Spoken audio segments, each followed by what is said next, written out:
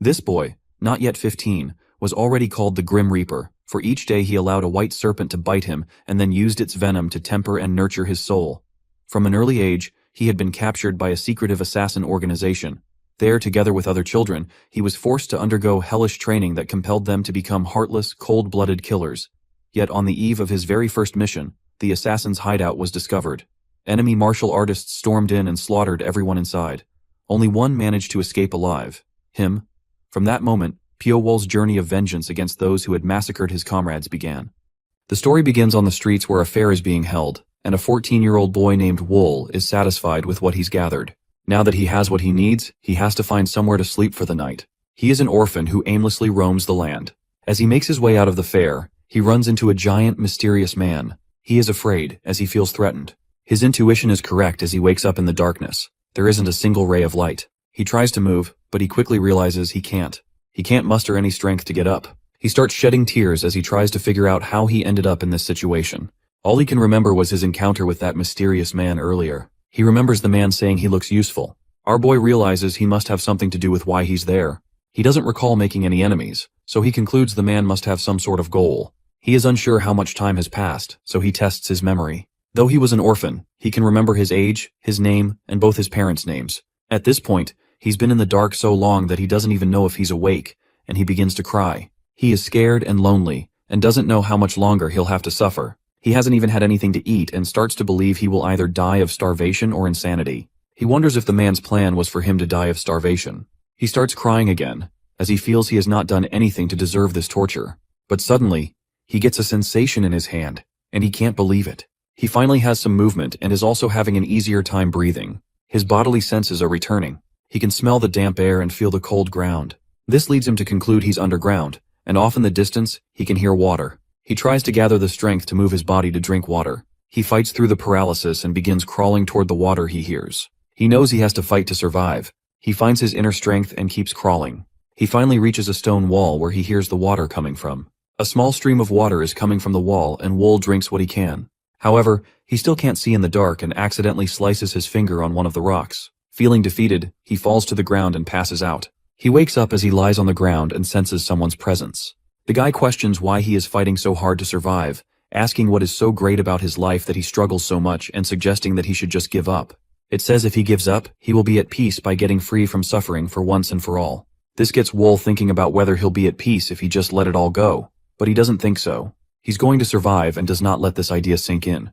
The stranger tries to tell him he's just wasting his strength, but Wool knows he won't be at peace if he dies like this. He wants revenge on the one who did this to him without any reason. Our hero decides to fight to stay alive, and it will all be worth it once he gets his revenge. The guy asks if he wants revenge, and Wool shouts yes. The stranger suddenly disappears, and Wool couldn't sense that it was a hallucination of himself. His conscience succeeded, as our boy just needed a little push to not give up.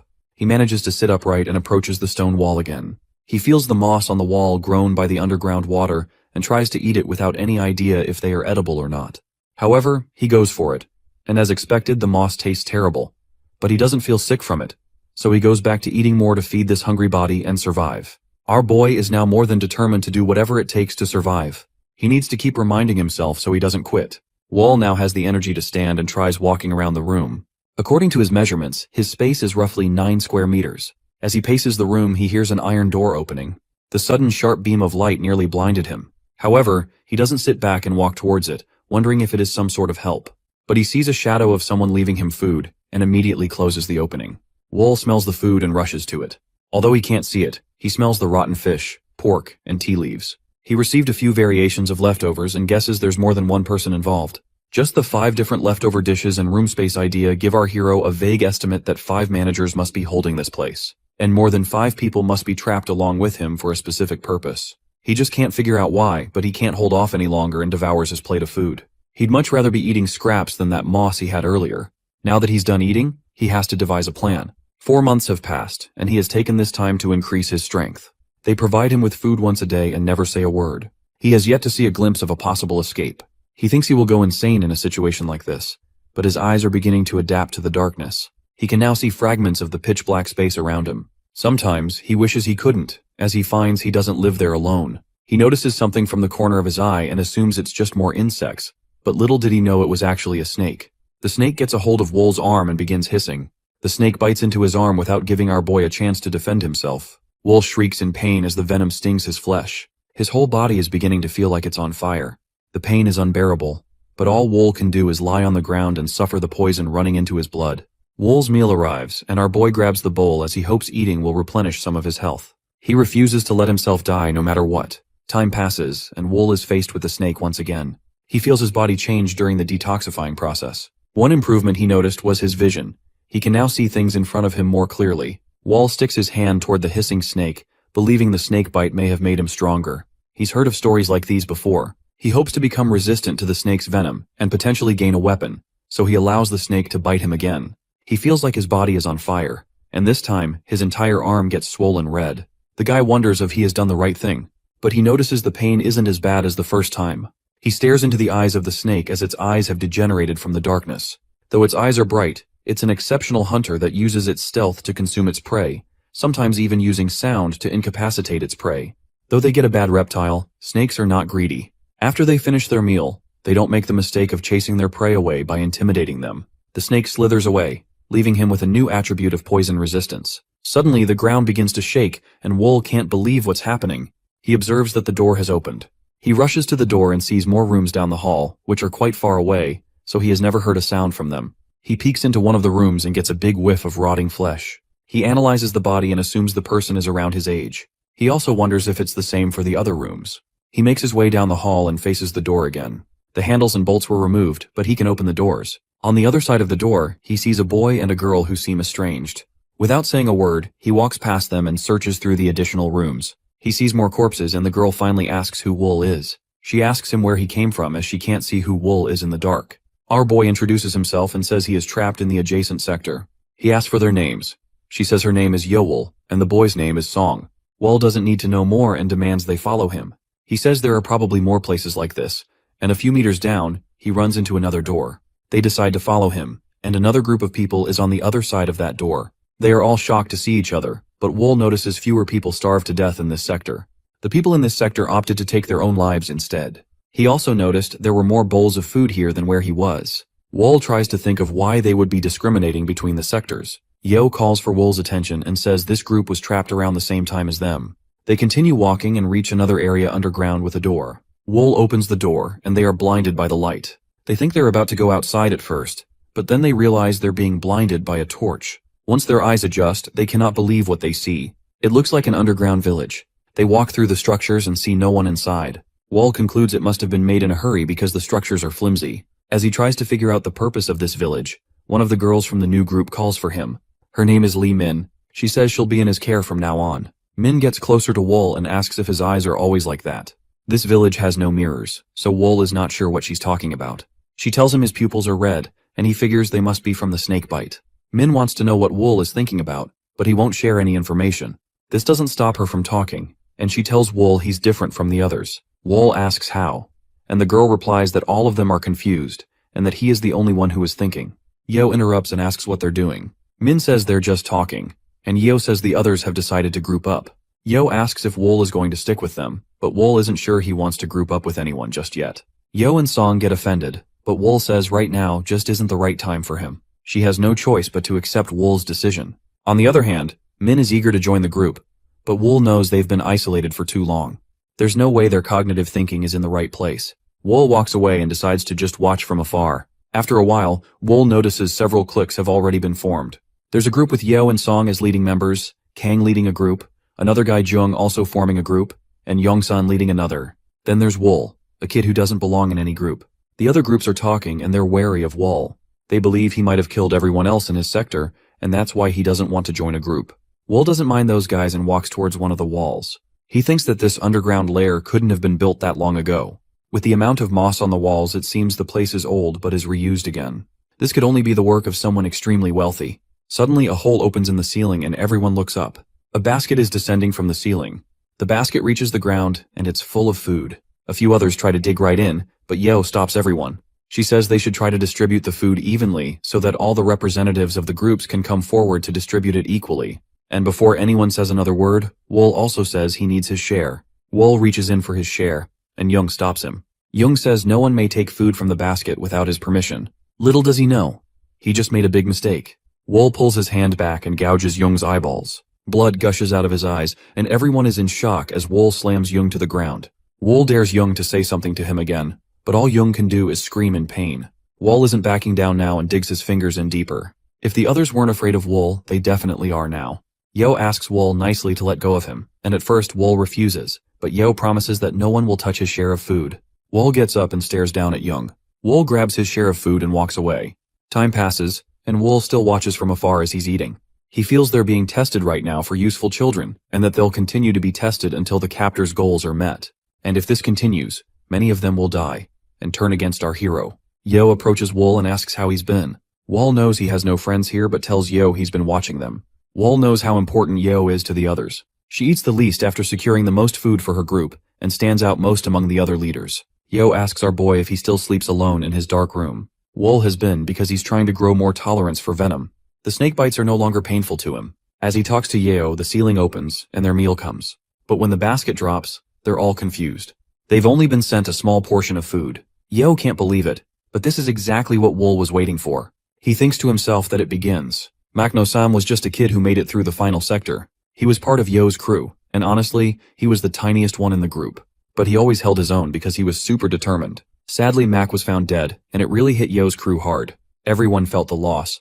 But deep down, they couldn't shake the feeling that he didn't make it because he was the weakest among them. Yo and Song are set on getting revenge for Mac's death, and are on the same page with their plan. Wall knows they're targeting the weakest link from another group next. Things are heating up, and the food shortage has started a real war. After Mac from Yongsan's crew went missing, everything began to unravel. The nightmare escalated as people turned up dead night after night. First, it was someone from Yo's group. Next, it was from Young's group. Then it circled back to Yongsan's crew and someone from Kang's group. Nobody trusted anyone anymore, and things were getting a bit crazy. But Wool wasn't too stressed about the food shortage since he had his secret stash of moss. The taste was still kinda weird to him, but he was ready to do whatever it took to get through it. Wool's been hanging out alone in his dark room, but that's about to change. He hears some voices heading down the hall and figures there are at least 4 people. They're definitely not just wandering around for fun. Young and his crew are planning to take him out, so Wool quickly ducks into the shadows. Young thinks it's the perfect time for revenge. He's already taken out 2 guys after the fight, and now he's pumped up and ready to go after Wool. While they were walking, one of Young's crew suddenly felt a sharp pain in his leg, and he fell down hard as the snake slipped away. He couldn't handle the snake's venom and died quickly. Young freaks out and starts yelling for Wool. Wool quietly sneaks up on one of the guys and puts him in a chokehold. Young's anger has intensified, and he orders Wool to immediately release his friend. Wool contemplates whether or not it'd be a good idea to take his life for a second, but then he proceeds to snap his neck. Wool has taken out all of Young's guys, and now Young charges at him. But every time he tries to hit, he misses and ends up losing sight of Wool. Wool sneaks up behind him and says he won't be taking just one eye this time. Young scampers a little bit but asks Wool to wait. He tries to negotiate with Wool and offers to join forces. The whole situation throws Wool off, but Young thinks Wool won't last long without him. Young can tell Wool isn't into his offer and quickly flips the script by saying he'll be his minion. Wool steps closer, insisting there's no way he can trust him. Young tries to defend himself one last time, but Wool isn't having it. He squats down and lands a massive uppercut on Young, then goes on to put him in a chokehold until he passes out. Wool mutters to himself that he took Young's life because he still thinks he's too weak. After Wool's run-in with Young, the group kind of fell apart. Everyone else realized it was Wool who took them out all on his own. The other leaders were curious about just how strong this guy really was. One thing was clear. They definitely did not want to cross him. He was a smart and pretty ruthless dude. San couldn't help but think that Wool had a knack for putting the fear of God into his enemies. San is still chatting with his group about how bad things have gotten. There is no solution for food distribution. People are killing each other just to survive. Now everyone is a murderer. They know Wool has taken out Young, so nobody dares to mess with him anymore. San looks at his crew and tells them to back off from Wool. When someone has nothing to lose, they're the scariest of all. His crew gets where he's coming from. Then, another member of the group comes running in and spills that 2 kids from Yo's crew got kicked out and are holding a potato. He says they gotta hurry before those kids munch on it. San can't believe they're about to go all out for a potato, but he tells everyone to prepare. So, San and the crew head over to the red house and spot the 2 with their potatoes. The group is itching to make a move because they're clearly ready to do whatever it takes for that potato. San tells them to go for it. The 2 see the group charging at them and try to make a run for it, but something feels a little off to San. With where they are, they're definitely at a disadvantage. One of the kids with the potato lets out a whistle, and suddenly Yo's crew comes in to attack. San yells for his group as they get hit hard. He tries to tell them to fall back because they've walked right into a trap, but more members are rushing right at him from behind. San is surrounded, and Yo and Song relish their big fish catch. They realize they could cut down the number of people to feed right now. San is furious about getting pulled into this mess, but he knows he can't take them all on by himself. San pleads with them to let him live, at least for now. Yo wishes she could, but they just can't spare the food. San starts to panic, and Yo tells him he would have done the same if he were in her shoes. Then she turns away and tells her crew to take him out. Her team goes at him with their sticks, but San is quick on his feet and fights back, taking down anyone who gets too close. While Yeo walks off, she glances up and spots Wool still keeping an eye on her from a distance. Our boy has picked up some of Yeo's tricks, using the landscape to their advantage, finding shortcuts, and setting up defenses that make it really tough to break in as long as the security is decent. Our hero is thinking about whether the kidnappers have turned this spot into a copy of the original place they took the kids from. It seems likely they're trying to get the kids used to this new environment, while they're caught up in a life or death struggle. Wool thinks they might end up using these in a place like this one day, and if there's a big house like this, it probably belongs to a powerful family or some big-time person. The consequences will be massive if they attack this place recklessly. Wool concludes that's why they're using them. They are tools they can throw away after using them once. They were thrown into hell, and their nature has been demolished. They are being raised to be assassins. After wiping out San and his group, Yeo's crew is pumped, celebrating like crazy. They're glad to be on her side, and even Yeo's joining in, feeling on top of the world. She's sure no one's gonna mess with them now. Min's really shaken up by everything. It's like everyone around her's just numb to the murder, and she can't get how they're acting like everything's fine with blood on their hands. She starts crying and brings up the kids this group killed, and it really hits hard. The ceiling starts to open up, and everyone's caught off guard since this delivery is a bit early. Yo tells her crew to grab as much food as they can. She's super excited, thinking they'll finally have enough to eat. But then she spots Wool out of the corner of her eye. He's not as hyped as everyone else and seems a bit suspicious about something. When Yeo glances back, she finally understands why Wool looked that way. Instead of a basket of food, a bunch of masked guys have come pouring out of the hole. Everyone's a bit thrown off at first, but then the masked guys jump right in and start pounding on them.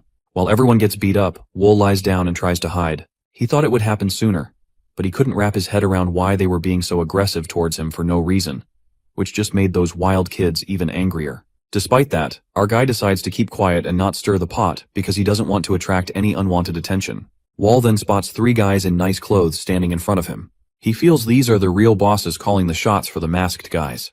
The real ones stop the beating with just a wave of their hands, and the main guy introduces himself as the First Sword. He tells the kids that their lives are basically in his hands now, and there's no escape from it. One of Yo's members tries to protest and instantly gets beheaded. All the kids are shocked to see blood splashes before their eyes. First, Sword warns that if anyone speaks up without his okay, they're going to face some serious trouble. Wool realizes that things are about to get different. Later, the real ones are hanging out in secret in the village.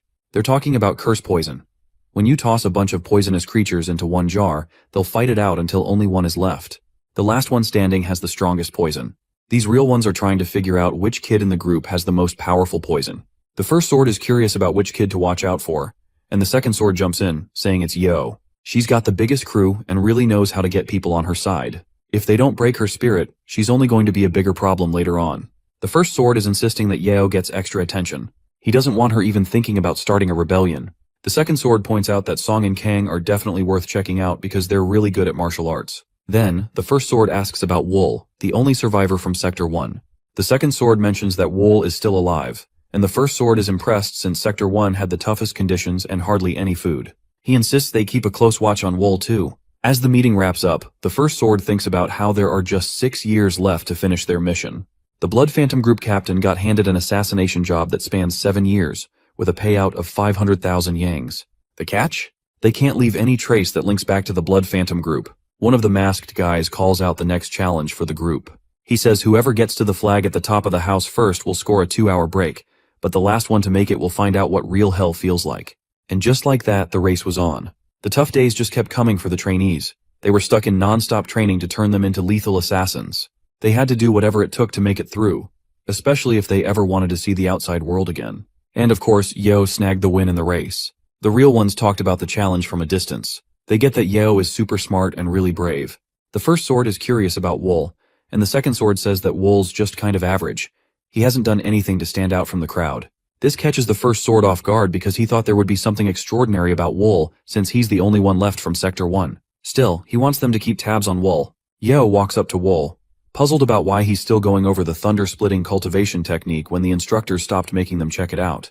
Wool just felt like revisiting it anyway. Yo thinks it's pointless and decides to head to bed. Our guy remembers what the experienced ones told him.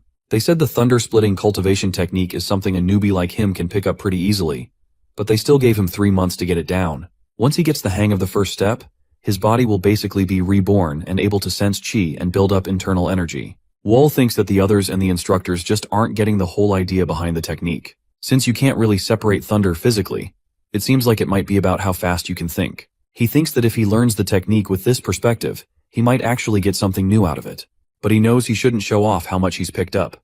He can't afford to come across as either too amazing or completely clueless. Everything was going smoothly until Wool suddenly dodged a knife aimed at his throat, thrown by a guy named So Gyok-san. Wool can't believe another trainee would actually try to take him out. He asks San why he's doing this, and San just shrugs it off, saying he wants some real fight experience instead of all this fake stuff. Wool is thinking about taking up the challenge because the instructors really don't seem to care much, even after training them with swords. So he pulls out his blade, and San charges at him, saying he better do something quick or he'll be done in no time. But San doesn't realize that our hero has really leveled up his fighting skills and easily dodges San's attacks. Wool can't believe how they're using blades and how much effort San is putting into this fight. But our guy has trained hard and knows how to handle all the blades. Out of nowhere, Sans jumps in and tries to stab our guy, but he easily pushes him aside. The mad trainer goes all out, throwing a bunch of fast attacks from every direction, but nothing works as he can't even nick our hero. Sans grits his teeth because his opponent is a seriously tough fighter too. He refuses to back down and tells Wool to join in the fight, and honestly, Wool is fed up too. Wool starts fighting back, and the instructor looks impressed. But San wants to see Wool really give it his all, so now Wool has no choice. He drops his knife and delivers a solid kick right to San's chest. While these two are having it out, the first sword is chatting about how much the group has leveled up with the second sword. The second sword thinks they'll only need 5 years instead of 7. Still, the first sword is bummed that his partner is underestimating their target. This target is the guy with the most talent in all of Sichuan. The first sword wants their trainees pushed even harder. Otherwise, they won't be able to stand against their main opponent, who will even annihilate them if they make a mistake. This is the very reason they are using these kids who had nothing to do with their assassination target. The first sword suggests pushing these kids into inquiring about deadly assassination techniques, even if most of them die while training. Wool's totally dominating his opponent in the fight. He snaps the guy's arm, and the kid just collapses in tears. Everyone's on edge, waiting to see what Wool will do next, but he just stands there and doesn't move. One of the masked guys walks up to Wool and asks if he was the one who did it. Wool says yeah, and suddenly, there's a sword at his neck. He didn't even see the sword come out and was totally blown away by how fast the guy moved. Wool is freaking out, thinking he might have messed up somehow. He knows he can't push back because to these masked guys, he's just a pawn who they won't think twice about hurting. The masked guy pulls his sword back and says that an assassin should never leave any evidence behind, no matter what. Breaking an arm like that just gives away who you are. He wants Wool to remember that for next time. Wool sighs a sigh of relief as the masked man walks off. 6 years later, one of the masked guys is strolling through the village, trying to find the trainees who are supposed to hide from him. He spots one and tells him that he'd be a goner if this were the real deal. Then he keeps searching for more. The trainer understands that an inexperienced assassin's turtle-breathing technique is hard to hide, no matter how much someone thinks they know. This technique is supposed to help a person blend in, but it's usually pretty obvious. He immediately picks up on another presence, marking yet another failed test. He keeps walking, trying to track down the last person in this area. The masked guy looks around but can't spot anyone. He starts thinking that someone might have messed up and claimed an extra person was in this test. He calls out for anyone still there to show themselves, and to his shock, Wool is right next to him, hiding out in plain sight. The masked guy can't believe he missed him. Wool totally nailed that test and asked for a break. He gets the go-ahead, but the trainer still can't believe it. Wool comes back to the house and runs into San and the others. San's all hyped to see him and asks what he's up to. Wool rolls his eyes at all the goofy faces San makes and says he's going to forget what his real face even looks like. San shrugs it off, saying it doesn't matter since they're stuck here anyway. But then Yeo jumps in and mentions that the food's been getting better. She thinks they're about to complete their mission soon. The story progresses, and we find the first sword sitting there, worn out and without his mask. He can't help but think about how much has changed in the cave over the past 6 years. They've trained 30 out of 300 folks to be assassins, and he figures that in this cutthroat world of Zhonghu, any of them could take him out at any moment with their skills. He feels his time is running out and gets emotional about it. So the second and third sword stroll in, and they ask the first sword why he's got his mask off. He replies that it's been super restrictive after 6 years, and then he tells them they can take their masks off too. They sit together at the table, rejoicing as their time in the cave comes to an end. With only one final mission to send the trainees off for the kill, Their freedom is finally within reach. The first sword asks how the trainees are doing. The second sword says they've outdone themselves, with some being even better than the instructors. He thinks it's a shame to just toss them aside after one use, but the first sword insists they have to. That's just how the mission is structured. He's ready to kick off the final stage and sets 3 journals on the table. They call in the trainees and lay it out. 3 of them will learn a martial art technique, and the other 27 will have to take out the ones who mastered it. There's a heavy vibe in the group as everyone quietly grumbles about how unfair it is that they have to fight each other again. The masked guys say this is the last training session, and once it's done, they won't make them go through this anymore before they leave this place. The crew is starting to question if this is legit. Yahello thinks it might be as easy as letting the 3 of them bail out for freedom, while Wool is really pondering their next move. If you pick up that martial art, just know that you'll be a target for others, and the techniques you'll learn are probably way more advanced than what you've already got under your belt. Wool jumps in and volunteers first, clearly getting greedy. Yahello can't believe it and asks Wool if he wants to be the scapegoat. Wool responds, saying that only time will tell if he ends up being the scapegoat or the one who's got it all figured out. A girl warns him to watch out since he's now everyone's main target. As time goes on, we notice that the second person who wanted to learn martial arts goes down. After Wool chose to take on the challenge, nobody else stepped up, so the group ended up having to draw lots. Song feels pretty awful about what he just did, but he doesn't really have any other option. Wall is the last one standing out of the 3 who had to figure things out. Song comes back to the group, and Min asks about Wool. It's been a minute since they last saw him, and they're curious if he managed to get away. Yo's feeling a bit uncertain, and brings up that the last time she saw Wool was a few days ago, when they were training. They had a pretty intense session, and Yahello thought she had a good idea of how tough their final opponent would be. San thinks it might be easier to just get rid of the instructors instead of trying to deal with Wool. Song is on board with that idea, but feels like the real ones probably put some kind of restriction on them. Yahello adds that they can deal with the restrictions later, and should focus on finding Wool first. They finally leave the cave, and the whole time, Wool's been keeping an eye on them. He's surprised to hear they considered going after the instructors instead of him. Wool realizes the instructors might be after the others, and there's no way they didn't catch that conversation. He thinks this could be his chance to determine the real deal. Wool heads over to the base of the real ones. It's got a ton of guards, but he's confident he can handle it. He figures that if he mixes the turtle breathing technique with the thunder splitting technique, he can sneak around without anyone noticing. He strolls right past the guards without a hitch. He makes his way to the deepest part of the base, thinking that what he's looking for is in this room.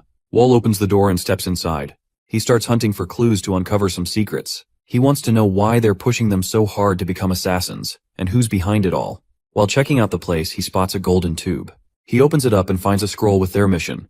Take out Wu Gunsong in 7 years and get 500,000 yang as the reward. He can't believe it and is really curious about how amazing Wu Gun must be for them to train assassins for 7 years. He's trying to wrap his head around how taking out 270 people could be worth just one dude's life. Suddenly Wool hears someone approaching and realizes he needs to bail fast. The first sword was hurrying down the hall. He quickly realized someone had been in the room when he kicked the door open. Wool had tried to tidy up, but it was kind of a mess. The second and third sword enter the base and run into the first sword.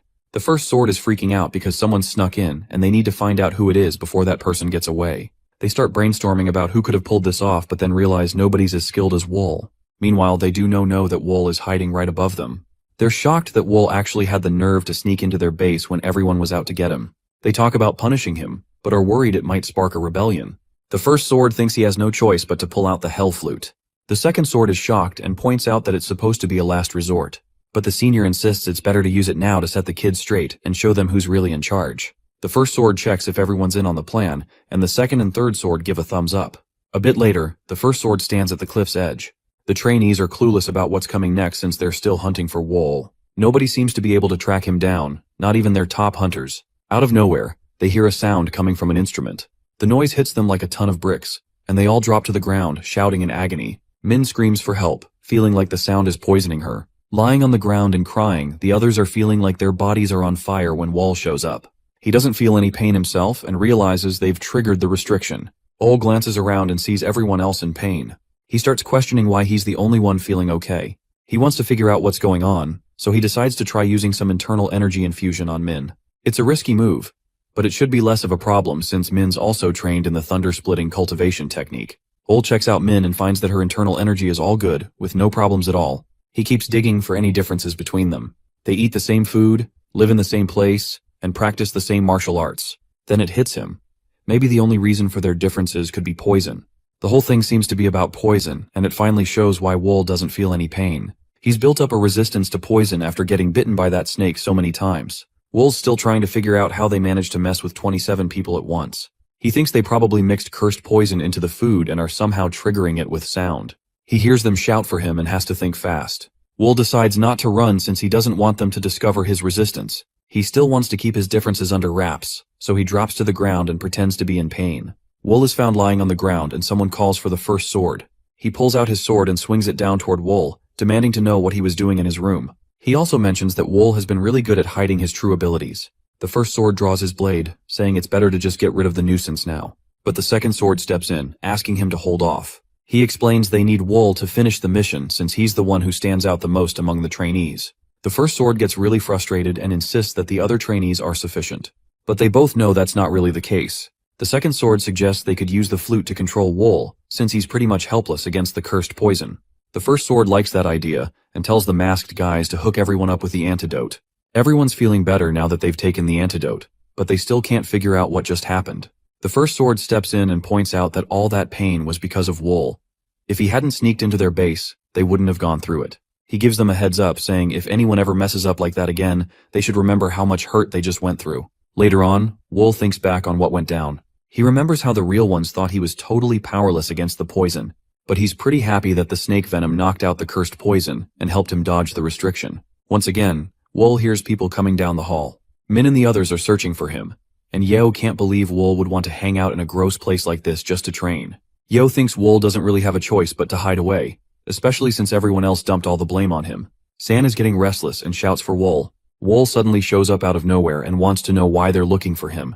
Everyone's freaked out because of him, and he asks again. Yeo brings up the restriction, mentioning he wasn't around when everyone passed out, but showed up right after they woke up. She figures that the restriction barely affected him at all. When Min thinks back to the times she was hurting, she realizes that she got through it because someone shared their inner strength with her. She can't help but wonder if that someone was Wool. Wool finally comes clean and admits he does know. He tells them he's fully aware of the kind of limits they set on him. Yeo is pushing for answers, but Wool is reluctant, wondering why he should bother helping and what's in it for him, and gets really mad and says this isn't how you treat your buddies. Wool jokes that real comrades wouldn't attack each other with so much hate. San gets where Wool is coming from and promises to see him as a buddy and friend, no matter what.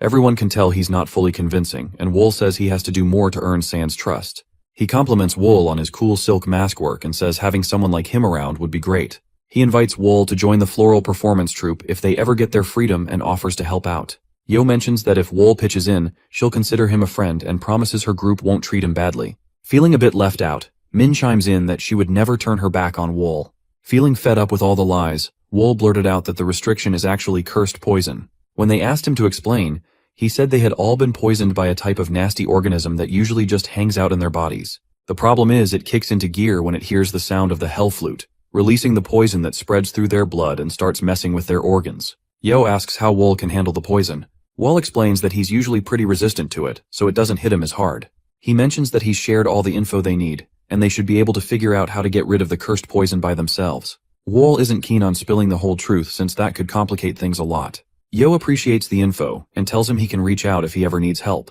Wool mentions he might take her up on that offer someday, and they both head off in different directions. Min stops Wool and tells him her actual name is Lee Seolman.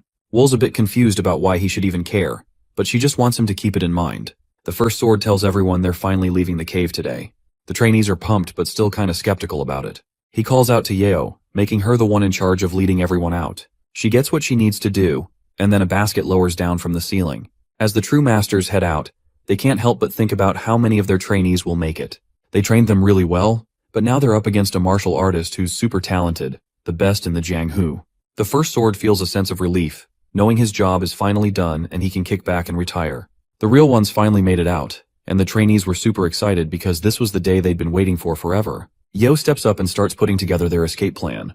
Wool is relieved but can't shake the feeling that it all seems too good to be true. Yeo walks up to Wool and asks if he's all set for their mission. Wool replies that he is and brings up the cursed poison. Yeo mentions they were detoxed because Min knew a lot about that stuff. Most of the others have finally headed out, so Yeo says it's their turn to leave now. The basket drops one last time, and they climb on. As it rises, Wool looks down at the place he spent the last 7 years. It was so deep underground it might as well have been hell. As they near the exit, Wool considers ripping off his arm sleeve. They need to shield their eyes since they haven't seen sunlight in forever. The others catch on and do the same. The light gets brighter as the basket goes up, but they finally make it out. As they were trying to take a look outside, a guy walked up to the basket and said proudly that they must have cooked up some good ones. Wool's eyes were still adjusting, and the guy mentioned that the person who ordered them would be happy with their assassins. Although he couldn't see him, Wool thought the guy's voice sounded totally emotionless. Wool feels this guy is high up in the ranks just by the way he speaks. He figures he's probably the captain of the Blood Phantom group. It turns out he's right because this is Ju Yang, the captain. Ju Yuang tells everyone to get ready to head over to Clear Wind Manor. Wool glances back at Ju Yuang as they get led to the carriage. He's got his voice locked in his memory. Once they get to the manor, Ju Yuang tells the trainees that this is the spot where they'll get used to the outside world. He told them not to drop their guard because he would handle the fallout himself if they did. Wool ended up in a dorm with Shinnok and San. Wool lets his new roommates know he's washing up at the well. After a nice bath, he feels pretty refreshed and decides to chill in the grass, soaking in the beautiful scenery. He ends up spending the night out there and wakes up to a gorgeous day. The other trainees are checking out a flower that's new to them. They can't believe they got to see something so amazing again. As the trainees were celebrating, the captain showed up just in time to throw a wrench in the party. Ju Yuang dropped some weapons right in front of them and let them know they'd be getting these soon. He made it clear they needed to keep them safe because they'd be using them pretty soon. After a bit, Ju Yuang catches up with the first sword at the palace to give a shout out to his uncle for all the effort he's put in. The first sword says he was just doing his job. Ju Yuang mentions that the Blood Phantom group is thriving because of the first sword's efforts and wonders how he can show his appreciation. The first sword replies that there's no need for favors. If it weren't for the last leader, he'd probably be dead by now. Ju Yuang offers his uncle the chance to retire, and the same goes for the second and third sword. These are the words the first sword has been waiting to hear for 7 years. He then confesses to his nephew that the trainees are just too good to waste after just one use. Ju Yuang shares the same belief but says he has no choice. The relationship with the trainees has to end here. The first sword asks Ju Yuang if he knows who requested the objective. Ju Yuang says he doesn't know, but there's no reason to question anyone willing to pay 500,000 yang for a request. Ju Yuang sees the Blood Phantom group as the next big thing in the assassin world. If they pull this off, they'll totally outshine the White Spirit group. After the meeting, Wall is getting ready for his mission with San and some other assassins. San asks him if he's feeling nervous, and Wool admits he's a bit on edge. But since they've been through a lot together, San can totally tell when Wool's not being honest. Wool thinks San is acting all nervous because he won't stop talking. As usual, San gets all defensive about it. He claims that all he really wants is to get back at someone for the last 7 years he's been through. The group of assassins is now gearing up for their mission. They've just been informed that they'll be sneaking out to a new location. This is exactly what Wool has been looking forward to. They venture out into the night, trailing the fourth sword. The fresh recruits are keeping pace with him, and he's seriously impressed. Clearly they've been trained up well. It's a shame to think about how much their skills would go to waste if they ended up being tossed aside. They finally get to their spot, and the fourth sword tells everyone to lay low for a bit. The group hides out, and he starts talking about their mission. He mentions that once they make it up the mountain, they'll find a manor that looks just like the one they used to live in underground. In the midst of the buildings, the guy they're after is inside the Bright Moon Palace. The assassins are itching to get going since they know that place like the back of their hand. Wall is the only one in the crew who realizes that their target is Wugun. We cut to a woman named Yang, who's lost in thought while checking out some flowers. One flower catches her attention. When she reaches out to touch it, it suddenly vanishes. Yang is still trying to wrap her head around what just happened when she hears someone calling her name. It's Seol, the leader of the MA sect. Ran asks what Yang is doing outside all by herself. Yang just shrugs and says she is enjoying the nice breeze. Ran asks her if she still holds a grudge. She replies that it's not really that simple, but her life is at stake with this request.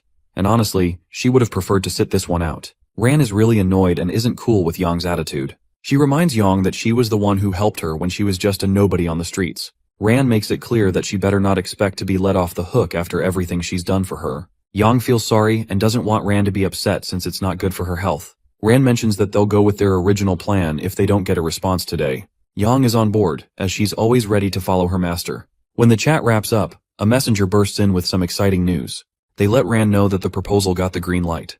This is awesome for the sect, and Ran tells Yang that their sect's future now depends on how well she does. Yang tells her not to worry at all. Ran can't help but feel bummed that she has to use someone as talented as Yang just as a political pawn instead of having her as a successor. The messenger asks Ran what they should do about the other issue. Ran wonder if they're talking about the goal for 500,000 yang. Only time will reveal what Ran has planned for the Blood Phantom group. Wall wakes up, wondering if it's still morning. He knows the mission isn't happening until tonight, so there's still some time. He tries to go back to sleep, but something feels off. Out of nowhere, a spear comes down and hits one of the other assassins. Wall is in total shock as he realizes they're under attack. The story keeps going, and we see a monk named Yu Jin jamming his spear into the ground, trying to figure out if something's up. He yanked the spear out, and it ended up stabbing a trained assassin who was hiding underground. Jin realized his suspicions were spot on as assassins were hiding in the mountains. He quickly told his crew the Qingqing sect was under attack and ordered them to find and eliminate the intruders. Wall realizes that he and the others are in a tough spot. They all agree that getting out of there is their best bet to stay safe. The monks start jabbing at random spots in the ground, trying to catch an assassin using their skills. One of the monks gets a bit too close, and the assassins leap into the air. They're thinking about scattering and regrouping once they break free from the trap. But the monks aren't going to let them get away that easily and start chasing after them. Jin hurls his spear at one of the assassins and takes him down. He quickly asks for another spear and takes out another assassin right after. Snagging yet another spear, he claims another one. Seriously, this is turning out to be a piece of cake for Jin. Wool's crew is dropping out one by one, and now Wool's the last assassin standing. Jin makes a desperate throw, and it's coming straight for Wool. But Wool snatches the spear mid-air and whips it back with insane speed. The spear zips past the other monks and barrels right toward Jin. While the monks turn to check out the spear zooming past, Wool sees his chance to go after the group of monks nearest to him. The spear is flying toward Jin so quickly that it just barely clips his ear. This infuriates Jin, and he demands his men hunt Wool down until he is lifeless. Completely outnumbered and without his partners, Wool decides it is best to run away. An injured assassin is on the ground, pleading for his life, when Jin walks up to him. He begs for mercy, but Jin ends up taking his life instead, pointing out the dumb mistake he made by trying to attack the Qingqing sect. As Wool runs for his life, he's trying to figure out how the monks found out they were hiding. He suspects someone might have spilt the beans, but he's the only one who knew their target. It could have been the Fourth Sword or one of his guys. They bailed before the ambush happened. They only let them go after to cover up who took out the Wu gun. The monks finally catch up to Wool and hit him with 2 arrows. Wool goes down but struggles to get back up. He didn't spend 6 years underground just to go out like this. He starts to wonder if there was some drama within the Blood Phantom group, or if the person who asked for him just changed their mind. The only thing Wool knows for sure right now is that the Blood Phantom group has ditched him. He reaches the end of the path and needs to hide, but he's leaving a bloody trail behind. When one of the monks tries to figure out where he's been, Wool drops down from a tree and takes him out. Now he's on his own, with a bunch of monks hot on his heels. Stuck with no other options, he dives into the river. After making it out, he spots a message on one of the rocks. It tells him to head 400 meters north. Wool continues along the path and discovers another message with a shorter distance. Wool is getting closer to the spot. With all the blood on the rocks, he thinks the person who wrote that code is hurt pretty badly, but he can hear people off in the distance looking for him. Wool starts to think that these messages might be some kind of trap. He notices that at least 7 different clans are involved because of all the uniforms he sees. Out of nowhere, he senses danger and drops to the ground to dodge a hit. Lying there, he glances up and spots Min. She didn't even notice she was going after Wool. She's really glad to see him, but she's seriously hurt and suddenly falls over. Wool tries to grab her, but he misses. With all the blood she's losing, he's starting to think she might not pull through. He asks where everyone else is, and she replies that most of them are gone. Wool wants to know about Yo and Song, but Min says she has no idea what happened to them since they all went their separate ways. She remembers how they stepped up and told everyone to run while they held their ground. They were true leaders right until the end. Wool gets really emotional as he watches his friends lose their lives. He lays Min down and tells her she doesn't have much time left. He asks if she's scared to die and if she wants to live. Min says she wants to live and asks if Wool can help her. He tells her he can't, and she replies that's why she's ready to give up. She knows her body is pretty beat up. Min is just glad she won't have to go through this alone. She asks Wool if he'll stick by her until the end. Holding back his tears, he promises he will. Min can't believe this is how it all wraps up after everything they've been through just to survive. She wants to know who did this to them, and why anyone would be so cruel.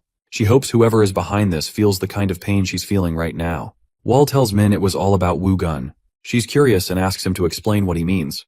Wool says their target was Wu Gun from the Qingqing sect. Someone hired the Blood Phantom group to take him out.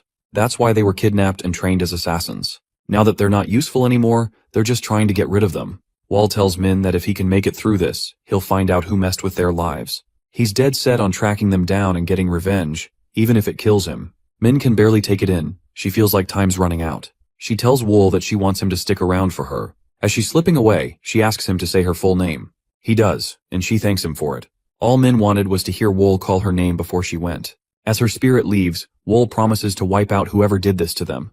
Back at the palace, Zhu Yuang is checking out a message. The Fourth Sword tells him that the assassins are totally cornered and won't get away. As Zhu Yuang reads on, he sees it's a shame to just toss the assassins aside after everything they've gone through. But now he's got word that their mission is off, so they're pretty much useless. The fourth sword is curious if that means the palace might be in some trouble, and Juyuang assures him that they won't be able to find this spot. He thinks it's better to just chill here until the storm passes. Then, the fourth sword asks if Juyuang really has no idea who the requester is. Juyuang responds that he can figure it out, but he has to respect some boundaries. Juyuang isn't worried about it since they shot over a message, which was cool. But then the fourth sword looks at the message and completely freaks out. Turns out there was some tracking incense mixed in, and just like that, one of the real ones goes down. The palace is under siege. The first sword steps up, warning the attackers to fall back, saying they're outmatched. But they refuse to back down. One of them shouts to take down all the assassins and break the commandment. The fourth sword tells Juyuang they need to retreat, but Juyuang refuses, saying he can't leave because they're here for him, and there's no way they'll let him escape. Fueled by anger, Juyuang says they've crossed the line and gets ready to fight. He charges at them, cutting through like they're nothing. He warns them that if they bite, they'll get devoured. Juyuang tells everyone to hang in there a little longer, but then he hears someone in the distance say he's not getting that chance. Out of nowhere, the guy drops a ridiculously strong attack. The opponent tries to block it with a heavy sword strike, but it's way too much. He ends up coughing up blood and stumbling back, completely shaken. He can feel the power and asks who the hell this guy is. The woman scoffs, offended that a lowly assassin would dare ask her name. As she steps closer, Juyuang suddenly realizes who she is, Dongua, the life-ending toxic heart. Just as Juyuang is about to ask if she's the one who put out the request, she cuts him off, warning him to keep his mouth shut unless he wants her to rip out his tongue. She gets ready to make her next move. Juyuang finally pieces it all together and realizes that the person asking for help was from the Ime sect. Now he's kicking himself for not digging deeper into who it was. This mistake has led to a big mess, but he's not about to go down alone. Dongua is fed up with Gu's optimism and launches another attack. Juyuang manages to block it again and fights back. Juyuang charged at Dongua, his blade slicing through the air with quick, precise swings.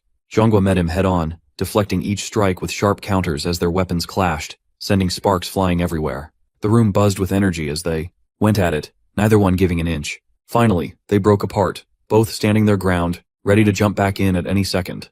Dongua is impressed by Gu's skill. She's glad they're fighting in broad daylight and has no chance to pull off some sneaky ambush in the cover of darkness. But she knows this has to end. She's determined to take him down along with the rest of the Blood Phantom group. With that, she unleashes a final whirlwind strike. This time, Juyuang can't block it. Juyuang knows he's staring death in the face and can't help but worry this might be the end for the Blood Phantom group. But then he thinks about all the blood, sweat, and tears he poured into building the group to stand toe-to-toe with the White Spirit group. That thought lights a fire in him, giving him the strength to keep fighting. Juyuang and Dongua are really going at it, throwing some serious punches. Just when the fight is about to escalate, someone jumps in and takes a hit meant for Gu. The whole vibe shifts, in an instant, and everyone just freezes, not really knowing what to make of it. Juyuang yells out for Elderly Master, totally lost about why she'd do this to him after asking for his group. She's in tears, accusing Elderly Master of betraying her, but Elderly Master is over it and cuts Juyuang off. Acting all confused, like she didn't have a clue what Juyuang was rambling about, she tells her group to wrap things up. The first sword takes a brutal stab from behind and goes crashing to the ground, shouting at the Ime sect. He realizes that ever since the Elderly Master became their leader, they've been building up their forces way too fast. He demands to know the name of the woman who just took him out. She tells him she's called Yang. He mentions that he heard one of Ran's disciples had amazing beauty and talent, so it must be her. Yang responds that those are just exaggerated rumors. The first sword takes his last breath and finds it pretty ironic that after being an assassin for years, he couldn't handle a disciple from the Ime sect. Meanwhile, Yang heads off to tell her sister that the first sword has been taken out. We then shift to the fourth sword being brought in front of Ran.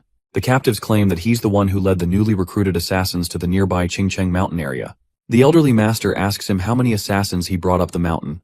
He replies with a question, asking why she wants to know. She presses him for an answer, but he insists he doesn't know. The fourth sword chimes in, saying that even if he did know, he wouldn't spill the beans, especially after all the chaos she's caused in his palace. Elderly Master thinks his tenacity is cute and tortures him. She asks her question again, and the fourth sword involuntarily says he took 28 assassins. Elderly Master got what she needed and asked how many assassins have been eliminated from the mountain.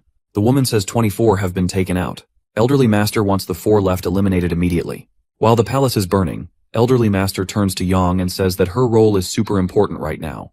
She mentions that she'll send someone to the Qingcheng sect to schedule a date for the wedding as soon as things settle down. Elderly Master also advises Yang to get ready, both in her heart and body, for the wedding. She emphasizes that everything happening is crucial for the future of the sect. Wall is up on the mountain, checking out the monks from a distance. Their security's pretty on point at the entrance, so he's thinking about sneaking in from the inside. He figures they're eager to go down as natural enemies of the Zhonghu, so he might as well fit right in with that plan. In their base, a monk is gearing up to head out and collect some herbs. His friends warn him to be careful since things have been a bit wild lately. But the monk feels pretty confident that no one would mess with the Qingcheng sect. While he's wandering through the woods alone, he suddenly gets jumped and caught in a headlock by Wall. He tries to ask Wool who he is, but Wool just pulls out his sword. Wool ends up hurting him, and the monk can't believe someone would attack him on this mountain. Wool then asks if the monk is a part of the Qingcheng sect. The monk nods and Wool lets him go so he can ask a few more questions. He asks for the monk's name, and the monk replies that he's Dojin, a third-generation disciple of the Qingcheng sect. Wool asks Dojin about what kind of guy Wugun is, and Dojin freaks out, thinking he's talking about the Lone Star of Qingcheng. Wool's curious about why Dojin called him that. He explains that senior brother Wugun is the best thing the Qingcheng sect has ever produced. He's nailed most of their martial arts and is on some next-level skills. Dojin even heard that past masters from the Qingcheng sect are interested in him and are sharing their teachings with him. Wool is having a moment, thinking about how the Qingcheng sect is shaping up, and finally gets why they put so much effort into training for this crazy tough opponent. Dojin begs Wool to let him live since he's spilled all the info he has. But when he turns to face Wool, he freaks out. Wool is changing, and Dojin is suddenly really worried. He has no clue what Wool is up to, and when he looks back at him, he sees his own face staring back. Dojin starts to panic as he tries to figure out what Wool is planning. But when he locks eyes with Wool's dark gaze, it clicks, and Wool's about to impersonate him, and he totally messes up by trusting an assassin. Back at the monk's place, the guards out front are caught off guard when Dojin shows up again so soon. He says he's back because he forgot something. As he walks through the entrance, it feels like a whole new world to him. That's because it's actually Wool, who is transformed into Dojin. Wool sneaks through the base using his turtle breathing technique, looking for Wugun's room. Wool quickly figured out where Wugun lived. Inside the Shangqing Palace, a meeting was in progress. The Qingcheng sect leader asked if things were calmer outside now. His second-in-command, Wu Jin, replied that they're close to tracking down the assassins. The sect leader was still shocked that a bunch of assassins had the guts to attack their sect. Jin pointed out that this couldn't have just happened without someone pulling the strings. When the leader asked if Jin had any idea who it might be, Jin said they didn't have any leads yet, but he sent some of the disciples out to dig up more info. The sect's top warrior jumps in, saying that what just happened is totally unforgivable. He's determined to make sure it doesn't happen again. Jin reassures him not to sweat it. The sect leader brings up the war of heaven and demons, reminding everyone how close they came to losing everything when the Celestial Demon Union was about to take over Jianghu. That's when the amazing martial artist Li Gok stepped up and created the Providence Alliance.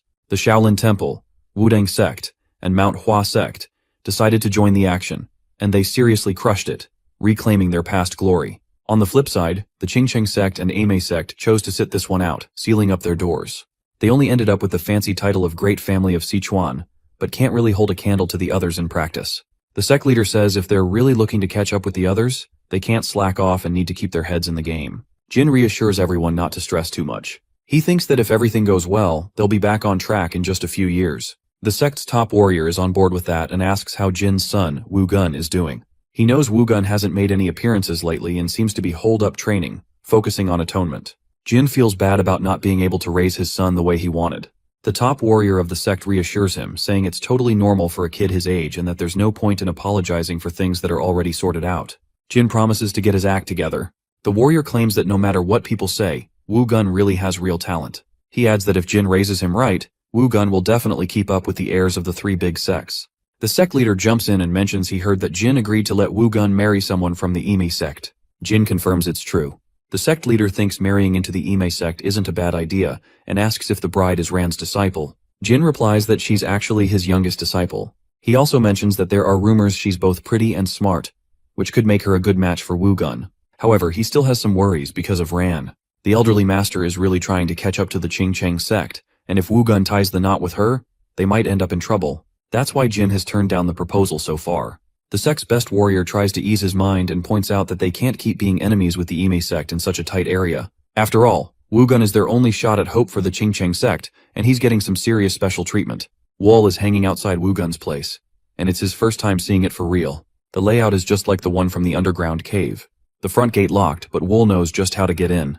He jumps up onto the roof but hears two guys coming, so he quickly lays down. These two monks are complaining because they think Wu Gun is using his isolation training as a way to be with women. One monk's wondering if one of their disciples is with Wu Gun, while the other is just trying to hush him up. Wall can't believe it when he finds out that Wu-gun is bringing women into the sect. The thought of being around a woman in the sword training hall is just too weird for him. As the two guys walk away, Wall takes a moment to sort through his thoughts. He reflects that no matter where you are, there's always going to be someone who's different on the inside. As night falls, Wall gears up for his next move. He dashes along the building and sneaks inside, but he can't seem to find Wu-gun anywhere. So, Wall figures he'll crawl through the vents, hoping to track him down. In another room, swords are just scattered everywhere, and beneath the vent, a guy is laying with a girl. Wall peeks through the vent and recognizes the guy as it's Wu-gun. He can tell just by looking that Wu-gun is on a whole different level compared to the Blood Shadow group captain. But he's still just a guy. So Wall thinks if he hits him on the death pressure point, he could take him out. Wall starts lowering a rope from the vent, trying to carefully wrap it around Wu. Just as he gets the rope in place, Wu suddenly wakes up. Realizing he has to act fast, Wall yanks the rope. As Wu gets pulled up and is in danger of being choked, he quickly uses his hand to slice through the rope. Wu finally breaks free from the rope and stands right in front of Wall. He asks him who he is, and Wall responds by pulling out his blades. He charges at Wu, but Wu doesn't look worried at all. He raises two fingers and easily blocks Wall's attack, catching him off guard with his strength. Now it's Wu's turn to fight back. Wu doesn't hold back as he goes for another attack, putting all his strength into it. Wall is struggling to handle the insane pressure from this monster who's just fighting barehanded. It feels like he might black out from all the energy he's trying to block. He can't wrap his head around how someone can do all this without any weapons. He knows he's running out of time to escape this situation, and it's only going to get worse. He tries another slice with his blade, but once again, Wu just stops it with two fingers. Wu takes a moment to give a shout out to Wall's skills. He asks our boy who sent him, but Wall can't catch his breath and doesn't answer. Wu chuckles and wonders if that girl's dad is the one who sent him. Wall just looks confused. The story takes a look at Wu-gun's life. He has got martial arts down as it just comes naturally to him, but honestly, he is not really into it. He starts to drift away from training, and then one day a woman spots how impressive his skills are. He used to be a total hero, a fighter like no other. But everything flipped when he met that girl. He went from being a legend to just another dude chasing after Justin's girlfriends, throwing away his honor like it didn't mean a thing. One night, Wu-gun met a woman who was not like the others, who usually showed interest in him. But things went horribly wrong, as he got drunk, lost control, and did something unforgivable. He hurt her in the worst way, and not long after, she ended her own life. As punishment, Wu was sent into isolation for a year. No action, no fun, just endless, repetitive training. It was dull, but since he had nothing else to do, he pushed himself to the limit. By the time that year was over, his skills were on a whole new level. Wu is now staring down our guy, who spent pretty much his whole life training to take him out. But Wu thinks Wall was sent by that girl's dad to get revenge for her death and gets into a fighting stance. Wall, on the other hand, has no clue what Wu is talking about and can only zero in on how crazy powerful this guy is. It feels like every bit of energy radiating off Wu is intense and super scary, almost as if he's made up of a ton of sharp blades. Wu goes full speed at Wall, throwing a bunch of attacks. Wall is using up a lot of energy just trying to block them, but Wu doesn't let up as he's raining down strikes. And luckily, Wall's got some quick reflexes to keep him safe. Out of nowhere, Wall manages to sneak in a kick that connects right on Wu's head, which really annoys him. Wu counters and knocks Wall down, throwing his blades aside. Just when it seems like Wu is about to finish him off, Wall dodges the attack and scoots off to grab some blades. He launches one at Wu, but it gets blocked. He shoots a few more blades, but those just get deflected by Wu-gun too. It feels like everything Wall tries just doesn't get through, but he keeps pushing and suddenly fires off a couple more blades. Wall's attacks get shut down again, and then he pulls out this crazy ching-ching move, sending out 72 sword waves like a massive tidal wave. The other dude is just standing there, looking completely stunned as the waves slam down like there's no tomorrow. Wall knows he's in deep trouble. As Wu charges at him, he quickly vanishes from the scene and grabs the woman Wu was with to use as a shield. Wu is getting pretty fed up again, so he pulls off his technique and whirls both Wall and the woman into this crazy storm. Out of nowhere, Wall reappears right in front of Wu and tries to land a serious strike with his sword.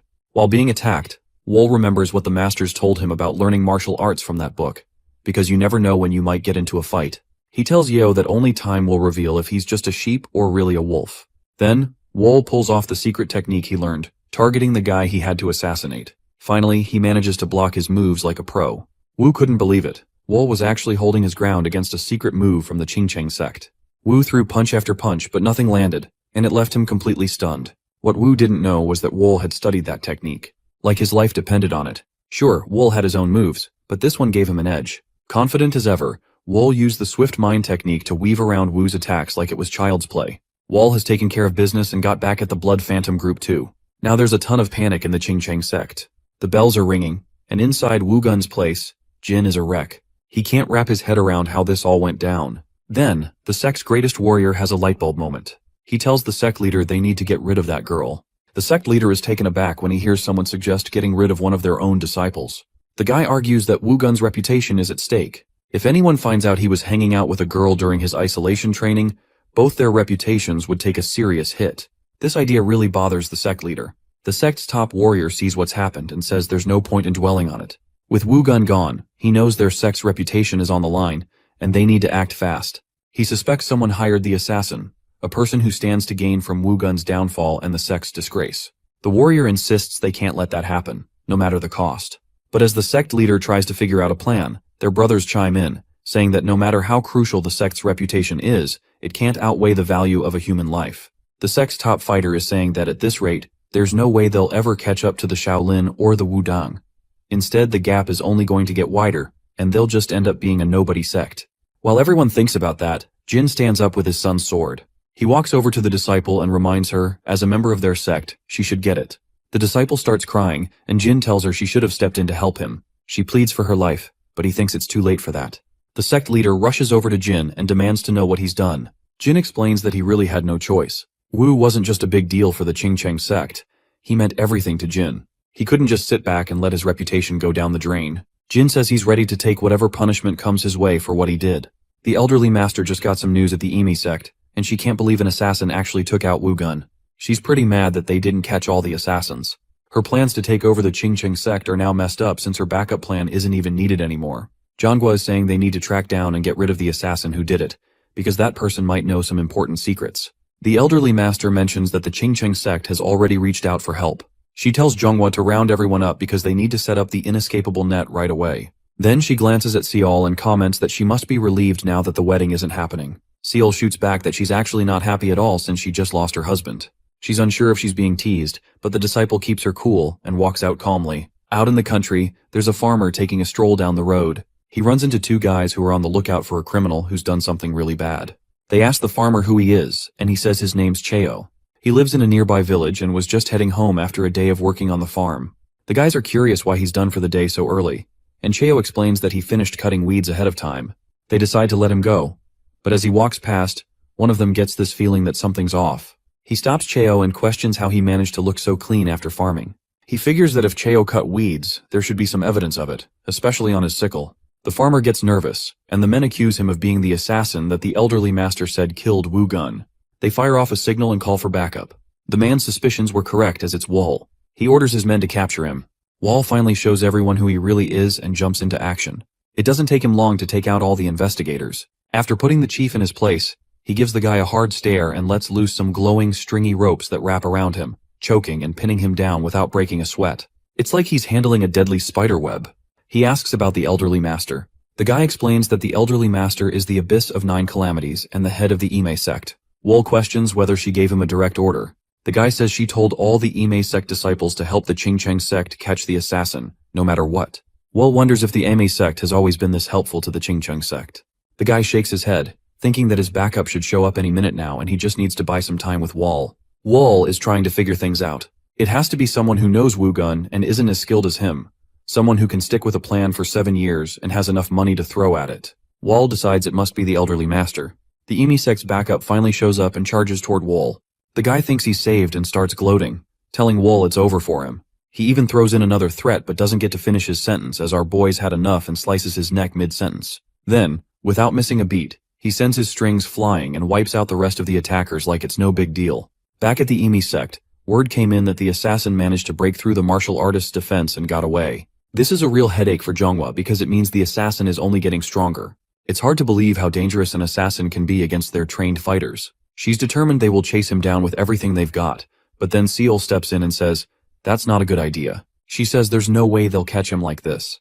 Zhonghua asks what she means. Seol explains that the fact he hasn't been caught yet shows he's got skills that are better than they think. If they keep chasing him like this, all they're gonna see is him getting away. Zhonghua asks Seol for a better idea, and Seol suggests they try to figure out where he might go next. She has a hunch about his potential destination. Given that the assassin must be worn out, it makes sense he'd head back to a place that feels safe, probably the spot where he was trained as an assassin for a long time. She mentions they've found out that the Bloody Phantom group trained their assassins somewhere near Batang. Dongua is totally annoyed by how smart Seol is, but he admits that they've got plenty of supplies coming into the area. He says they're going to head to Batang and see if they can beat him there.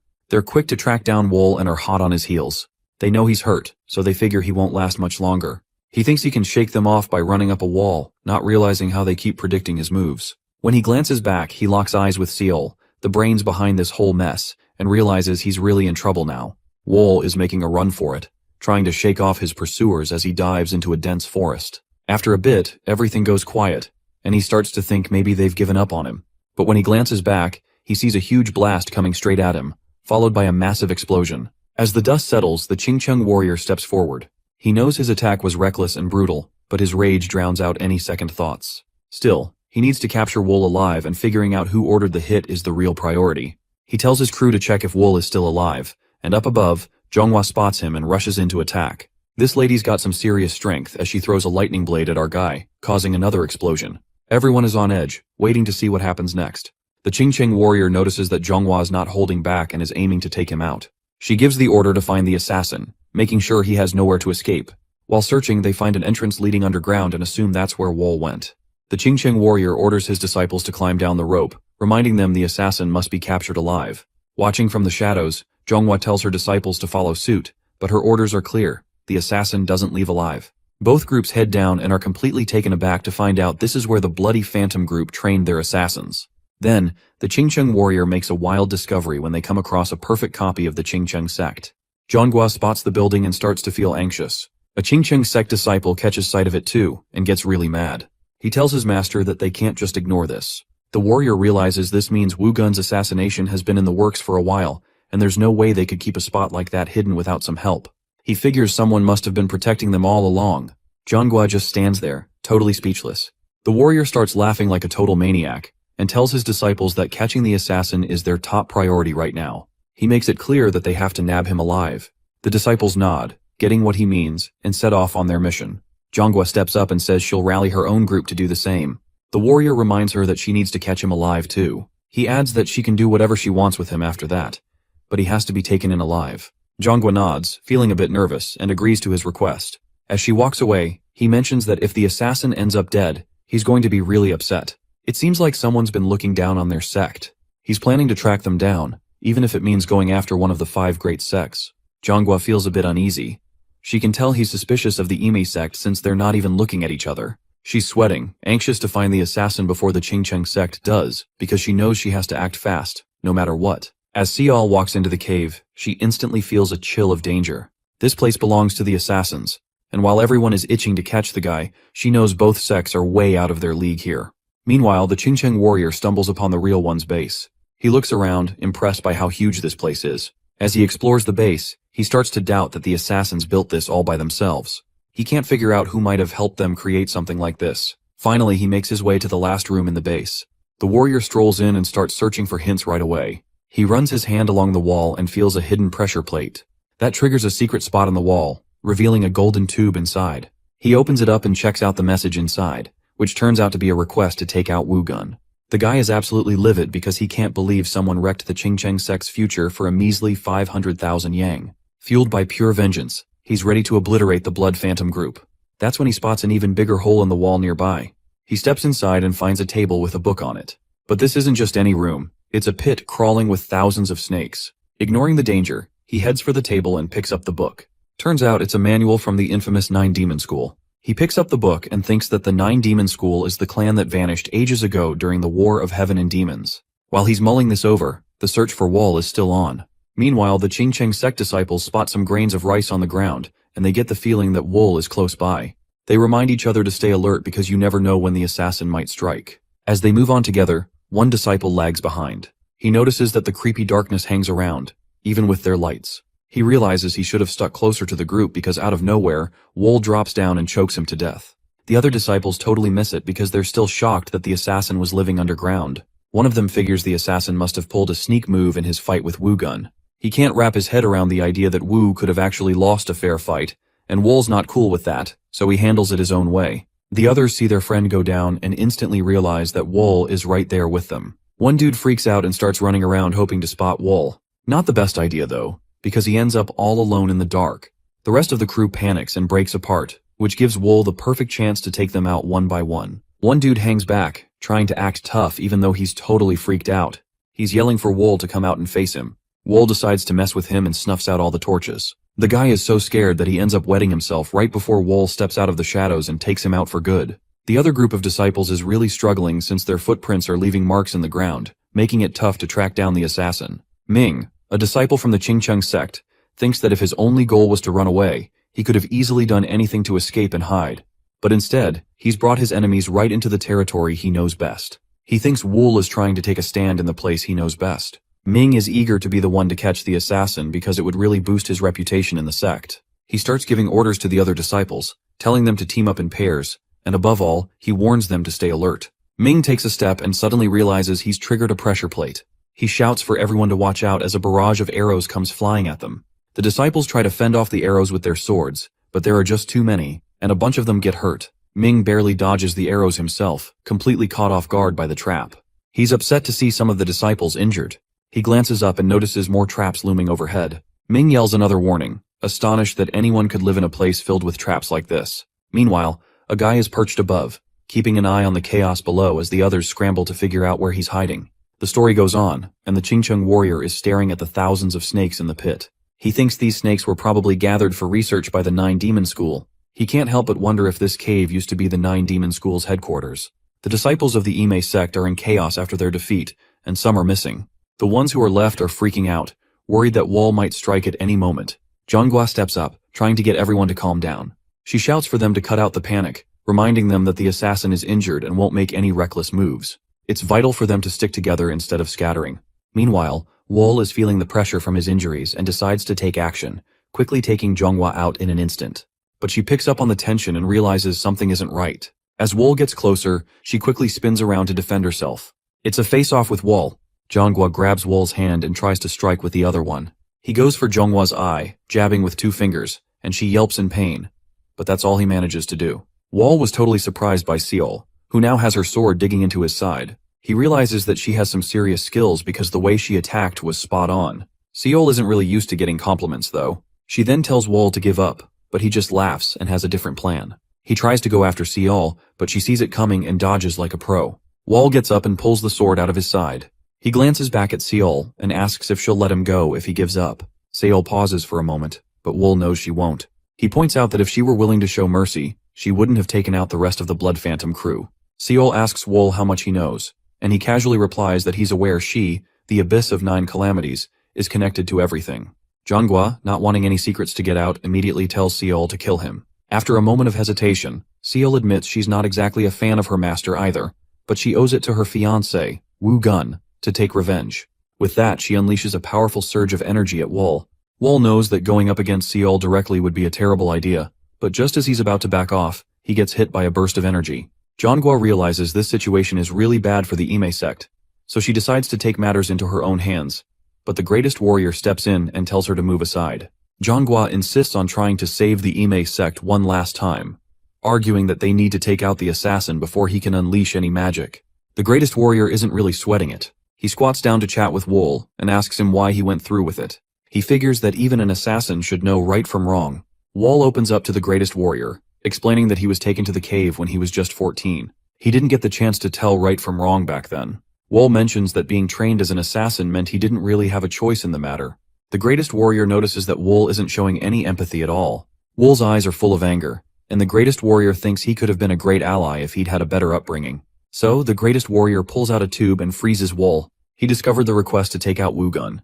With that, the greatest warrior asks who asked for the hit. Wool says he has a hunch. Then he asks the greatest warrior if he stopped them from going after him because he was thinking of the same person too. The greatest warrior glances back and Dongua looks like she's about to be sick. A group of Qingcheng sect disciples rush over, asking if their master needs assistance. The greatest warrior turns to Ming and asks what happened to the others. Ming explains they didn't make it as they got caught in the assassin's trap. Frustrated but determined, the warrior knows what he has to do. Rising to his feet, he looks at Wool and says a quick death would be far too kind for you. He grabs Wool by the foot and starts dragging him, determined to make him suffer a pain worse than hell. It's the only way he can offer even a shred of atonement to those Wool has killed. Meanwhile, Wool silently wonders who's going to make up for the 7 years he's lost. The warrior brought Wall right to the bottom of the real ones. Holding onto Wall's foot, he looks down at the pit full of snakes. The warrior gives Wall one last shot and asks if he's still not planning to make things right. All Wall can do is laugh at that. The warrior knows exactly what he has to do. He looks at Wall and tells him he has no place in this world. Without hesitation, he throws Wall into a pit of snakes, wanting him to suffer a painful death while paying for his sins. Turning to the others, the warrior says it's time to leave the cave. He orders the entrance sealed so no one can ever use this place again. Wall is left alone to die in the snake pit, and the snakes waste no time sinking their fangs into him.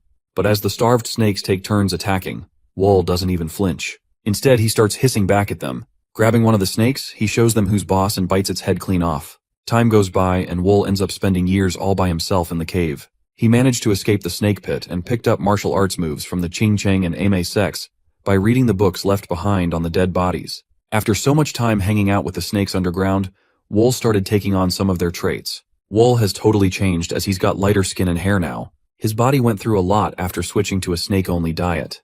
Right now, he's just waiting for the chance to get back at those above ground. In Batang, there's this guy who just got tossed out from the top floor of a brothel. Wall is the one who did it, finally out of the cave. He's telling the boss he needs 3 days to himself, and she's not taking it well. She's confused about who this guy is and where he even came from. One of her guards tries to intimidate Wool for tossing a martial artist from the Sapphire House in Batang out of the window. But Wool couldn't care less and takes on both guards with his soul-reaping thread.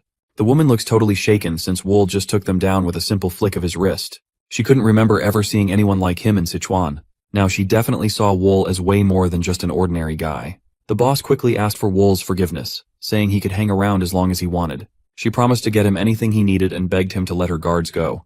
Wool paused for a moment, but all the boss could think about was how calm his eyes were. To her, it felt like she was staring down a massive snake from the rainforest. Wool said he just needed 3 days. He freed the guards and asked if everyone could please leave him alone. The boss agreed to his terms and asked what his name was. He replied, "I'm Pio Wool." After 3 days, Wool is finally set to bounce from the brothel. When he first stumbled out of the cave, he was totally bare, but the boss was chill enough to hook him up with some clothes. They even packed him a lunchbox for when he starts feeling hungry. As Wool walks out, the boss is still trying to wrap her head around who she just met. Her employee explains that Wool is just a guest who happened to drop by their brothel. The boss can't help but think that a new star of death has popped up in the Jianghu. Wool takes a break on his journey to grab a bite and escape the rain. He finds himself enjoying nature, something he's really missed for so long. It hits him that 7 whole years have gone by. He knows he can't forget his past, but he realizes that if he keeps holding on to it, he won't be able to move forward. To truly break free, he feels like the Qingcheng sect and the Ame sect need to pay for ruining his life. Wall figures if he heads to Chengdu, he might uncover more about those sects. Wall is chilling on his break when a group of people walks up, looking for a spot to escape the rain. Once they're under the roof, they start arguing about how soaked they are. After tossing blame around, they notice Wall just sitting there, watching them. They're a bit shocked to see someone else up in the mountains.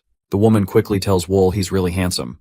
The guy with her shoots back that she should be thanking him for getting them lost, which annoys her, so she tells him to shut it. Ranju turns to Wool and says it must be fate that they're all stuck under the same roof. She introduces herself as Ranju, and he replies with his name, Wall. She's totally smitten and kind of annoys him because she goes wild whenever a good-looking guy is around. Then, a guy jumps in and introduces himself as Daoshi, while a monk chimes in with his name, Huel. Ranju asks Wool where he's headed, and he says he's off to Chengdu. Coincidentally, that's where Ranju and the crew are headed too. She thinks it'd be awesome to travel together, but Wool seems a bit hesitant. They're a weird mix of people at first glance, but they all know how to work together when it counts. He's curious if Ranju is the main one holding it all together, even though she doesn't seem like the boss. Wool is up for it and decides to go with the flow. He feels like there's a strong bond or something deeper that connects them all, and he wants to dig into that more. They're all set to start their trip and manage to find a crew to hop on with. Daoshi mentions they'll be leaving in about an hour. Ranju starts griping about how uncomfortable rice cargo ships are. She loves getting under Daoshi's skin. Then she turns to Wool asking why he's off to Chengdu. Wool says he's got to meet up with someone.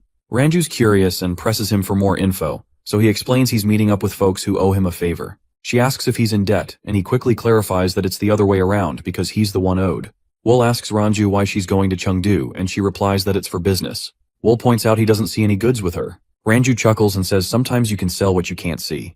Then Daoshi jumps in and asks Wool which clan he's from. Wool tells him he's not in a clan, which surprises them. He asks if that's an issue, and Daoshi says it isn't, but he's definitely left curious about who Wool really is. Everything feels chill and peaceful out on the water. People are chatting and enjoying each other's company. Wool is soaking it all in after being alone for so long, but his moment of calm is cut short when Ranju starts pestering him. She wants to know what's got him so lost in thought, saying he has this sentimental look on his face. Wool tells her to back off if she's just gonna keep talking nonsense. Ranju laughs and teases that he's playing with her heart like a fiddle. Daoshi and Hyul are just watching, and Hyul asks if they should step in. Daoshi tells him not to worry, saying the powerful blood spider isn't going to fall for some guy's charms. He notes that everything she does is planned out, and even though she's acting all cute, she's still got a pretty nasty attitude, like a spider ready to pounce. Daoshi thinks Wall is pretty shady. Then suddenly the current gets super strong and messes up their trip. They glance out and spot an approaching boat. It's a gang of pirates looking to snag their rice. One of the sailors shouts for everyone to grab a weapon. They're definitely in a tough situation, but then Daoshi steps in and asks the sailor if he needs help. The sailor questions who Daoshi is, and Daoshi just replies that it doesn't really matter who he is. What counts is what he can actually do. The monk jumps off the boat and lands right on the pirate's ship. The pirates are a bit surprised at first, but then they rush to attack. Hyul takes them all on by himself, which leaves the sailors and his buddies stunned. This isn't anything Daoshi hasn't seen before though. He tells the sailor it'll cost 500 yangs to settle this. Hyul doesn't waste any time after he makes his first move. He unleashes a flurry of kicks, taking down the pirates as if they were nothing, and he finishes the job on the last one who's still twitching with a quick hit. Once everything's wrapped up, he jumps back onto his ship like it's just another regular day. Daoshi gave a shout out to Hyul for his work, and Hyul suggested getting Ranju to handle it next time. Daoshi just laughed it off, saying he'd be glad if she didn't go all crazy on him for asking. They both looked around for her, and she was still trying to catch Wool's eye. Ranju begged Wool to stick around in Chengdu, but he insisted that he felt better on his own. The girl totally digs his laid-back vibe. As Daoshi and Hyul get their pay, they can't believe Ranju is still at it. Daoshi figures that Wool isn't your typical person. Anyone else would freak out in this kind of situation. He thinks only someone who's been through a lot of chaos could have that kind of look in their eyes. Ranju gives it one last shot and hits Wool with her puppy eyes. Wool is totally confused, and Ranju can't believe he's actually saying no. He tells her he's just not into poisonous roses, no matter how pretty they look. Her tears dry up fast because she's stoked that Wool thinks she's beautiful. That alone makes her happy. Meanwhile, Wool sees these folks as wanderers who sell their muscle for cash. They just flexed enough to get some rumors buzzing around about their skills in Chengdu. He's starting to wonder if that means there's some big conflict going down that needs these wanderers to step in. He doesn't think the Emi sect and the Qingchang sect would let any kind of fight happen in Chengdu. But then he wonders, what if things aren't going so well for them? He recalls his last moments with the Qingchang sect and the Ime sect. Wool wants to make them pay for their mistakes just like he had to. They finally dock the boat and are ready to head to Chengdu. Daoshi says they need to get there by morning and asks Wool what his plan is. Wool replies that he's planning to stay here for the night. Ranju looks upset and asks if he's really sure he can't go with them. Wool tells her he has something he needs to sort out on his own. He tries to give her a little hope and says he'll reach out when he gets to Chengdu. Ranju makes him promise and he does. Wool heads out and makes his way into town, where he ducks into a lodge. As soon as he walks in, he catches some people staring. An employee asks if he's looking for food or a place to stay, and Wool says he wants both, but he'd like to eat first. They bring his meal over, but a group of guys starts chatting about his clothes from the other side of the room.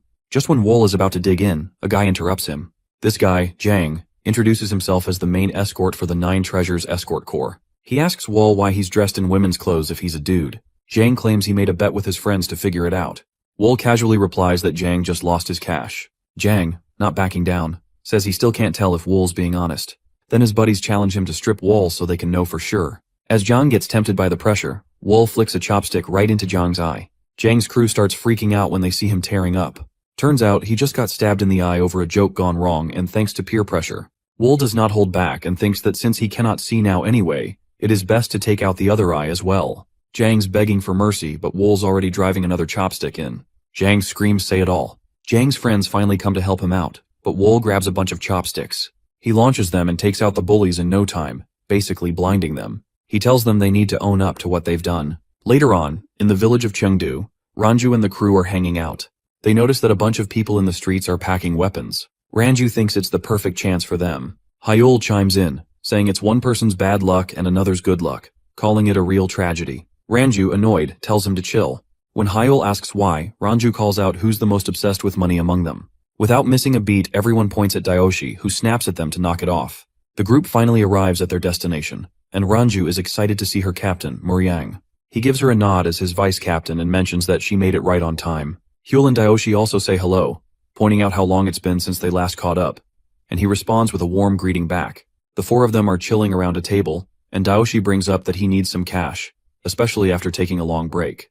Moryang points out that the whole gathering was meant to tackle that. Daoshi, feeling unsure, asks if they're really planning to get involved in this. Moryang raises an eyebrow, wondering if it's too much for him, saying he can bail if he wants. Daoshi laughs it off and assures everyone he never meant to suggest he wanted to dip out. Ranju brings up the Qingchang sect and the Ime sect, wondering if there's some connection between them. Daoshi jumps in, pointing out that everyone knows about the ongoing feud between the two sects that's been going on for 7 years now.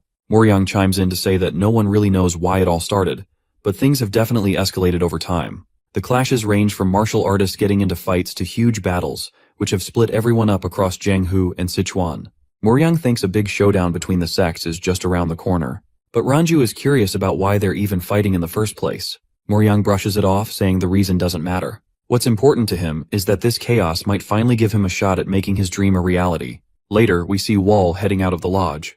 The owner remembers Wall's earlier actions and starts to feel nervous, hoping Wall will just leave without any trouble. Wall walks up to the owner and asks who knows the most about what's going on in Sichuan. The owner is a bit confused and asks what Wall means by internal affairs. Wall clarifies that he's looking to find out what's happening between the sects. The owner suggests that Wall check out the workshop, especially the Fire Dragon Room. It's a place where Sichuan's artisans came together ages ago. They've been working with all the local sects for a while, so if Wall buys a weapon from them, they'll happily answer any questions he has. So, Wall heads over to the workshop. A guy starts shouting at his worker for using a hammer without asking, reminding him that he wasn't supposed to do that. He gives the worker a kick in the back of the head and tells him to stick to his regular chores. The guy yells at the worker to explain why he's just standing there and tells him to head to the back to finish up his tasks. He makes it clear that the worker isn't allowed to come back until he's called. Then he spots Wool watching the whole thing happen. The guy shifts his attention to Wool and asks what he's looking to buy, but Wool is more curious about what the worker did wrong. The guy admits the worker's behavior isn't great, mentioning there's a rumor that the worker is from the Tang clan, but he still tried to use the hammer without asking first. Wool asks if Tang clan descendants can't use hammers. The guy replies by asking if it's Wool's first time in Sichuan, and Wool says it basically is. Then the guy starts explaining how the Tang clan went downhill ages ago because they teamed up with the demon cult. Because of that, they got shut down by someone known as the strongest in history, which led to the clan's quick drop and fall. The Sichuan folks see the Tang clan as traitors to their community, so no workshop is willing to share their techniques with them. They're worried that history might just repeat itself. One guy says the Tang clan has to deal with the mistakes of their ancestors, asking why they chose to team up with the demon cult and claiming their fate is basically their own fault. The guy asks Wool again what he's looking to buy. Wool replies that he's on the hunt for a flying sword. The man tells him to follow him, saying that all the workshop's weapons are in the back. As they stroll to the back, Wool asks the guy if he's been getting a lot of orders lately. The man chuckles and says that their orders have shot up since the Ime sect and the Qingchang sect started throwing punches at each other. He explains that even though things are getting wild in Sichuan, their business is actually booming. He goes on to say that all the craftsmen in their shop are swamped with making weapons for different sects. While the guy keeps talking, Wool spots a descendant of the Tang clan getting beaten up nearby. The guys who are beating up Sochu think that the Tang clan fell apart because they didn't stick to the rules. They feel like they're showing Sochu where he belongs. While he's getting hit, he spots a dagger lying nearby on the ground. Wool walks up to the group and comments that people can be worse than animals when they let themselves be treated badly. He says that putting up with abuse makes you live like a worthless dog. Then, Wool turns to Sochu and asks him how he plans to live his life. The guys want to know who Wool is and tell him to leave, saying this is about the Fire Dragon Room. Wool brushes them off and asks Sochu his question again. The guys are getting annoyed and start accusing Wool of ignoring them. While they're distracted, Sochu suddenly leaps up and bites one of them on the neck, taking him down. The guy is confused and asks what Sochu is doing, but Sochu just grabs a dagger and holds it right above his eye. The others are totally taken aback and start calling Sochu a beast. He stands up and points out that they've never treated him like a person, always seeing him as just an animal. He warns them that he is tired of being punched for no reason and threatens to cut the throat of the following person who messes with him. As the guys head off, Sochu starts to almost fall over from being so tired, but Wool steps in and catches him. Later, Wool walks Sochu home and takes a quick peek around his place, saying it looks awesome. Sochu, caught off guard by the compliment, wonders if Wool is just messing with him. Wool reassures him that his house is like a palace while his own home is more like a den full of snakes. Sochu thinks Wool is just trying to lift his spirits. Wool says he has to bounce because he's got plans. Sochu wants to know where he's headed, but Wool dodges the question and wonders why Sochu suddenly cares about what others are up to. Sochu chuckles and replies that Wool would have asked the same thing. Wool nods and explains that some people owe him big time since they used him, ditched him, and hunted him down.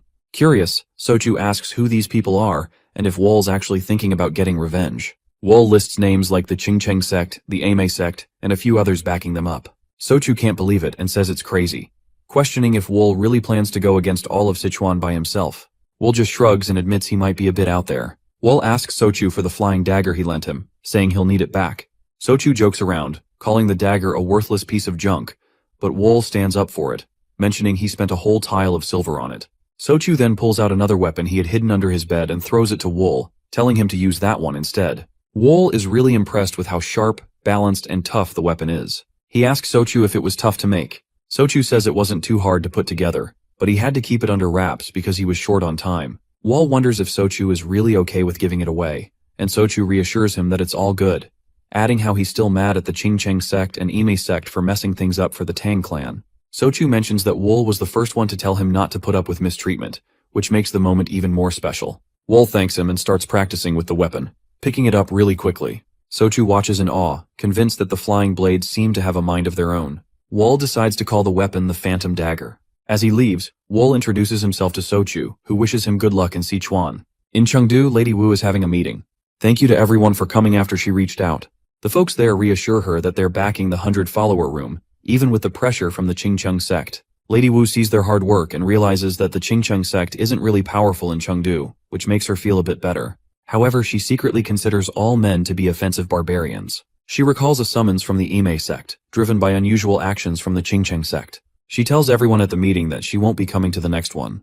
The guys are super eager to join the Ime sect, even saying they'd hike up the mountain for her. Lady Wu feels pretty pleased, thinking they're just taken in by her looks. She starts dreaming about how she can get them to help her take charge of the Ime sect and run Sichuan. As the meeting wraps up, Lady Wu spots someone new in the crowd. Wol's bright eyes and fair skin kind of freak her out. She walks up to him, introduces herself, and asks for his name. He tells her he's Wol, but his icy reply gets on Lady Wu's nerves. She wonders if he's some sort of martial artist, and Wol just shrugs, telling her to believe whatever she wants. She pushes back a bit, but he cuts her off, asking why she's so curious about a random guy like him. He was not really disturbed by how Wol was talking. Lady Wu's guys wanted him to say sorry. Wol calls out their loyalty, wondering if they actually size up their opponents before trying to act all tough.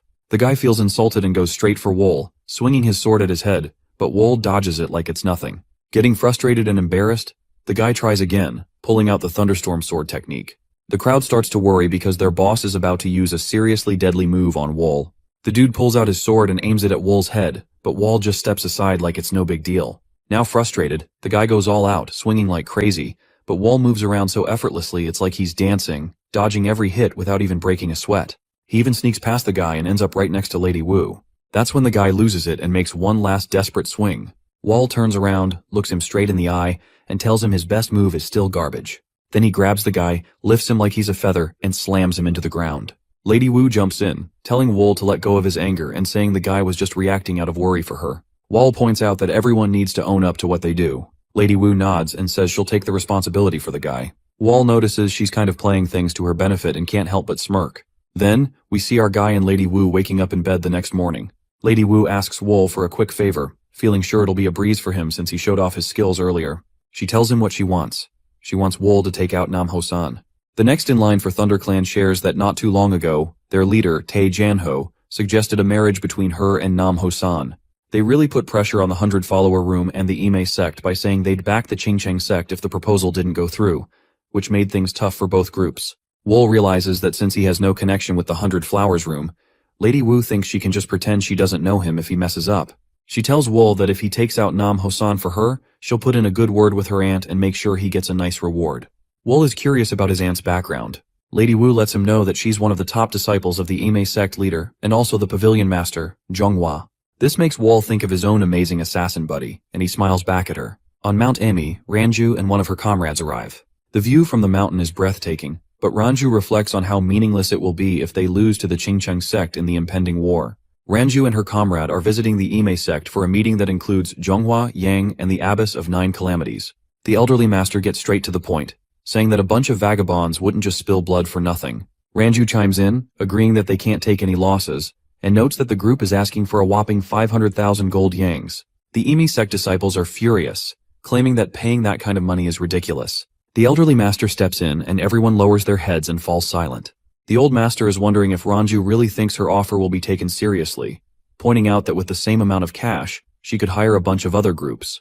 Ranju shoots back that none of those groups would be as tough as the Blood Cloud Corps. The old master pushes her, asking what would happen if they still said no. Ranju reveals that someone from their team has probably already made it to Mount Qingcheng.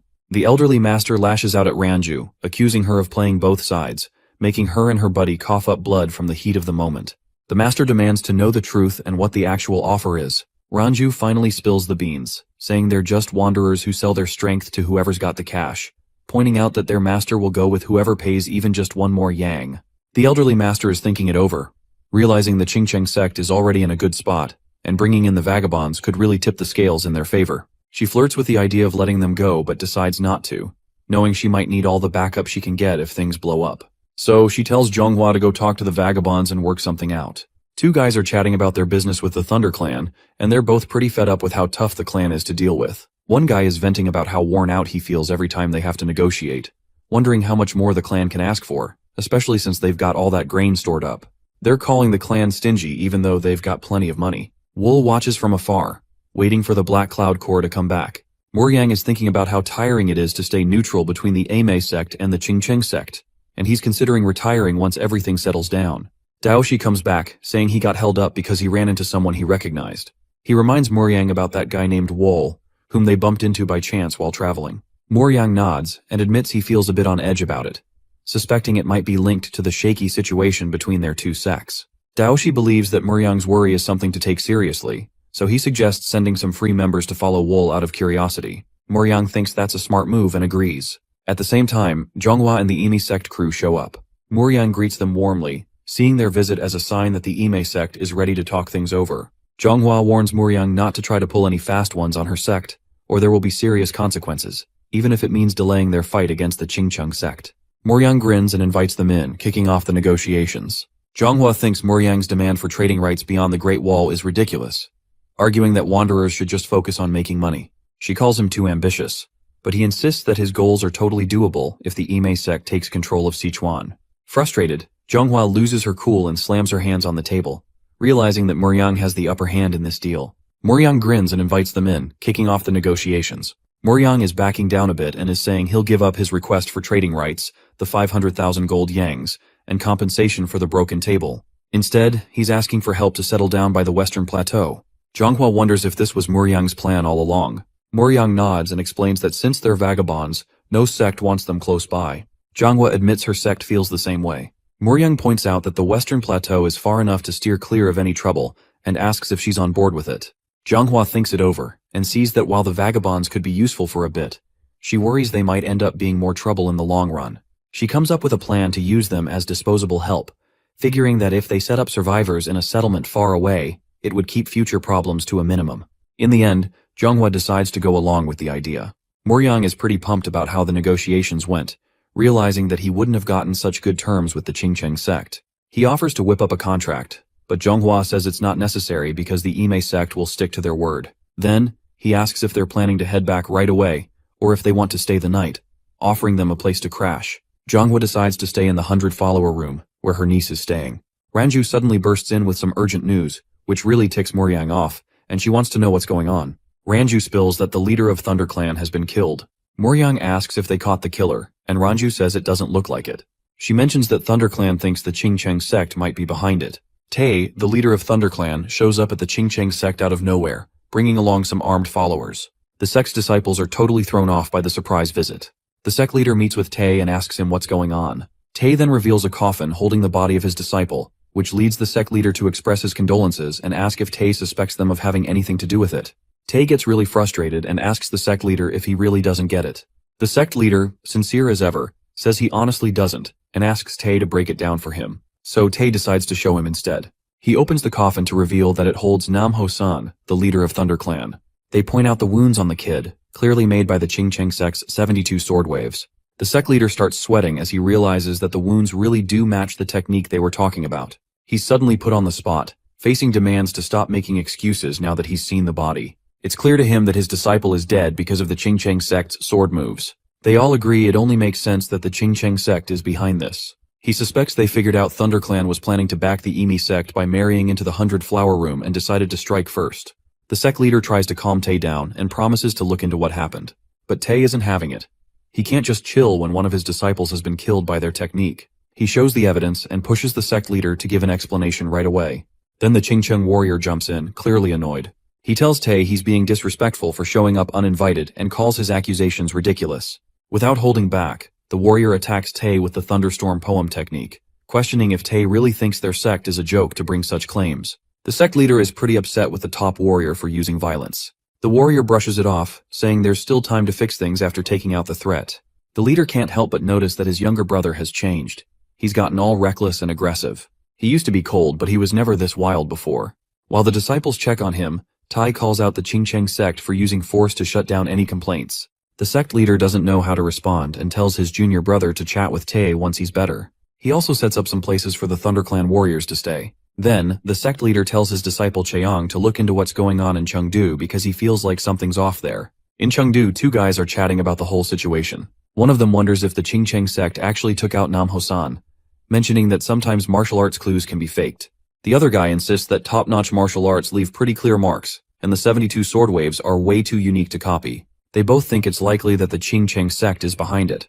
They're worried that things might get pretty messy in Chengdu soon. Meanwhile, they have no idea what's really going on as the actual culprit Wool hangs out in a nearby room. Lady Wu walks in and starts examining Wool to see whether he has anything to do with Nam Hosan's death. Wool pretends he has no idea what she's talking about, acting all clueless. Lady Wu looks puzzled, convinced that Wool did something wrong. Wool brushes off the need to find out who the killer is, saying the main point is that Nam Hosan is dead. Then Wool grabs Lady Wu by the chin and leans in for a kiss. For a second, she goes along with it but then pulls back, saying she's got to deal with an important guest. She talks about her aunt, Dongua, the first disciple of the Emi sect, who's come to the 100 Flower Room with her junior sister. Since Dongua is pretty high maintenance, Lady Wu has to take care of her personally. Wall asks Lady Wu what Dongua is doing in Chengdu. She mentions that Dongua is trying to hire the Blood Cloud Corps, a tough group of vagabonds with a smart leader. Wall is curious about how long Dongua plans to stick around, and Lady Wu figures her aunt will hang out at the 100 Flower Room for a while. While she's glad to see her aunt, Lady Wu doesn't really enjoy having her junior sister around. Once Lady Wu leaves, Wool thinks about what she said and suspects that Zhonghua's junior sister must be Yang. He remembers how cold and harsh she was, and wonders if he'll run into her again in Chengdu. Wool thinks the Chingcheng sect is probably in chaos after Nam Hosan's death, and he feels like he just needs to wait a bit longer to get his plans rolling. In a flashback, Wool is seen pulling off the 72 sword wave technique perfectly with Sanju's dagger, and brutally taking out Nam Hosan.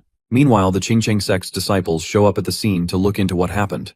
They realize that the technique definitely belongs to their sect.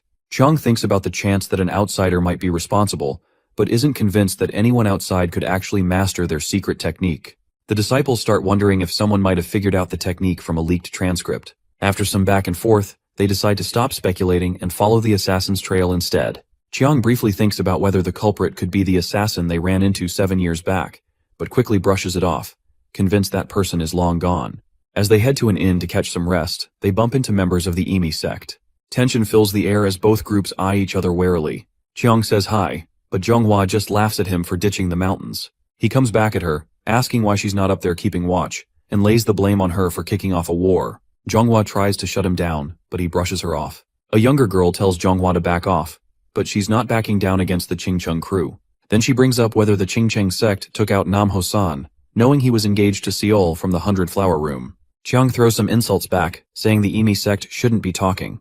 Yang thinks about their past together and wonders where things went off the rails. She remembers starting this mess but never expected it to blow up like this. Her mind drifts to Wool, the mysterious guy behind the scenes, whose name she doesn't even know. As Yang sharpened her focus, she felt someone nearby but couldn't see anyone. Wool, hiding in the shadows, recognizes Yang's keen instincts. He reflects on how he sparked this conflict and feels pretty pleased with the chaos that's starting to unfold. Later that night, under a starry sky in Chengdu, Ranju calls Wool out for not being around. Wool ends up at a dinner meeting with Muryang and Daoshi. Muryang introduces himself as the captain of the Black Cloud Corps. Muryang tells Wool that he's heard a lot about him and mentions that Ranju is really interested in meeting him at least once. Now that they're finally face to face, Muryang notices how strong Wool is. He points out that even though Wool covers up his intense energy with his flashy clothes and style, he can't hide everything because there's still a weird amount of energy leaking out from him. Ranju is feeling pretty good about how things are going. Muryang cuts to the chase and tries to recruit Wool for the Black Cloud Corps. He mentions that a lot of people see the Corps as a bunch of outcasts, but he has this vision of turning it into a recognized group. To make that happen, he thinks they need to bring in everyone who's got skills.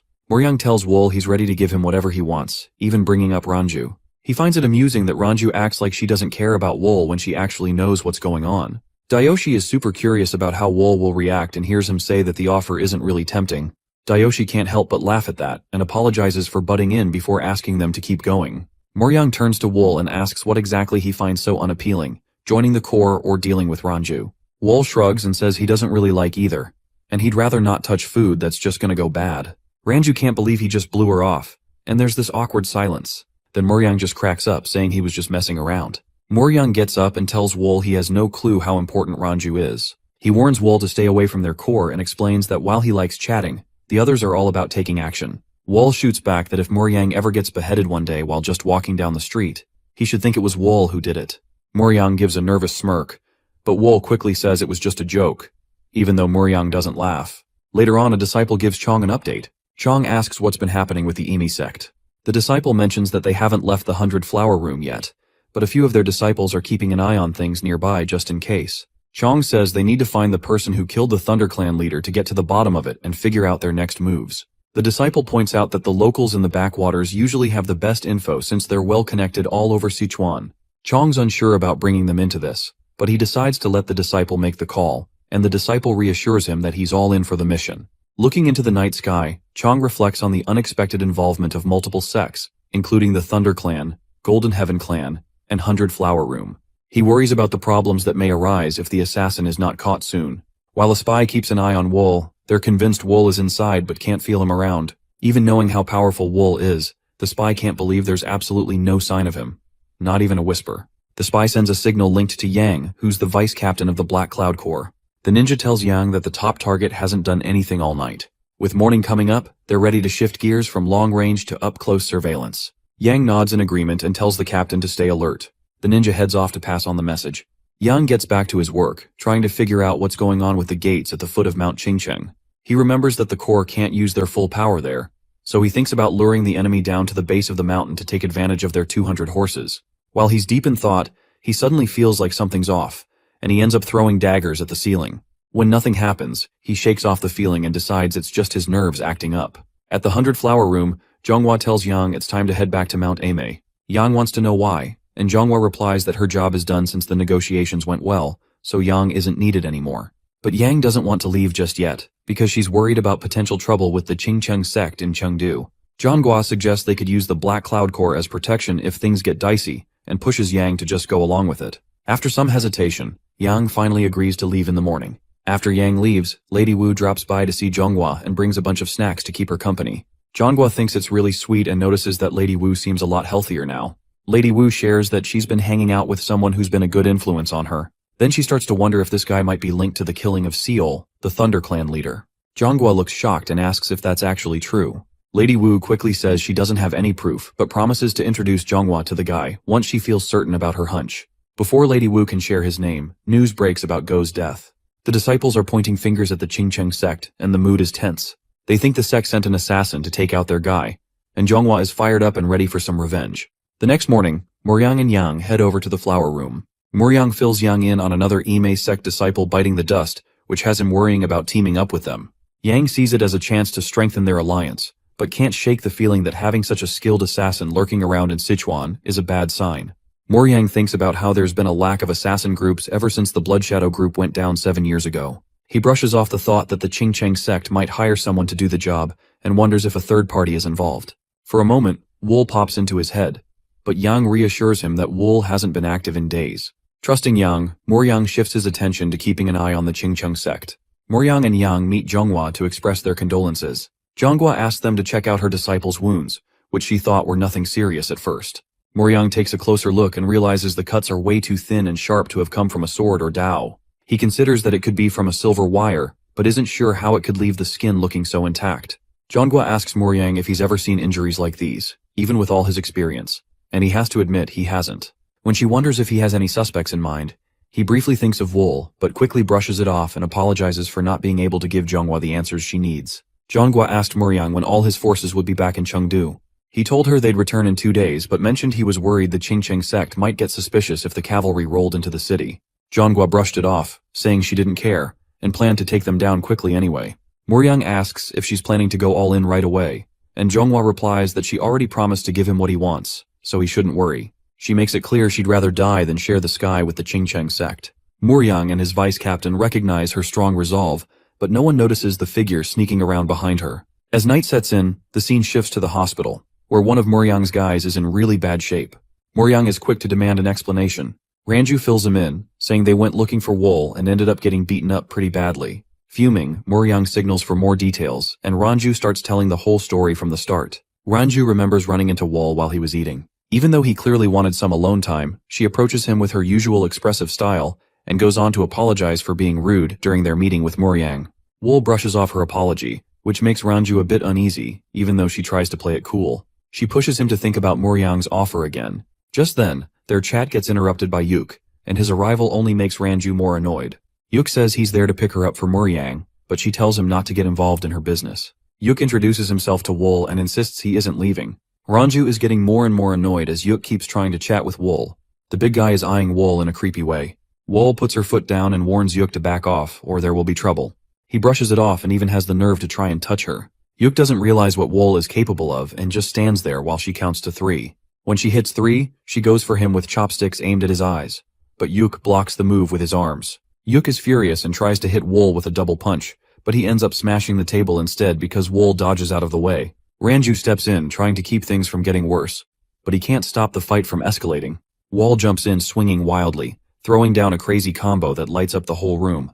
Yuk barely has time to react before the ground explodes beneath him, leaving him stuck and gasping for air. Meanwhile, Wool just stands there looking fierce, while Yuk struggles to figure out what just happened. Wool really messed him up and then grabbed his head, digging his fingers into his eyes before trying to walk away. But our hero stays calm as ever and unleashes his soul-reaping move, sending daggers flying like it's no big deal. Just as they're about to hit, the Ranju's red aura lights up and slices through the chaos to stop them. She rushes to her blinded friend and tells our hero he's being stupid. She begs him to chill out because he's already gone way too far. She says she's not looking for any trouble, and that Yuk has already faced consequences for what he did. Wool just nods along and walks off without saying anything. Before he leaves, Ranju tells him to stop being so reckless, warning that his wild actions could lead to problems. Wool doesn't seem to care about her advice. He's more annoyed about his clothes getting messed up since they were a gift from his girlfriend at the brothel. Moryang listened to Ranju's story, shocked and angry about losing such an important ally at a crucial time. Ranju swore to make Wool pay for bruising her pride. Moryang agreed, saying they'd deal with Wool after settling things with the Qingcheng sect. With that, they split up, both heading off to regroup with the cavalry and figure out their next steps. In Chengdu, Chong is grilling the manager of the ignoble clan branch about who killed the young ThunderClan leader. The manager seems pretty stressed as he admits it's tough to track down the murderer, but he does have a lead. Apparently, the killer used some moves from the Qingcheng martial arts. Chong then asks if there are any outsiders hanging around the city, and the manager drops a name, Pio Wool. He's got a reputation for his dangerous charm, and his master is rumored to have skills that are off the charts. Chong asks if Pio Wool is mixed up in the murder, and the manager admits that his best guess. Chong takes note of the name, slips the manager some cash, and heads out. The manager smiles but still has some doubts nagging at him. Once he's alone, the manager starts second-guessing everything and picks up a book to learn more about Pio Wool's background. As he reads, a chill creeps through the room. A shadow darts behind him, but he catches on too late. A hand snatches the documents, and before he knows it, he's tied to the chair by Pio Wool's soul-binding threads. It hits him hard and he's in serious trouble. Pio Wool steps up looking calm and composed. He gives the manager some credit for his hard work, but warns that spreading rumors without checking first comes with a price. The manager tries to explain that messing with him could lead to trouble, but Pio Wool's smile is icy. He replies that he's already aware of that, which is exactly why he showed up. The manager pleads for mercy, but Pio Wool just finds it funny and points out that the world didn't show him any kindness. Suddenly, the threads loosen up, and the manager goes for a quick attack with a shadow strike, trying to catch Pio Wool by surprise. But Wool is already one step ahead. The fight is over almost as soon as it begins. Before the manager can react, Wool wraps the thread around his neck and, with a quick motion, it's done. The manager's head is gone. Sitting calmly in the chair, Wool doesn't even flinch as blood splatters across the room. He grabs the documents and walks out, leaving the manager's lifeless body slumped in a pool of red. An explosion in Chengdu marks the growing conflict between the Qingcheng sect and the Ime sect. Buildings are on fire while Moryang watches the chaos unfold. Both sides are at their breaking point and are clashing hard, all because of some misguided revenge for assassinated disciples. Fire Dragon Remaster Po tries to step in and mediate, but gets caught up in the fight, which leads to his clan wanting revenge and escalating the war even more. Moryang takes a look around and realizes the MA sect is in trouble with their limited forces. He calls in the Black Cloud Corps and gets ready to jump into the action. In the middle of the chaos, with disciples scrambling everywhere, Dongua corners Chong and accuses him of being behind her disciple's assassination. Chong fires back, saying it's their fault for provoking the Qingcheng sect and pinning the Thunder Clan leader's murder on them. Dongua denies it, insisting the assassin's techniques scream Chong's sect. Furious, she launches an attack, swearing one of them won't walk away alive. The tension between them is electric as their fight ignites. In the middle of all the chaos, Yang tries to protect a fellow disciple with just her hand, but it doesn't work out. The other girl is already badly hurt and collapses. Yang is trying to keep it together, but the pain is too much, and the girl dies in her arms. Feeling completely crushed, she holds her fallen friend close, thinking about how she didn't want to join the fight in the first place, and how many lives have been lost because of it. Another explosion pulls her back into the harsh reality of the battle around her. Moryang is worried about the incoming forces, and is concerned that the Qingcheng sect might have blocked their path, but he quickly brushes that off since it's not really in their style. He senses that something's up and that there's a plan to stir up trouble, so he sends Seol out to check things out since the people who went to gather the forces still haven't come back. Soaring over the chaotic battlefield, Seol can't help but think about all the craziness happening below him. It seems like someone's got these two factions tangled up in a deadly game, and he's trying to figure out who's pulling the strings. As he glides by, he sees buildings getting blown apart, and wonders if the mastermind is smart enough to steer clear of the collapsing chaos. He spots this sacred tree in Chengdu that overlooks everything around it. He climbs up the tree to see if someone's hiding inside. Just then, he feels this rush of blades coming at him, so he jumps off the tree. Seol caught something in the corner of his eye. Someone up in a tree dressed in a black warrior robe with glowing red eyes. Before he could fully process it, a swarm of daggers flew straight at him, every single one terrifyingly precise. Damn, this guy's good, he thought as he drew his weapons to block the attack. The technique was wild, maybe telekinesis. How's a master like this hanging out in Chengdu? The tree wasn't helping either, branches tangling him up like a trap and leaving him wide open. Next thing he knew, the guy was on him, arm tight around his neck, cutting off his air. As Seol gasps for air, the guy takes him out in an instant. After that, the man just goes back to watching the battle unfold from a distance. He's keeping an eye on things when Dongua goes down against Chong. Chong stands tall, looking victorious while Dongua is left really hurt. Yang rushes over, asking if she's okay, but she can't respond. He quickly gets her out of there and heads to the 100-flower room. Meanwhile, Chong watches them leave, and when his junior brothers come running in for help, he tells them it's time to leave too. Both sides pull back their forces. Zhonggua's injuries are pretty bad. This is just the kind of news that the guy in disguise, Wol, loves to hear. Moryang is insisting that Wol be brought to him right away, because he wants to handle the interrogation himself. Meanwhile, in the 100-flower room, two disciples are chatting about how bad Zhonggua's injuries are. While they're figuring out what snacks to grab, Yang tells them to get it together. She reminds them to check the defenses of the 100-flower room since the Qingcheng sect could attack at any moment. Plus, she wants a messenger pigeon sent to the main sect ASAP. Yang's looking to update them on everything that's gone down and call for reinforcements. In the 100-flower room, Yang tells the disciples to step up security since she thinks the Qingcheng sect might attack again. She has them inform the sect about the rising tensions and requests some backup. Yang thinks that the deaths of her student and the young leader of ThunderClan really cranked up the tension between the two groups, and it's gotten out of control. She's convinced someone is stirring the pot and trying to create trouble between them, but she needs to figure out who it is. Inside, Zhonghua is sprawled out on her bed, her injuries severe enough to keep her stuck there. The doctor tries to offer advice, but she shuts him down with a sharp glare and a threat to remove his head if he doesn't leave. He quickly backs out, leaving her alone to stew in frustration. She looks down at herself, hating how weak she feels. Rand's the last person she wants to step up for her, so she's determined to recover fast, no matter what it takes. The door swings open, and Zhonghua figures it's just the doctor again. Without even looking up, she tells him to beat it. When there's no reply, she glances up and asks who he is. The guy asks if she remembers him. Zhonghua is curious if he knows her. He smirked and said he hadn't forgotten her even for a second in the last 7 years. Then he adds something ominous about blinding her last eye to jog her memory. That's when it clicks for Zhonghua, it's Wol from way back when. Wol runs into Zhonghua, who can't believe he's actually here. She reminds him that he definitely died back when the Qingcheng warrior tossed him into the snakehold. Wol agrees but says it's time for him to take her down. He confesses that he's the one who killed her disciple and the young leader of ThunderClan. Zhonghua gets really angry, saying he's just made an enemy of the MA sect, and starts questioning how he can be so fearless.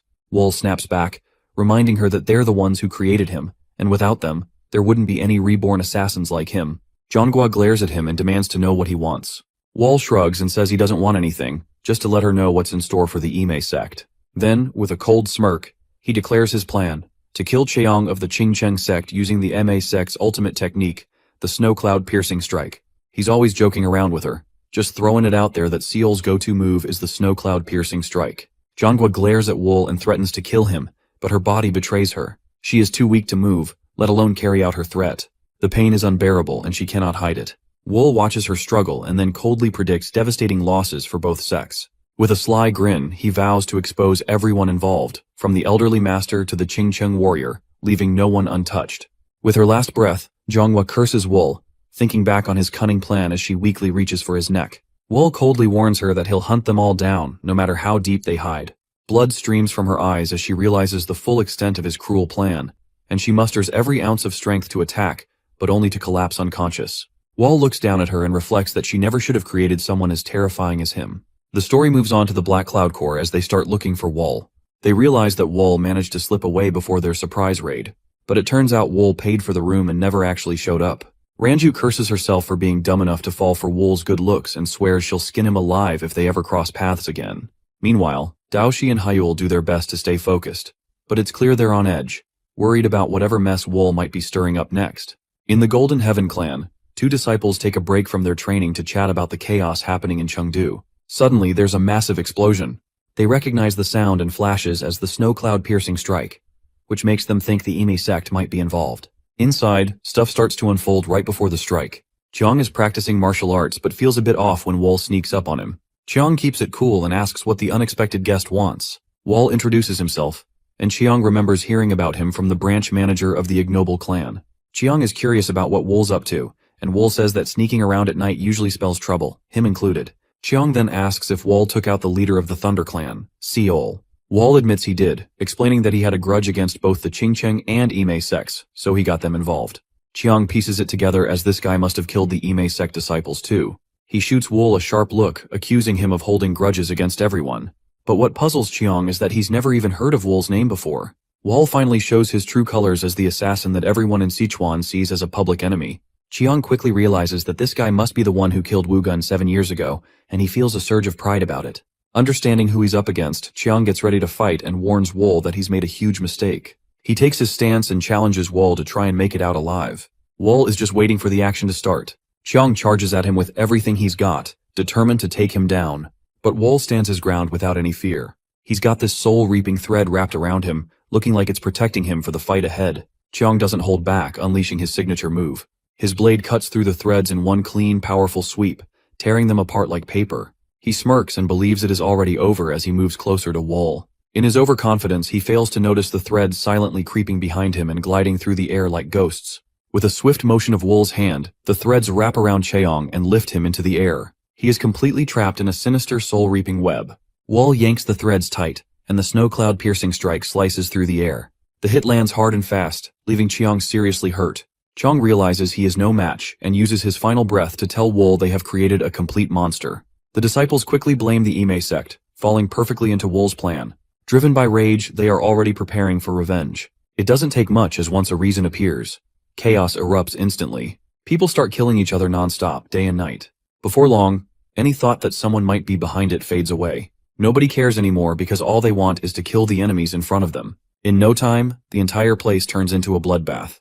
As Seol walks through the battlefield, it feels like she's stepping through hell. She tries to make sense of how things got this bad when Muryang appears, saying he has something to tell her about the recent killings, and someone named Wool. Hearing that name stops her in her tracks, completely shocked. At Mount Eme, elderly master grieves over losing Zhonghua. She finds out the killer's name is Wool, the same assassin who took out Wugun 7 years ago and is now stirring up the war between the Qingcheng sect and the Ame sect. Elderly master is really curious about how he even found out about the Ime sect's snow cloud piercing strike. One disciple who died in the cave had a secret manual, and elderly master thinks Wool might have gotten a hold of it. He's super mad and wonders why anyone would be carrying around a secret manual in the first place. But the disciple chimes in, saying she's just passing on the message, and they don't really know for sure yet. Elderly master declares that the Qingcheng sect won't buy any excuses because they need to capture Wool. When a disciple steps up to volunteer, she shuts them down, saying she'll handle it herself. Her voice is firm as she vows to capture Wool and make him pay for mocking the great Ime sect. In Chengdu, Wool meets Sochu in the Fire Dragon room, where some guy starts messing with him. Wool quickly puts the bully in his place and laughs, saying the place hasn't changed, especially with Sochu still cranking out top-notch killing weapons. Sochu smirks and says those so-called noble types deserve whatever's coming to them. Wool turns to the boy and asks how he thinks people who make others suffer while pretending to be noble should be dealt with. Sochu shrugs and says Wool can do whatever he wants, just as long as he kills them all. Wool nods, then casually snaps the bully's arm without hesitation. So he wants to show Sochu something cool. He grabs a guy and tells Sochu to check it out. Wool is all about letting Sochu see the dagger go right through the guy, and it brings Sochu a big kick of joy. Wool unleashes the soul-reaping technique with his dagger, wiping out the remaining nobles in the streets of Chengdu. They run for their lives, but there's no escape as the deadly dagger slices through every corner, leaving no one alive. He asks Sochu what he thinks, and Sochu, looking really surprised, says he can't believe the weapon is so powerful. Feeling thankful, Sochu bows and offers to help, asking if Wool needs anything. Elsewhere, ThunderClan leader Tae runs for his life and is chased by Qingcheng's greatest warrior, Zhong. Zhong unleashes a powerful strike, hitting Tae on his head and killing him instantly with a single hit. The sect leader's brother Sage Mu is freaking out about what Zhong just did. The sect leader, seeing Tae's beheaded lifeless, becomes furious about Zhong's actions and demands to know why he did that. Zhong explains that Tai gave him the reason for Chiang's death and promised he wouldn't let anyone involved get away with it. The sect leader is caught off guard by Zhong's intense anger and starts to wonder what went down in that cave 7 years ago. Zhong can't keep it in any longer and lashes out by saying they lost Rugun Sang because of the Emi sect schemes, and now that Chiang is gone, he's seriously worried about Qingcheng's future. The sect leader attempts to soothe him, but he brushes off the leader's attempts to calm him and insists he can't stay quiet anymore, then takes off into the sky. The leader's brother, Sage Mu, is pretty worried about the trouble Zhong might stir up if he teams up with Jin, who's been isolated since his son passed away 7 years ago. Sage Mu has a feeling that if those two get together, it could lead to some serious chaos all over Sichuan. So he offers to dig a little deeper and senses something weird that might uncover the truth. The sect leader is on board with that and tells him to take some disciples along, just in case they need to handle Zhong. He really stresses the importance of helping him sort out his inner demons. As Sage Mu heads out, the leader reminds him that the future of the Qingcheng sect is resting on his shoulders. At some inn, two guys from the Black Cloud Corps are chatting about how crazy the prices have gotten for a night's stay. It's all because the conditions in Chengdu State are pretty rough, thanks to the Qingcheng and Emi sect messing things up. Wall is checking out the book from the Ignoble Clan's branch manager and stumbles upon details about the Black Cloud Corps, which is headed by Ma Young. He makes a mental note to keep an eye out for Daoshi and Hayu. The info about Chengdu and Sichuan martial artists really impresses him, and he figures that memorizing it could come in handy. When he glances at a picture on the wall showing what the city looked like during the war, he thinks about the conflict and all the lives that were lost. But he doesn't feel any guilt for the deaths he's caused. His time stuck in that cave taught him one thing, which was to just survive. It's too late for him to change anything now. All he knows is to keep pushing forward, even if it means his end comes in flames. At the 100 Flower Room, the Emi sect disciples are running low on medicine while helping the injured and feeling unsure about getting more. Seol steps in, reassuring them that she's already arranged for a fresh supply to arrive by noon. She tells them to concentrate on treatment and recovery for now. Moryang is impressed by how resourceful Seol is, and wonders why he hasn't heard of her before. Daoshi explains that the Emi sect's biggest talent over the last century had to stay under the radar because of Zhonghua's caution. But now that Zhonghua is gone, Seol can finally show what she's capable of. Daoshi thinks that if she takes over as the Emi sect leader, it could really make a comeback. Their chat stops when they sense someone approaching. Daoshi warns everyone about the unusual presence. When the door opens, it's Ran, the Emi sect leader who has just arrived in Chengdu. The Emi sect disciples greet her respectfully. Moryang realizes it must be serious if the elderly master is getting involved personally. Seol also shows her respect, and Lady Wu from the 100 Flower Room shows up right after, worried she might have messed up. The elderly master tells everyone to head inside and asks Moryang and Daoshi to join her. The two guys feel a bit anxious and wonder if it's too late to back out.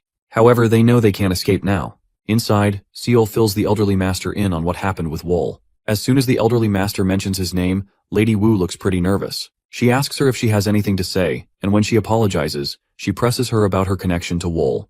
She tells her to look him in the eye and accuses her of being restless just at the mention of him. Lady Wu stammers, saying she only wanted to use him and never expected things to turn out like this. She confidently offers to go after Wool herself, sure that he'll fall for her trap. Then the elderly master grabs Lady Wu and demands to know who ordered the death of the Thunder Clan leader. He scolds her for thinking she could step outside her place among men. Lady Wu claims she'll live like a flower, but Seol senses something bad is about to go down and calls out to Ran.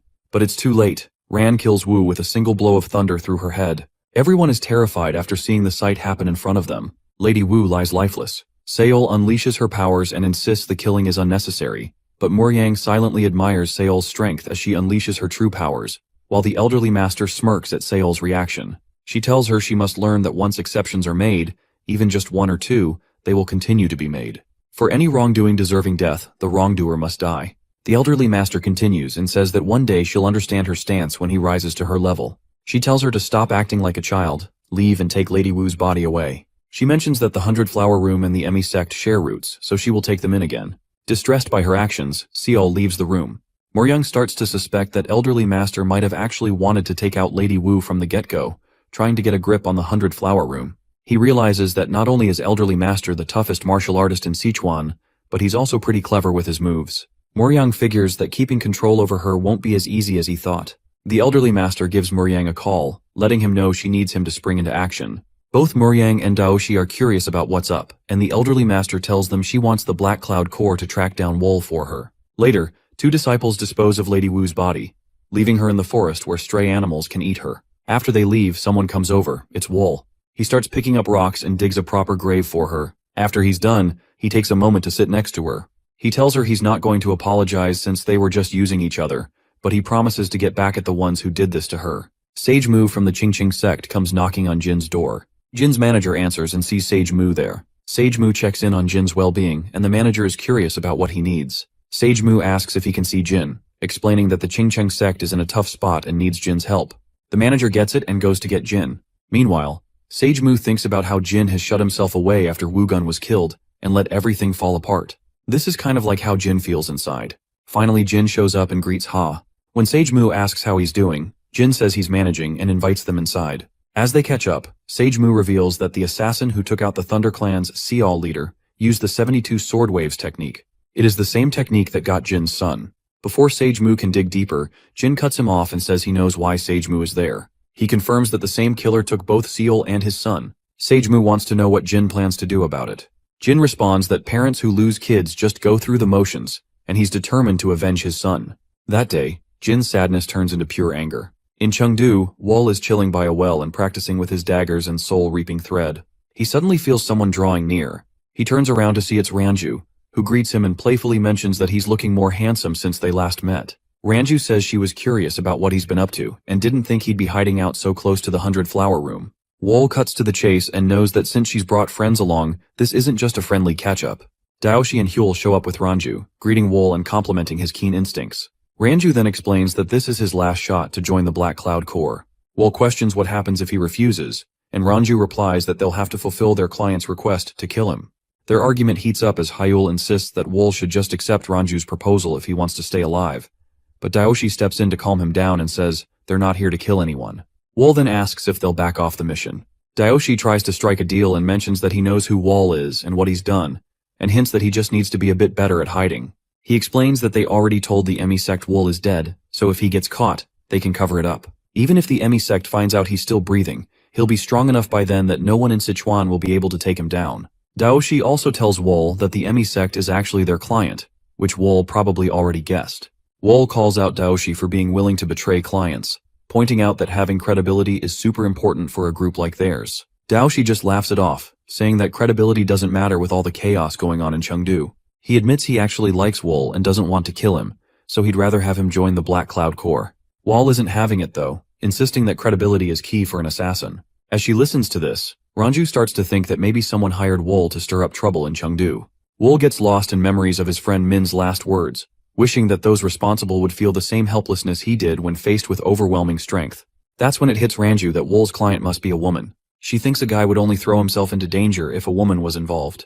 Daoshi makes a comment about her being sentimental and Ranju gets fiery, demanding to know who this woman is while throwing an attack at him. Wool isn't bothered at all by her attack, but it ends up shattering a nearby well and causing some chaos, giving them a moment of distraction.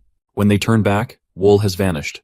Moryung steps out from his hiding spot and reminds her that he told her chatting with Wool was a waste of time. He nods towards Wool, who's now just hanging out on a roof. He orders his men to kill him. Everyone pops out from the bushes and charges at Wool from all sides. Wool snaps his fingers, releasing his soul-reaping thread to take them all out in one go. Not feeling satisfied, Wool thinks to himself that Moryung must have brought way more people to try and take him down.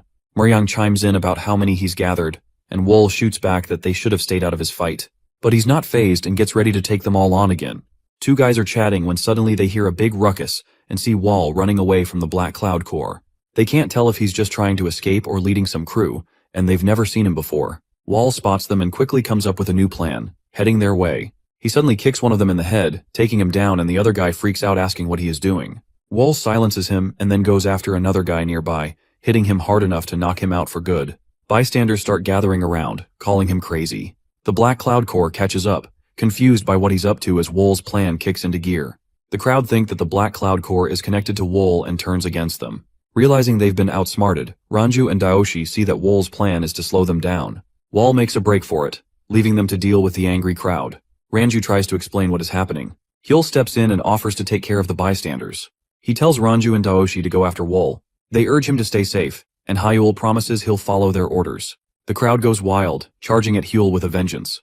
Before long, a full-blown battle breaks out between the Qingcheng and Emi sects. Muryang, Ranju, and Daoshi finally catch up to Wall as they watch the chaos unfold below. Muryang can't believe a single assassin managed to turn a minor dispute into an all-out war. He asks Wall if he even knows what kind of mess he's created. Wall wonders if everyone has joined the fight, even those who are hiding out, and he realizes the whole situation has turned out even better than he expected due to the Black Cloud Corps. He feels grateful, declaring that the battlefield is about to get even more intense. Ranju, fed up with everything, pulls out her weapon and goes for Wall, but he dodges her attack without breaking a sweat. Daoshi steps in too, ready to put an end to this. He goes in with his weapon and Wall is quick on his feet, avoiding the strike and countering with his soul-reaping thread as he shoots daggers at Daoshi. Daoshi is surprised by Wall's quick and skillful movements, since Wall has finally decided to fight back, but he is determined to defend himself. However, Wall is done messing around. He sends a dagger from behind Daoshi, who sees it coming behind, but it becomes too late and cuts his arm off. Daoshi lets out a painful scream, while Wall surrounds Ranju with a bunch of extra daggers. She cannot believe how fast they are moving because it is crazy that she cannot even see them. Ranju notices Wall is acting way more serious than when they were fighting before. She looks up and sees him glaring down at Daoshi. She shouts for Wall to stop, but it's like he doesn't even hear her. As he's about to finish off Daoshi, Muryang jumps in and hurls his spear at Wall with everything he's got. Just as the spear is flying toward him, Wall grabs Daoshi and uses him as a human shield. Muryang's attack has just impaled Daoshi. Wall looks at the wounded Daoshi and takes off from the scene. Ranju rushes over to Daoshi, pleading with him not to die. As he starts to fade, Daoshi reassures him that he's not going anywhere. Tearfully, Ranju shouts for Muryang to chase after Wall. She says to catch him and rip him to shreds. Muryang is determined to avenge Daoshi and takes off. Ranju starts tearing up and leans her head on Daoshi, letting the tears flow. The elderly master is watching the chaotic battle between Seol and the Emi sect from a distance, feeling pretty confused by the whole scene. Seol insists they have to quickly rescue their ally, the Qingcheng sect, and get things under control ASAP. The elderly master agrees that things are worse than she initially thought.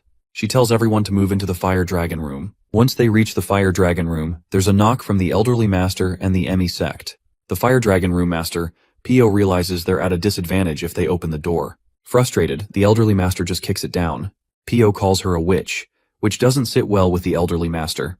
Pio tells her to have her team back off since this mess is between the Fire Dragon room and the Qingcheng sect. He claims it's not the Emi sect's fight to jump into. Elderly master says everyone knows how the Qingcheng sect and the Emi sect are related, and when Pio tries to respond, elderly master tries to silence him. But Pio was ready. As Pio defends, he realizes he didn't know elderly master was this strong. A violent duel starts between both of them, but in no time elderly master hits Pio powerfully, causing him to cough blood. The elderly master has had enough and jumps up to deal her final blow. She says with this, it's over. Just as the elderly master is about to land the final blow, Zhang the Qingcheng warrior steps in and blocks her strike. The elderly master looks surprised, not expecting her powerful attack to be halted. She notices Zhang after such a long time and acknowledges him. Zhang comments on how weird it is to see each other again under these circumstances. The elderly master isn't thrilled to see him, and Zhang mentions he's been waiting 7 years for this moment. He remembers how his senior brothers turned down his plan to wipe out the Emi sect all those years ago, which could have brought them together much sooner. The elderly master picks up on the new, mysterious energy around Zhang, recognizing it as something powerful and different, almost as if he's had some kind of awakening. Zhang downplays it, saying he has just picked up some new martial arts skills. The elderly master reflects on how she never thought the Qingcheng sect had such deep and extensive martial abilities, especially one that feels so impure. Zhang urges her not to judge the Qingcheng sect by her own standards, arguing that its potential is way greater and broader than that of the Emi sect. The old master throws down a challenge, saying that even an assassin managed to make the Qingcheng sect look bad. When Zhang asks what she's talking about, the elderly master drops the bombshell that the assassin he thought he defeated back in the underground cave is still very much alive. She wonders if he even looked at the body, and Zhang realizes he totally didn't, admitting that's why they're in this mess. It's hard for him to wrap his head around the fact that he's actually alive. Elderly Master continues to explain that the assassin is responsible for killing the Seol leader of the Thunder Clan Zhonghua from her sect and Cheong from his, which implies that they have all been outwitted by one man. Zhang can't believe they're being messed with by just an assassin. But the Elderly Master insists it's true. He suggests they sort out their issues later after taking care of this assassin, who's probably up to no good right now. But Zhang isn't having it. He gets ready to fight and states that the person behind Wu Gun Hit is right in front of him, and he's not going to let this chance slip away. He gets the 7 swords of Qingcheng together to help the Fire Dragon Room kick out the Wicked Witch from the Emi sect. Slowly but surely he moves forward with the Fire Dragon army by his side, facing a whole army. The old master thinks he's pretty stubborn and has definitely picked the tough path and must pay for his crimes with his life. They rush at each other preparing for a big showdown while not too far away Wool takes a break from his run. He looks off in the distance and sees the brawl between Zhang and Ran, and a grin spreads across his face. Wool keeps on running, and a group of people is chasing him down on horses. Moryang can't believe he's struggling to catch up, even though he's on a horse. He starts to wonder if Wool is somehow making energy threads, and then stepping on them in midair. Regardless of whatever method Wool is using, Moryang is determined to catch up to him and kill him. He suddenly flashes back to his Seoler days, remembering the first time he met Daoshi. It still stings that Wool killed him. Daoshi was like a mentor to him. Moryang calls for an attack and the Black Cloud Corps launches its spears at Wool.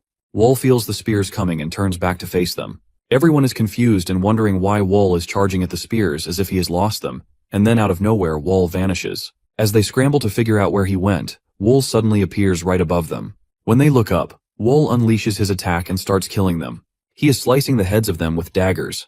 Moryang just got outplayed by Wool again. Wool's not backing down this time. He's surrounded by Moryang and the Black Cloud Corps. Moryang says he will make sure to kill him with his own hands. Wool looks a bit lost and asks if this isn't just how everyone lives, hinting that it's the usual way in the Jianghu. He points out that Moryang and the Qingcheng sect along with the Emi sect kill people all the time, and he questions how they are any different from him. He's just thinking out loud about how many folks the Qingcheng sect and the Emi sect must have sacrificed to get where they are now. Then he switches gears and brings up the Black Cloud Corps, asking if they really haven't taken out at least 10 times the number of people here just to keep their big group of outsiders going. Wool says he just set things up for them and wonders if everything's gone so sideways because of everyone's greed and ambitions. Irritated, Moryang mutters that Wool has really lost it. Then he takes a closer look at Wool's dagger and realizes it's shining brighter than before. He wonders if Wool has infused some energy into it to make it gleam. Moryang starts questioning what Wool stands to gain by showing off his weapon. All of a sudden, Moryang picks up on some approaching vibes. He can definitely tell one of them is Ran, the Emi sect leader, but the other one has a similar energy he can't quite place. Since Wool usually flies solo, there's no way they would be on his side. It turns out that Zhang the Qingcheng warrior is chasing after Ran. While they're fighting above Wool and Moryang, they spot Wool's dagger. Curious, they pause and wonder what's going on. Seol also realizes who's down there. When the Elder Master asks her if she knows who it is, she responds that it's the assassin Wool. Zhang is shocked that Wool is actually alive and can't believe his eyes. Zhang lets out a loud scream that makes everyone wince. He leaps down to confront Wool. Meanwhile, Wool is pumped that everyone's finally come together. He thinks to himself that they have no idea he's got a plan up his sleeve. The chase is still going strong as everyone tries to keep up with Wool. Frustrated from running, Zhang asks Wool how long he plans to keep this up. Seol can sense something is off. She tells the elderly master they need to stop because it feels like they are walking right into Wool's trap. But Ran is so focused on her own goals that she just brushes Seol off. No one can tell, but the elderly master is actually feeling overwhelmed by Zhang's martial skills. It is annoying that Wool is causing a scene right in front of her, and she can't let him get away. If Wool survives, it can completely ruin the Emi sect's already shaky reputation. For just a moment, she is pushed back by Zhang's strength, and now she figures she has to take out Wool to have a fair fight with Zhang. Out of nowhere, a bunch of arrows come flying in as they are caught in an ambush with hidden weapons.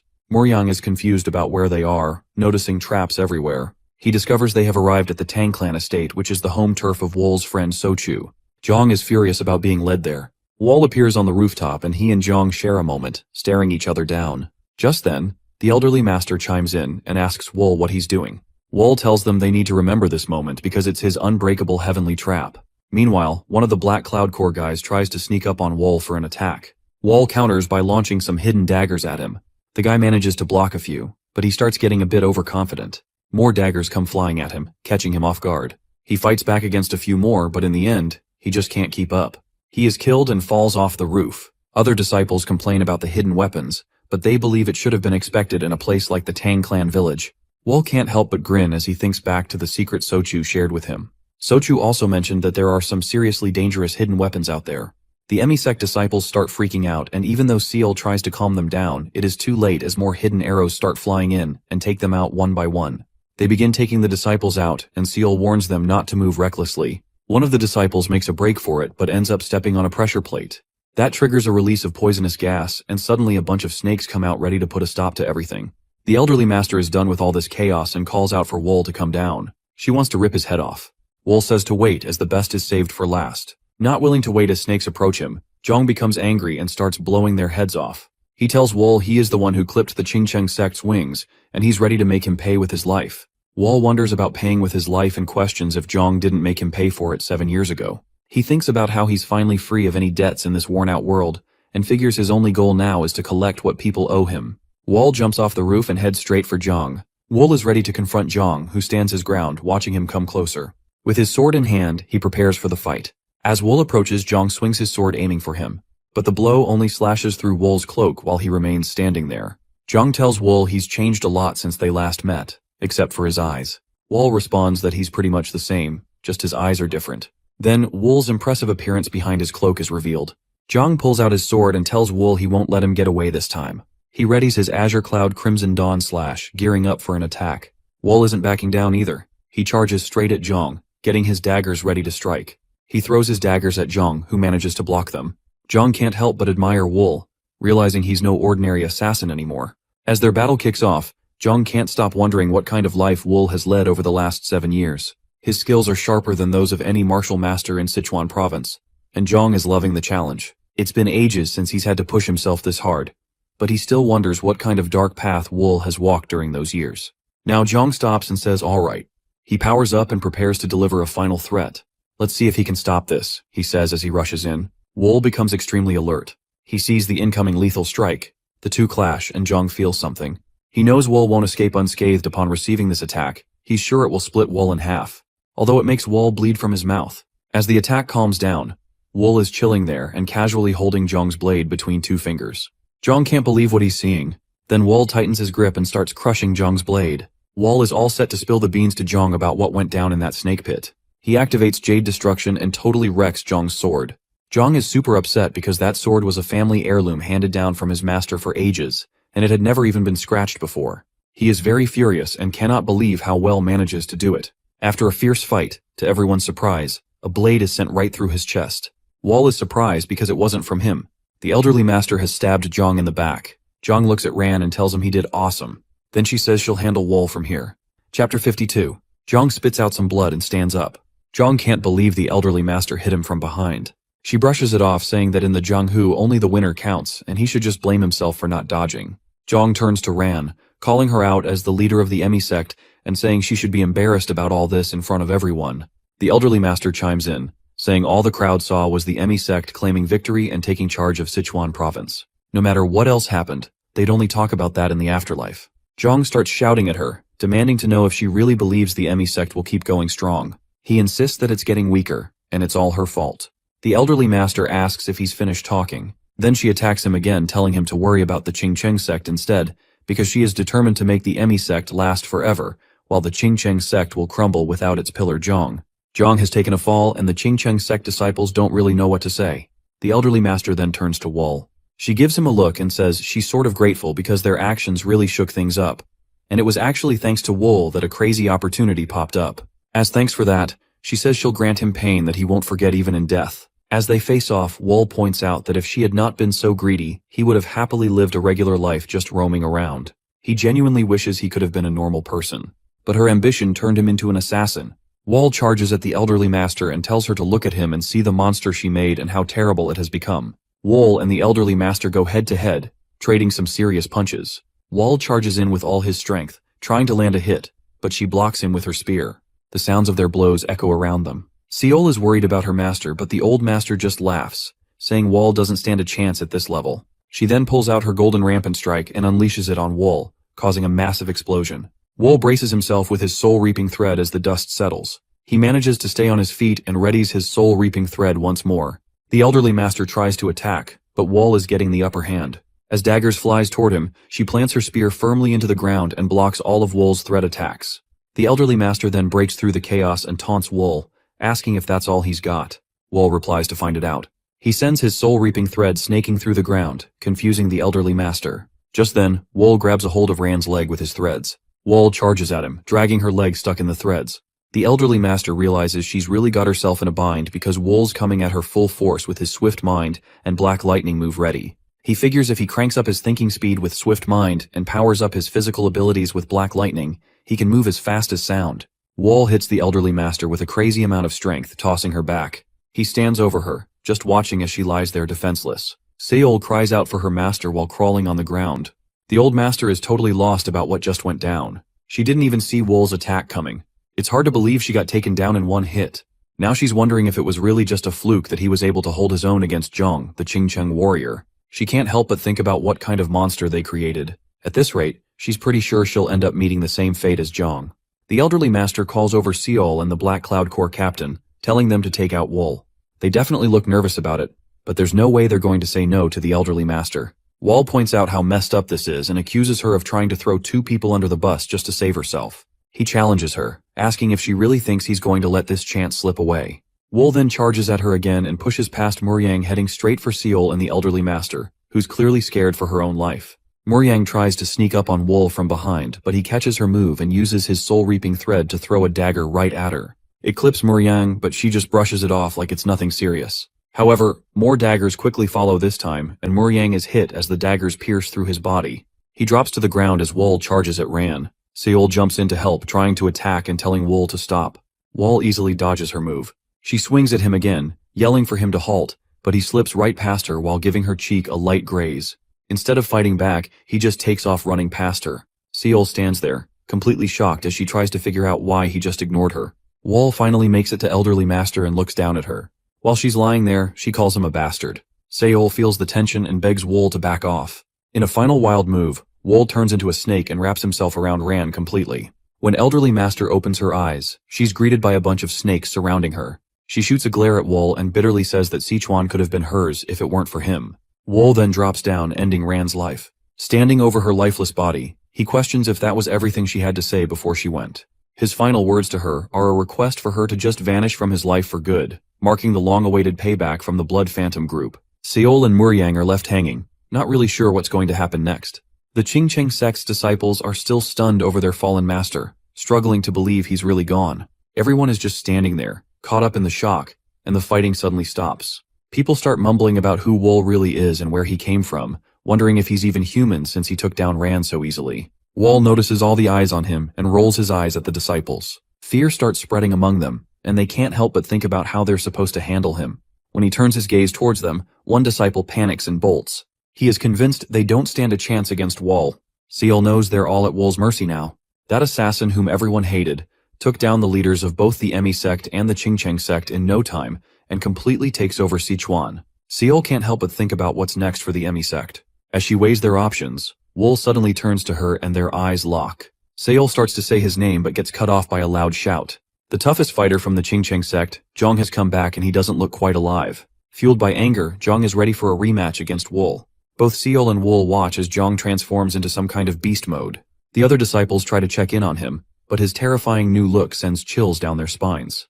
The energy coming off of Zhang feels demonic, and the disciples are freaked out, worried he might have dabbled in some forbidden dark arts. Zhang charges at Wool with a speed and smoothness that feels strangely familiar. Wool notices that Zhang's technique has really improved and can sense the dark energy surrounding him. The other disciples are begging Zhang to stop, but he totally ignores them. Wool realizes that Zhang is faster now, and there are no gaps in his attacks. Feeling the demonic influence affecting his mind, Wool stays alert and on guard. He uses his soul-reaping thread to shoot daggers at Zhang and actually ends up catching him. As Zhang is about to strike Wool, the daggers pierce through his body. Even with his new strength, Zhang falls down and coughs up blood. Again, he's no match for Wool and ends up collapsing. A member of the Qingcheng sect comes up to Wool, telling him to back off. Sage Mu rushes over to Zhang, who's coughing a lot but manages to say a few words. Sage Mu jumps in, wanting to know why Zhang turned to demonic magic. Zhang's last words reveal he did it for the Qingcheng sect. He starts fading fast and eventually passes away. Sage Mu is heartbroken over Zhang's foolishness, feeling that the sect's reputation is now ruined. He regrets that Zhang took the Book of the Nine Demon School from the underground cave. With both the elderly master and Zhang gone, the remaining disciples are completely lost. They're shocked that despite Rand's sneaky moves and Zhang's dark powers, they couldn't even take down one assassin. The power dynamics in Sichuan have totally changed because of one guy, Wool. As everything settles down, Wool takes in the aftermath. Sage Mu is speechless as he looks down at Zhang, while Seol realizes she has to step in and approaches Wool. She asks for permission for the Emi sect to get their fallen leader's body. Even with her disciples pushing back and saying harsh things, she insists they need to let go of revenge if they want to survive. Sage Mu stands up and backs her up, asking if they can take Zhang's body. Even Sage Mu, who's usually all business, lowers his head, knowing that continuing this fight would be the end for both groups. Wall questions if they can really be trusted not to go for revenge. Seol promises that the Emi sect won't seek revenge, and Sage Mu backs her up on that. Wall is still skeptical and wonders how he's supposed to trust them. Seol insists she'll prove it to him, and Sage Mu agrees as well. Wool thinks it over for a moment and looks up at the sky before finally deciding to let them go as he wants a fresh start. This situation sends Sichuan into total chaos. The Emi sect and Qingcheng sect, who used to be rivals, pull back to regroup, and other sects follow their lead as they shut themselves in to lick their wounds. Even with all the destruction, nobody dares to hunt down Wool because he is the legendary Reaper who completely changed everything. One sunny day, Wool is just chilling on his sailboat, soaking in the sun. Suddenly, Sochu shows up on the shore and shouts out to him, but Wool barely lifts his head and goes right back to his relaxing mode. Then it cuts to this guy who's seriously struggling to wrap his head around the fact that one assassin took down the whole Sichuan Murim. He jumps up and decides he has to head to Chengdu himself. When he arrives with his buddy, that friend seems super pumped to be there. As time passes, changes begin to occur in Sichuan again. The sun shines brightly over a bustling street. At the counter, a man announces a half-price sale to celebrate the store's reopening. Handing out goods, a guy proudly says they offer the best quality and the most accessories. Only a stranger walks down the street. He approaches the entrance of a building, smiling as he nears a girl. She greets him and asks how she can help. He approaches and says he wants to meet the owner. Taken aback, she explains that it is difficult without an appointment. Raising his hand to her face, he does some sort of trick and shows him an inspection badge. She looks at his hand in fear, asking what it is. He reveals he is the head of the inspection squad. The story introduces the head of the inspection detachment of the Hao clan, Hong Yu. He asks her to be quiet and bring the owner with all documents about what recently happened in Chengdu. She quickly leaves, saying she understands. Hong imagines a corpse and wonders about the death of the branch manager, considering if it is related to the assassin who wreaked havoc in Sichuan. The guy's face clearly shows the dead intent of vengeance. A stranger in a cape walks through the shopping district. A tray of goods overturns. People are startled. A man in chains angrily asks how someone dares sell such items to him. Glaring at the merchant, he accuses him of treating him differently because of his hump. Kneeling, the frightened merchant denies it, insisting he meant no disrespect. Holding a pendant, Hunchback demands to know why they sold it for 3 silver yang. The merchant explains that, considering the high materials and labor, the price is already low. People gather to watch. Hunchback insists it be sold for 1 silver yang. The merchant begs for mercy, saying he is new to business. Hunchback calls him a fool. A stranger approaches, grinning at the scene. An old man interrupts, asking why the Iron Hunchback has returned and tells him to stop bullying the merchant. He offers to pay if necessary. The Hunchback turns furiously towards him and asks if the old man is Yu Shin and asks why he is there. The story introduces Shadowless practitioner Shin and Li Soha. Smiling, Shin explains he is walking with his niece and accidentally meets him. Holding a fan, he tells Soha to show respect, noting the Hunchback's fame in Jianghu and Henan. Shin introduces the Iron Hunchback, Kyungwol, from the Hall of 7 Stars. Bowing, Soha respectfully greets him. Thoughtful, Shin offers to buy him an accessory if he wants one. Kyungwol turns away angrily. The merchant catches the jewelry and Kyungwol tells him to forget it, saying he is no beggar. As he leaves, he tells the crowd to stop staring and declares the show over. Watching him go, Shin remarks that since Kyungwol is here, the arrival of the other 6 stars is only a matter of time. Standing in the street, he observes that something always happens in this place, and calls it a strange turn of events. The sun shines on the blue water and our boy sits by the shore. He narrows his eyes, focusing on a fish splashing in the water. He draws it out with his thread and catches it. But some birds fly above his head and he throws the fish into the water and walks towards the city. Back at the bustling city, Wool sits at the table. Hong stands opposite him and asks if he is Pio Wool. Our hero continues to eat and confirms. Hong remarks with surprise that Wool is even more handsome than rumored, and has a very beautiful face. Wool says that if Hong came to talk nonsense, he should leave. Hong apologizes while explaining that he was so surprised he forgot to introduce himself. He adds that he spent a lot of time and effort trying to find Wool. Hong introduces himself. Wool asks his name and comments that he has never heard of him before. Hong explains that it is not surprising since it is the first time he has introduced himself outside the Hao clan by his real name. Wool asks what questions the Hao clan has for him. Taken aback, Hong asks if Wool truly doesn't know. He explains that he will put it simply as he asks if Wool killed the manager of the Jianghu branch of the Hao clan. Wool admits that he did, if that man was indeed from the Hao clan. Hong is stunned and asks why Wool killed him. Our hero replies that the manager was collecting and selling information about him. Hong gets shocked and asks if that is the only reason and whether Wool understands what the Hao clan is. He asks if Wool thinks he can live peacefully after messing with one of them. He states that if he orders it, every member of the Hao clan in Chengdu will attack him. Wool replies that he doesn't care and warns Hong that his head would be on the ground before that happens, followed by the clan leader's head. Hong laughs as he wonders if he should kill Wool right there. Golden threads suddenly appear around Hong's body. A cut forms on Hong's face in the blink of an eye. Wool warns Hong with a serious expression not to show any intent to kill in front of him. Hong is stunned by the cut on his face. Our boy turns around and tells Hong to remember one thing. If they continue to get in his way, he will rip their heads off. Thick smoke rises from the chimneys of the houses. Sochu forges a blade and lowers it into the water as steam rises. He wipes sweat from his forehead as he works hard molding weapons. Wool asks if there are many orders. Sochu says Wool should have announced his presence. Wool calmly replies that he didn't want to distract him from work. Looking at the blades, Wool remarks that they look excellent. Sochu notes that he has been receiving more orders lately. He thanks Wool with a smile, saying that without him, he wouldn't have been able to open the forge. With a surprised look, Sochu asks what brings Wool there, and if the phantom blades are worn out. Wool replies that he wants to place an order in person as he needs something to protect his arm. Examining Wool's hand, he wondered if Wool was resting these days. However, he promises to make something light and durable for Wool, and it will take about 5 days, and he should see him after it. At night, Sochu enters a room while holding a lantern. Looking around, he is in search of some useful material. He imagines Wool and notes that no one would expect him to need vambrace. He emphasizes that even in battles with powerful martial artists, Wool never uses armor. He wonders if a grand battle is approaching. He examines a rack and notes he has found the materials he needs. His gaze falls on a dark bag slightly moved in the corner. He pulls the bag aside and asks who is there. A frightened boy covers his face. Sochu stares at the boy in shock. Few days pass and Sochu approaches his room and sets a tray of food on the doorstep.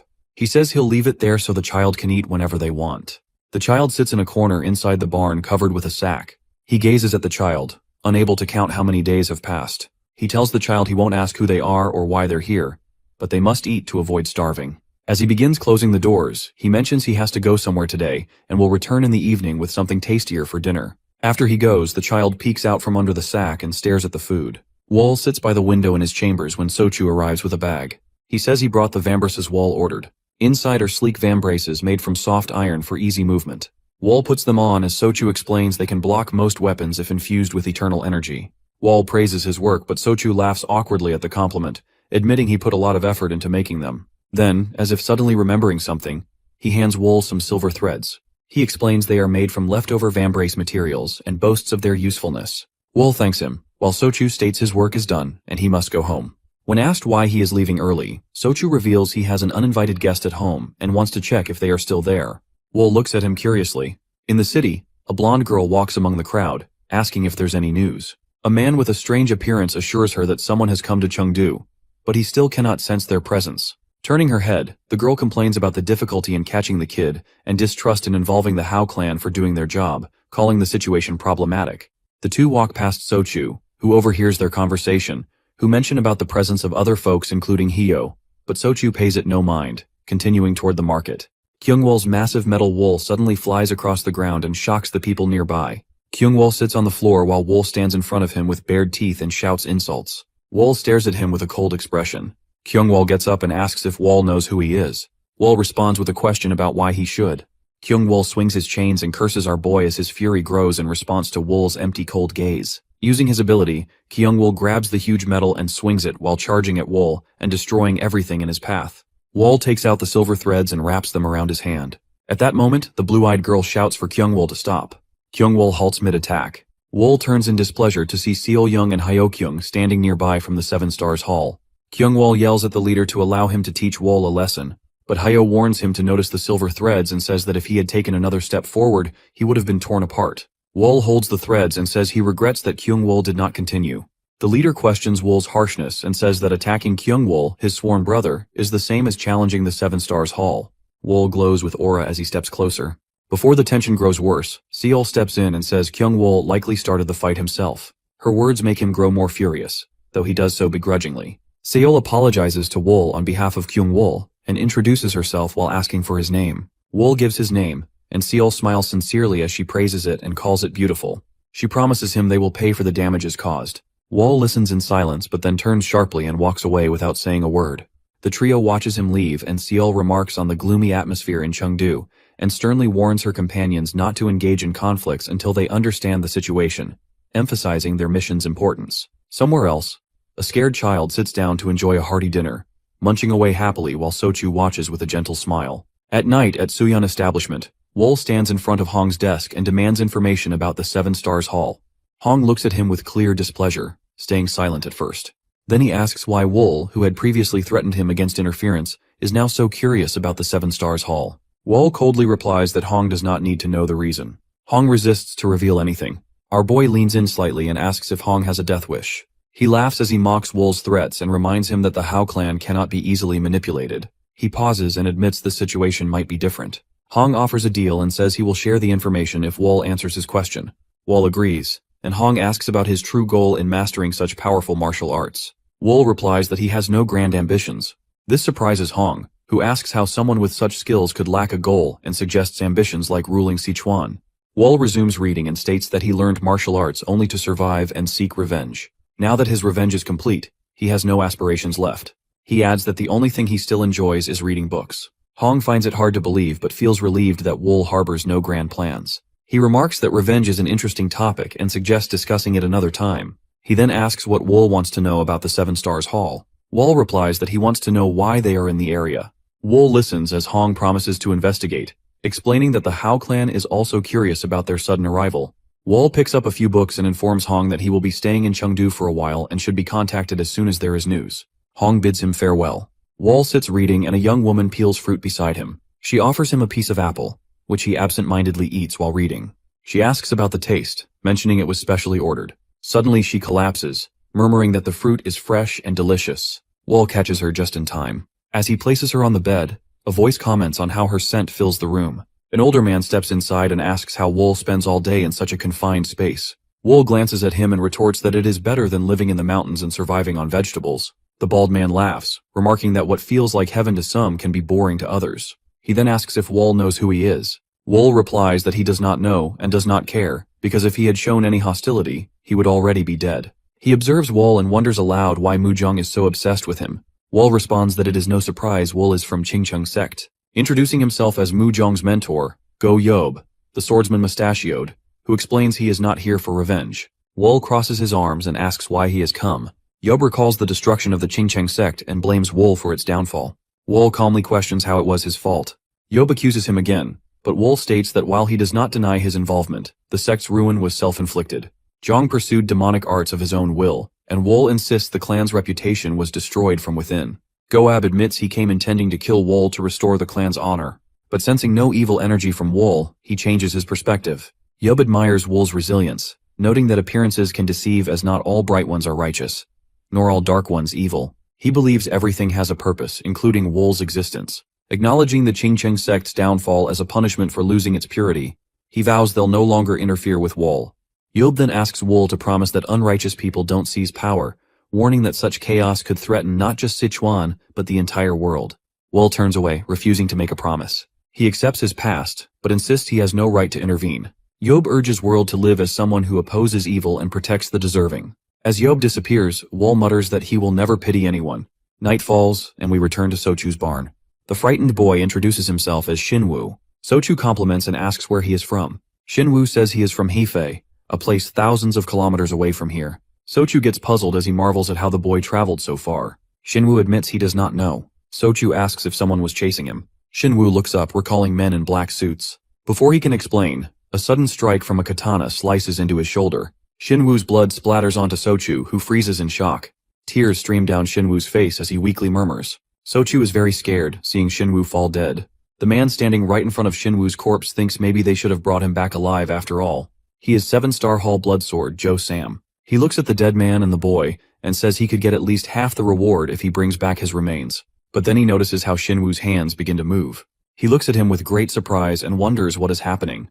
At that same second, Xinwu's body begins to twitch violently, and he starts to scream. The brutally assaulted young kid just stood up right in front of him and gazed back at him. Sam looks at Xinwu, surprise filling his face. He then becomes happy and claps his hands together, saying he has no idea what just happened, but is glad that Shinwoo survived. Sam grabs him by the head, saying he could get the entire reward if he brings him alive. Shinwoo's eyes are clouded as Sam holds onto his hair. At that moment, he grabs Sam's hand, squeezing it with all his might and lifts him and slams him into the ground with force.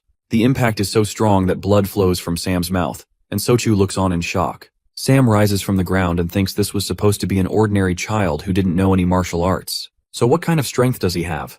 He looks at the place where he had wounded Shinwoo and realizes that, despite his strength, Shinwoo was able to completely heal his wound. Sam grins wildly, realizing this mission isn't ordinary. He says the high pay now makes sense. Stabbing his sword into the ground, he radiates an aura and declares he won't hold back since Shinwoo won't die easily. He taunts Shinwoo to keep fighting, vowing to see if he survives after losing all his limbs. But then Sochu appears right behind him.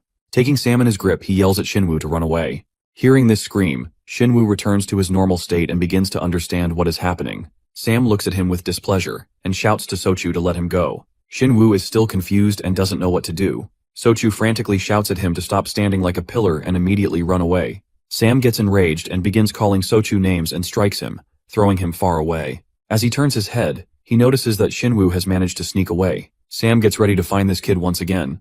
From the force of the blow, Sochu crashes into the wall and gets unconscious. In the chamber, Hong mentions the Hall of Seven Stars is searching for a skinny 15-year-old child. Curious, Wool asks why, but Hong admits they don't know yet. He adds that the secretive Hao clan is already involved. Suddenly, there are loud knocks on the door and shouting to let them in. A girl with black hair enters and informs him that a guest named Sochu is trying to break through. Before she finishes speaking, 2 guards bring Sochu into the room. Wool asks what happened. The guards let him go and he falls to his knees, grabbing Wool and begging for help. He repeats his plea, asking if Wool will help him. Wool tells him he will help if he can. Sochu recalls the events and says a child was hiding in his workshop when martial artists broke in and tried to kidnap him. His pupils narrow with fear as he explains there was something strange. He remembers how Shinwoo stood up from the ground after being severely wounded in the shoulder by a sword. The wound was so serious that it seemed the blade had cut through bone. Yet Shinwoo did not die and instead started squirming strangely before he jumped to his feet fully healed. Hong mentions that the martial artist was likely Sam, the youngest of the 7 Stars Hall. Hong speculates that since Shinwoo survived the sword strike, he might have come back to life. Imagining a demonic figure looming behind Shinwoo, Hong suggests there could be a connection with the Demon King. They say the Demon King is a guy who lived over 10 years ago and stirs up a lot of drama in Jianghu with his insane ability to heal. No matter what kind of martial artist he faces or how messed up he gets, he always comes back to life. It's something nobody can figure out. A rumor is spreading through Jianghu. Whoever figures out the secret of the Demon King will live forever. Everyone's reaching out, trying to grab a piece of that hope, and many are looking to Shinwoo for answers. He looks scared and totally overwhelmed by all this buzz-huke as people get excited about solving the mystery of the Demon King. Then it cuts back to reality, where a huge fire is destroying a village. People are rushing toward the blazing houses, screaming for help because there are still folks trapped inside. Seol made her way to the fire, grumbling under her breath that the kid must have gone this way. She looked around, realizing they couldn't stick around Sichuan for too long since it wasn't their turf. If the Hao clan had really gotten involved, they should have caught him by now. It was hard to believe they'd let him slip away. At that moment, Young, a member of the 7-Star Hall, shows up behind her and calls out. She says she's looking for a kid. Young points out that the kid's probably already gotten away. She realizes she's just wasting her time. Young asks why she started a fire in Chengdu and what they'll do if the local clans show up.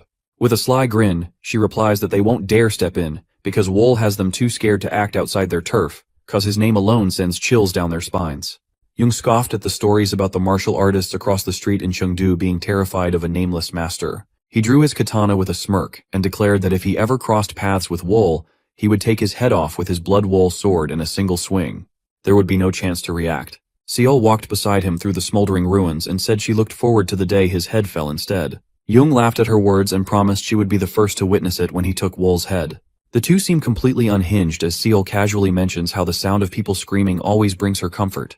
Out of nowhere, silver threads snap around Young's neck and yank him upward in an instant. Seol spins around in a panic but sees no one. When she looks up, Young's body is dangling above the building, his neck trapped in 2 silver threads. He thrashes and claws at them, but they only tighten, choking the life out of him. Seol shouts his name, but before she can do anything, his neck snaps. His head hits the ground with a sickening thud, and blood splatters everywhere. The scene shifts to a bunch of panicked villagers running away from their burning homes. Some are just standing there, shocked at the destruction. Soho watches in disbelief, struggling to wrap her head around everything. When Shin comes over, she asks him what's going on. He admits he has no idea but senses something really bad is happening. As the fire rages on, tearing through buildings, Shin remembers hearing about a similar disaster in Chengdu that involved fire too, which makes everything feel even more alarming. As they turn their heads, they spot a blindfolded guy named Gam, the bamboo swordsman from the Seven Stars Hall, with scars peeking out from under the blindfold. He walks by them without saying a word and turns a corner. Soha and Shin decide to follow him, feeling the heavy tension and the intense bloodlust around him. Shin asks Soha how she picks up on it so easily. She replies that when the urge to spill blood is this strong, there's no way to ignore it. Shin stares at her in disbelief as Soha insists they should keep following him. The two make their way through the burning village, searching for Gam. They glance around, trying to figure out where he might have gone. Shin starts to wonder if Gam noticed they were trailing him. Soha shakes her head and says a swordsman like him wouldn't just disappear that fast. They turn a corner and stop dead in their tracks, eyes widening at the sight of a massive bloodstain on the ground. Both of them freeze when they see Gam's lifeless body sprawled out, drenched in blood. Shin looks at the scene and wonders how this even happened. Soha, noticing she lost sight of Gam for just a moment, can't believe it and questions if it's even possible. She says she just can't accept that a master like Gam was defeated so easily. He stares at her in disbelief and says that the world has killers at this level. He turns to Soha and wonders if he's talking about Wall. Soha nods and mentions that he's the guy who recently caused chaos in Chengdu. She adds that Wool is the one who's rumored to have taken down all the sects in Sichuan province by himself. Shin admits he thought it was just some wild gossip, but now he can't brush it off. He's worried that something huge is about to go down in Sichuan province. As sunlight pours over the city and leaves swirl through the air, Shinwoo clutches the ground with bloody hands. His clothes are drenched in blood as he struggles to crawl forward. Sam walks behind him, taking in the scene with a grin and casually commenting on Shinwoo's impressive. Sam grips several blades in his hand and launches them into Shinwoo's back. Shinwoo cries out in pain and stops crawling, collapsing in defeat. Sam steps over him, looking down at the wounded Shinwoo and telling him to take a good look. A red aura starts to radiate from Sam as he explains that no matter how skilled someone is in martial arts, nobody can survive after losing that much blood. He smirks, admitting he finally understands why they wanted him to capture Shinwoo alive. Tears roll down Shinwoo's face as he sobs, admitting he was wrong and desperately begging for help. Sam smirks and tells him he didn't do anything wrong, but adds that in Zhonghu, even if you're innocent, you can still end up dead. Sam looks down at Shinwoo and says he has no idea how he ended up with a body like that, but his client will tear it apart to figure it out. Every vein and piece of bone marrow will be studied. Smirking, Sam adds that no matter how immortal Shinwoo might seem, he will still die. Immortality might be a dream for many, but for that dream, Shinwoo will lose his life. A totally shaken dude rushes in, yelling for his older brother and freaking out about some major trouble. Sam turns around and asks what's up. The guy, still in shock, tells him that Il-hai, their sixth brother, is dead. Sam's face drops when he hears that. The guy adds that the shadowless practitioner Shin just found the body. Through the burned rooftops of houses, Kyungwol walks down the street with a grin on his face, muttering that he is in serious trouble. He wonders how that guy dared to humiliate him in front of Seol. He vows that the next time they meet, he will definitely kill him. Seol suddenly jumps off a rooftop and starts leaping between buildings. Kyungwol looks up in surprise and recognizes her. He's taken aback and wonders where she's in such a rush to go. He watches her move quickly along the rooftops, dodging the gaze of people below. Ki starts to feel worried, thinking there might be something going on in the city. As he sees her disappear from view, he decides he has to catch up to her. A sharp dagger suddenly slams into Kyungwol's shoulder. Blue threads tighten around his neck and veins bulge on his face. He grabs at the chains and struggles to breathe. In a burst of rage, he throws an iron wool and blasts apart a nearby building. Dust rises from the impact. Wool steps out of the fog and just stares at Kyungwol with his chill red eyes. Kyungwol yells that this is Wool. Wool raises his hand to the black chain and just stands there facing Kyungwol.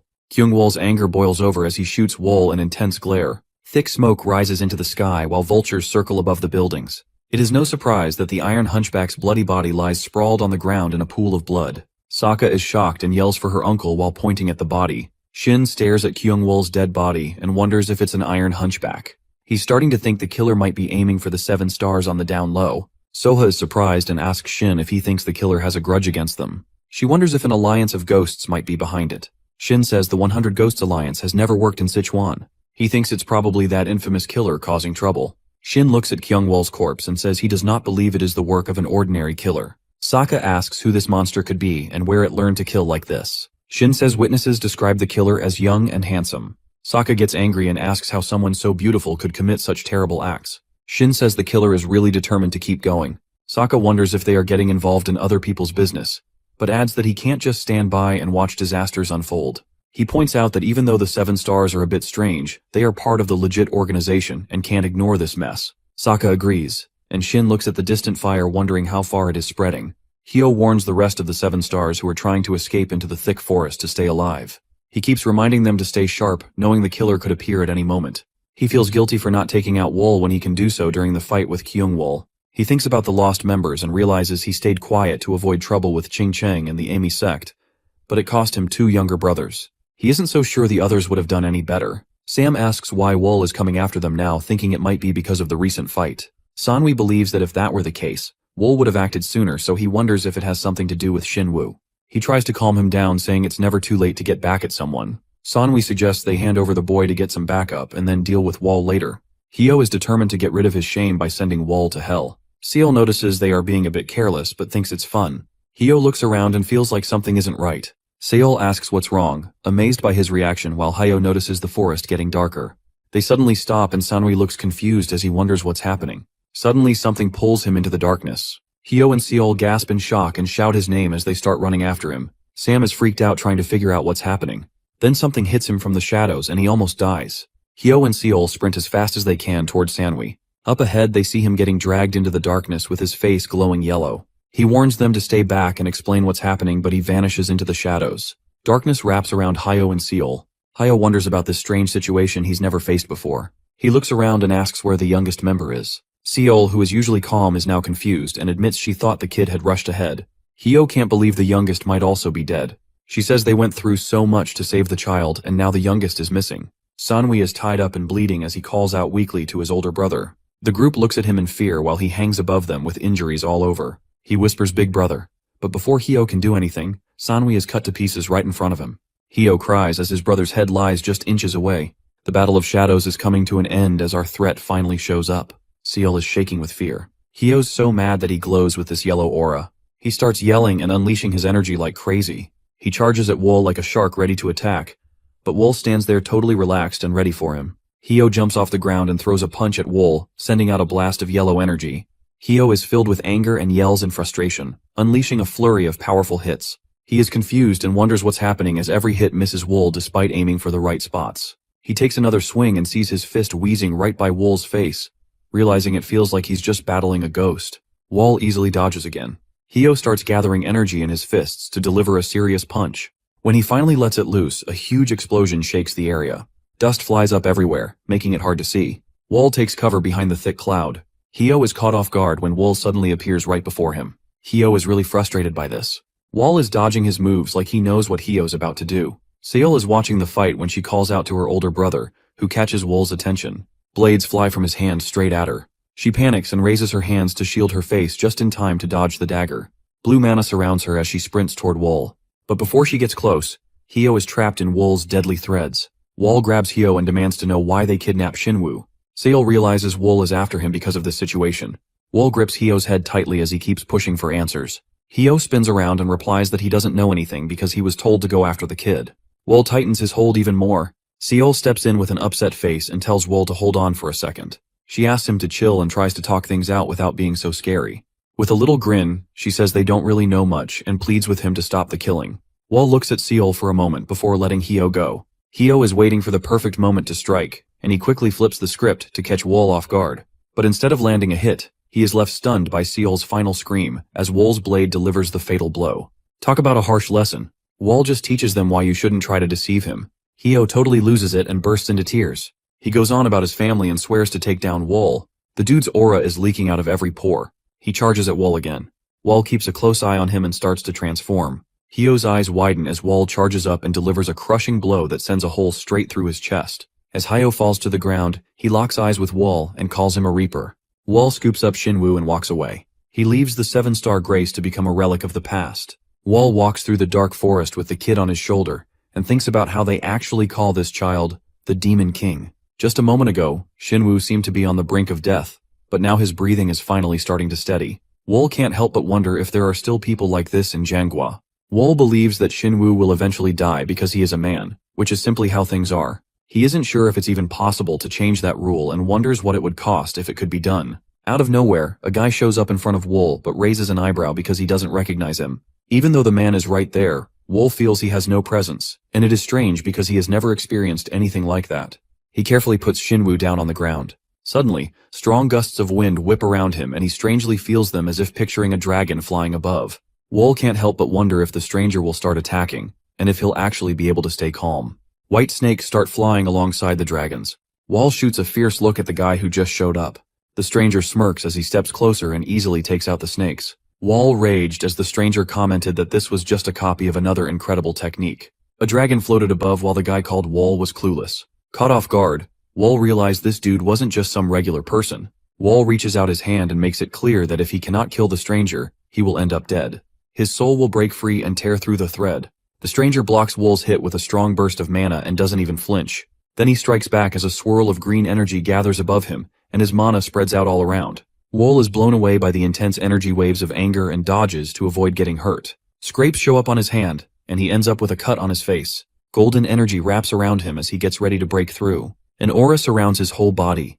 The guy smirks and asks if Wool is up for it. He remarks that Wool has turned from a peace-loving herbivore into a fierce predator in no time. As he watches Wool, he cannot help but be surprised by how strong his defense is. Wool radiates vibrant energy while the stranger grins and asks if he's finally helped the kid tap into their potential. Wool is wrapped in a storm of wild mana with energy crackling in his hands. The stranger watches him closely while the green mana swirls around him as if it is alive. Energy radiates from Wool as the air around him buzzes with tension. He tilts his head a bit to brace himself against the wild winds created by his magic. The stranger grins and mentions that the longer they let this go on, the more fun it becomes. With a casual flick of his wrist, he calls forth a giant dragon whose ghostly form is descending toward him. He warns that if they wait any longer, he'll get himself destroyed. The dragon's mouth opens wide and its teeth are just inches from the stranger's face. The battlefield shakes as their powers clash and send shockwaves through the ground. The stranger focuses and keeps his eyes locked on Wool's attack. At the same time, mana rushes through Wool and lights him up from head to toe. He releases a massive energy beam that slams into the ground with explosive force. The stranger moves closer to Wool, feeling uncertain and dread. Out of the corner of his eye, he notices a golden glow and looks down to see a shiny thread from Wool's hand wrapped around his leg. Panic kicks in as he tries to figure out what's happening. Before he knows it, the threads lift him off the ground, and he finds himself floating completely at the mercy of Wool's energy attack. He stares at Wool and realizes he underestimated him. He admits that Wool is way more impressive than he thought. Wool slumped over, totally drained and covered in blood. The stranger couldn't believe that Wool had survived the attack and tried to fight back. The stranger thinks this is his first time against someone like Wool. He wonders what would happen if Wool had a bit more time. As he considers taking out Wool now, he realizes it's the perfect chance. But then he notices Wool's eyes are red, but there's no fear. The stranger figures Wool is the kind of person who'll do whatever it takes to win. He toys with the idea of going for the kill but knows it could backfire on him. He thinks that he's too old to mess with his health. Shinwoo is lying on the battlefield, feeling dazed. Suddenly a stranger offers a hand and says, "Paradise is something we can't get." The boy is lifted off the ground with the flick of some magic. The stranger warns him that he might regret this later on. Wool yells angrily for him to freeze and pounds his fists on the ground, causing cracks to spread. He wants to know why the dude is taking the kid. The stranger cradles the child and says he's just trying to save him. Our hero questions why they should bother saving the kid. The stranger replies that he really can't put it into words. He says it wouldn't click for Wool. Wool grits his teeth, firmly stating that the stranger can't just take the kid without an explanation. The stranger laughs and says he doesn't need Wool's permission. He admits he has no clue how the kid ended up on the battlefield, but insists the kid doesn't belong there. If the child sticks around, Sichuan is done for. He nods to Wool's skills but insists he can only look out for himself. Wool asks how he's supposed to trust what the stranger is saying.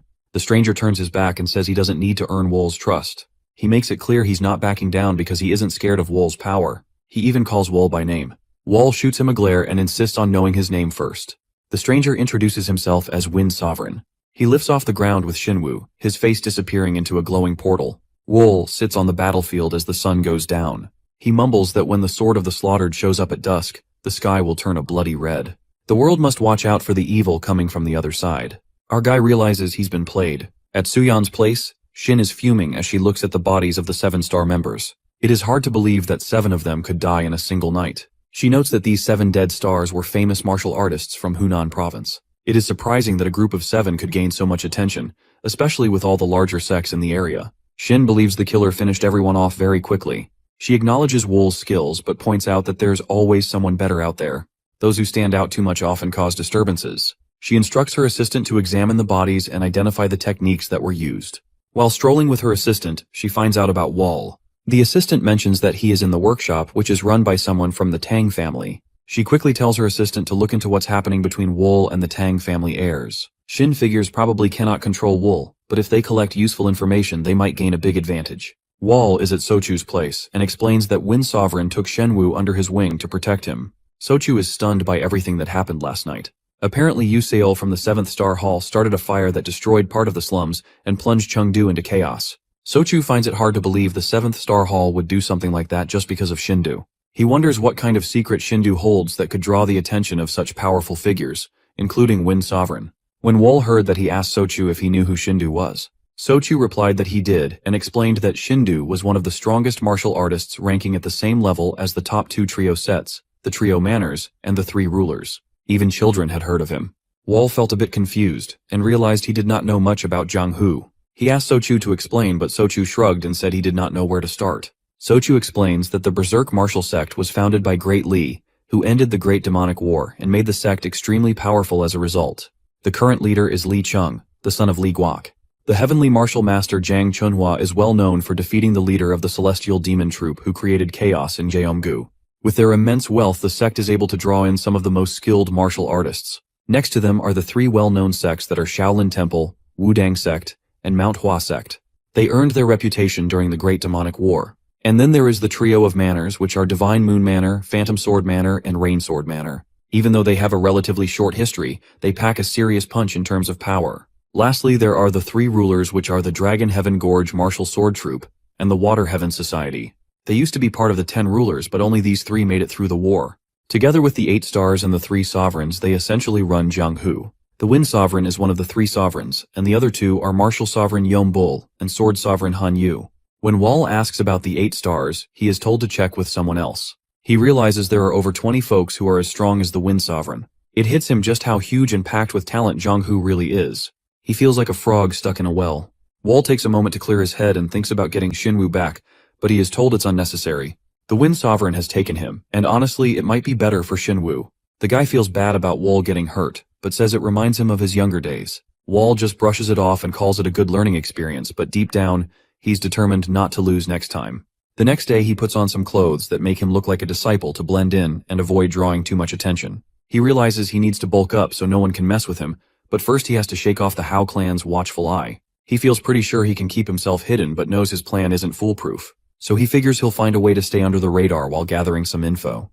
Thinking out loud or having a conversation with his memories. Alter the sentence in such a way that does not need any commas and dashes. He walks into Ezru Wind Manor mumbling about a secret stash of cash and throwing shade at the leader of a shadowy group. It feels like he's either thinking out loud or having a conversation with his memories.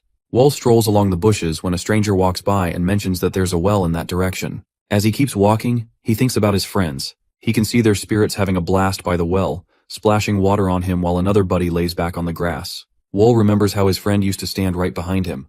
He's standing in front of his imaginary girlfriend, just taking it all in. As he strolls past some bushes covered in cobwebs, he glances around the old building and figures no one really cares about it anymore, especially after the Blood Shadow group went down. He reminds himself that the whole reason he came here is somewhere inside. Wall remembered how obsessed his boss was with money. Resting his hand on a box, he wondered if the head had used secret assassins to stack up all that cash. Looking up at the ceiling, he recalled there had to be jewelry stashed away in places where tomb robbers wouldn't look. He shot his threads into the ceiling and tore out a chunk of it. Spotting the hole, Wall jumped right into the dark space. A red chest sat there just waiting for him. Slowly he opened it and pulled out a book from inside, feeling convinced he had seen it before. A little stranger strolls by Wall, humming away. He stops by the door and spots a guy sitting on a throne in front of him. Wall calls him by name. Chiang freaks out and dashes away from the seated Wall, shouting that he has no clue who this guy is. He yells outside to see if anyone's around. Wall just laughs and says no one's coming. Meanwhile, the tired Fatsu stands there among a bunch of hanging corpses, totally lost about what's going on. Wall looks pretty pleased and tells him he's got a ton of wealth now. Chiang kneels down in front of Wall and asks if he's the Dark Moon. Chiang falls into his lap and tells him he hasn't heard anything about Wall in ages. He asks Wall to forgive him. The assistant starts crying, feeling like Wall's interest has faded away. He can't figure out why the Dark Moon has shown up again after not being seen for 7 years. He bows to Wall and insists he's never forgotten the kindness he received back in the day. Chiang mentions they've gathered a bunch of riches to hand over to him. He glances at the bars and realizes Wall has dipped out. Wol is up on the roof of the village, and Chiang can't believe his eyes, saying he'll have to cough up a ransom for him every single year. Wol thinks about how the tricky rabbit has a bunch of hideouts. He knows Jiang has split everyone up to cover different spots. Looking out over the city at night, he figures he's going to be busy chasing down cash. Back at the burnt houses in Jianghu, Han is frustrated with himself for not stopping the 7-star haul. Soha tries to comfort him, saying it's not his fault. Going up against the 7 stars without knowing their moves is tough. She respects her uncle's honor, and the old man's straightforwardness. Han glances at the workers and says he's sticking around in Chengdu to figure out Wol's abilities and see if Wol poses a threat to Jianghu. Soha looks shocked and pushes back, not getting why he's sending her away. The old man tells her to take his advice. He insists she shouldn't be picky because Wol is really dangerous. He's firm about not wanting to put her in harm's way. Soha seems a bit down but says she'll take his advice. The old guy says sorry for not showing her Jianghu, and she tells him that next time she'll see everything. She mentions she's heading home but promises to come back, says goodbye, and tells him to take care. He nods, and then Shin jumps in, saying he'll look after himself. A group of guys makes their way up the steps, each carrying a coffin. They walk through the Thunder Temple archway and set the coffins down. The warriors drop to their knees, begging the Watcher of Death to help them escape their unfair situation. Inside the temple, Blood Buddha asks if they're the disciples sent to Sichuan. One of them kneels and explains that they were following their former leader's orders to head to Jianghu. Buddha wants to know why they came back instead of establishing a base. The disciples bow down, pleading for mercy, and tell Buddha that they lost their masters to the Qingcheng sect and were pushed out without them. They're desperately asking Buddha for help. Buddha is really angry, saying that his group let things get out of hand, and it's not something they can brush off. He promises to send Hukam after revenge. He tightens his jaw, thinking about Wol, and insists that the Qingcheng sect will seriously regret what they've done. Qin thinks back to previous seasons. People are walking around the market, chatting about how tough and snowy this winter has been. They're thrilled that it's finally warming up. One guy can't wait to get back to trading. Meanwhile, Shin is strolling down the street, grumbling that Wol is nowhere to be found. He walks past people thinking maybe Wol left Chengdu because it was too quiet there. A guy with red eyes gives him a curious look. A chariot rolls by as Soha pops around the corner and gives him a hug. He's caught off guard and asks her how she's been. Soha tells him she came to find him since it's been a while, and she's just really glad he's okay. Shin asks how she managed to get through the snowy roads. She explains that she was with a friend, who steps out of their cart. Wan Gayong introduces herself, and Shin wonders how she knows his niece. He realizes that his niece's friend is a disciple of the Sword Sovereign, the direct student of Han Yu. She looks at her uncle and insists that she's known his niece for a long time, adding that this is their first time traveling such a distance together. Shin stands in front of them and says she's there because of his niece. He apologizes to her friend for the trouble he caused. One shrugs it off, saying it was no big deal since they needed to get there anyway. She mentions that the Golden Heaven clan meeting is happening there. Shin looks surprised to hear that a bunch of young practitioners are gathering in Chengdu. Soha says she will be too busy to have dinner with Shin because there will be so many people. Meanwhile, a guy watches them meet. The story then moves to a bar where a guy named Pyong sits in a chair and calls out to Soha and Wan. They chat and say it's been a long time since they last saw each other. They also ask him if he went to the brothel first. He replies that the girls in Jianghu are good. Soha asks where their other friends are. Other friends come over, including Sowoon and Jiamwu, the leader of the Golden Heaven Society. Jiam looks at the table and says they haven't seen each other for a long time. Suddenly Guillaume's face tightens. One looks at him and asks what is wrong. Jiam says he feels someone watching him. They laugh and say everyone in the bar is looking at him. A stranger sits at a nearby table while Wol hides his true identity and observes the Golden Heaven members closely. Masked Wol stands at the meat counter, his empty eyes showing a hint of sadness as he gently pets a cow. An old man walks up and mentions that the boy has always been on time before. He asks if Wol feels up to handling the day's work. The boy says he can do it, but adds that he wants to leave after today. The old man gives a smile and asks if something's bothering him. Wol replies that nothing's wrong, and the old man, understanding that everyone has their reasons, decides not to pry any further. The old man remembers thinking the kid was just tough until he saw how easily he took down cows without making a fuss. He noticed the boy had this red aura and figured he was just built with killer instincts. As he was about to head out, he let the kid know he could come back anytime. While slaughtering cattle, Wol discovered he could cause instant death by finding the life and death acupoints in living beings. Now he's ready to test if he understands the pattern. He charges his fist with aura and gets ready for the final strike, muttering an apology to the cow before landing a lightning-fast blow. The cow closes its eyes as its life slips away. The boy looks at the dead animal and proudly says his work is finally done. Next, we see Hong in his room at night, grumbling about being stuck in Jianghu and feeling like he's getting nowhere. It's seriously frustrating. A girl comes in and tells him someone is here to see him, but it's someone way beyond the current head's ability to deal with. Hong perks up and asks about the visitor, his eyes going wide when she mentions it's Jin Gyeomwoo, the Iron Blood martial arts master. Hong quickly says sorry for the wait and introduces himself. Geom, staring intensely, introduces himself in return. Hong nervously laughs when Geom asks if he's really the branch leader. Geom points out that Hong's vibe is different from other branch leaders. Hong brushes it off, saying it's just because he's newly appointed. But he can't help feeling a bit impressed by Geom's fierce gaze. Geom is on the lookout for someone connected to a major event that went down last year in Chengdu. The Qingcheng and Emi sects took some serious hits and basically went into hiding. He remembers the wild destruction vividly, and thinks that one person is behind it all, so he's asking Hong to help track them down. Hong is curious about why the Golden Heaven Society cares about this person. He recalls how Wool, the prime suspect, managed to stay off the radar, even though he was in the same city, and he had already taken out the entire 7-star haul with Hong's help. He tells Geom that tracking down Wool is tough. Geom puts a sack of gold coins on the table and says that the Hao clan is great at finding hard-to-locate people. He offers the gold up front, pushing Hong to go after the target. Hong, who was already thinking about looking for Wool, takes the money with a grin. He promises to live up to Geom's expectations. Geom is the grandson of Geom Wool, one of the 7 stars and a total martial arts whiz. Even with his skills and a bunch of followers, ever since he turned 15, there's been a lot of mystery around him. Almost like he's on the run from something. Back to the kid from the butcher shop. He's asking a guy about the visitors in Chengdu, and the man gives him a sign. He's sorry he doesn't have more info right now because he's busy. He tells the guy to figure out their motives, and then we switch to a busy fair. Quan, the butcher boy, is asked if it's his turn to speak today. One admits it is, but he's stressing about not having the skills. His buddy tries to calm him down, pointing out how much he's improved. In the crowd, Juan catches a glance at Quan, but Geom pops up in between and calls him over. Geom checks in about the others and finds out some are keeping an eye on the street while the rest are just hanging out. She asks how his search is going, and he confesses it's tough but thinks that ruling out options counts as progress. They chat about a guy who's kind of suspicious, and he isn't so sure about him but feels like he needs to clear up any doubts. The girl suggests taking a break to boost their moods and brings up this cool spot called the Hall of 1,000 Melodies that has daily performances. Geom thinks it's a good idea, so they decide to step away from their tasks for a bit of fun. A bunch of people are sitting on benches, soaking up the performance. Quan is playing a nice tune with others jamming along. Geom and the girl are watching, and she thinks the technique is nothing special, but there's some serious power in the music. She glances at Quan and says that if he had started playing earlier, he could have been an awesome musician. Geom feels tense as he notices that Quan's energy seems more like a swordsman's than a musician's. The chi feels like that of a warrior, which makes Geom wonder about Quan's swordsmanship skills. The girl sees Geom's reaction and asks why he is so curious. Geom says he just wants to know more. She smiles and agrees to find out information. As Geom watches Quan, he finds that Quan's energy feels strangely familiar, similar to what he sensed at the bar. He grows more suspicious. His playing becomes so skilled that it's hard to see it as just music.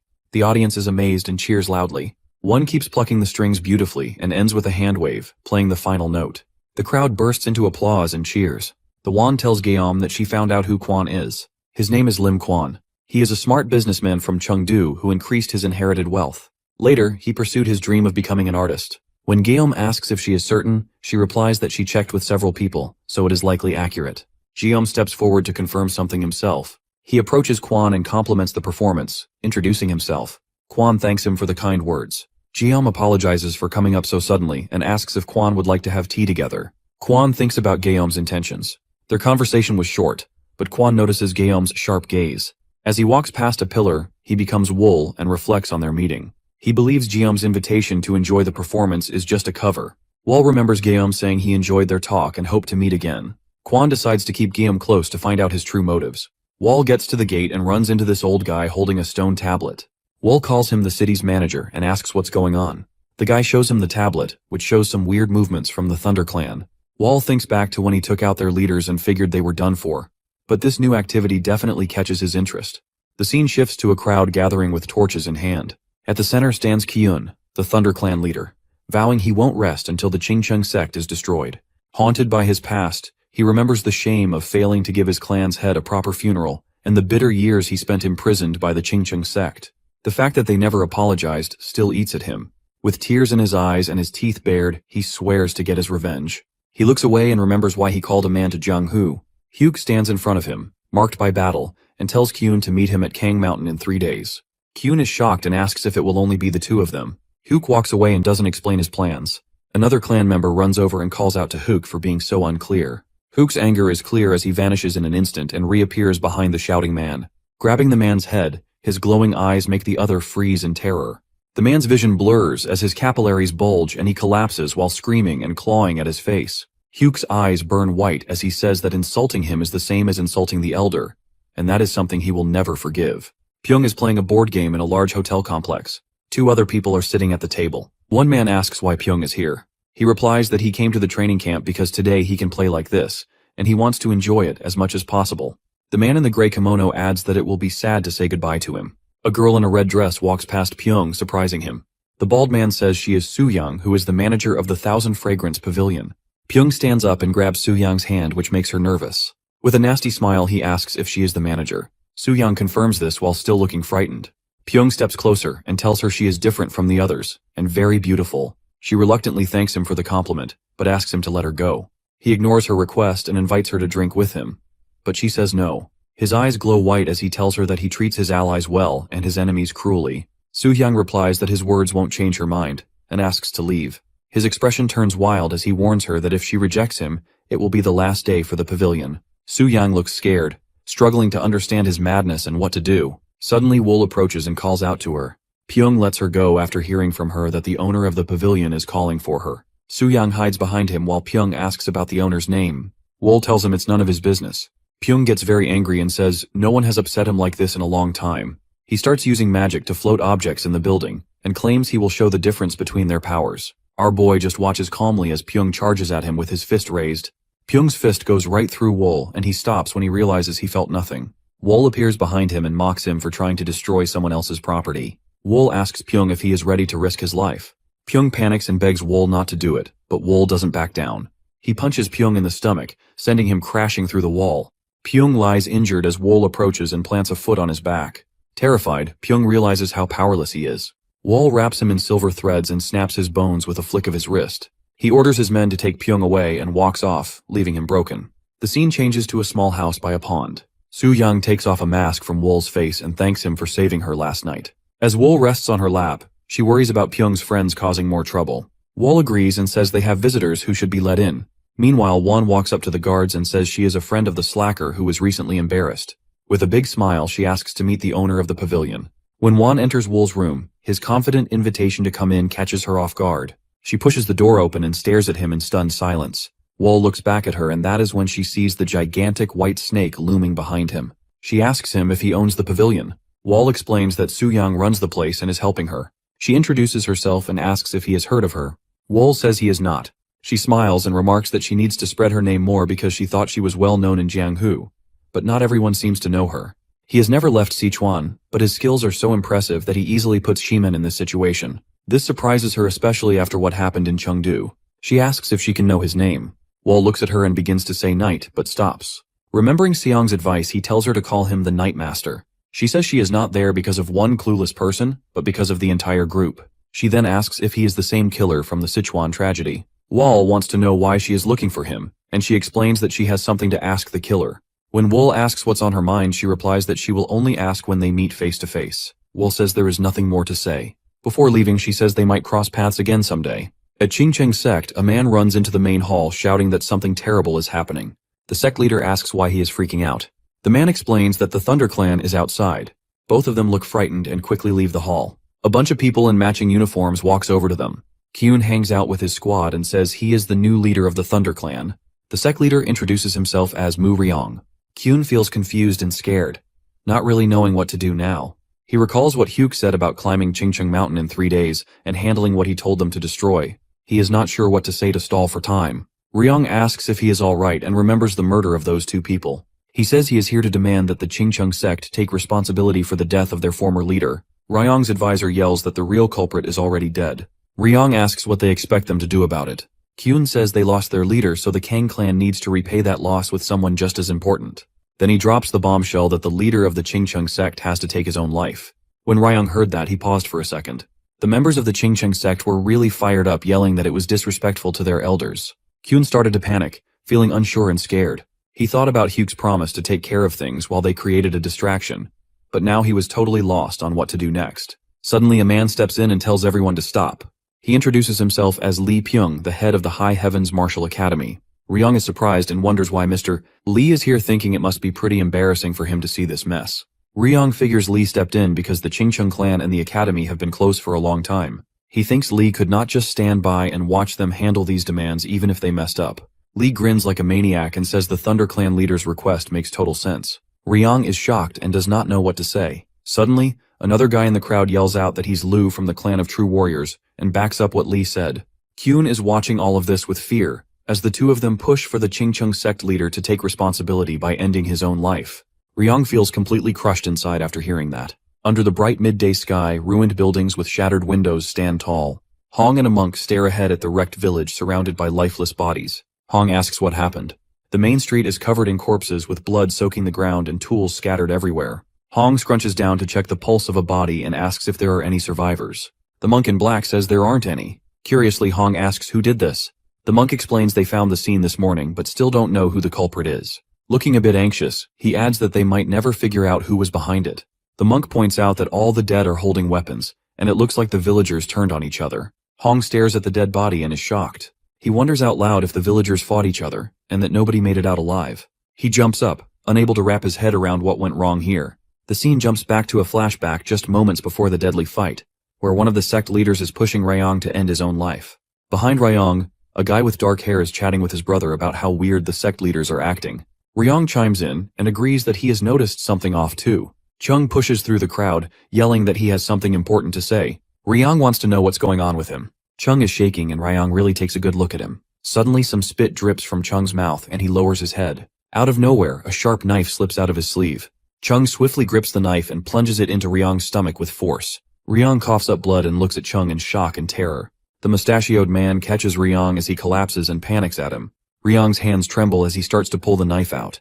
The mustachioed man yells at Chung in a rage and demands an explanation. Chung looks just as wild as everyone else and keeps repeating that mistakes have consequences. The group of armed monks moves forward while chanting in unison. The man with the mustache carefully places their injured leader on the ground. He watches the wild crowd with a nervous expression.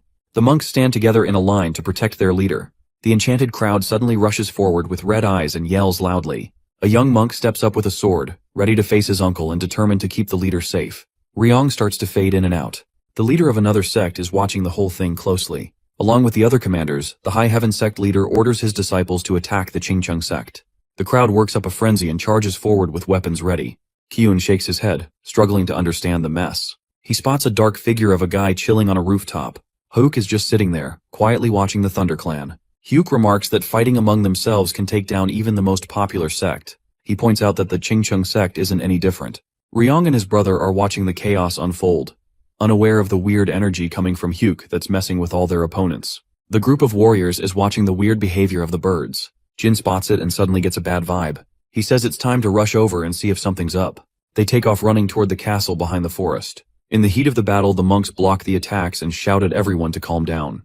Mustachio clenches his teeth as he realizes he is wrong to assume that only other groups are acting strangely. If this is some form of witchcraft, they might be under its influence too, which he finds hard to believe. Their followers are not used to fighting for their lives, and he fears they will not survive if this continues. The warriors suddenly swoop down over him and crash onto the tiles with a loud thud, knocking everyone back. A group of knights lands hard next to the Chingcheng sect leader. Jin turns to the sect leader's brother and introduces himself, saying that the whole scene seemed a bit off, so he decided to jump in and apologize for coming off as rude. Mustachio looks at him in shock and thanks him for the help. Jin asks what went down and the mustachioed man says he is not sure either. Ryong slowly shuts his eyes, looking pretty glum, while the mustachioed man adds that they seem to have fallen into some kind of magic, but have no idea who did it or why. Jin glances around, carefully mumbling something about magic. Ning crouches to take a closer look at the fallen enemy. She notices the dark blue veins swelling on their temples and says it's Juyuang poison. Mustachio's face twists in horror as he hears about Gu's poison. It's a deadly toxin from South China that is made by forcing venomous creatures to fight until only one survives, and is packed with concentrated venom. He pauses before asking if everyone is affected by it. Kyun looks around at the people near the sect leader, and his eyes widen as he wonders how this could even be possible. Ning thinks she might be onto something. If she is right, someone nearby must control everything. They need to track down and stop the sorcerer. She looks at Jin and tells him not to worry. They will handle things while he goes to find the sorcerer. Jin agrees with Ning and starts using his magical energy to look for the sorcerer. A wave of energy spreads out, turning everything around him into weird negative colors. A moment later, Jin notices something and shoots into the sky for a better look. He flies over thick bushes and stops above a small clearing where he pulls out his sword. With a powerful swing, he chops down the treetops, revealing a dark space below. Red glowing eyes and a shadowy figure start to appear. Hyuk asks how Jin tracked him down. Jin lifts his sword and wants to know what Hyuk is up to.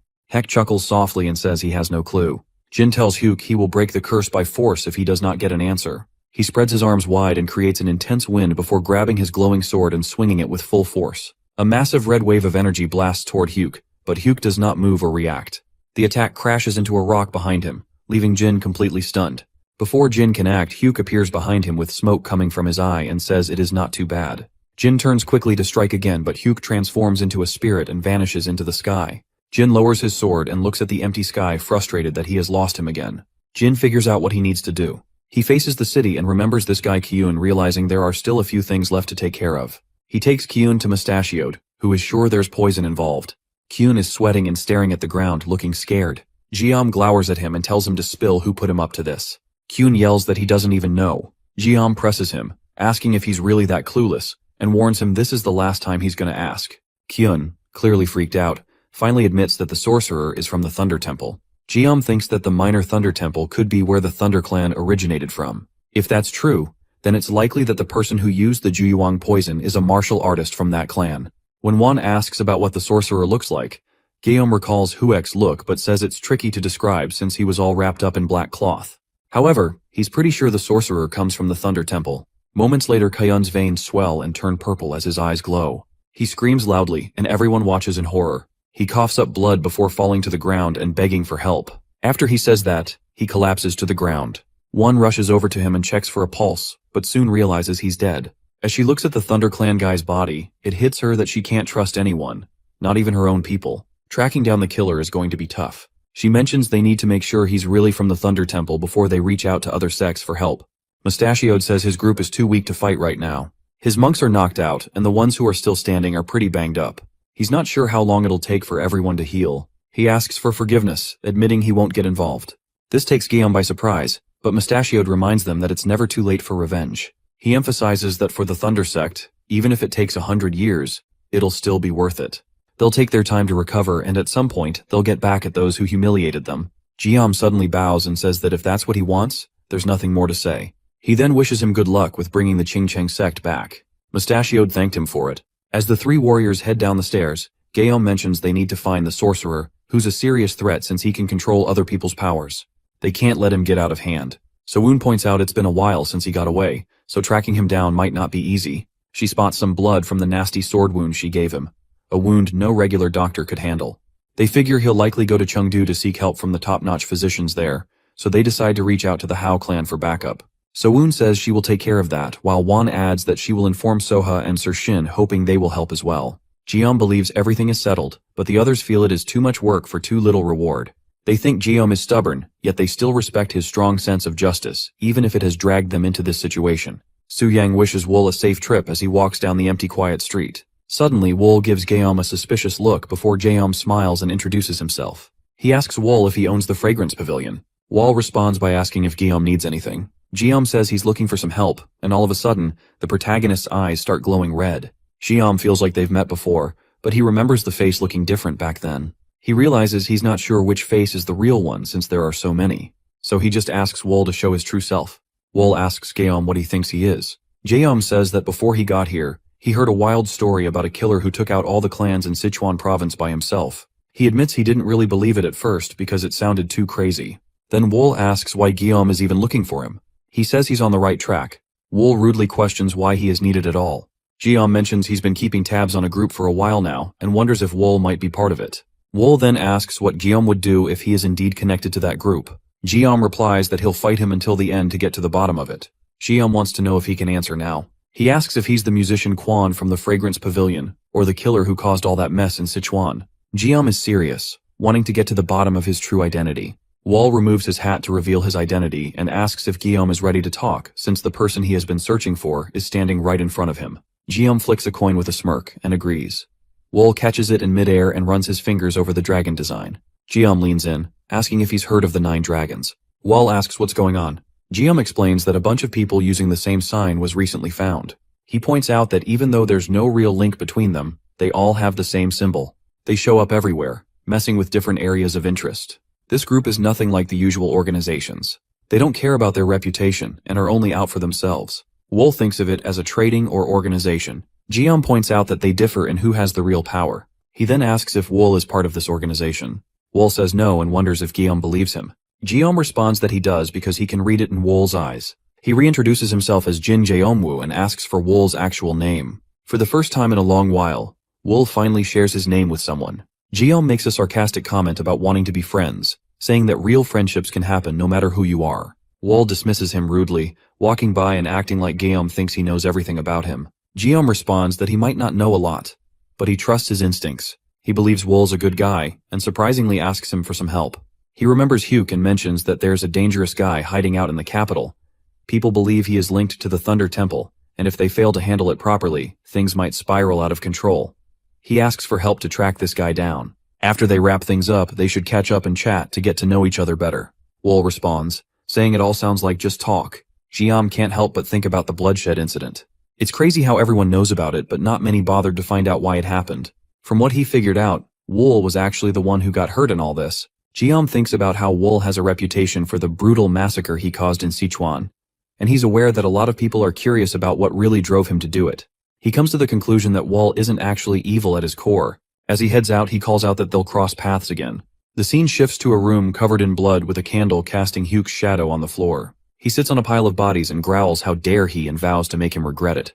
Pyong sits at the table, his face all tensed up with anger as he thinks about his fight with Wool. He can't wait to get back at him once he's feeling better. He yells at the waiter to hurry up with his drink and accuses him of making fun of him, then turns away in frustration. Out of nowhere, Hyuk shows up next to him, clearly not impressed. He grabs Pyong by the hair, and Pyong has to struggle to pull his arm away, yelling to find out who this guy is. Hyuk spits out a black clot from his mouth. Everyone around stays unaware of the masked man in strange clothes. Hyuk pushes the clot into Pyong's mouth as he struggles but swallows it in the end. The villain speaks in a strange language and Pyong clenches his teeth while drooling. His eyes turn purple and veins swell on his temples. Hyuk says it's time to chill and the others chime in, vowing to get back at someone. Hyuk just laughs and says that revenge feels pretty great. The next morning, there's a bunch of cries for help. A crowd with violet eyes is rampaging through the city, wrecking everything in sight. One guy steps up and tries to stop them, yelling out to ask what they've done wrong and pleading for some kind of explanation. The crazy guy stops and says it's too noisy. The man drops to the ground, screaming and trying to protect himself.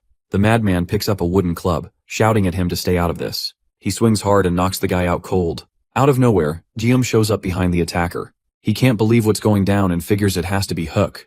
Poison-crazed people attack civilians and bite their necks as a mob armed with clubs rushes toward screaming women. Guillaume looks at the unconscious victims and blames Hyuk, accusing him of not being satisfied with harming the Qingcheng sect and now throwing Chengdu into chaos. Sowol is curious about why Hyuk decided to make a move now after keeping quiet for so long. Guillaume thinks all this chaos isn't really what Hyuk is after and believes Hyuk is just acting out of frustration because they're starting to corner him. One rushes over and tells him that Pyong headed to the Divine Fragrance Pavilion. The squad hears shouts about a fire and sees a huge blaze at the far end of the city. Someone screams that it's the Hall of Divine Aroma. The whole place is engulfed in flames, and smoke is billowing into the sky. People are freaking out, yelling for water and running everywhere. A girl is staring at the fire, shouting that Su Yang is still inside. The room is thick with smoke and flames. Pyong is hunched over dead Su Yang, coughing and shouting in anger, demanding to know why she turned him down. His friends burst in, shocked, as Pyong turns to them with drool hanging from his mouth and wild eyes. Guillaume quickly figures out that the Juyuang poison has a grip on Pyong too. One yells at Guillaume to focus on saving Pyong before the fire spreads. Guillaume spots the dagger sticking out of the girl's chest and figures she's already gone. He decides to help Pyong first and tells him to ditch the girl and come over. Pyong yells that it's all Wool's fault. He goes off about how everyone looks down on him, feeling like it's all his mess. Guillaume and the crew can't believe their eyes when the main character steps out of the burning room. Wool glares at Pyong and walks toward him. Wool moves swiftly as his deadly threads wrap around Pyong's neck in an instant. His head is cut off and hits the ground with blood gushing non-stop from his neck. Guillaume watches from a distance as Wool beheads Pyong in an instant. The three of them stare in shock, unable to recognize him. So-woon, furious, demands to know who he is and how he dared to kill Pyong. Wool ignores their questions and kneels beside Su Yang, lost in memories of their time together.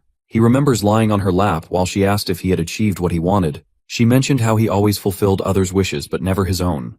Wool tells her about his dream of creating a world free from darkness, and asks about hers, pointing out that she never seems to want anything for herself. She reluctantly admits that her dream is out of reach. Even though it won't happen, she thinks it's enough just to look at him. Trying to shake off those painful thoughts, Wool wraps his arms around Soo-young and says that while she was doing her best to help him reach the dream he wanted, she was also trying to make the world better. Wool suddenly bursts out in anger, insisting that she won't just die here all alone. The Geom group stands there looking indifferent, but Geom feels a chill run through him. Out of nowhere, Won pulls out 2 katanas and gets ready to fight. Won kicks in his power White Moon 18 strike. In response, Wool sends a ton of blades flying at him. Won swipes them away with his sword and zooms forward like a bullet.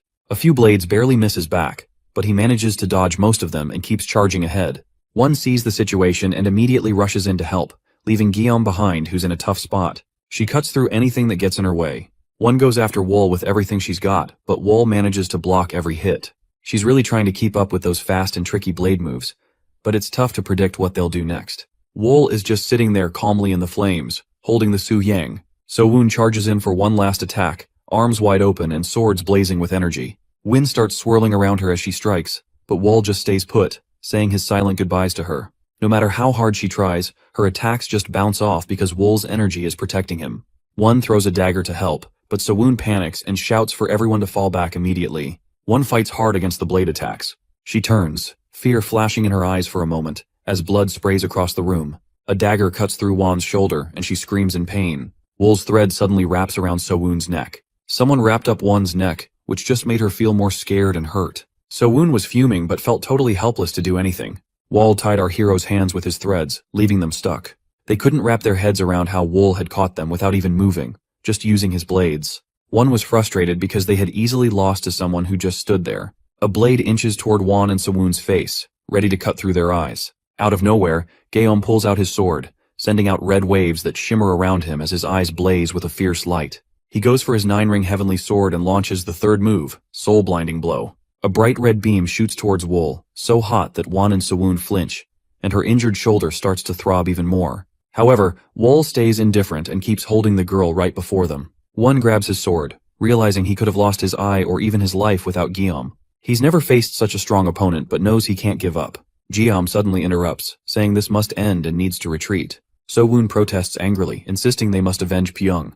Won urges them to listen to Geom, surprising So-woon, who looks at Won in disbelief. Won quietly says they have already seen enough and are no match for Wool. So-woon turns away from her, thinking about her reputation as a disciple of the Supreme Sword Han, known for her skill and resilience. He is shocked that she now suggests retreating. So-woon falls to his knees as he gives up too. Geom suggests putting their fight on hold. Wool asks why he should bother.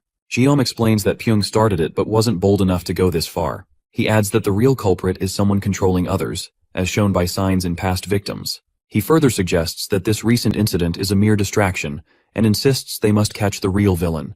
He warns that the perpetrator may have already left Chengdu, potentially causing more harm elsewhere. Wool asks what happens if he refuses. Geom replies that he will fight Wool with everything he has. He adds that if Wool fights him, he will never catch the true killer of Soo-young. He asks if Wool is willing to accept that. Wool turns and leaves the burning building. Moments later, the house collapses, charred by flames. Soo-young lies on a cloth, surrounded by grieving people who call her name in disbelief. Wool turns to one of the girls and lets her know he'll be gone for a bit, leaving the fragrance pavilion in her hands. He asks her to make sure Soo-young gets a nice, sunny spot for her burial. The girl promises she'll handle everything. Without saying much more, Wool walks off. Geom asks Wool if he's ready to track down the real culprit. Wool says he's not interested in helping. Geom insists it wouldn't be too hard to find the bad guy, but he's more focused on finding the one who's really behind all of this. Geom grips his sword and gets ready for a fight, but Wool brushes off the idea and mentions the Minor Thunder Temple as a possible lead. A girl moves quickly between the houses, her mind racing about Geom meeting Wool and So-woon handling Pyong's schemes. Lost in thought, she accidentally bumps into a man and quickly apologizes. But when she looks up, it's Hook, whose piercing gaze sends chills down her spine. Hook reaches out his hand and uses his magic to put her to sleep. Before long, Won falls under his spell and drops to the ground. He scoops up the girl, calling her a great catch, and says he's taking her to the Minor Thunder Temple to turn her into the strongest puppet. Black smoke swirls around them as they teleport away, with Hook excitedly shouting that he can't wait to see Geom's tears. Meanwhile, Wool tells Sochu to grab some stuff he needs for a trip to Tibet. Sochu is taken aback and points out that it'll take a month to get there. He asks if this is about what went down at Fragrance Pavilion, and Wool just nods. Sochu hands Wool a suitcase and explains it's got a windbreaker in there that's been treated with some special oil to keep water out and handle a bit of fire. Then he pulls out a small bag tied with string. Inside is a bit of white phosphorus fire, a cool creation from the Tang clan that makes a candle burn forever. He warns that there's only a tiny amount and tells Wool not to use it unless he really has to. As dawn breaks, Guillaume tells Wool that his friend Juan is missing. He insists that Juan wouldn't just disappear after hurting Wool. Wool mentions he hasn't seen her since their last encounter. Guillaume clarifies he's not blaming him but thinks the same person who took Juan is behind this. Guillaume thinks Hook is behind Pyong and is stealing Juan to get back at him. He asks if Wool would help out. Wool responds that he actually killed Pyong and tried to take out his crew, so he's not really interested in lending a hand. He reminds everyone that Pyong wrecked their estate and hurt their people first. Wool tells Guillaume not to waste time and suggests they can chat more later.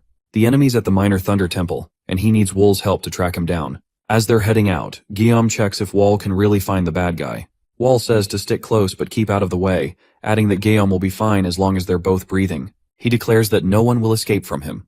In a blood-stained room, Wool and Guillaume find corpses. Guillaume can't believe what's happened and is pretty upset about it. Wool checks out the bodies and puts his hand on the ground, talking in riddles about the house. He thinks the guy behind this might track them down, but warns that he's been keeping an eye on them, especially if the culprit is looking to get back at them. Wool can't stop thinking about the enemy who's been watching Pyong, who's hurt and all alone away from the group. Guillaume looks out the window while Wool checks out the floor. He spots some bits of iron, leather, and cotton lying around. As he picks up a piece of leather that's all oily, Wool thinks out loud that the enemy is probably making their way through the Western Highlands. While he examines the leather, Guillaume asks if it's really smeared with oil. Wool explains that treating leather like this is good for humid weather. Guillaume figures that must mean the enemy is heading toward the snowy areas. Wool says the Western Mountains are the only snowy spots between Sichuan and Tibet. Guillaume and Wool start walking, with Guillaume moving ahead of Guillaume. Guillaume decides they must head to the Western Mountains and confirms this with Wool. As they stroll along, they stumble upon a dead horse and a guy, both bleeding out. Guillaume looks around and agrees with the guy that the enemy probably made a getaway by boat. Getting closer, the group sees tracks leading into the water. Wool takes a closer look at the prince, trying to figure out as much as he can. Wool shares two bits of news. The good news? One is still alive, which puts a smile on Guillaume's face. But then Wool adds the bad news. The enemy knows they're on their way. The boy hands Guillaume a blanket and says it'll help with the snow. Guillaume asks how about him, and the boy opens a small box, saying he has something special before putting a veil over himself. In a snowy forest, Hugh trudges through, leaving heavy footprints.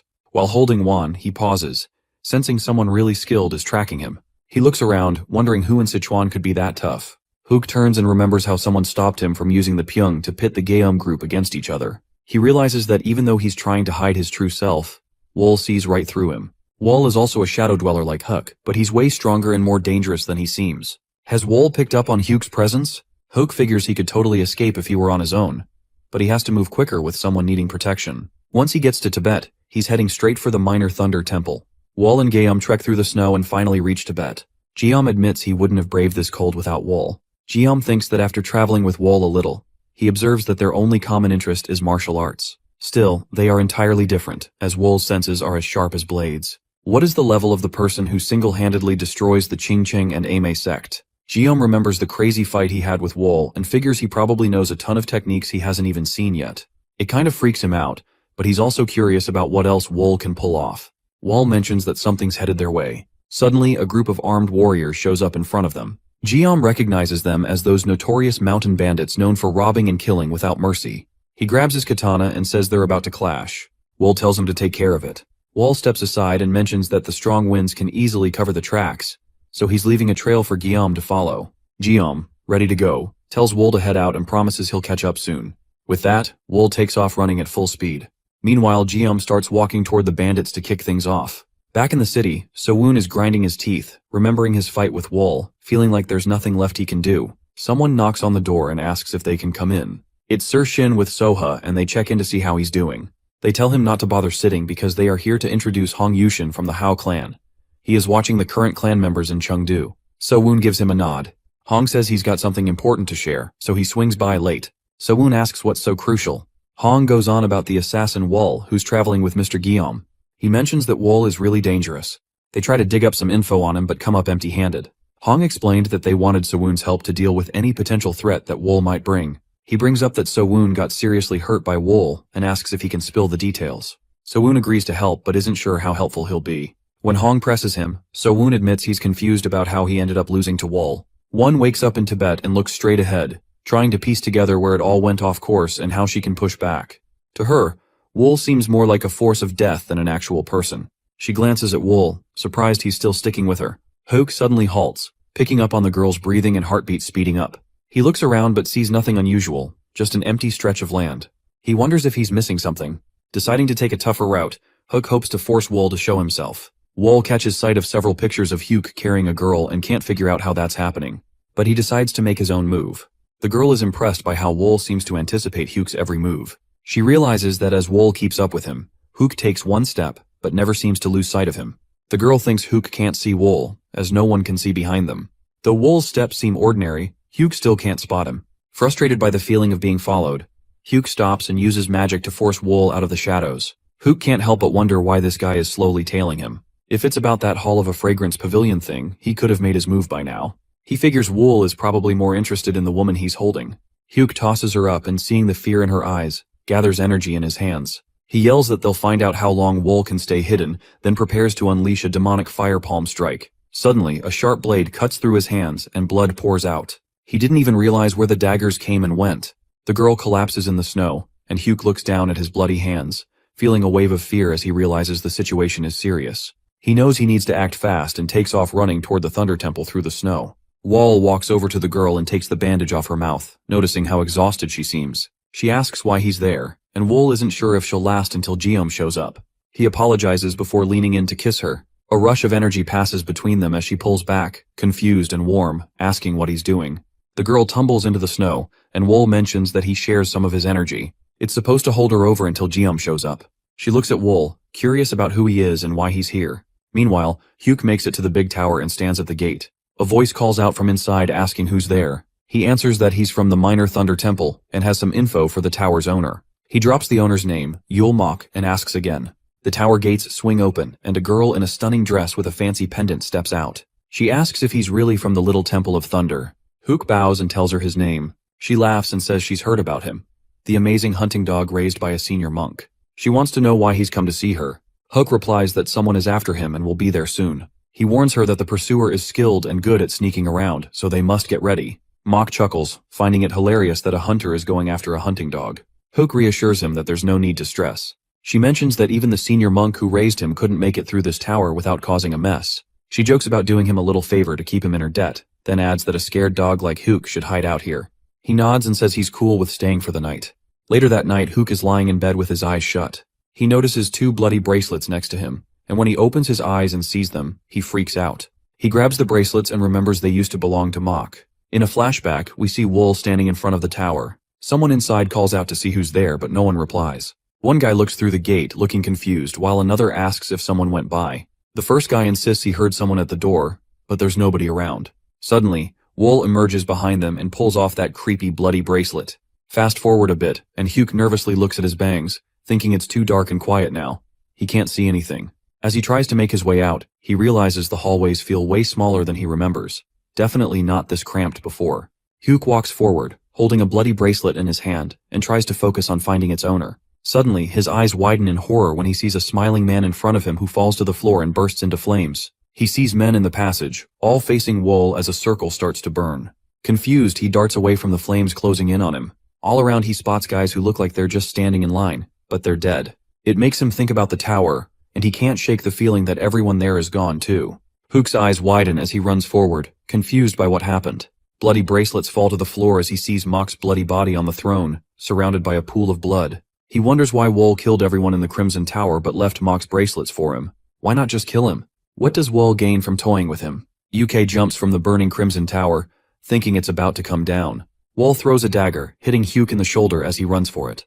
Hook doesn't notice the injury and keeps charging ahead, convinced that his only chance to survive is to reach the Minor Thunder Temple. Wool just stands on the tower, watching Hook dash away. The scene shifts to the forest, where Hook strolls among the trees, holding his bleeding shoulder, and starts laughing. Wool is sneaking behind him, curious about where he's headed. Hook slipped away right before Wool could grab him. He could feel Hook's breath and warmth just a moment ago, but now he vanished. Wool picks up on some weird vibes and starts wondering if this is a setup, or if he's been in this place before. Eventually, he turns around and admits he lost him.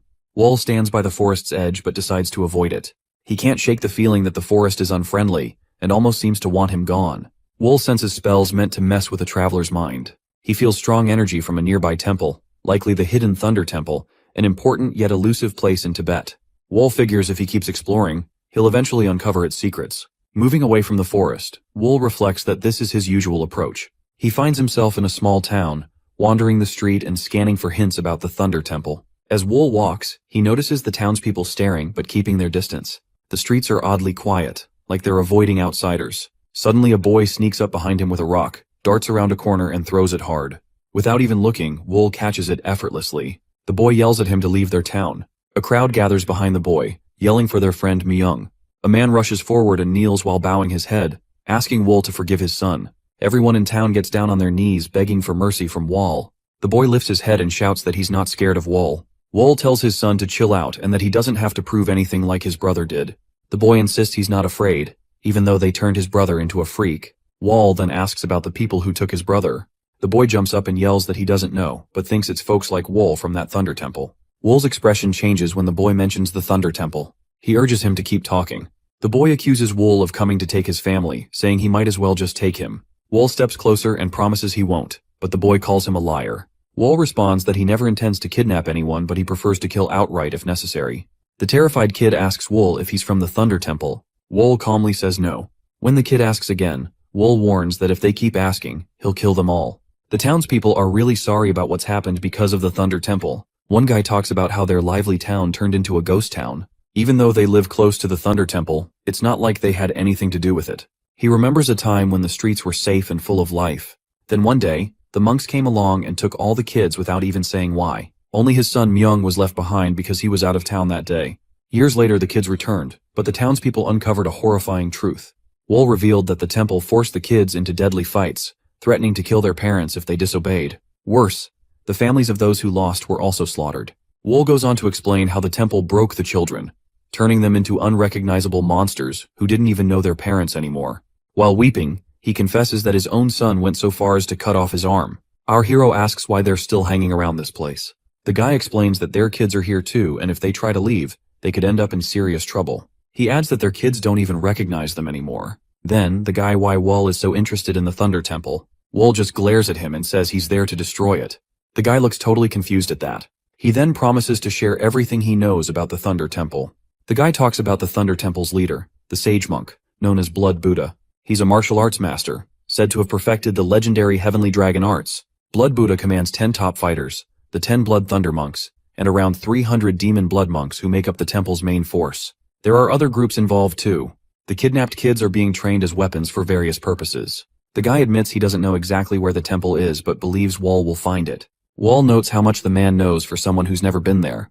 The man says it's just the instinct of a father searching for his child. Wool reflects on how the temple uses these kids, finding it disturbingly familiar. He realizes if he hesitates, the temple will prepare for him, so he decides to act quickly. Myung nervously walks up to Wool and pleads with him to save the kids if he comes across them. He admits he couldn't do it himself. That day haunts him as he can still hear the screams of the children being taken. Hiding in an alley, he felt afraid as he listened to his brother's cries. He shares how his brother Soma was calling out to him but he was too scared to budge. His dad tries to comfort him and tells him that it's not his fault for being afraid in such a terrifying moment. He reminds Myung that it would have ended badly if he had been caught too. As the boy starts to cry, Wool suddenly cuts in and says he can't promise to help them out. Shocked, Myung asks why not. Wool explains that he can't know what's happening inside the temple. He mentions that there's no way to get in through the front and admits he is there for a completely different reason, which is not to save anyone.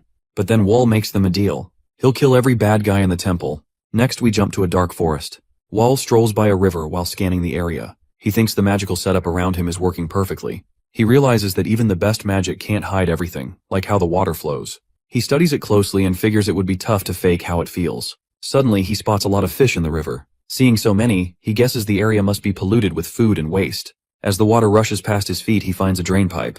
He notices a dark aura from the pipe, spreading throughout the forest. He realizes that his eyes have tricked him, but this time he's sure he's on the right path. He takes a few steps forward and stops trusting what he sees, focusing instead on the stream's flow and how things feel. He follows the stream until he spots something ahead. A big grate, and the dark energy behind it feels even stronger. He can see the Thunder Temple beyond that, realizing he's at the edge of their base. Our boy pushes through the strong current and grabs one of the grate bars. He then steps toward the temple, and someone warns that nobody approaches their headquarters without an invite. Wool stands firm, overhearing a couple of monks chatting at the entrance. One talks about how their headquarters has a history of keeping outsiders out. Just then, their commander shows up and urges them to stay alert, and the monks nod nervously. In a tall tower, Sage Monk questions Hook about being chased by an assassin. Hook, keeping his head down, apologizes. The sect leader gives Hook a hard time about his failure, saying he should have spotted the assassin's face. Hook begs for another chance, promising he can take care of it if given more time. A monk jumps in to back Hook up, saying he deserves another shot. He suggests they send out hunting dogs or start some patrols, but others brush off the threat, thinking anyone could unlikely reach their headquarters. Hook disagrees as he figures he can't depend on anyone else, and resolves to deal with the situation alone. The story shifts towards 3 monks who are having a chat. They're wondering if there's anything to discover, and keep saying they haven't seen anything. One of them figures it's pointless to keep searching the forest and thinks Hook might have steered them wrong. The second monk grumbles that Hook always acts so superior. The third monk jokes about how Hook ran like ghosts were after him. The first one then suggests they head back to discuss what to do next. 2 of them start walking back toward the temple, but the first monk hangs back in the clearing, watching them go. A few days earlier, that monk from the temple came home and crawled into bed. He then wondered how they'd track down an invisible assassin. He accused Hook of having no clue about what they went through all day. Through the haze, Wool appears on the ceiling, watching him. He unleashes his soul, reaping threads that start to pierce through the monk's body. Wool completely paralyzes his body. Terrified, the monk stares at Wool. Wool leans in, and the monk calls Wool a monster. He realizes too late that Hook was right. Now that monk is going up the stairs from the woods to the temple. 2 other monks spot him, wondering if it's senior disciple Young Mok and what he's doing back from the forest.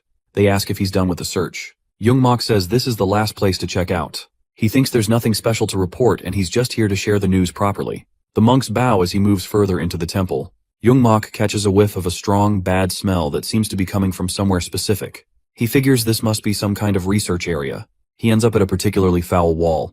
When he takes a closer look, he finds a gap. This is where the stench is coming from. Wool, disguised as Young Mok, finds this stench familiar and wonders if it is poison. He then forces open a hidden door that leads down into a green mist. In this secret lab, a gray-haired man is experimenting over a guy tied to a chair who is breathing heavily. He walks over to them and says he's just finished a tricky concoction. He takes off the gag and warns the prisoner not to drink too much, mentioning that just 1 drop is all it takes. He pours a single drop into the prisoner's mouth. Wool writhes in agony, coughing blood. He screams in pain before collapsing lifelessly. The gray-haired man beams, thrilled by his success, and marvels at the poison's strength, saying 1 drop could kill 10 men. Young Mok steps out of the shadows, startling the alchemist, who asks why he's there. Young Mok asks about the poison, and the man proudly explains it's so deadly that even skilled fighters wouldn't make it past 7 steps. Young Mok suggests naming it 7-step soul-destroying poison. The alchemist agrees, laughing at the aptness of the name. Young Mok extends his glowing finger, and energy threads ensnare the alchemist. Blood sprays across the room as the alchemist collapses. Dead. Young Mok declares he now has a useful weapon. Inside the temple, the sect leader rages as he learns all the mad blood monks have been killed. The assistant leader nervously reports that the murderer is likely hiding within the temple. The sect leader demands to know how the killer bypassed their defenses. The assistant leader reveals that Young Mok's body is missing. They search the entire area, but neither Young Mok nor his body could be found. He suggests the killer might be Young Mok himself. The sect leader slams his fist into a sofa and destroys it. He orders his monks to capture Young Mok before further harm befalls the disciples. The sect leader growls that he will personally tear the intruder limb from limb. In the temple, the monks are packing up the bodies of their fallen comrades. They can't believe that one assassin managed to take down so many of them without getting caught or killed.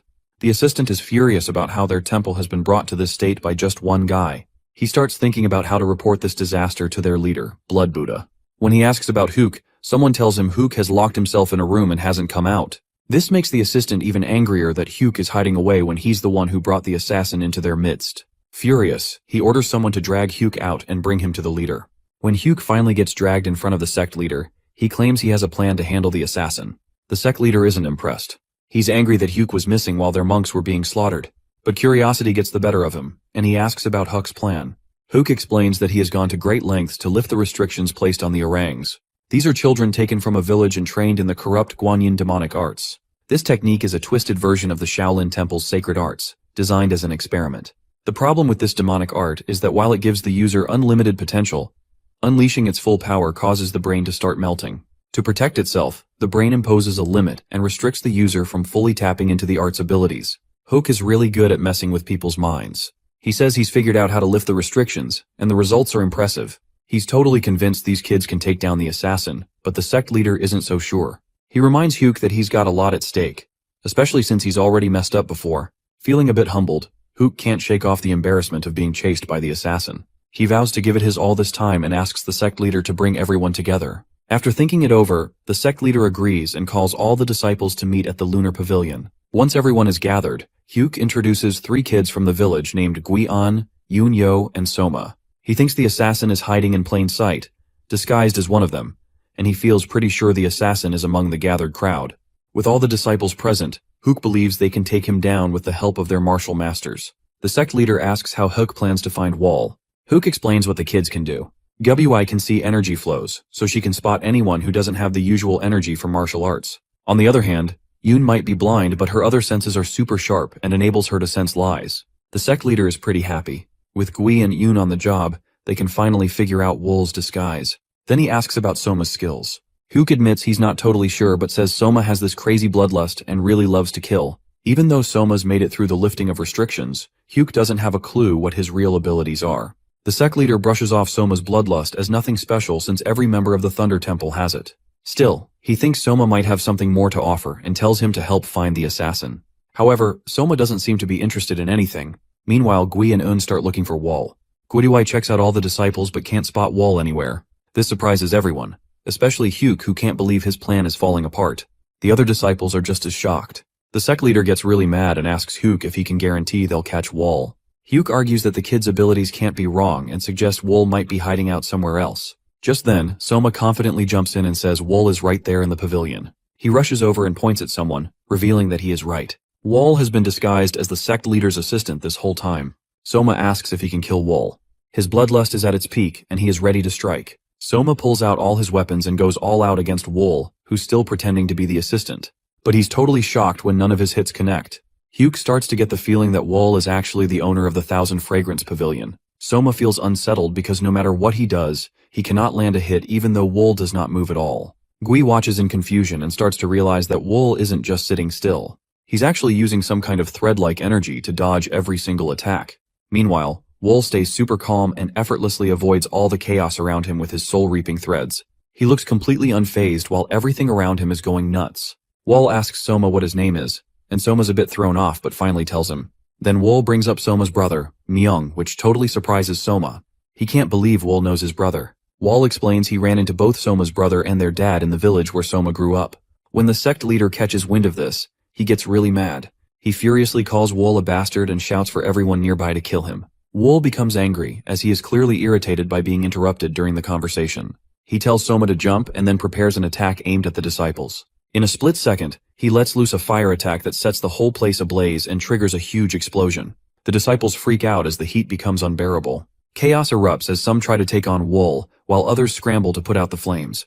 The sect leader yells at them to douse the fire, totally overwhelmed by the heat. He can't believe how Wall managed to pull off such an insane fire trick. He curses himself for letting Wall stay right under his nose. Soma is super excited to hear from Wall that his parents are still alive. Suddenly, a flood of memories strikes him as he recalls the moment his dad lost his arm. He thinks about how his dad toughened it out through the pain and acted like he was dead so he wouldn't worry Soma. Soma gets that his dad only lost his arm because the monks would have killed him otherwise. Soma asks Wall how he plans to get out of here, but Wall makes it clear that he isn't trying to escape or save Soma. Instead, he is here to kill all of them. At first, Soma feels a bit lost because there are so many people around. But when Wall reassures him about the plan, Soma gets more and more pumped up. His bloodlust kicks in and he's fired up to join Wall in the fight. Hook steps up to Soma, blasting him for what he sees as betrayal. Soma fires back, reminding Hook that he was never really with them in the first place. He tells Hook they were just slaves to the monks. Gui and Yoon also chime in, saying they want to back Wall too. They don't remember their families like Soma does, but they're not going to forgive the monks for all the crap they've been through. Hook gets really mad and looks ready to attack, but Wall is quicker and uses his threads to tie up Hook's hands, leaving him completely frozen. Wall coldly tells Hook that it's just not his turn yet. The sect leader watches the chaos, his monks screaming for help as flames engulf them. Monks burn alive before his eyes. One of them mentions that the sect leader should probably make a run for it, saying the fire is getting way out of hand. The leader refuses to leave without the assassin who has deceived them and slaughtered their disciples. The monk is freaking out, saying they need to get out now or they'll all get burned alive. He argues they can always go after Wall later, but first, they have to survive this. The sect leader is getting more and more furious as he thinks about how the kids turned on him, even after Hook said he had them under control. Watching the chaos happen right in front of him is too much to handle. He decides he won't just sit by anymore. He decides he must kill them all. He launches a massive attack, sending a huge wave of energy straight at Wool. Wool just stands there watching as the blast comes in. It wrecks the entire pavilion, leaving serious marks on the ground. But when the dust settles, neither Wool nor the kids are anywhere to be found. The leader begins to wonder where they could have gone. His disciples are just as confused and start looking for any sign of them. One of them throws out the idea that the leader's crazy strong attack might have turned them to dust, leaving nothing behind. But the leader is convinced that Wool is still out there, and tells his disciples to keep searching for him. Meanwhile, Wool and the kids run toward a specific location, and Wool carries the corpse of a dead monk. Blood drips from the body, leaving a trail behind them. The sect leader and his crew follow the blood trail, which leads them straight to the law pavilion. A monk starts to guess that Wool and the kids must have been hurt pretty badly by the leader's earlier attack and hid out there. He tells the leader that a team has already gone inside, but the leader decides to go in himself. Hook suddenly figures out where they are and remembers why the law pavilion is important. It's the spot where the crazy blood monk used to mess around with poison along with his guys. Hook warns everyone not to go in, but it's too late. As the inside disciples stroll down the hallway, thick poisonous gas bursts out from a door and spreads like wildfire. Anyone who breathes it in drops dead in seconds. When the sect leader arrives, his disciples are already down for the count. The poison keeps spreading, throwing the remaining monks into chaos. Everyone's shouting not to inhale it. The sect leader jumps into action, using his powers to trap the poison. Thanks to him, the other disciples get a moment to catch their breath. But just as he stabilizes the situation, a sudden deadly attack strikes and cuts through the air, taking the heads of several of his disciples. The sect leader stands speechless as he looks around in confusion. Soma and his friends finally face him. Ready for the moment Soma has waited for his entire life to take revenge. Earlier, Wool and Soma walked with the kids to the pavilion. Soma grew impatient and eager to start killing. However, Wool urged him to stay calm and obedient. Carrying the corpse, Wool deliberately left a trail of blood to make the monks follow, and believe the blood was his. Wool mentioned that he didn't want to let the monks just die without a fight. Instead, he had this plan to draw them into the pavilion and make sure they'd meet their end with some poison. Soma complained in disappointment, because he couldn't kill them immediately. Wool assured Soma that not everyone would die from the poison and told him to save his energy for the real fight. He promised Soma could go all out once the weaker ones were dealt with. Fired up by this, Soma's bloodlust grew. Now Soma, Gui, and Yoon are more than ready for revenge. Soma doesn't care if he dies as long as he gets what he wants. Gui and Yoon are fired up, while Soma savors the chaos around him. The sect leader is putting all his effort into keeping the poison under control. Once he gets a grip on it, he decides to use the Samadhi divine fire to burn off the toxic mist. With the poison now under his command, he prepares a devastating attack and declares that it's time for all of them to perish. A huge explosion goes off, turning the pavilion into a pile of rubble. The force of the blast leaves a big crater in the ground. Hook, watching from a distance, is shocked and wonders what just happened. He spots his leader standing in the middle of the chaos and tells the other disciples to jump down and help him out.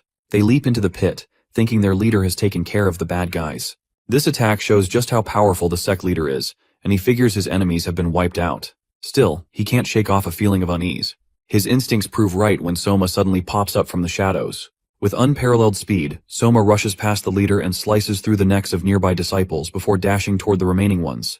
The disciples try to fight back, but Soma's speed and intensity make him a total powerhouse. Gui and Yoon jump in, slicing through enemies with serious determination. Even with their help, they're still facing a ton of disciples. In his bloodlust, Soma relishes the chaos and cherishes every moment of vengeance. The sect leader is fuming as he looks over the battlefield. Wool sees his chance and tries to bind the leader's neck with his soul-reaping threads, but the leader just rips through them like they're nothing. Daggers come flying at him, but he flicks his arm and deflects them without breaking a sweat. He taunts Wool, asking if that's all he's got. Hiding in the shadows and invisible, Wool just watches quietly. But the leader senses him and rushes in, claiming he knows exactly where Wool is. He throws a massive punch, but Wool, cool and collected, easily blocks it. Wool gets his daggers ready for another go. The leader sees it coming and thinks it's too obvious. He grabs the daggers right out of the air and crushes them to dust. Without missing a beat, he charges at Wool, who pulls out his weapon, which is a windbreaker given to him by Sucho with secret blades inside. Wool starts to spin the windbreaker, creating a strong gust, and charges at the sect leader. The weapon whirls out in a deadly move, but the leader holds his ground, deflecting Wool's attack and hitting back hard. In one smooth motion, Wool breaks the windbreaker into pieces and launches his counterattack. Wool shows off his skill with the Ching Cheng secret art, specifically the 72 sword waves. He unleashes a powerful storm of razor-sharp waves aimed straight at the sect leader. Even with this intense attack, the sect leader stands his ground and is ready to take on every hit. When the dust clears, he comes out unscathed and reveals his true form. He's impressed by Wool's strength but doesn't back down. He gets ready to take on Wool in his prime. Wool gathers himself for the fight. Both warriors launch at each other at the same time, moving so fast it's hard to keep up.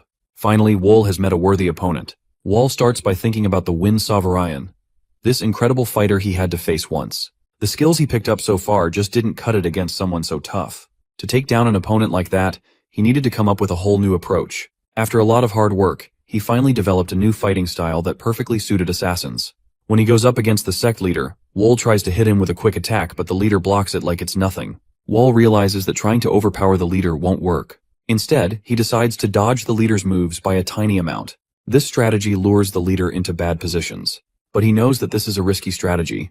The closer he gets to the leader, the more dangerous it becomes. The leader's enhanced aura can shatter bones and rip through flesh even with a graze. A direct hit could end Wool's life. Even with that, Wool moves in a bit and uses his soul-reaping threads to fake being vulnerable. He tricks the sect leader into thinking he's actually landing some hits, even fabricating the sight of blood loss. Wool knows the sect leader isn't going to be easily tricked because this guy is a seasoned martial artist and can feel when something's off. But Wool hopes that if he keeps feeding him little lies, the lines between what's real and what's fake will start to blur. He lands a punch on the leader's face, but it's pretty weak. The leader laughs it off, saying that Wool's out of gas and his attacks are just sad. He insists that in the end, Wool's just a lowly assassin. But Wool isn't bothered by the insults. He's actually enjoying how his plan is unfolding. The leader is totally stepping into his trap. Feeling overconfident, the sect leader gets ready to unleash his biggest and most powerful move. Wool sees it coming because it is the kind of attack that reveals a fighter's weak spot. The predictable strike that happens when someone believes they have already won. Dodging swiftly, Wool closes the gap and drives his bare hand into the sect leader's chest. The leader asks Wool what he thinks is going to come out of such an attack. Wool responds by activating his body demolition technique, unleashing a force that begins to burn the sect leader from the inside out. Wool explains that while the leader's aura can protect his exterior, it cannot defend against destruction from within. The flames consume the sect leader's body entirely. The powerful monk has finally been taken down, and his students are left in shock, unable to move. The silence ends quickly as they surge forward with the determination to kill Wool in their leader's place, because they believe he is too exhausted to defend himself. Soma is pumped and yells out, asking where everyone thinks they're headed while clearly loving the chaos and itching for more action. Out of nowhere, a figure drops down from the sky and puts up a barrier that blocks the way for the disciples. It's Guillaume. He checks in on Wool, asking if he's okay. Wool looks a bit surprised and asks what he is doing there. Guillaume explains that it was tricky to track down Wool since his trail just disappeared out of nowhere. He only found him by following the tower and that huge explosion. Even though he wishes he could have gotten there sooner, he's glad he made it in time. He points out that while Wool has done a lot already, there are still some things he could help with. Guillaume turns to Wool and asks if he can still go for it. Even though he's wiped out, Wool says he owes Guillaume for having his back. Guillaume says it feels great to finally be fighting together. Even though their leader is down, the fight isn't over yet. Wool and Guillaume are ready as the last of the enemies gear up to attack. Huke watches in shock as the chaos unfolds below. Wool and his crew have taken out the last of the disciples with scary efficiency. Guillaume tells Wool that the job's done and calls him a friend, but Wool quickly shuts that down, saying they're definitely not friends. Guillaume is not bothered by Wool's refusal and reveals he saved Wan and sent her to Chengdu. Wool is surprised and asks how Guillaume managed to find him without leaving tracks. Guillaume admits that tracking is not his strength, but says he tried to copy Wool's methods and is just glad he arrived in time. Noticing how worn out Wool looks, Guillaume comments that he seems pretty drained. If he had been any later, Wool might not have made it, and they'd still have that debt hanging over them. Guillaume can't help but be amazed by the power of that sage monk, and wonders just how strong Wool really is. Guillaume suggests they head back to Chengdu, but Wool says he's not done yet. They end up setting the whole temple on fire and just watch it burn to the ground. Meanwhile, Huke runs for his life and tries to escape as fast as he can. He's totally panicked, thinking about where to go next. With the Thunder Sect gone, he remembers Patala Palace as a safe spot, and figures that Wool wouldn't come after him there. As he weighs his options in a frenzy, he suddenly feels something behind him. When he turns around, he sees Wool's threads zooming toward him. Freaking out, Huke tries to duck behind a tree and feels a moment of relief. But the threads wrap around him anyway, pinning him down.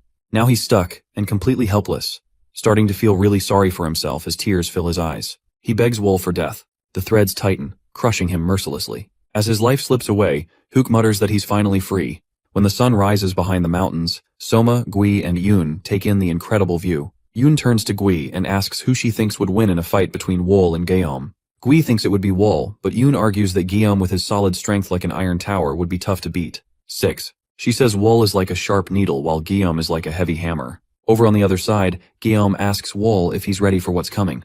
Wool says he's in top shape. Jiam then points out that no matter how it goes down, this fight will settle their score about Pyong. Wol shrugs it off, saying he couldn't care less if Guillaume remembers the debt or not. Jiam really isn't a fan of leaving debts unpaid. He gives a nod of thanks to Wol for agreeing to sort things out this way, but Wol just shrugs it off, saying he's only on board because he's got something he wants to figure out. Soma and the others are watching with excitement as both warriors get ready to go at it. Without wasting a moment, Wol and Guillaume charge toward each other, and their duel will definitely shape up to be epic. The streets of Chengdu are buzzing with activity as vendors shout out to customers, haggling over their goods and creating a lively scene. An old innkeeper is handed a bunch of books by a passerby, and he's so grateful that he invites the guy to chill at his inn. Not far away, a yellow-haired guy listens in on their conversation, but he is not interested in the book and is only looking for some fun. He walks away in annoyance, grumbling that he just wants to enjoy Chengdu. As he's wandering around, he spots a young woman named Yoon, and his mood shifts as he watches her. Curious, he decides to follow her to see where she's going. Yoon walks with a clear aim until she reaches a nice-looking house. She opens the door and steps inside. The yellow-haired guy, still intrigued, checks out the place and notices it looks fancy. Seeing there are no guards around, he climbs the wall and sneaks in. In the courtyard, he's surprised by how little security there is until Soma pops up behind him. The guy freezes in shock as he realizes Soma must have been watching him. Soma coolly asks who he is, but there's a dangerous sparkle in his eyes. The guy nervously asks if Soma lives here. He nods, then wants to know why the guy is trespassing. When Wol brings up the girl he saw coming in, Soma's mood changes to angry. He grumbles about how annoying it is that pests always show up whenever Yoon goes out and gets ready to deal with the intruder. Later that evening, Soma waits eagerly for dinner as his stomach growls with anticipation. Outside, guards are quietly carrying away the yellow-haired guy's lifeless body. Wol watches Soma and suggests he be patient, asking how he feels about their situation. Soma grins and says that this place feels more like home than even his family ever did. Hearing this, Wol feels glad to hear that. Soma notices a letter in Wol's hand and jokingly remarks that it might be from the person at the Iron Tower. Wol opens the letter, reads the beginning, and starts with a message to a beloved friend, but quickly closes it. Soma grows curious and asks him to read it out loud, but Wol brushes it off, not really interested. Instead, he changes the subject and mentions that dinner tonight will be a special freshwater fish dish made by the chief steward. Soma's face lights up at the thought, and Wol tells him to eat as much as he wants. While Wol stays pretty reserved, Soma is enjoying the moment and feeling thankful. Before heading out to grab Gui and Yoon for dinner, Soma turns to Wol and sincerely says thanks for saving him and his friends. He admits that now he gets why Guillaume thinks so highly of him. Wol downplays it and calls Soma's words nonsense, but underneath his tough exterior, there's a quiet recognition of the bond they've built. It was often said that the martial world could not truly be called such if it were without blades and bloodshed. In the Jianghu, deaths on the street were a daily occurrence. What captured people's attention was never the fact that someone had died, but rather who the victim was, and who had struck the fatal blow. One morning at the Crimson Corpse, Pio Wol sat silently at a table, reading a letter with a solemn expression. The letter was addressed to a beloved friend. When he reached a certain passage, he frowned in displeasure, shut the letter, and muttered that the sender never seemed to tire of writing, and that he himself had no desire to be anyone's friend. At that moment, Soma entered, asking if Pio Wol had been making a call. Noticing the letter in his hand, Soma exclaimed in surprise that yet another letter had arrived. He remarked that Iron Tower often sent correspondence. Pio Wol laid the letter down, rose from his chair, and asked Soma whether he wished to accompany him to the workshop. Soma responded with excitement that, of course he did. The morning sky was clear, sunlight streaming onto linens hung out to dry. As they walked, Soma remembered something and, munching on a candied fruit skewer, mentioned that he had just met Guian and Yunyo. He explained that Guian was buried in books within a damp basement, muttering about merchant guilds entering the capital, while Yunyo had continued to practice the zither, though, Soma commented, it had been a complete disaster. He added that it seemed both of them had found pursuits to follow. Suddenly, both Pio Wol and Soma stopped. Pio Wol sensed something and furrowed his brow, asking what was happening. Soma, chewing his candied fruit, could only grunt in response. In the next instant, the space before them twisted. Elsewhere in a nearby alley, Sochu was seized by the throat, struggling to breathe as an assailant demanded that he hand over the Tang clan's secret manual. Trembling, Sochu asked who had ordered such an attack, but the masked man snarled that he had no right to ask questions. Without warning, Pio Wol appeared and drove his weapon into the attacker's ear, so swiftly the man did not even realize it. Pio Wol coldly remarked that he was curious to see how long the man would manage to remain silent. Later, back at the Crimson Corpse, Sochu scratched his head awkwardly and said he had troubled Pio Wol. Pio Wol noted that Sochu's workshop never seemed to have a peaceful day, which left Sochu resigned. Pio Wol then suggested that he stay for a while. Grateful, Sochu agreed, though he lamented that a branch family of the Tang clan had hired the 100-spirit troop to kill him. He explained bitterly that he had long severed ties and established his own faction, and yet, since the troop had failed, more assassins would surely come. He bemoaned the misfortune of barely finding stability only to become a target once again. Soma cheerfully said he was glad Sochu had come, since it meant they could spend more time together. Sochu forced a smile and replied uncertainly. Pyo Wol reassured him to wait and trust him. When Sochu asked what he intended to do, Pyo Wol only smiled faintly and said that he would see in time. Their conversation was interrupted by hurried footsteps in the corridor. It was Gui An, who anxiously urged Pyo Wol to go see Yunyo. Hearing this, Pyo Wol frowned with concern. As the evening's exercising glow of sunset fell over Thousand Fragrance Pavilion, Soma asked a man where Yunyo was. The man explained that she was in the guest chamber, which puzzled Soma, since she normally would have been in her own villa. When the door opened, Yunyo called out to her elder brother. Pyo Wol asked if something had happened at such an hour, while Soma greeted her cheerfully. She explained that in the adjacent room there was a guest from Henan province, and that she had overheard troubling news. A young prodigy, highly regarded by the Jianghu, had died under mysterious circumstances. The man's name was Jin Gyeomwoo. The revelation stunned Pyo Wol, who repeated the name in a chilling tone and asked if she truly meant that Jin Gyeomwoo was dead. Soma called to him in worry, but Pyo Wol gave no reply. He turned and hurried down the corridor until he reached the guest's room. When he entered, the guests shouted angrily at his discourtesy, but Pyo Wol lowered his head and demanded an answer. Was Jin Gyeomwoo truly dead? His presence and voice terrified those inside. Night soon fell, a full moon glowing against the dark sky. Alone, Pyo Wol reread a letter written by Yu to a beloved friend. In it, the writer spoke of 2 months passing since their journey to the burial site, and how he had wandered since through places such as Yunnan province, never finding even a trace of the dragon's head. The writer confessed his exhaustion, wondering if he had been chasing only an illusion, and admitted he wished to see his companion again.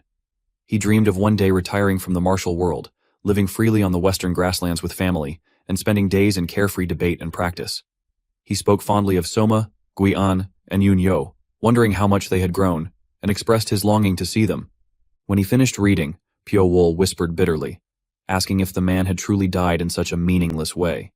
He admitted he had thought that perhaps one day they might truly understand one another, and that he had once hoped to call him a friend.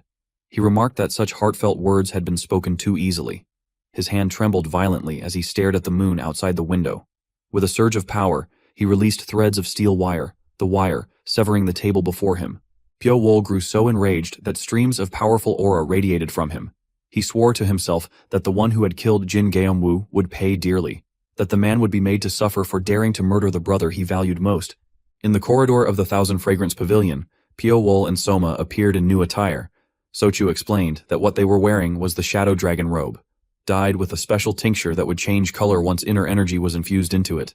He added that he had also hidden several kinds of concealed weapons inside. Pyo Wol gave him quiet thanks. Soma, looking delighted, cried out in excitement, but then quickly turned sulky, asking why he had received nothing. Sochu laughed and told him to check inside his robe. He explained further that he had filled Soma's robe with the dried meat he loved so much, prepared by Administrator Go in its finest quality, since Soma preferred food over weapons. When Soma opened it, he was overjoyed, clutching the meat in his hands and shouting his thanks to Administrator Go. Sochu, lowering his voice, admitted that he felt guilty for leaving the heavy burden of responsibility to Pyo Wol. Pyo Wol replied calmly that it was of no concern. The investigation into Jin Gyeomwoo's death was necessary anyway, and along the way it would be convenient to deal with the 100-spirit troop. Afterward, he and Soma prepared to depart. Pyo Wol bid farewell, saying that he would be leaving, while Soma smiled broadly, waving his hand and calling for Sochu, Gui An, and Yunyo to take care. Sochu waved back, wishing them a safe journey. Their figures gradually disappeared into the distance. The scene then shifted to a city gate, where a merchant caravan was entering. The man on horseback was Wu Jangrak, of the Seoul Transport Merchant Group. He frowned inwardly, thinking that their task had been only to deliver Buddhist scriptures to the Shaolin Temple. He turned to glance at the little demon behind him, wondering why he had to travel with such people. A cold fear crept through him, sweat beading on his face, for in Chengdu there was no one who did not fear that figure, and now the little demon was with him as well. Jangrak recalled the words of an old man, who had once said that since Master Pio was setting foot into the Jianghu for the first time, Jangrak should look after him until he grew accustomed to the outside world. The memory only deepened his dismay, for how could he possibly not pay attention to such a man? As they traveled, Soma munched on his dried meat and asked what kind of place the Jianghu really was. Pyo Wol told him that one would have to see it for oneself. When Soma pressed further, asking if he too did not know, Pyo Wol curved his lips into a faint smile and asked if Soma was disappointed that he lacked the answer. Soma grinned and said he was not, remarking instead that if they simply kept walking, the meaning would reveal itself in time. Elsewhere, in a certain house, a man was flung against a wall. Soma approached him slowly, crouched down, and regarded him with puzzlement. Then, smiling brightly, he turned to Pyo Wol and asked if he could kill the man, adding that perhaps he should, since it was tiresome to be disturbed during meals. One of the assailants, brandishing a blade, shouted angrily, demanding if they knew where they were. Another added that he had already intended to go easy on them. In the next moment, the group charged together, declaring that the intruders would taste their blades. Pyo Wol simply called out Soma's name and permitted him to act as he pleased. Suddenly, an unfamiliar man appeared, crying out and falling to his knees before them. He kowtowed, begging forgiveness on behalf of his subordinates, pleading that the great hero show mercy to ignorant fools. The subordinate holding a blade looked at his leader in confusion and demanded to know why he was humbling himself before unknown wanderers. The man turned on him furiously, shouting for him to be silent and demanding if he understood whom they were trifling with. Then, groveling again before Pyo Wol, he declared that all responsibility lay with him and begged for pardon. Soma, thrilled yet confused, asked Pyo Wol once more if he should simply kill them all. Pyo Wol gave no answer, remaining silent.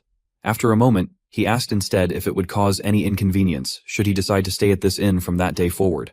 The man instantly promised that there would be none, vowing to arrange everything perfectly so that the hero would not be disturbed. Soma pouted, lamenting that there would be no killing. Pyo Wol brushed past the man and told him coldly to deal with it himself. The man prostrated again in gratitude, thanking him profusely. When Pyo Wol left, his men rushed to lift him from the ground. Soma clicked his tongue in annoyance at the sight, then skipped merrily after Pyo Wol. At the same time, on a rooftop overlooking the scene, a young woman with pink hair observed everything. She murmured in dismay at how frightening and chaotic the Jianghu seemed. This woman was Mok Gai, and beside her stood Shin Mugeom. Frowning, Gai wondered aloud if they too would become entangled in such troublesome affairs. Mugeom gently placed his hand on her shoulder and reassured her that she should not worry, for he would protect her. He asked how he could possibly allow someone about to become a bride to face danger. His words soothed her heart, and she turned to call him Mugeomka. A little later, as the crimson light of dusk spread across the sky, Gai stood beside the well, lost in thought.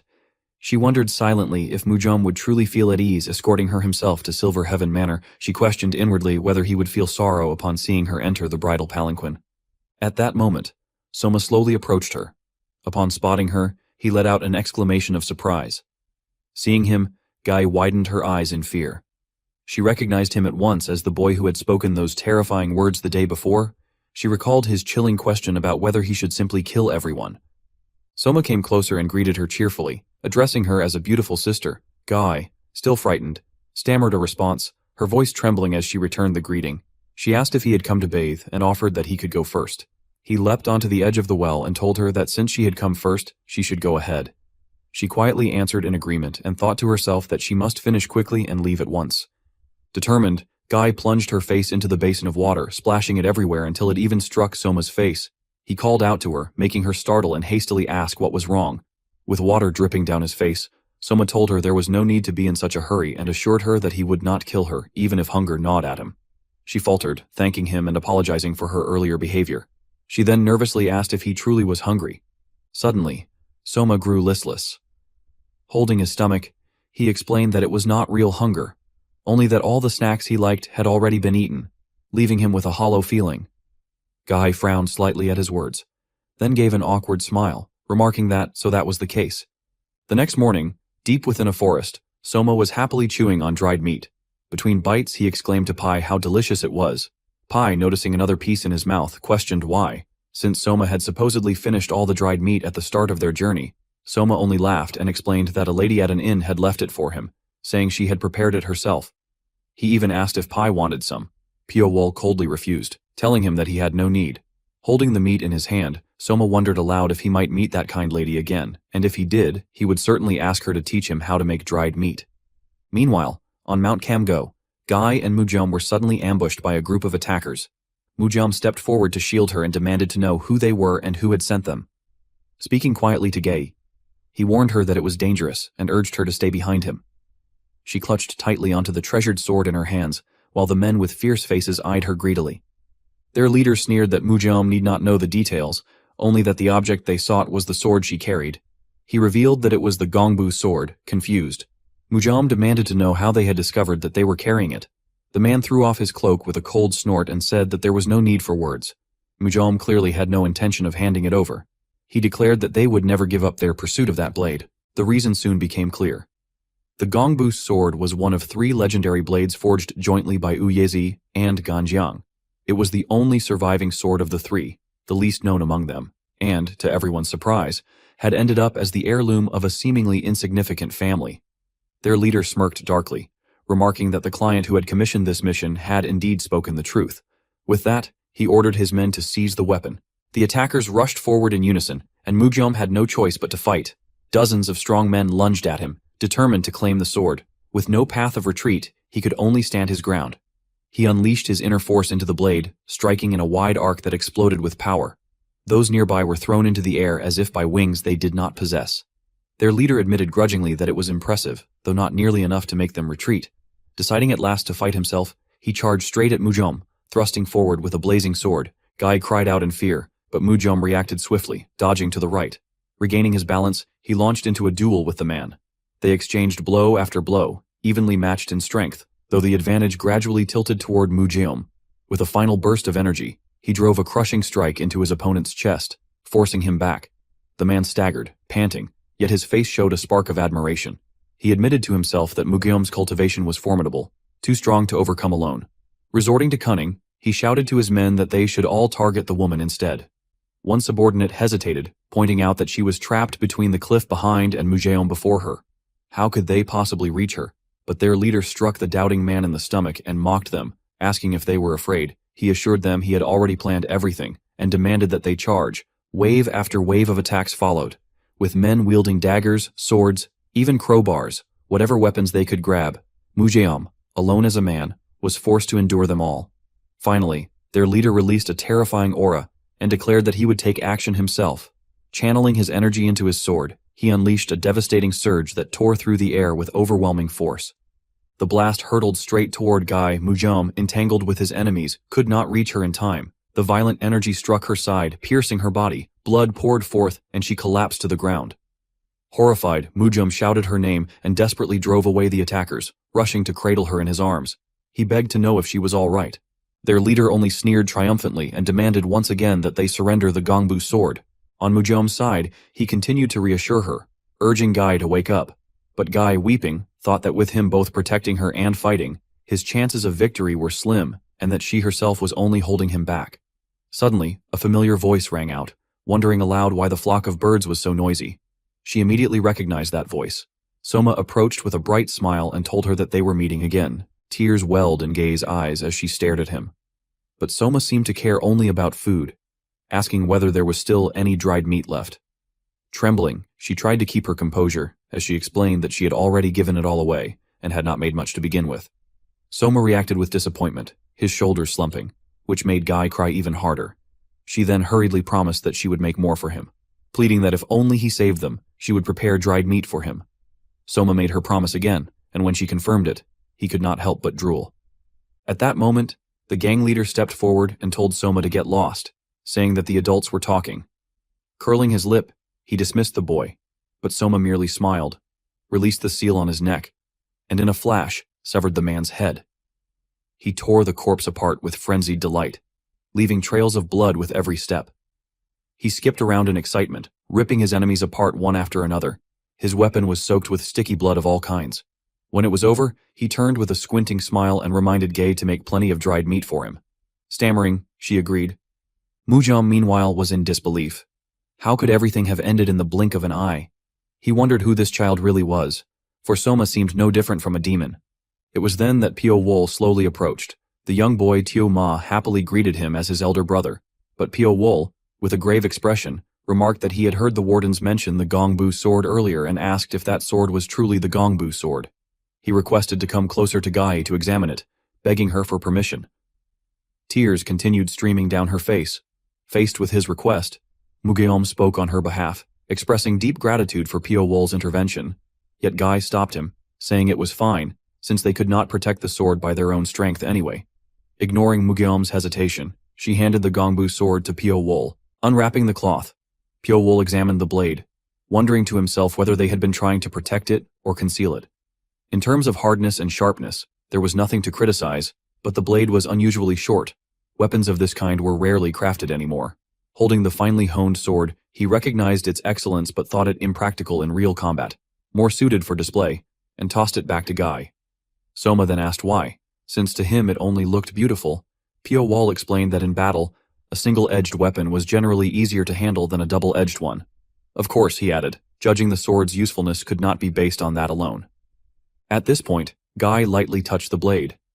She reflected that from ancient times, swords had been regarded as weapons connecting heaven and man. For that reason, each sword was given a name and considered a token, and this one was no exception. Mujeom bent down to wrap the sword again, his face dark with sorrow, silently lamenting that it was precisely because of this sword that they had suffered so many troubles, and he feared what further misfortunes Guy might face. Curious, Pio Wol asked where they intended to take the sword. After hesitating, Guy finally revealed that they were heading towards Silver Heaven Manor in Enshi. Mugeom tried to interrupt her, but she continued firmly, explaining that the sword was part of her dowry, as she was on her way to attend her marriage with Hua Yucheon, the manor master of Silver Heaven Manor. A moment later, another figure appeared, Peng Nosan, the outer hall master of Silver Heaven Manor. Introducing himself, he asked whether she was Lady Mok Gai. She confirmed her identity. Nosan, relieved, said they were fortunate she had reached safety. He explained that upon hearing of the attack on Lady Mok, the manor master had immediately dispatched them to escort her. Apologizing for not having protected her from the beginning, he expressed his shame. He then asked whether the gongbu sword was still safe and requested that they entrust it to him for safekeeping. Guy immediately refused, insisting that the gongbu sword was the heirloom of her sect and that she had to take full responsibility for it. Her uncle, seeing her determination, frowned slightly but still kept a smile on his lips, remarking that it would be up to her choice. He then mentioned that he had heard she had been rescued when attacked. At this, she glanced to the right, admitting inwardly that without their help, they would have faced a great disaster. It turned out that she was referring to Pio Wol. At that time, Janggrak was also with them. The moment Nosan spotted him, he hurried over, almost tearful with emotion. Janggrak, however, immediately grew cautious, remembering the warning he had once received, that he should be careful not to let Master Pio get dragged into unnecessary troubles. Cold sweat broke out on him as he realized that trouble had already come. Though he still had to pretend friendliness so as not to give himself away, Nosan greeted them with a practiced smile, introducing himself as Peng Nosan, the outer hall master of Silver Heaven Manor, and explained that he had come to express gratitude for their assistance to Lady Mok. Hearing this, Janggrak felt somewhat relieved, realizing that it was not just some young lady accompanied by guards, but rather people from Silver Heaven Manor. He forced a modest laugh, brushing the matter off as a small thing, but Nosan laughed heartily, stating that to them it was not a small matter at all, which was why he wished to invite them to Silver Heaven Manor to repay their kindness properly. This left Janggrak feeling awkward, unsure of how to respond, since they had not truly done anything extraordinary. Meanwhile, elsewhere, a man bowed before a voluptuous woman, reporting that the plan had failed. Not only had they failed to seize the gongbu sword, but the entire pursuit squad had been annihilated. That woman was none other than Iron Sword Hermit Yeo Hwa-young. Sitting upright, she asked whether their opponents had truly been strong enough to wipe out the pursuit squad. The man, drenched in sweat, explained that the situation was not that simple and that it seemed the three great powers had intervened in the matter. Hwa-young then ordered that the Hao clan investigate who those forces were, and the man immediately obeyed. Still, he dared to raise the question of whether they should entrust this matter to someone else, since if things continued this way, the gongbu sword would surely fall into the hands of Silver Heaven Manor. Once in their possession, the manor master of Silver Heaven Manor would undoubtedly send the sword to the Rain Sword Manor, with whom he shared close ties. Yang Pyeongsan, the manor master of Rain Sword Manor, was infamous for his madness in pursuit of swords. If he were to acquire the gongbu sword, he would certainly devote himself entirely to supporting Silver Heaven Manor, and in turn the standing of Verdant Blade Hall in Enshi would be shaken considerably. Looking down calmly, Hwa-young replied that she had already invited a master capable of restraining the manor master of Rain Sword Manor. This revelation startled the man, who wondered aloud whether such a martial artist even existed. Someone strong enough to suppress Yang Pyeongsan. At the very least, that person would need to be on par with the 8 stars. But would someone of that caliber truly be willing to face Yang Pyeongsan? Hwa-young, however, stated firmly that it was an acquaintance of hers and assured him there was no need for concern. If she had asked, that person would certainly help. Her eyes revealed unwavering confidence, making it clear she was certain of what she said. Later that evening at Silver Heaven Manor, May Bulgoon, the chief steward of the manor, came forward to welcome Lady Mok and her distinguished guests. He introduced himself warmly and expressed his gratitude that they had come. After acknowledging the long journey they must have endured, he invited them first to rest and informed them that a banquet would be held that night. Jangrak responded with a friendly smile, thanking Lord May for his hospitality. May Bulgoon led them in with cheer, expressing his own gratitude for their acceptance of the invitation. He explained that quarters had been prepared for them in the guest wing, and told them they could rest there until the banquet. He added that Lady Mok's room had been arranged separately. But before he could explain further, Guy quickly interrupted, firmly declaring that there was no need for such special arrangements. She cast a meaningful glance toward Pio Wall and insisted that she would stay in the guest quarters along with the others. Bulgoon was visibly confused, pointing out that the manor master had ordered her to receive special care. Yet Guy, frowning slightly, clarified that since she was not yet a member of Silver Heaven Manor, it was only appropriate for her to stay with the others. She felt an inexplicable sense of discomfort around Bulgoon and preferred to remain with those who had saved her. Although irritated, Bulgoon ultimately had no choice but to yield, saying that if Lady Mok wished it so, then it would be decided that way. He added that should she experience any inconvenience, she only needed to call for him, and he would come at once. Guy bowed and expressed her thanks. Once he left, she finally let out a sigh of relief. Mugyeom, noticing her troubled expression, asked gently if she was all right. Guy reassured him that she was fine. At that moment, Soma came running over, asking with childlike curiosity if her elder sister was feeling uneasy. Despite the bright smile on Soma's face, her words carried a sharp edge, as she cheekily suggested that she could take care of that troublesome old man for her sister. The sky gradually darkened, yet Pyo Wol wandered alone, observing his surroundings. The city was indeed quiet. As he looked toward a brightly lit house, he calculated his next steps, thinking that since he would be staying at Silver Heaven Manor for some time, it was necessary to gather information about the place. At that moment, a young woman approached and asked if he intended to go inside. Remaining cautious, Pyo Wol cast her a guarded glance and saw before him a figure in tight-fitting clothes. It was none other than Hwayung. The two faced each other in silence. Realizing that Pyo Wol would not speak, she simply acknowledged him with a nod before stepping inside. Even Pyo Wol could sense that she was not an ordinary person. Composed, he too entered the tavern. The place was filled with martial artists, eating and conversing in groups, while Pyo Wol chose to sit and eat alone. From a nearby table, he overheard that Silver Heaven Manor had recently become a power to be feared. At this rate, it was said, they were about to defeat Verdant Blade Hall and dominate the region. Some remarked that no one suffered more than Lady Yo Hwayung of Verdant Blade Hall. If only the manor master had been healthy, Verdant Blade Hall would not have been forced into such a desperate state. The listeners claimed that his gentle nature, unwilling to oppose anyone, had allowed Silver Heaven Manor to rise unchecked, and his prolonged illness had brought calamity for unclear reasons. In the end, they concluded, Lady Yo was the one who endured the greatest hardship. Pyo Wol reflected on what he heard. So it seemed that Silver Heaven Manor was rapidly expanding its influence, suppressing even the once powerful Verdant Blade Hall. The situation was so dire that even the smallest markets and towns could not withstand the pressure. Thus, he reasoned, the pursuit squad targeting the Gongbu sword must have been dispatched by Verdant Blade Hall. Taking a sip of hot tea, he considered how the sword had nonetheless ended up in the hands of Silver Heaven Manor. He wondered what strategy Verdant Blade Hall would employ next. Suddenly, a strong murderous aura filled the room, and Pyo Wol's senses sharpened as he looked toward its source. A tall, broad man entered, carrying a heavy sword on his back, clearly well used. The man grinned excitedly, as if thrilled about something, before glancing toward the upper floor. This man was none other than Ak Chusen. Following his gaze, Pyo Wol looked upstairs and then quietly asked the attendant if he could change to a room on the second floor. The attendant bowed apologetically and explained that the entire second floor had already been reserved. At once, Pyo Wol recalled Hwayung, who had disappeared after entering earlier. He surmised that she must have been the one who had rented out the whole upper floor. Though curious about her identity, he decided there was no need to trouble himself, and simply stood up to change seats. At that moment, the sound of many heavy footsteps echoed as a group entered the tavern noisily. Their stamping clearly meant to draw attention. Intrigued, Pyo Wol glanced over and saw a band of young men, the one at their head wearing an expression that invited a beating. This young man was none other than Hwa Oki, son of the Silver Heaven Manor Master, Hwa Yucheon. He scanned the tavern until his eyes locked onto Pyo Wol's unflinching stare. Irritated, he thought that no one dared meet his eyes so boldly, and yet this stranger did. He wondered to himself who this man could be. At that moment, A voice called from above, and Hua Oki's expression brightened as he saw Hua Yung descending together with Chusan. He greeted her with a smile, addressing her as Lady Yo. Hua Yung coldly inquired why Lord Hua had come to such a place.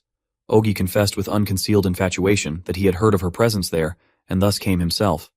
Inwardly, Hua Yung was displeased, for she had told no one of her visit.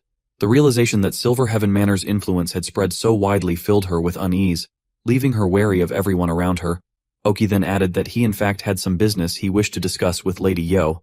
Hua Yung, feeling weary and troubled, said that she had nothing to speak with the young master about, and excused herself, which made him frown with displeasure. Suddenly, another man appeared before her, exclaiming that he had not finished speaking. His body looked massive, weighing perhaps 120 kilograms at the very least. Yet, even when standing before such a monstrous figure, Hua Yung did not waver. She wondered aloud who he might be, and it was revealed that he was Huang Bo, the man who, according to rumors, had refused the invitation to join Silver Heaven Manor. After a brief hesitation, he admitted that he had no choice, for the benefits Silver Heaven Manor offered were far greater. Cold sweat broke out on Hua Yung's brow as she asked if the great hero did not understand the meaning of honor. He, however, replied with the look of one who had long seen through the vanity of the mundane world, saying that he no longer lived for honor, that he was merely a wanderer. Qin Zhao, trying to feed his family. Seeing the situation turning unfavorable, Hua Yung realized she could not dissuade him any further. He then fixed his eyes upon her, releasing a murderous aura, and declared that the young lady was not allowed to leave without Lord Hua's permission. Hua Yung, straining her words, tried to reason, but the great hero would tolerate no such jest. At this point, Chusan began to feel provoked, declaring that it was enough, for a man ought to know to display strength against the proper opponent. He glared at the brute and mocked Verdant Blade Hall for being so desperate for men that they would even recruit an old man. Chusan, already prepared, drew his weapon and retorted that age was no flaw. The atmosphere within the tavern was so tense that it seemed certain the establishment would be torn apart. Thus, Chusan beckoned the brute outside, declaring that the old man would be the one to face him. Standing before such a formidable presence, the massive man could not help but drool nervously, recognizing that this elder was truly a master. He clasped his hands in respect and introduced himself as Huangbo Qisheng, politely asking to know the senior's name. The old man burst out laughing and revealed that he was Chusan. At the mention of this name, Qisheng froze in realization, asking whether it was Chusan of Lion Island. Chusan stepped protectively in front of Hua Yung and explained with some amusement that he owed a debt to the girl's master and had come for that reason, though he had not expected matters to turn out this way. Hearing this, Qisheng already felt the urge to withdraw, addressing him respectfully. But before he could say more, Hua Oki stepped forward, introducing himself as a member of Silver Heaven Manor. He explained that the matter concerned Lady Yo and asked the senior to wait for a moment. Chusan, however, looked at them with disdain, mocking their cowardice and asking if they had all gathered here only to declare that the matter should be settled by two individuals alone. Hua Oki faltered, unable to speak. At that moment, another reckless man rushed forward, shouting insults and calling Chusan a mad old fool for daring to insult the young master. Qisheng tried to calm him, but Chusan's pride was already stirred. He demanded to know what had just been said. The other man, oblivious to the danger, continued to hurl curses, and Chusan warned him to repeat his words if he dared. When Hua Oki shouted for enough, it was already too late. Chusan's blade flashed across the man's torso, splitting his body in two, blood splattering across the floor. Witnessing such terrifying martial skill, all were struck with horror and dared not move. Even Hua Oki himself could do nothing but watch helplessly.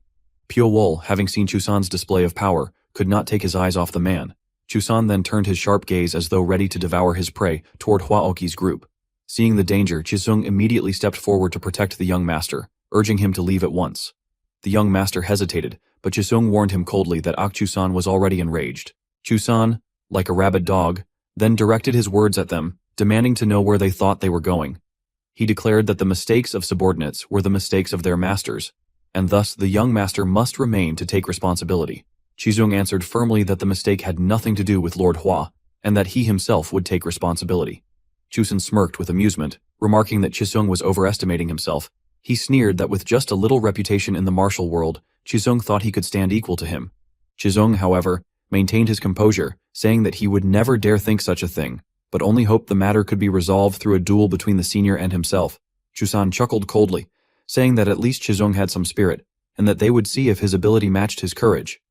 The moment he finished, Qisheng respectfully invited him outside, promising not to disappoint him. Chusan sighed and agreed, saying that it was worth anticipating. Others in the tavern, curious about the duel, rushed out to watch. When Chusun saw the circle marked for combat, he asked if they were to decide victory within it. Chizung confirmed that it was so. With a dismissive air, Chusun pointed his heavy weapon at the ground and mocked him, asking if Chisung thought he could not wield such a massive blade skillfully within such a confined space. Chisung quickly explained that he had no such intention, and that the measure was only to reduce collateral damage. Chusun sneered, accusing him of being lowly, since he was using murderous intent against someone not even half his age for the sake of a worthless master. Still, he said that if this was what Chisung wanted, he would oblige. From above, the spectators could not hide their excitement, wondering aloud who would win. Many argued that Akchu-san would certainly prevail, for although Huangbo was talented, he could not compare to Lion Island. Moreover, his famed Heavenly King Triple Fist was still incomplete, leaving him little chance of victory. Wagers were made, with most betting on Chusun. Listening from behind, Huayong muttered bitterly to herself that she had never imagined the duel of two such men would be treated as a trivial gamble. She realized the situation was unfavorable for Huangbo, yet admitted they had no other choice. She knew she must use this chaos to remind everyone that Verdant Blade Hall still existed. Soon after, rain began to fall, and villagers gathered anxiously to watch the confrontation. Gasps of surprise spread as blood splattered onto the ground. Though it was unclear whether it belonged to Chizung or to Chusan, even Pio Wool could not hide his curiosity. Meanwhile, Huayong and Huaoki were both left utterly speechless, their mouths agape as they struggled to comprehend what was unfolding before their eyes. A short while earlier, when their battle had just begun, Akchu-san had asked the young man if he wished to decide the outcome inside the ring. Huangbo Chisung confirmed that it was indeed correct. The old man laughed and remarked whether the youth thought that in such a confined space, he would be unable to make full use of that heavy lump of iron he carried. The young man, sweat forming on his brow, quickly denied it and explained that his only intention was to minimize collateral damage from their duel. Akchu-san chuckled and commented that for someone who had just been pouring out killing intent at a boy not even half his age, merely for the sake of a worm-like master, he was surprisingly considerate. Still, he accepted the condition and agreed to go along with it. After a moment of hesitation, Akchu-san turned back and asked whether stepping beyond the ring would count as forfeiting. Chisung forced a smile, crimson aura enveloping his entire body, and told him that if he wished to step out, he could. The old man sneered and declared that he would see this through to the end while matching the young man's bravado. He added that if Chiseong ever felt as though he were about to die, he only had to step outside the ring. The clashing pressure from their auras collided, weighing down the atmosphere and tightening the air around them. Their eyes locked like those of feral beasts before they charged at each other with a mad intensity. When the tip of the old man's blade thrust toward the youth, Chisung immediately caught hold of it, leaving the old man bewildered by such an unexpected move. Seizing the moment, the young man drove his fist powerfully into the old man's stomach, the shockwave visible even to the naked eye. Yet for a master of the old man's caliber, dealing with such an attack was effortless. He caught Chisung's punch and twisted the youth's strength against him, grinning with excitement as he prepared his counter. Chisung's eyes glowed a furious red as he attempted a second strike, but the old man evaded it easily. Lowering his stance, he drove his blade into the ground as a pivot, careful to adjust in the narrow space they fought in. Without hesitation, Chisung poured every ounce of strength into his massive frame, throwing relentless punches toward the old man, but none of them broke through, for the old man parried each blow with his sword. The young man's expression revealed the strain and determination consuming him, while the old man wore a delighted smile, as if nothing troubled him at all.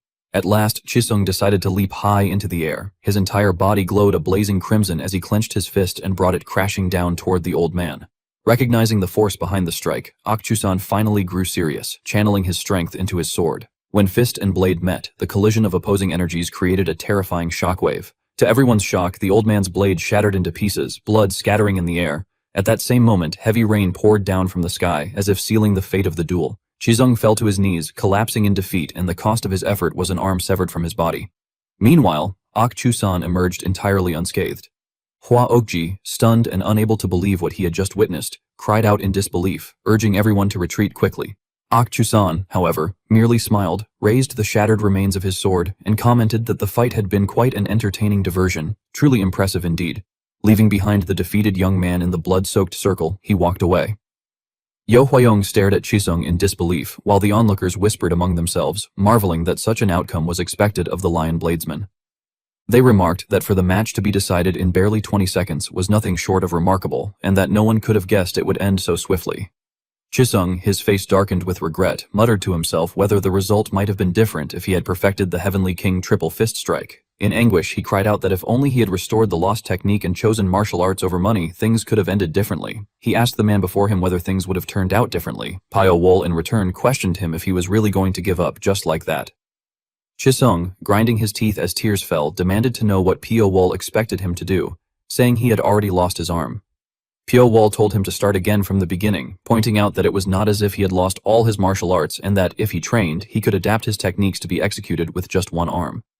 The young man tilted his head back and laughed loudly, exclaiming that it was easy for Pio Wol to say such things, but asked if that was even possible.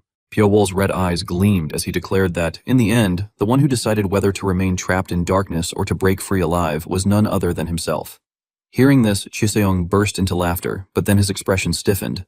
Bowing his head, he begged Pio Wol to help him, saying that Pio Wol must have spoken so because there really was a way. His desperate pleas echoed beneath the heavy rain. The next day, at the Silver Heaven Manor, the master of the house flew into a rage when he heard the news. He slammed his hand onto the table, his face darkening as he glared at his son.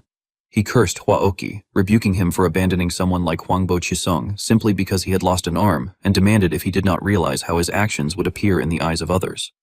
He thundered that if a master discarded loyal subordinates so easily, no one would ever devote their loyalty to him again. Hwaokji, frightened, apologized and begged for forgiveness. But his father's fury did not subside. He overturned the table and shouted that he could not even bear the sight of him, ordering him to get out and forbidding him from returning until he brought back Hwangbo Chisung. Terrified, Hwaoki quickly scrambled out of the room. The manor master then spoke coldly to Chief Mei, saying that his incompetent son would take some time to find Hwangbo Chisung, and ordered him to inform the guests that the banquet had been postponed while ensuring they were looked after without the slightest lack. Chief Mei obeyed respectfully, answering that he understood. Meanwhile, Pio Wol had accepted Chisung's desperate plea. He thought to himself that Hwaoki would never be able to find Hwangbo Chisung again, for Chisung had already set off on the path he had chosen. At that moment, Pio Wol was treating Chisung's wounds. He explained that he had blocked the flow of energy to Chisung's useless right arm and made adjustments so that all his strength could be concentrated into his left arm. Chisung tried channeling his strength into his left hand and, upon succeeding, broke down in tears. He bowed deeply, thanking Pio Wol profusely and swearing that he would repay this debt of gratitude. Pio Wol, however, looked at the young man and thought to himself that he had never had a reason to help him in the first place. It was only that, upon seeing his desperate struggle, an old face he had long forgotten had resurfaced in his mind. Afterward, he left, gazing up at the sky and murmuring that the seed had been sown, and now all he could do was wait to see what kind of tree it would grow into. At the Silver Heaven Manor, many people had gathered for an event. Among them, a man recognized an acquaintance and called out to him, "Wu Jangrak." A young man with a bright expression clasped his hands in greeting, introducing himself as Lim Taemun from the Shindo Hall and saying it was an honor to meet him. Upon hearing the name, Wu Jangrak was puzzled and repeated the words, "the Shindo Hall," to himself. Lim Taemun laughed and admitted that the name might sound unfamiliar, explaining that the Shindo Hall upheld the principles of the mystifying finger sect, so it was understandable that Jangrak had not heard of them. Jangrak replied that if it was the mystifying finger sect, then it must be the one that intentionally kept itself hidden from sight. The young man confirmed that this was true, adding that the Shindo Hall had once stood at the very front lines during the Great Demonic War, suffering devastating losses. As he was speaking, he suddenly noticed the attention of two strangers ahead, who turned to ask who the two people behind him were. When Jangrak saw that it was Pio Wol and Soma, he gave a bitter smile and explained that they were his companions who would be accompanying them to Dongzhou. The young man then asked if Jangrak might introduce them to him. Jangrak only gave a half-hearted, vague response, his face drenched in sweat from fear. Taemun, noticing his strange expression, wondered inwardly what was wrong with that reaction and why he seemed so flustered because of them. He then took the initiative, saying that if it was burdensome for Jangrak to make the introduction, then he himself would greet them. This only deepened Jangrak's terror. The naive young man, showing no hesitation, introduced himself as Lim Taemun and suggested that since fate had brought them together at the banquet, they should at least exchange names. Hearing this, Pio Wol merely looked at him without speaking. Taemun, feeling insulted by the silence, demanded to know why he remained quiet and even accused him of refusing to speak with him. Behind him, Jangrak trembled in fear, horrified by Taemun's reckless behavior. He tried to call out Taemun's name desperately, as if to stop him. At last, seeing Taemun's persistence, Pio Wol spoke and introduced himself as Pio Wol. Hearing the name, Taemun froze for a moment until Pio Wol calmly repeated that this was indeed his name. Upon realizing it, Lim Taemun mocked him, remarking with disdain that he wasn't mute after all, and that since he had been sitting there with his mouth tightly shut, he had thought perhaps Pio Wol's tongue had been cut out. Jangrak, standing behind them, nearly lost his mind, unable to predict what might happen next. Just then, an announcement resounded through the hall, interrupting everything. The hall leader was entering. The hall leader appeared, elegantly dressed, wearing a friendly smile. Everyone present bowed and greeted him respectfully, declaring their reverence. The man raised his hand with a cheerful laugh, asking everyone to be seated. Meanwhile, Lim Taemin cast Pyo-wol a contemptuous look before leaving. Seeing this, Jangrak clutched his chest with relief, thinking that he was saved, that the hall leader had appeared at just the right moment. He cursed inwardly, blaming the near disaster on that one unexpected fool. Reflecting on the fact that Taemin was said to be a close friend of Hwa Okji, he concluded bitterly that with such a narrow mind, the boy would never live out his natural lifespan. Afterward, Soma leaned toward Pyo-wol and quietly asked whether he should kill him. Pyo-wol answered that they would do so if they met him again. Soma then grinned brightly, asking to confirm if he truly meant it. Jangrak, walking ahead, overheard their entire exchange. His face turned pale, and he was too terrified to utter a single word.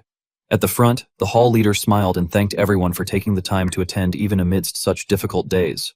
He urged them to relax, yet his words were suddenly cut short when Mei Bulgun rushed in, urgently calling out for the hall leader.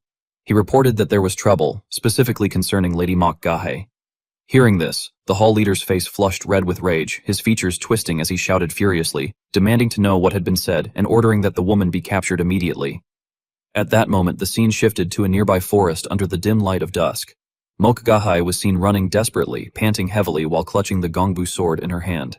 Beside her, Shin Mujeom asked with concern whether she was all right and if they should take a short rest. She firmly refused, saying that she could still endure a little longer and that if they rested, they would leave traces, making it easier for their pursuers. Even if she were to collapse from exhaustion, she declared, they must never rest. Seeing her determined expression, Shin Mujeom found himself unable to dissuade her.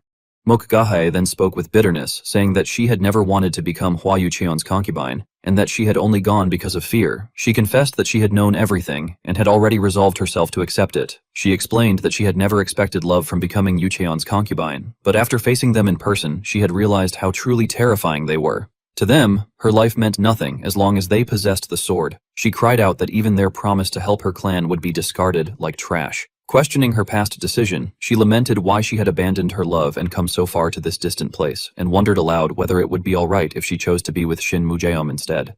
Upon hearing this, Shin Mujeom exclaimed that he could not understand why he had not realized it sooner. Mok Gahe, confused by his words, listened as he continued, saying that he had believed the best he could do was to suppress his feelings and leave her side, protecting her will until the very end. He admitted that even though he had long known her feelings, now that she had found the courage, he too would no longer run away. He declared to her that he would never let her go. After pouring out his heart, the two of them continued running deeper into the forest together. That evening, under the glow of the crimson moon that illuminated the woods, a group of people stood on a cliff, watching the situation below. One of the men asked the others if they were truly certain about proceeding, warning that the damage would be considerable. At the same time, the forces of the Silver Heaven Manor were urgently hunting Mok Gahe, shouting among themselves that they must move quickly and find the gongbu sword before the Silver Heaven Manor could claim it. Meanwhile, Yo Hwayong gave her own order, stating that they had to take the risk, for if they were to retreat now, the Verdant Blade Hall would never be able to defeat the Silver Heaven Manor. As both factions searched for the girl, their scouts suddenly cried out that the forces of the Verdant Blade Hall had arrived, while others exclaimed that the Silver Heaven Manor's people were there as well. Without hesitation, the two groups clashed violently. Yo Hwayong assessed that the Silver Heaven Manor was fully aware of their involvement, and because of that, they were staking everything on finding the gongbu sword first.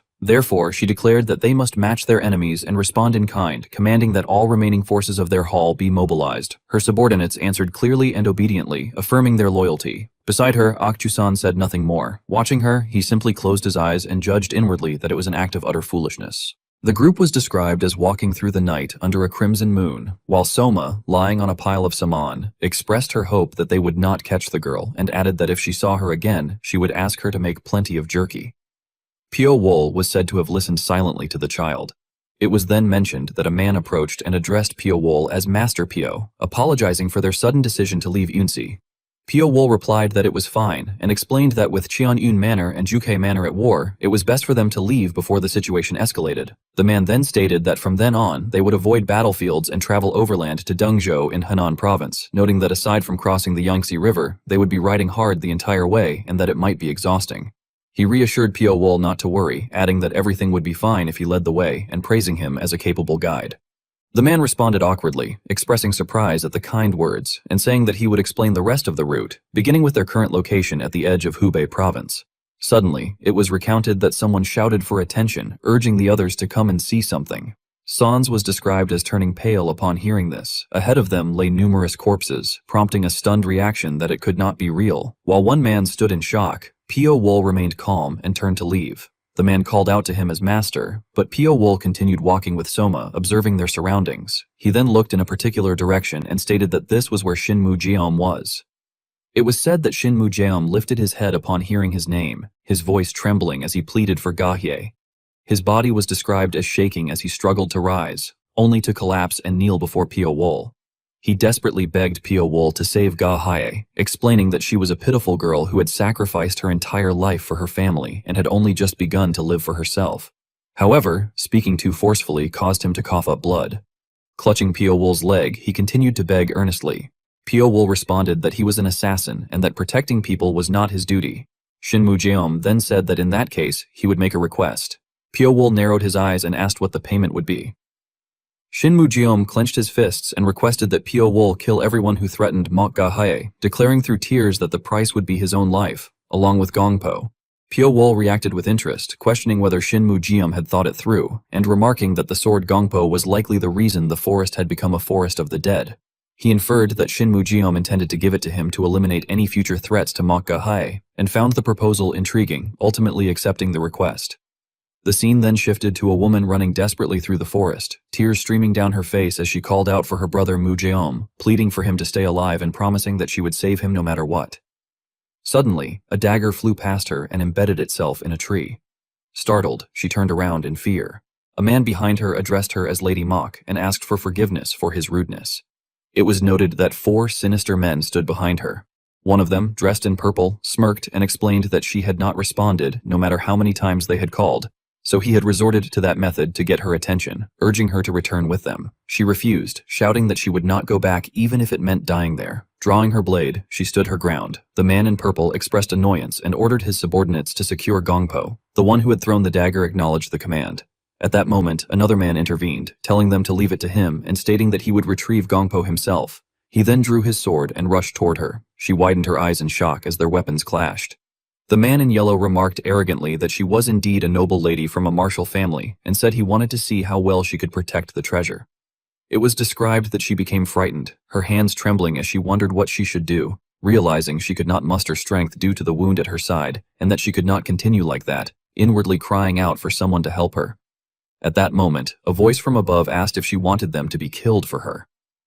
Both of them looked up. A smile appeared on her face as she reacted in surprise. It was revealed that Soma was perched in a tree, waving and greeting her playfully. The man in yellow narrowed his eyes, questioning who the child was and how he had managed to get there, remarking that the child looked familiar and wondering where he had seen him before. Soma then turned to the woman and told her to answer. Tears streamed down the woman's face as she shouted in response that she wanted them all killed. Upon hearing that answer, Soma was described as smiling with a bloodthirsty expression. Throughout the forest, the sounds of death echoed under the crimson moon as crows circled overhead, their cries deepening the ominous atmosphere. A group carrying torches moved through the woods, while Sabi, sweating, remarked that the forest felt strange. Habibi turned back and said that she had felt it too. Sabi observed that the atmosphere of the forest had changed and felt unnatural, while Habibi explained that even the movements of animals and the flow of energy had shifted, concluding that something had clearly interfered. Sabi wondered what on earth was happening, and Habibi narrowed his eyes, saying that they would find out soon enough. At that moment, voices from both sides simultaneously questioned what was going on. Soma and Pio Wool stepped out from the forest, one smiling brightly, the other cold and expressionless. Both drew their weapons, their eyes flashing with a chilling red glow. Soma's smile vanished as she screamed wildly and charged forward, frightening her opponent. She swung her weapon back and then struck fiercely. The man quickly blocked with his sword, trembling as he thought that the brat's attacks were heavy and fast, but that she would soon tire herself out and would not be able to defeat him with just one ring. Soma suddenly stomped down hard on his sword with both feet. The man in yellow glanced at her feet in shock, unable to comprehend what was happening. In the next instant, Soma leaped up and disappeared, then dropped down directly in front of him with an excited grin.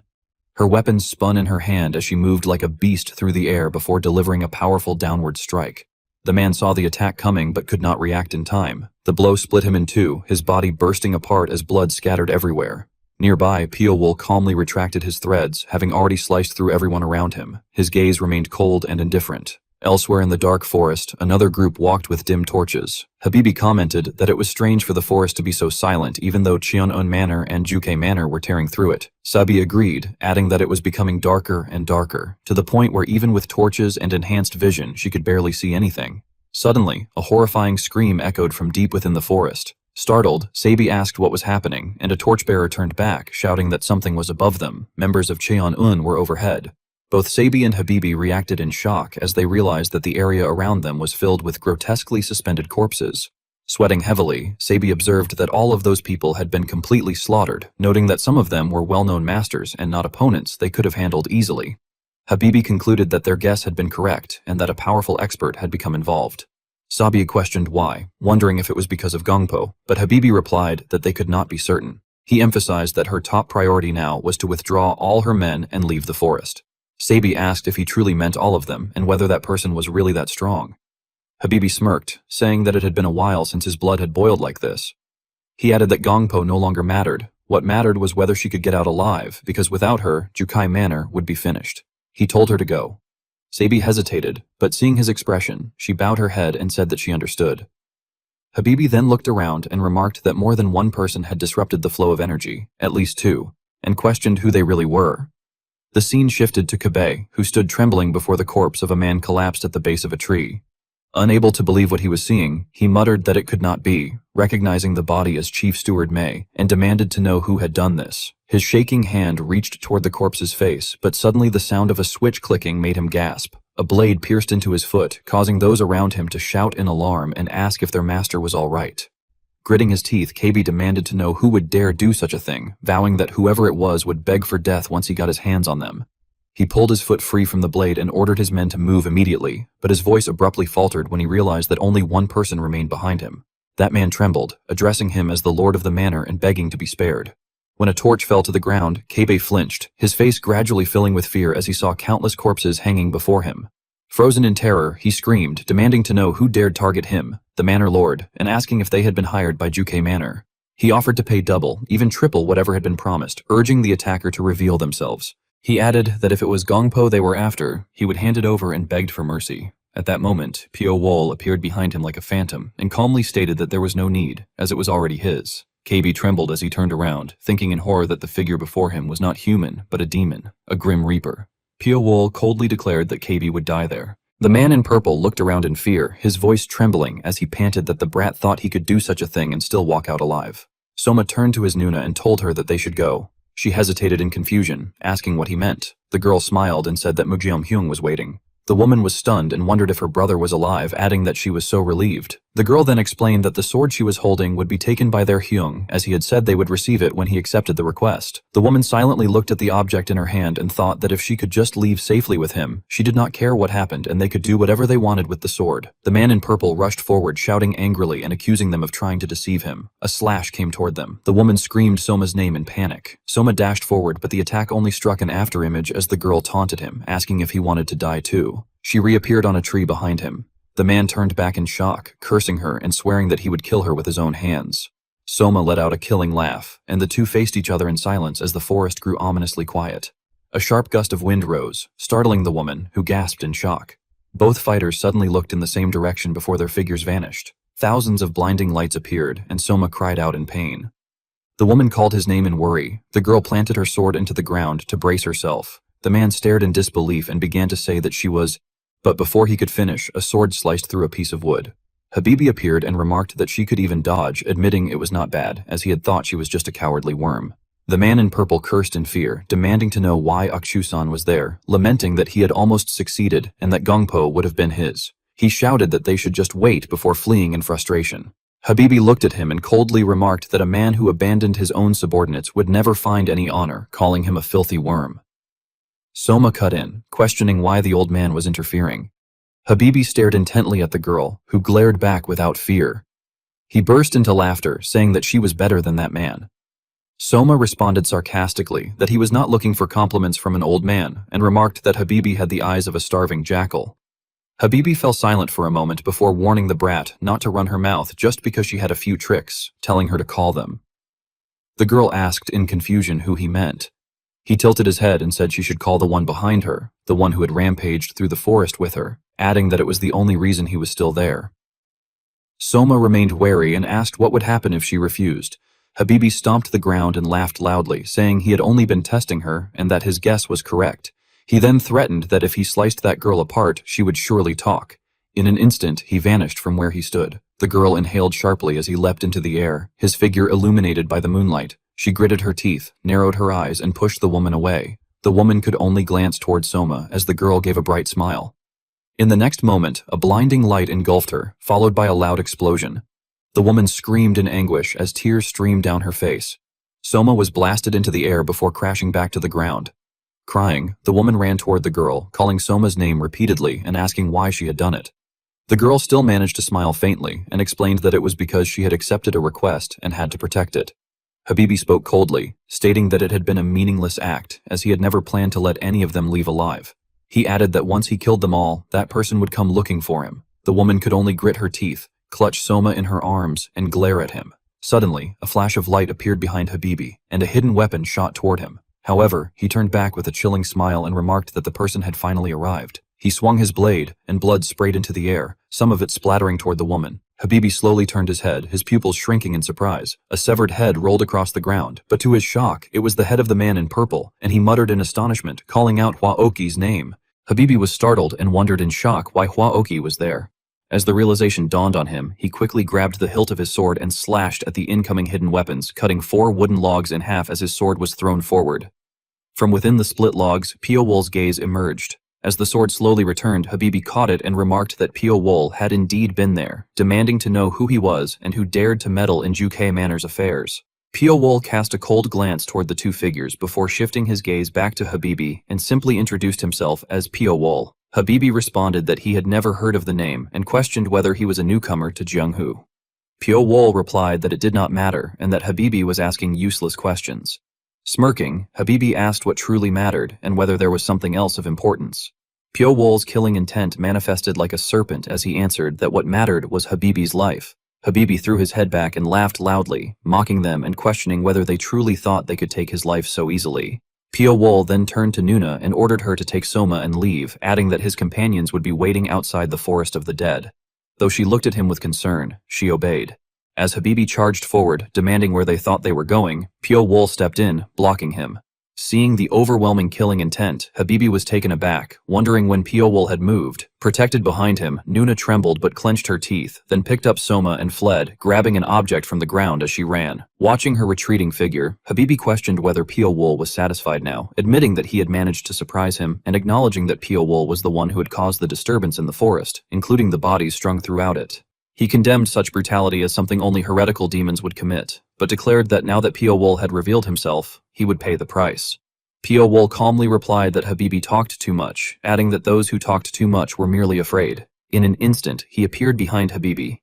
Startled, Habibi widened his eyes and quickly turned to slash at him, complaining that it felt like cutting shadows and expressing frustration at how Pio Wol kept spinning and dodging. He then declared that he would see if Pio Wol could dodge his next attack as well. His pressure took the form of a leonine beast, and with a powerful strike, the ground cracked and split apart. Pio Wol tilted his head to evade the attack, moving like a phantom as he dodged every strike. Habibi shouted in frustration that Pio Wol was as slippery as a loach before lunging again and unleashing 4 consecutive slashes. As Pio Wol evaded them once more, Habibi ground his teeth and demanded to know why he could not cut him. Both of them landed on the ground as Habibi roared and unleashed a barrage of attacks, the image of the beast manifesting again. The surrounding earth shattered under the force of his strikes, sending debris flying everywhere. Stones hurtled toward Pio Wol, but he remained calm and used his technique, Black Thunder. The surge of energy advanced steadily, and without hesitation, Pio Wol charged forward. For the first time, a different expression appeared on his face as he transformed into a streak of black lightning, dodging every attack. In an instant, he struck Habibi across the chest. Habibi coughed up blood and let out a choked gasp before turning his head and admitting that it was not bad at all. With those final words, he fell backward onto the ground and died. Meanwhile, Pio Wol's hair slowly returned to its white color. Soma widened her eyes in disbelief and exclaimed that she could really have it. Nuna smiled and nodded in response. The little girl ran around excitedly, shouting with joy, before bowing her head to Pio Wol and expressing her deep gratitude, saying that she did not know how she could ever repay the favor. Pio Wol coldly replied that she should thank Soma, not him, explaining that if Soma had not liked her, he would not have helped, and then asked where she would go next. She answered that she would go somewhere with brother Mujeom, where no one knew them, adding that he had sacrificed himself for her, and now she would live for him. The little girl happily shouted her thanks to Nuna and said that she loved the gift, while Nuna simply smiled without saying anything. Suddenly, someone approached, catching her attention. Sabi and a group of people walked toward the three of them. The group shouted, demanding to know who they were. Sabi raised her hand and declared that they were warriors from Jukai Manor. Nuna remained silent, but inwardly wondered if it was Mokgaye, narrowing her eyes as a drop of sweat ran down her face. She realized that it was indeed the one who had caused the disturbance in the Forest of the Dead and asked what had happened to Sir Ak. Pyo-wol responded that they were the only ones who had come out of that forest alive. Hearing this, Sabi was shocked, and one of the nearby men rushed forward, calling out to her. She reassured him that she was fine and stated that they would recover Sir Ak's body. Pyo-wol told them to do as they pleased, but warned that all they would be taking was the body, adding that if they were after the Gongpo. Sabi shook her head and said that they were satisfied as long as Gongpo did not fall into Wujeom Manor's hands through Cheonon Manor. She added that they would compensate Miss Mok and her escort as well, admitting that although it had not been their intention, they had driven them into a corner. She further warned that Zhang Pyongan of Wujeom Manor would never give up on Gongpo and advised them to be careful. Pyo-wol nodded and replied that, of course. Sabi then turned to leave, and as she did, people began discussing rumors, saying that Cheonan Manor had collapsed completely overnight and that no one knew what was going on. They expressed disbelief that Jukai Manor had regained control over Unchi in a single night, noting that something major had happened in the Forest of the Dead, but that no one knew the details, which they found strange. They speculated that Jukei's young master might be keeping things quiet, yet pointed out that even though Cheonan Manor had no one left, not a single word had leaked. Another person added that he had heard the Cheonan warriors were so traumatized that they suffered seizures just from hearing about that day. Someone else questioned how they could not be curious about what had happened. Kakashi turned and asked the innkeeper if he had heard anything.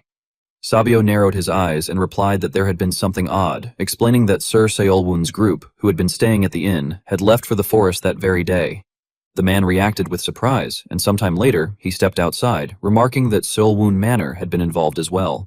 He then ordered someone to quickly send a carrier pigeon, stating that a delegation dispatched by Seolwun Manor in Chengdu, Sichuan province had passed through the Forest of the Dead at the same time, and that they needed confirmation of personnel from Haomen Yunshi. Someone clicked their tongue in annoyance, saying that they had just been about to enjoy their drink. A door suddenly swung open, sunlight shining onto the road. Zhang Pyongsan was sitting in meditation. A duck flapped its wings, quacking loudly, prompting him to open his eyes and quickly begin painting. At that moment, a shout rang out, causing his brush to halt. Someone called out, "Buguk," and he turned his head, addressing the person as "my lady," reminding her that he had told her not to disturb him while he was painting. A well-developed woman approached. It was Hua Gumshon, the second wife of Zhang Pyongan. She sobbed that their main family and their house were in ruin. Zhang Pyongsan grew concerned and asked what was wrong, questioning whether something had happened at Cheonan Manor.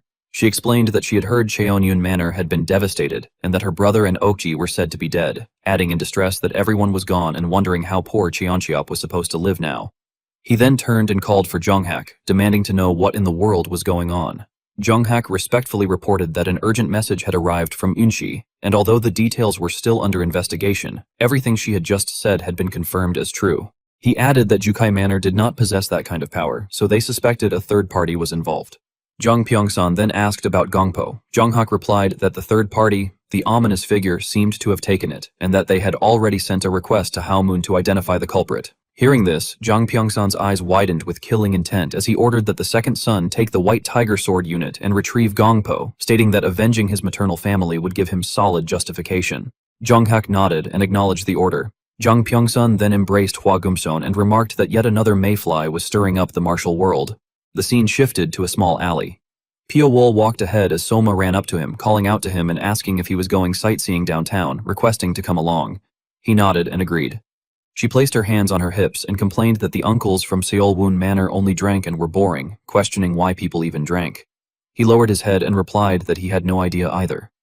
Suddenly, his gaze met something ahead. Wu Pyong was walking alongside Kim Seo. Wu Pyong commented that the boy had wondered why he had wanted to meet at such a cheap tavern, realizing it was just to get a drink, and questioned where he had gotten such a sly mind from. The young man laughed and replied that he had truly not known it was that kind of place, but since they were already there, it was only right to have a drink, adding that Master Will had said their teacher used to drink quite a bit in his youth as well. Wu Pyong curled his lips and scolded him for his mouth, but then added that since he had obtained such a rare musical score, he would let it slide, noting that the headmaster would be very pleased to receive it as a birthday gift. The young man agreed, saying that although the headmaster had told them not to bother, playing the zither was his only hobby. Pio Wool, observing them, thought to himself that they were from the Wudong sect. As the two groups passed each other, Wu Pyong suddenly noticed something when he passed Soma. He quickly placed his hand on her shoulder and demanded to know who she was, pointing out that although she was young, her inner strength was tainted with demonic energy. Soma shouted in confusion that she did not know anything about that and demanded that he let go of her. Wu Pyong insisted that such demonic energy corrupted not only others but also oneself, explaining that this was why it was called Sama external art, and questioned how someone like her could have learned it. Soma grew angry and repeated that she did not know what he was talking about, insisting that she had just been walking and asking why he was doing this, again demanding to be released. Wu Pyong stated that she was too young to know right from wrong and that he could not ignore this, ordering her to come with him to Wudong, where they would hear her story and take appropriate action. Soma screamed that she would not go and demanded again to be let go. Wu Pyong then looked at Pio Wool and said that he seemed to be the guardian, instructing him to come with them to Mount Wudong because the child needed to be questioned. Pio Wool coldly responded that he could take her. Wu Pyong thanked him for his cooperation, remarking that he was glad the guardian was at least reasonable. Soma stared in shock and called out to him in disbelief. Pio Wool then added that there would be a price to pay. Wu Pyong was shocked and stammered as he asked whether he was being threatened right now. As the oppressive aura and killing intent from the two spread, he felt a surge of pain throughout his body and coughed, realizing in alarm that his supreme purity heart technique had been broken through and his breathing disrupted. He was astonished that someone who did not even look 30 could wield such refined internal energy at such a young age.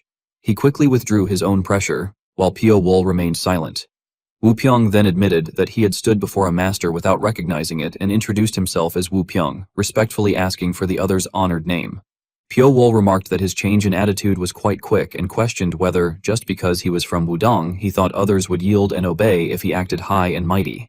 He added sarcastically that this must be why people said that if one felt wronged, they should join a major sect before apologizing for that remark and explaining that he had been in a bit of a rush. Wu Xiao laughed and commented that this was exactly what was wrong with their master, who always charged in with confidence only to end up being seriously scolded. He apologized on their behalf, explaining that their master had lived in the mountains all his life and was clueless about the world. He then properly introduced him as Wu Pyong, a first-generation disciple of the Wudong sect, and himself as Tai Guang, a second-generation disciple, before politely asking for Pio Wool's name. Pio Wool calmly replied that his name was Pio Wool, while Soma hugged his leg. Tai Guang bent down toward Soma and said that she must have been surprised, offering an apology on their behalf and assuring her that although their master might be clumsy, he was not a bad person. Wu Pyong also offered his apology, explaining that the child's sinister energy had caught him off guard and proposed to treat them to a meal as an apology, asking if that would be acceptable. Soma immediately shouted with teary eyes that she wanted meat, then repeated excitedly that she wanted meat with a bright expression. Tai Guang smiled and complimented Pio Wool on being incredibly handsome, asking what it felt like to live with such a face and joking that women must follow him everywhere. Wu Pyong scolded him, demanding whether that was something a Taoist should say. Tai Guang questioned why not, arguing that Taoists were human too, and complained that if not for his master forcing him into this life, he would already be living happily with a pretty girl. Wu Pyong shouted in frustration that this was what he got for saving a drowning man and mocked him by asking if he had looked in the mirror, doubting that such a face could win a pretty girl. Both of them then turned to look at Pio Wool, who silently observed them. Wu Pyong cleared his throat awkwardly and apologized for his disciple's rudeness. But Pio Wool replied that the two of them made a fun master-disciple pair. Wu Pyong then asked which sect he belonged to which Pio Wool replied after taking a sip of tea that he did not have one. Wu Pyong lowered his voice in disbelief, questioning how someone with such skill could have no sect and urging him to at least whisper it, promising he would not tell anyone. When Pio Wool remained silent, Wu Pyong raised his voice again and insisted that if he truly had no sect, he should at least say where he came from. Wu Xiao narrowed his eyes and questioned why his master was asking so much during a meal. Wu Pyong retorted that they could not just eat in silence like strangers and told him to stop nagging, complaining that he had taken in the wrong disciple and was now suffering for it. Tai Guang argued back, asking what he meant by suffering and claiming that he was the one truly suffering, adding that his master should be grateful because it was thanks to him that he did not get stabbed in the back in the martial world. At that point, Pio Wool intervened and stated that they had come from Sichuan province. Wu Pyong responded that he knew it, saying that Pio Wool must be the envoy of Sichuan, while Pio Wool remained silent. Wu Pyong continued, explaining that when they first heard the news, everyone in Wudong had thought it was nonsense, that a single assassin had sealed 2 of the old 9 great sects, which seemed impossible to believe.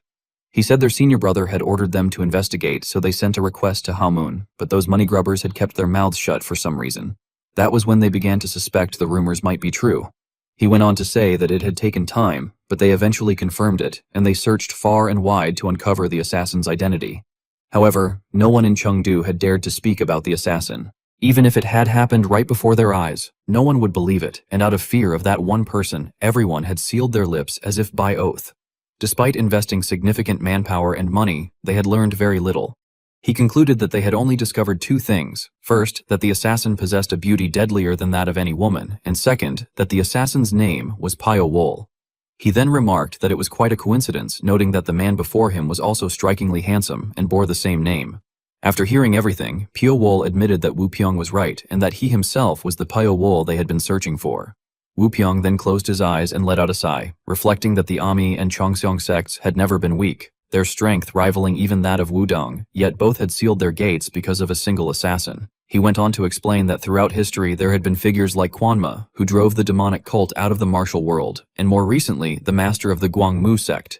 Beings who defied common sense, shook entire eras, and created new tides in history. He observed that sects which adapted to such tides flourished while those that did not faded away, adding that even Wudang had once nearly suffered such a decline. Because of that, he said they had to remain vigilant toward warriors like Pio Wol. Although he could not determine whether Pio Wol would become like the legends of the past, he acknowledged that Pio Wol was undoubtedly a new kind of warrior, unlike any before, and that there was no reason to make an enemy of someone who could bring endless disaster. After a moment of thought, Wu Pyong asked what had brought Pio Wol to the region and whether he had business with Wudong. Pio Wol replied that he was merely passing through. Wu Pyong then inquired about his destination, and Pio Wol answered that he was heading to Mount Qianzhong. Hearing this, Wu Pyong hesitated in surprise and wondered if Pio Wol had business with the Jin family. Pio Wol confirmed that it was so. Wu Pyong narrowed his eyes and speculated that, given the time of year, Pio Wol's journey to Mount Qianzhong might be related to Jin Jianwu's death. Pio Wol lowered his gaze in silence, thinking, and Wu Pyong took that as confirmation. He then asked whether Pio Wol had been close enough to Jin Jianwu to leave Sichuan and travel all the way to distant Mount Qianzhong because of his death. Pio Wol responded that they had not been particularly close, only that there was some lingering attachment. When Wu Pyong repeated the phrase in question, Pio Wol simply nodded and said it was something like that. Wu Pyong then remarked that Jin Jianwu had been a good man and that his death was truly tragic, as he had lacked nothing either as a person or as a warrior. He added that he still could not believe Jin Jianwu was dead, and explained that the Jin family had kept everything so secret that even the funeral had been very quiet. Pio Wol then asked if Wu Pyong knew anything more. Wu Pyong stroked his chin and admitted that he did not know much either, explaining that bloodline clans tended to be extremely closed off. At best, he said, he only knew about Jin Jianwu's grandfather, the great hero Jin Wol Myung. He added that even if Pio Wol managed to enter the Jin household, it would not be easy to learn anything since the family treated the death of a talented member returning from abroad as a shameful secret. At that moment, Soma suddenly shouted that Jin Jianwu was no disgrace to the family. Wu Pyong turned to the child and said that he agreed, but noted that the martial world was a place where such things happened repeatedly. He then shifted the topic and asked about Soma, wondering what kind of martial art the child had learned to emit such an aura. Pio Wol explained that Soma had been kidnapped by Soryoyumsa and raised as a weapon, and that he himself had met the child when he stopped by Soryoyumsa on business. He added that now they had taken in several other children in similar circumstances and were caring for them. At this, Wu Pyong and Wu Seo exchanged glances. Wu Pyong then asked whether the recent destruction of Soryoyumsa had anything to do with Pio Wol. Pio Wol replied vaguely that it might and suggested asking Wan Gayoung for the details. Wu Pyong narrowed his eyes thoughtfully, but Pio Wol coldly informed him that if he meant the blade immortal Wan Gayoung, she was already dead. He further stated that Wan Gayoung, Nung So-un, and everyone who had stood with Jin Jianwu were gone, and then asked whether Wu Pyong had any information about those who had killed Jin Jianwu. Wu Pyong lowered his head and admitted that he knew nothing at all. At that point, Pio Wol fell into his own thoughts, recalling their past encounter and wondering what had made Jin Jianwu call him a dear friend, despite their connection lasting only a month or two. He reflected that Jin Jianwu had continued sending letters even knowing they would not be answered, and questioned whether the man had had no one left to trust, or had simply been consumed by loneliness. He concluded that there was no way to verify it now, and that he could only sense the desperate feelings left unwritten in those letters, feelings he himself had kept turning away from. Having reached that thought, Pio Wol suddenly stood up and told Soma that they were leaving. Startled, Soma quickly agreed. Meanwhile, Wu Pyong cautiously reached for the hilt of his sword and internally contemplated whether he should kill Piowol immediately. He thought about how the man who had sealed Ami and Chongseong and destroyed Soreo Yumsa had now left Sichuan and stepped into the wider martial world, and he wondered what kind of impact such a person would have. He considered that if he did not act now, there might never be another opportunity. Despite these thoughts, Wu Pyong was filled with fear, sweat running down his face, while Piowol's eyes were filled with killing intent. Wu Pyong was horrified as he looked directly into Piowol's eyes, which were filled with killing intent. He felt as though an overwhelming pressure was weighing him down, causing sweat to pour out, and his hand unconsciously moved toward his sword as he thought that no one knew what kind of chaos Piowol might bring next, and that if not now, there might not be another chance. At that moment, a hand suddenly reached out to stop him. Kim So signaled with his eyes for him not to act rashly, and the fear in his gaze was evident. Wu Pyong remained tense, his mind in constant turmoil, but then he suddenly slammed the table, stood up, and shouted at Piowol, asking what he planned to do from then on. Piowol, with a solemn expression, turned his head but did not answer immediately. Instead, he calmly told Soma that Jin Jiamu had sent him countless letters, yet he had never once replied. His gaze remained fixed on the two of them as he continued that now, he would finally give him an answer. Speaking with seriousness, he declared that he would tell Jin Jiamu that the path he had tried to take was never in vain and that his life had not been a mistaken one. Hearing this, Wu Pyong was left stunned. Once he regained his composure, he burst into laughter, admitting that he had almost made a foolish mistake by trying to pass judgment out of fear. He then stood still, watching the backs of Piowol and Soma as they left, reflecting that although it was difficult to understand Piowol's thoughts or actions, it was remarkable that he treated his bond with Jin Jiamu with such sincerity. The scene then shifted to a bustling street. In a nearby house, Sans lay sprawled on a chair, exhausted and dispirited. In his mind, he thought that once the harsh trial was over and he delivered the item to Shaolin, everything would finally be done, and after that, he would not take on any outside missions for a while. However, when he recalled Piowol, he felt fear creep back into his mind, thinking that his heart could hardly bear it, and that perhaps it would have been better if he had remained ignorant. He sighed and turned to lean against the wall, gazing out the window. Suddenly, he noticed something and was startled, wondering what it was. Without hesitation, he rushed downstairs and flung the front door open. The others, startled, shouted after him, asking where he was going and telling him to stay and guard the place. Ignoring them, Sans ran at full speed, chasing after a group of monks walking along the street. He called out for them to wait a moment, addressing them as monks. Panting, he told them that he had something to ask and inquired whether they were from the Shaolin Temple. Wu Hai confirmed that they were and asked what the matter was. Sans then respectfully introduced himself as Wu Jangrak from the Seoul Transport Merchant Group in Chengdu, explaining that by order of his group leader, he was on his way to donate the original scriptures of the Western regions to the Shaolin Temple. Hearing this, Bo Kyung exclaimed that the Seoul Transport Merchant Group must be from the household of Lord Yu, one of the temple's great benefactors, and expressed great joy and gratitude, uttering Amitabha and thanking him sincerely. He then turned to his master and suggested that it seemed Buddha's blessing was upon them, asking whether they should escort these men safely to Shaolin. He reasoned that if those were the sacred texts from the Western regions, they were priceless treasures, and it would be disastrous if they were lost on the way. Wunhei agreed and then kindly turned to Sans, asking whether he would allow them to accompany him to Shaolin. Sans gladly accepted, saying that there could be no better protection than traveling with the monks of Shaolin. However, Wunhei then explained that they were currently on their way to represent Shaolin at the birthday celebration of Taoist Qiangjin of the Wudeng sect. He suggested that perhaps Sans could stay with them at Mount Wudeng for a few days before they continued their journey. Upon hearing the mention of Mount Wudeng, Sans froze momentarily, repeating in surprise that it was Mount Wudang. Later, he went to speak with Piowol. Piowol coolly asked if it was a birthday celebration. Sans, feeling awkward, explained that he hoped Piowol could understand their situation regarding fees. Piowol replied that it was fine, as he was merely a guest tagging along anyway. Sans, relieved, expressed his gratitude for Piowol's understanding. Meanwhile, Bo Kyung observed Piowol with curiosity, wondering who the man was, as even Lord Wu seemed wary of him. Piowol then led Soma upstairs. As he walked, he thought to himself that there was very little information about Jin Jiamu, and that there was only one clue. Jin Jiamu had repeatedly mentioned a single phrase in his letters, which was related to a coin intricately engraved with dragons, the 9 dragons. The next morning arrived in the blink of an eye. Piowol was having breakfast with Soma when someone suddenly called out loudly to him. It was Wu Pyong, who had come with Kim Seo to ask for help, stating that he had a request and pleading for assistance, while the bowl of soup on the table still steamed. Piowol was somewhat surprised upon hearing the account and wondered if it had been a suspicious death. Wu Pyong immediately confirmed that it was exactly so and remarked that since Piowol was an assassin, he had assumed Piowol would know more than any of them. He then went on to recount the entire incident in detail, explaining that a child named Lee Soyeol from the Wudang sect had been found dead. He added that although she had been only 10 years old, she had been clever and well loved by the disciples, and that despite the lack of concrete evidence, the likelihood of a natural death was extremely low. He further stated that if Pio Wol could uncover the cause of her death, he would ensure that Pio Wol was rewarded. Pio Wol then asked where the incident had taken place. Wu Pyong responded in detail that it had occurred at the Zhangyong Pavilion, where they stored their most precious texts, ranging from miscellaneous books to recorded histories of the Jianghu. Pio Wol continued by asking about the martial art manuals, and Wu Pyong explained that they had already been moved elsewhere for safekeeping ahead of the sect leader's birthday celebration. Rather than agreeing outright, Pio Wol stated that he understood and requested free access to inspect the Zhangyong Pavilion. Wu Pyong did not object, replying that it should be fine since no martial art manuals remained there anyway. Pio Wol then fell into thought as he reflected on the Zhangyong Pavilion. Meanwhile, at the Violet Palace of the Wudang sect, voices of discussion continued to echo within. Someone questioned whether they still had not found the cause of death, while another apologized.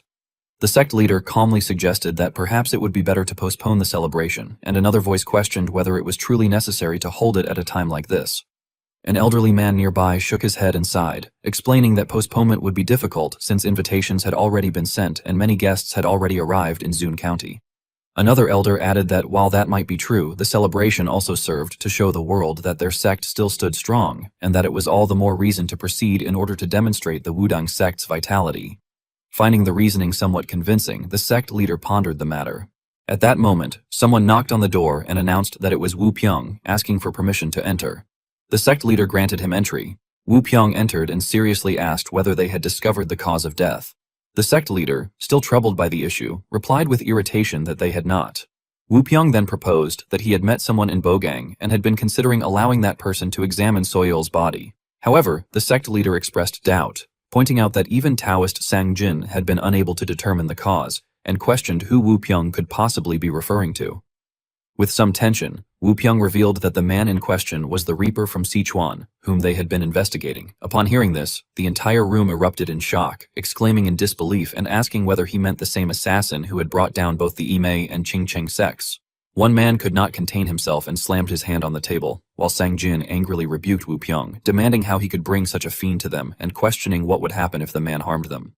Remaining calm, Wu Pyong explained that the man was not as wicked as the rumors suggested and reminded them that their own investigation had revealed that the Yimei sect had been at fault.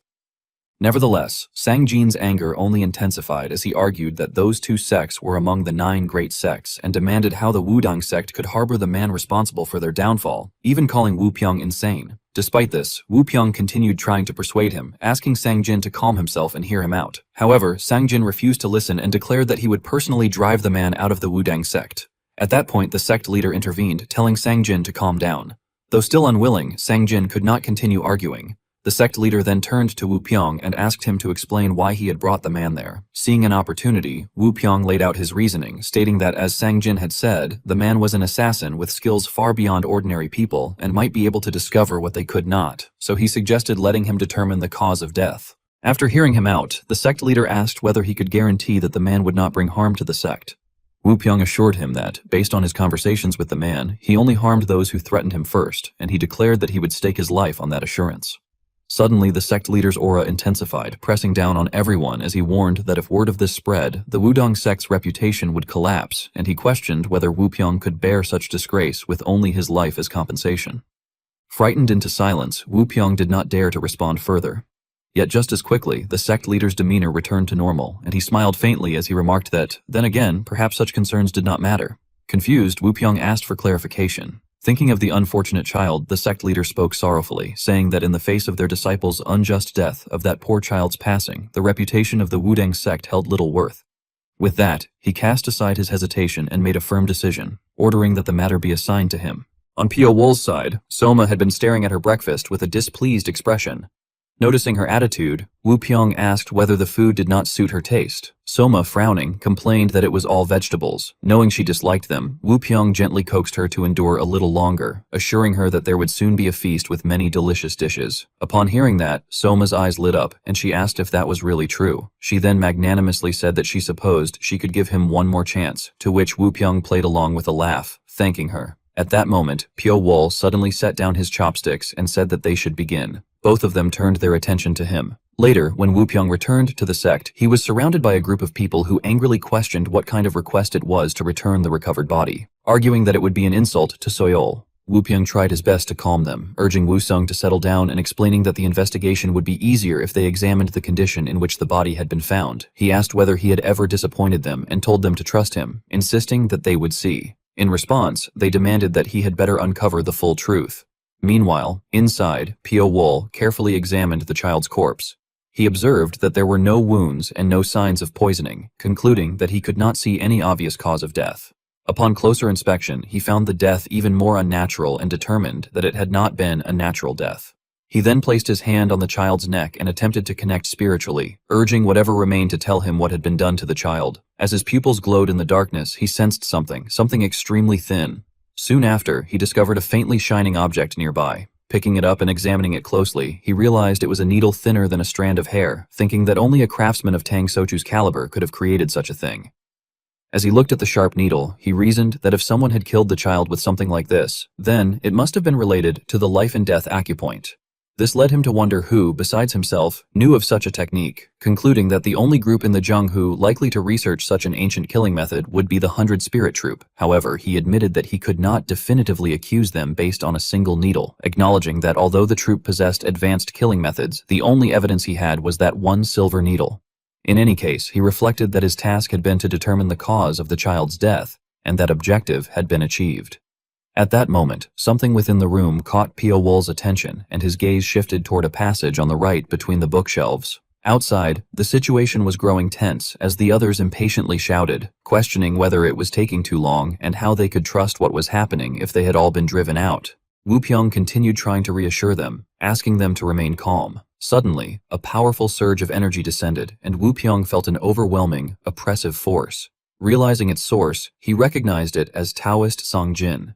The man, seemingly having lost his reason, roared as he demanded to know where the murderous wretch was. Wu Pyong, startled, began to stammer that Pio Wol was... But before he could finish, Pio Wol stepped out from inside. Sang Jin pointed at Pio Wol and furiously called him a punk. Despite the man's rage, Pio Wol showed no fear, which only enraged Sang Jin further. Sang Jin shouted that Pio Wol should consider himself lucky, declaring that if it were not for the fact that he was investigating Soyeol's cause of death, he would have torn him apart the moment he set foot in the Wudong sect. Pio Wol calmly interrupted Song Jin, stating that he had found the cause of death. His brief remark left Song Jin stunned, while Wu Pyong reacted with even greater surprise, wondering if that was truly the case. Already angered by being cut off and feeling insulted, Sang Jin lashed out, demanding to know whether Pio Wol was disrespecting him and questioning how a mere outsider could dare mock the Wudang sect. Pio Wol shot him a disdainful glance and replied that it was not the Wudang sect that was laughable, but Sang Jin himself. This remark completely provoked Sang Jin, who angrily demanded what he had just said. Remaining composed, Pio Wol explained that regardless of Sang Jin's feelings toward him, he had come as a guest at the Wudong sect's request, and if such a guest were treated rudely, no one would trust the sect. He then warned Sang Jin to stop talking and, if he dared, to attack him, adding that he would simply evade the attack and leave, and that the Wudang sect would then be remembered as a sect that attacks its own guests. At this, Sang Jin's anger reached its peak, and he declared that he had had enough of Pio Wol's arrogant words, preparing to fight him. Sensing the situation escalating, Wu Pyong stepped in despite his trembling condition, urging Sang Jin to calm down and reminding him that these were the sect leader's orders, emphasizing that Pio Wol had successfully identified the cause of death. Gradually regaining his composure, Sang Jin clenched his teeth and turned away. Before leaving, he warned that he would let the matter go this time because Wu Pyong had pleaded for Pio Wol, but he would be watching him at all times, and if Pio Wol harbored any foolish thoughts, his sword would be the first to strike his neck. Once Sang Jin left, Wu Pyong let out a sigh of relief and sincerely apologized to Pio Wol, admitting that he felt deeply ashamed for inviting him only for him to suffer such unwarranted humiliation. He asked for understanding, explaining that everyone was on edge because of the incident. He then inquired about the child's cause of death. In response, Pio Wol handed him the cloth-wrapped weapon and explained that it had been embedded in the child's neck. He pointed out that the needle was so thin it was almost impossible to see and stated that someone had indeed killed the child with it. Shocked, Wu Pyong exclaimed in disbelief and questioned whether such a tiny needle could really kill a person. Pio Wol replied calmly that if he could do it, then someone else could as well. Hearing this, Wu Pyong was even more astonished and asked whether Pio Wol could truly kill with something like that. However, not daring to press further, He simply acknowledged the explanation and praised his effort. After confirming the cause of death, Wu Pyong returned to report that Pyo Wol had found the evidence and proven the cause, ordering everyone not to treat him rudely any longer and warning that he would not forgive anyone who crossed the line again. The others responded that they understood.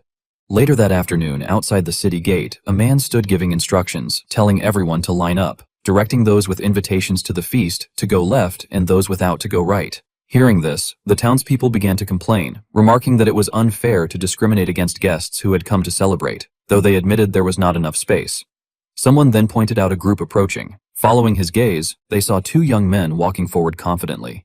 Observers identified one as Sang Guan of the Gunma Pavilion and noted that Bang Jusan, the Great Dragon Sect leader, had also arrived. Seeing such prominent figures, the crowd murmured that distinguished individuals had gathered, though some noticed unfamiliar people among them.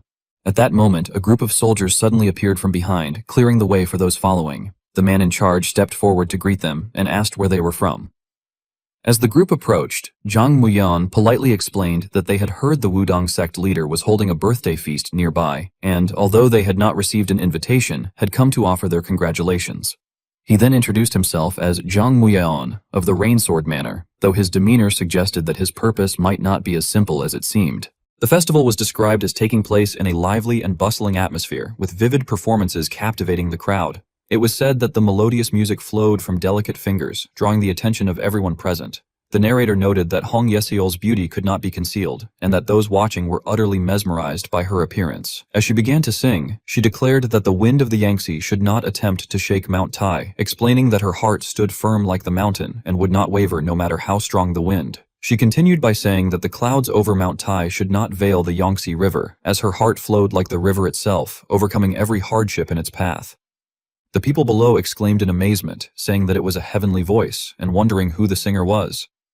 Others quickly answered that she was Lady Hong Yesiol, the famed songstress of Hunan Province. One overly excited person remarked that she sang incredibly well, while a boy commented that she was no ordinary martial artist. At that moment, Pyo Wol's eyes were described as extremely cold. It was then said that Hong Yeshul began interacting with the audience, and during that time, she subtly glanced toward Pyo Wol, her eyes shimmering like water. In response, Pyo Wol frowned slightly, appearing displeased. At that moment, someone rushed in and called out to Hero Pyo, saying that he had finally found him and warning him to be careful of Zhang Muyan. The man explained that Zhang Muyan, the second young master of Wu Jiao Manor, had arrived at Wudong. Hearing this, Pyo Wol questioned whether it was the same Zhang Muyan whose uncle was Huayu Cheon, the lord of Cheonan Manor, and concluded that he had likely come because of that incident. The man advised him that he would gain nothing from crossing paths with him. Pyo Wol responded that he understood. A boy then excitedly pointed out that Uncle Wu Pyong had arrived. Suddenly, someone in the crowd raised their hand and called out to Hero Pyo, greeting him and noting that Hero Wu was present as well. The subordinate stated that he would be borrowing Hero Pyo for a while, explaining that the sect leader wished to speak with him privately and asking him to come to Samshiang Hall. Pyo Wol expressed surprise that the sect leader himself had summoned him. He then instructed Soma to stay with Chief Wu, and the boy agreed. Afterward, Pyo Wol quietly disappeared into the crowd. Chief Wu was said to be deep in thought, wondering how Pyo Wol could remain so unfazed even after hearing about Wu Jiao Manor, and admitting that he could not understand what Pyo Wol was thinking. Elsewhere, it was described that a hand was gently playing with the strings of an instrument while the sect leader leaned back in boredom. Suddenly, his eyes widened, and he asked when the other person had arrived, remarking that he should have at least announced himself. The subordinate laughed and replied that he did not want to disturb him, as he seemed focused, and asked if he liked the new music sheet. The sect leader admitted that it was rough since it was his first attempt and did not sound as he had imagined, adding that he kept stumbling at the same part without knowing why. Pyo Wol explained that it was because he was spreading his fingers too wide, preventing him from applying proper strength and causing his tone to waver. The sect leader expressed surprise, noting that Pyo Wol seemed quite knowledgeable about the guqin. Pyo Wol then asked to borrow the instrument for a moment. It was described that Pyo Wol began to play, his fingers moving gracefully across the strings, mesmerizing the sect leader to the point that he did not dare blink. The sect leader observed that the plucking was fierce and wild, heavy as Mount Tai, yet light as the wind. He reflected that a melody changes with the performer's heart, and although the music was rough, he sensed no malice within it. After a while, Pyo Wol stopped playing, and everyone's gaze turned toward him. The sect leader suddenly burst into laughter and praised the performance as truly wonderful. Pyo Wol then explained that one should keep the hand relaxed but stretch firmly when reaching. The sect leader realized the solution and said that he would set the guqin aside and sit for the moment. Kai was said to fall into deep thought, noting that it was rare to see the sect leader smile so comfortably, as he had not been able to smile due to the politics of the martial world and So Yol's case, even while dealing with the assassin. The sect leader then thanked Pio Wol and asked whether he had read the books in the Jonggyeonggak well. When he pushed an object aside, it shocked everyone. He explained that moving So Yol's body to the Jonggyeonggak had been the only solution he could think of, and asked whether Pio Wol had found the information he wanted. Pio Wol replied that there was not much. It was said that the sect leader was taken aback by this response, while Pio Wol calmly drank his tea. The sect leader admitted that it was disappointing to hear that there was not much information and said that he had heard about the investigation. He then questioned how someone could kill a person with such a tiny silver needle. Pio Wol responded that it was his secret and that he could not explain it in detail. The sect leader asked if it was some kind of assassin's secret technique, and then proposed a deal. If Pio Wol shared what he knew so they could find the assassin who killed So Yol, Wudang would do its best to assist him. He added that they would officially grant him access to the Jonggyeonggak so he could read at his leisure, concluding that it was a fair arrangement. Pio Wol closed his eyes tightly for a long moment before opening them and agreeing that he would call it the life and death thread technique, explaining that even among assassins, only a very few were likely to know it. He went on to say that it was a lethal point whose location could change depending on time, the condition of the body, and the surroundings, adding that when it lay deep beneath the skin it was safe from external blows, but if it struck a delicate organ like the tongue, it would become a serious problem. He explained that finding it required extremely delicate control of internal energy, so under normal circumstances it was impossible to kill someone using that technique. He further elaborated that the method involved first locating and paralyzing the blood point, then injecting inner energy to determine its exact position, and that if someone had learned a special inner energy method, it would become entirely possible. He noted that leaving the silver needle behind instead of retrieving it suggested great pride and a desire to gain fame through the killing, adding that, paradoxically, caution about hiding one's identity coexisted with a vigorous and impetuous goal. He concluded that the killer was probably in their 20s and that mastering such a technique at a young age suggested they likely came from an old assassination school. As he considered which schools possessed such secret knowledge, the man suddenly realized that it was Baek Guiryeon. Pio Wol nodded in agreement and said that they were likely among the 10 blood killers within that group. The sect leader, puzzled, questioned why Baek Guiryeon would do such a thing. Pio Wol replied that he had already told them everything he knew and that the rest was up to Wudang. The man agreed, saying thoughtfully that he would grant access to the Jonggyeonggak as promised, and then asked how Wudang could assist him further, also wondering if Pio Wol would reveal what he was looking for there.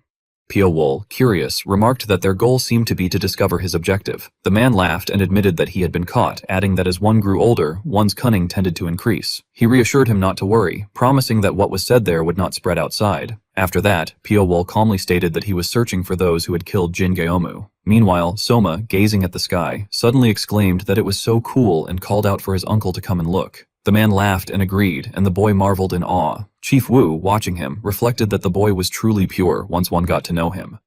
At that moment, someone approached from behind and greeted Hero Wu. Startled, he turned around to face the newcomer and responded with a greeting, adding that he must be getting old since his memory was not what it used to be, and asking whether they had met before. Jang Muyan replied that they had not met, explaining that he only knew of him because he had taken an interest in his reputation. Chief Wu acknowledged this and politely asked for the young man's name. The man introduced himself as Jang Muyan of Wujeom Mountain Manor. Upon hearing that, Chief Wu's expression froze, and he stammered the name Jang Muyan in shock. The man standing opposite him simply smiled, his expression carrying deeper meaning. Soma, watching the two of them, became confused, and at the same time Jang Muyan turned his head to look at the boy. Their eyes met directly, each gaze filled with scrutiny as they examined one another. Jang Muyan unconsciously smiled in satisfaction and said that he was glad their paths had crossed like that, and that he hoped this connection would continue from then on. Chief Wu replied that he also hoped so. Jang Muyan then turned away and told him to enjoy the rest of the birthday celebration, adding that chances to attend such a grand feast did not come often in a lifetime. Chief Wu watched his departing figure and murmured Jang Muyan and Wujeom Mountain Manor, while inwardly thinking that he had followed after all. At that moment, Soma urged him to go, saying that she was hungry, and Chief Wu sighed tiredly. Meanwhile, Jang Muyan remarked that they had found them more easily than expected, and that he had thought it would take longer. His subordinate asked whether they should take them out immediately, but he reminded him not to forget where they were, explaining that even with Wujeom's name causing trouble there would be hard to clean up and that there would surely be someone present. He added that Wujangrak was neither strong enough to kill his uncle nor decisive enough, and instructed them to strike after leaving Wudang Mountain. He told them to prepare thoroughly, and said they would make an example so that no one would dare touch Wujeom Mountain Manor's belongings again. As the lively night streets glowed under lantern-lit skies, Hong Yeseol moved through the crowd and instinctively glanced back. She saw the excited boy beside Pio-wol and began staring at them. One man adjusted his clothes, and the others followed unconsciously. One of them turned around and voiced his confusion, while the others echoed the same reaction. Hong Yeseol smiled gently and excused herself before introducing herself and asking for Pio-wol's name. The boy recognized her as the sister who had sung well the previous day, and Pio-wol introduced himself. Hearing his name, Hong Yeseol reacted with surprise. When Pio-wol asked if there was a problem, she replied that she simply thought the name suited him and then asked what connection had brought him to the birthday feast. Pio-wol questioned why she was asking, and she answered that she was curious, saying it felt as though their meeting at the feast was some kind of special bond. He responded that there was no special tie and instead asked where she had learned to sing. Surprised, she asked why, and he casually replied that he might want to learn there as well. Hong Yeseol then reached out and tugged at his sleeve, offering to teach him if that was the case and asking what he thought. However, Pio-wol refused directly. She was taken aback and asked why not, and he answered that it was because he was not ready to die yet. At that moment, Song Guanyok approached and ordered him to let go of her hand while asking if Miss Hong was all right. Hong Yeseol asked who he was, and he introduced himself as Song Guanyok, the master of Gun Mahal, declaring that he would protect her from that scoundrel and scolding Pio-wol for daring to grab a woman's hand without shame. Hearing this, Soma excitedly asked whether she should kill him. Sangwanyok frowned in confusion and rebuked her, calling her a bold child and telling her not to interfere in adult matters. He warned her to step back if she did not want to be scolded and threatened to teach her manners if she continued acting arrogantly. Suddenly, someone behind him questioned whether he would teach manners. Startled, Sangwanyok turned and exclaimed Wu Pyong's name, hastily explaining that it was a misunderstanding and that he had only thought Miss Hong was in trouble. Wu Pyong refuted this, asking who said there was trouble and pointing out that neither Pio-wol nor Hong Yeseol appeared troubled at all. He remarked that they actually looked fine and suggested that if anyone was in trouble, it was someone present there. He added that the man had angered a frightening child and said he would calm the child, instructing him to leave and warning that if any trouble arose, he would be forced to leave the mountain. The others began bowing to Wu Pyong, and Pio-wol watched as they fled. Hong Yeseol apologized, saying she had caused unnecessary trouble, then turned to leave, adding that she hoped to see him again. Wu Pyong commented that all the commotion had been caused by a pretty face, but Pio-wol cautioned that she was no ordinary beauty. When Wu Pyong asked what he meant, Pio-wol advised him to keep a close eye on her before a bigger disturbance broke out. He then raised his hand and examined it closely, thinking to himself about the scent of wild chrysanthemum. Meanwhile, Hong Yeseol moved gracefully through the crowded street, softly calling Pio-wol's name and wondering why the Sichuan envoy was there. She concluded that they should finish things quickly and leave, suggesting they might try to use him. As the sun rose and illuminated the bustling street, people gathered and chatted cheerfully. A group of men grumbled that everyone seemed excited and wondered whether the brat and the courtesan's brother were around. They suggested waiting at the Wudang gate, saying they would run into them anyway and deal with the arrogant brat together. One man questioned whether that would be all right, noting that the brat did not seem ordinary and expressing concern about the courtesan's brother. Another insisted that they would simply overwhelm them with numbers. At that moment, Zhang Muyon stepped in with a smile and said that he would like to hear more about that plan. As his imposing presence approached, one of the men stammered in shock upon recognizing him. Zhang Muyon coldly replied that it seemed they could be of help to him. Under the clear blue sky with warm sunlight bathing the building, Pio-wol focused on a book, reflecting inwardly that two great wars recorded in history had changed the martial world, the Heolchian War and the Makian War, and that although many forces had risen and fallen during those times, the name Guryong had never once been mentioned. He reasoned that if it was an organization Jin Jeom-u had spent his life pursuing, then it must have been building its strength for a long time and should have appeared in records at least once or twice, yet it never did, suggesting that while little information existed about it in the martial world, something clearly did exist, and that Jin Jeom-u was likely killed because he had come very close to that hidden entity. He further concluded that the lack of historical mention implied it arose after those two wars, perhaps feeding off them to grow stronger, and that the name Guryong might refer to an alliance of different groups or warriors training together, forming a new kind of force unseen before, possibly even a tightly secretive cell structure where lower members did not know who they belonged to, unlike visible organizations like the demon cult, making such a covert group difficult to confront, and he wondered why Jin Geomu had pursued them. Sometime later, as Pio-wol walked outside at a leisurely pace, he suddenly heard someone cry out that it was murder, which made him instinctively frown.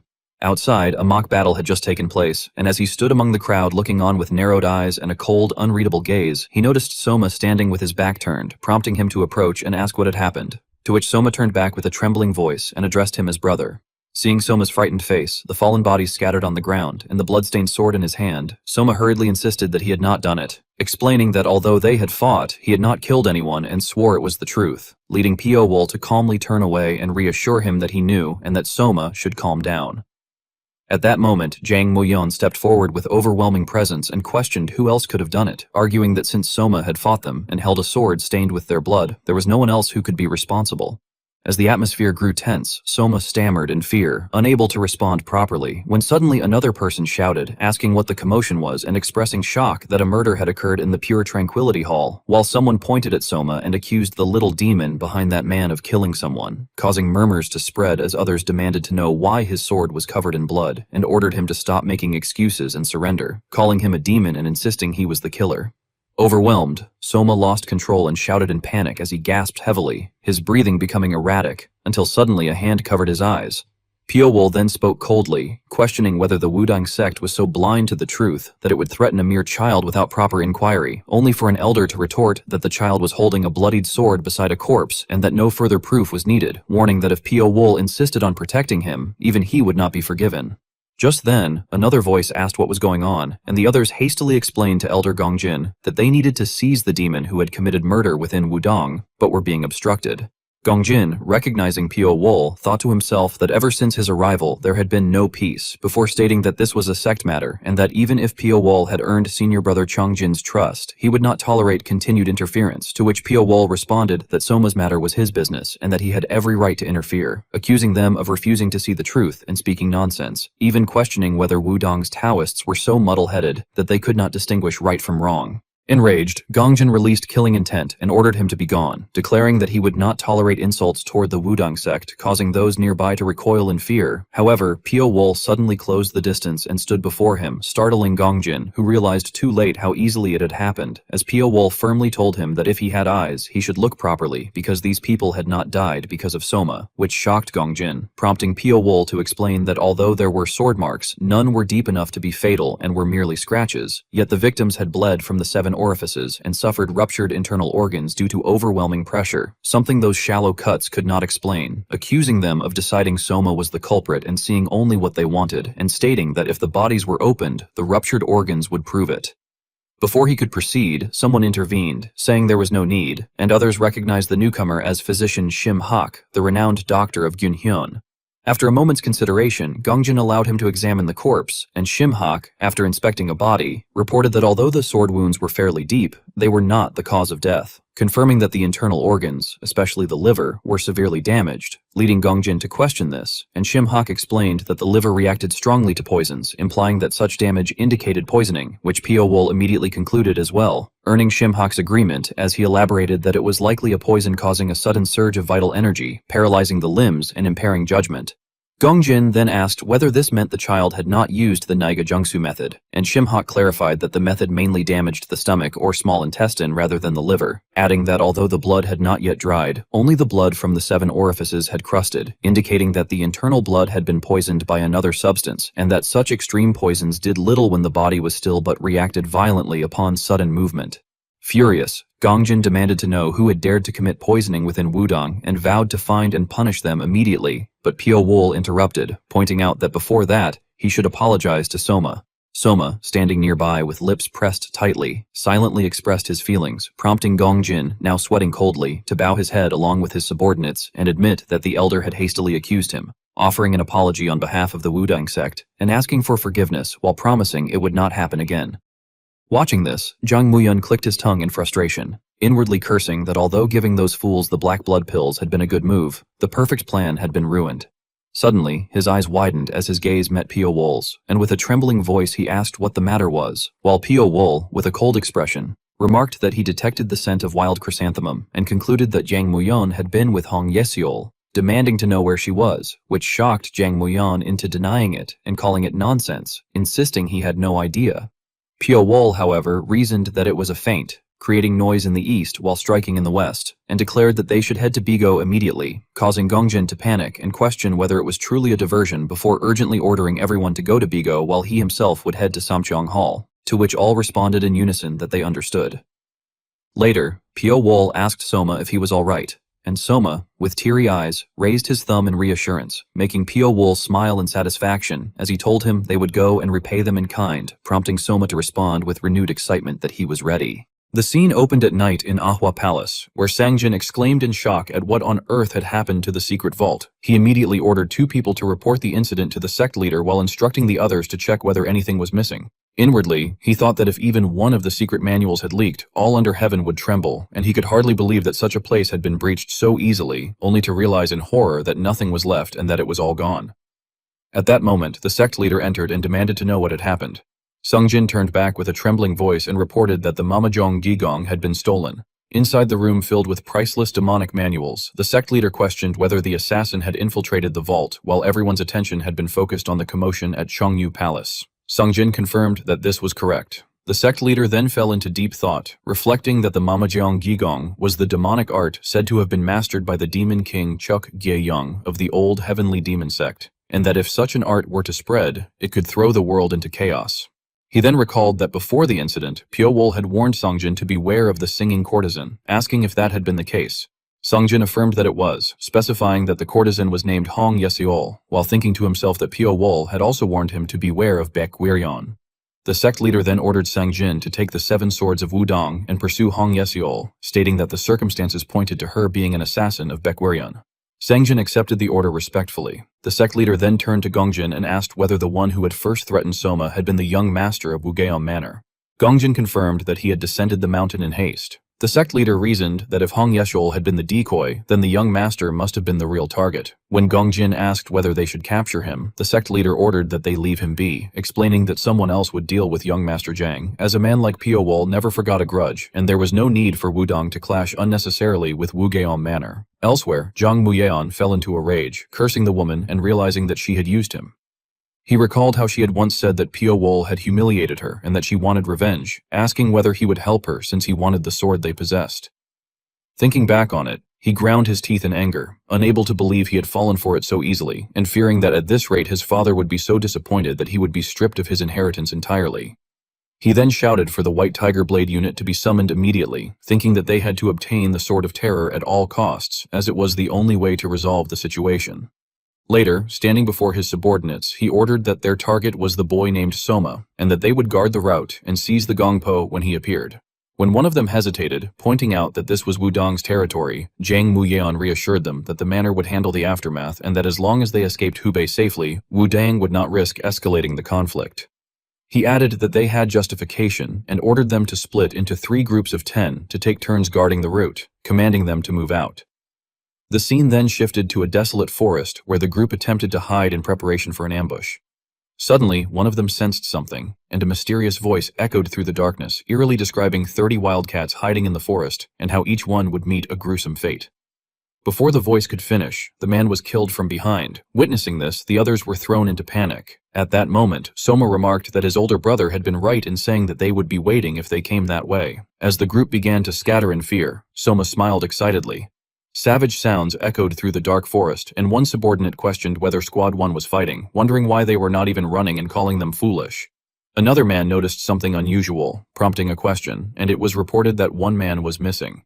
Shocked, the leader demanded confirmation, but the subordinate insisted there was no mistake and that one of their men was gone. Zhang Muyeon's expression grew increasingly grim as he concluded that it was him and ordered everyone to be on guard. Suddenly, a figure leapt into view, putting everyone on high alert. Swords clashed, and blood began to spill as anxiety and fear spread among them. They shouted that it was their man and cursed the unseen enemy, demanding to know where he was. A noise suddenly came from above, drawing their attention upward as cries of pain rang out. One of them shouted that they needed to save him, but Zhang Muyeon yelled back for them to maintain formation. Despite protests that their comrade was right there, he ordered them to cover all directions.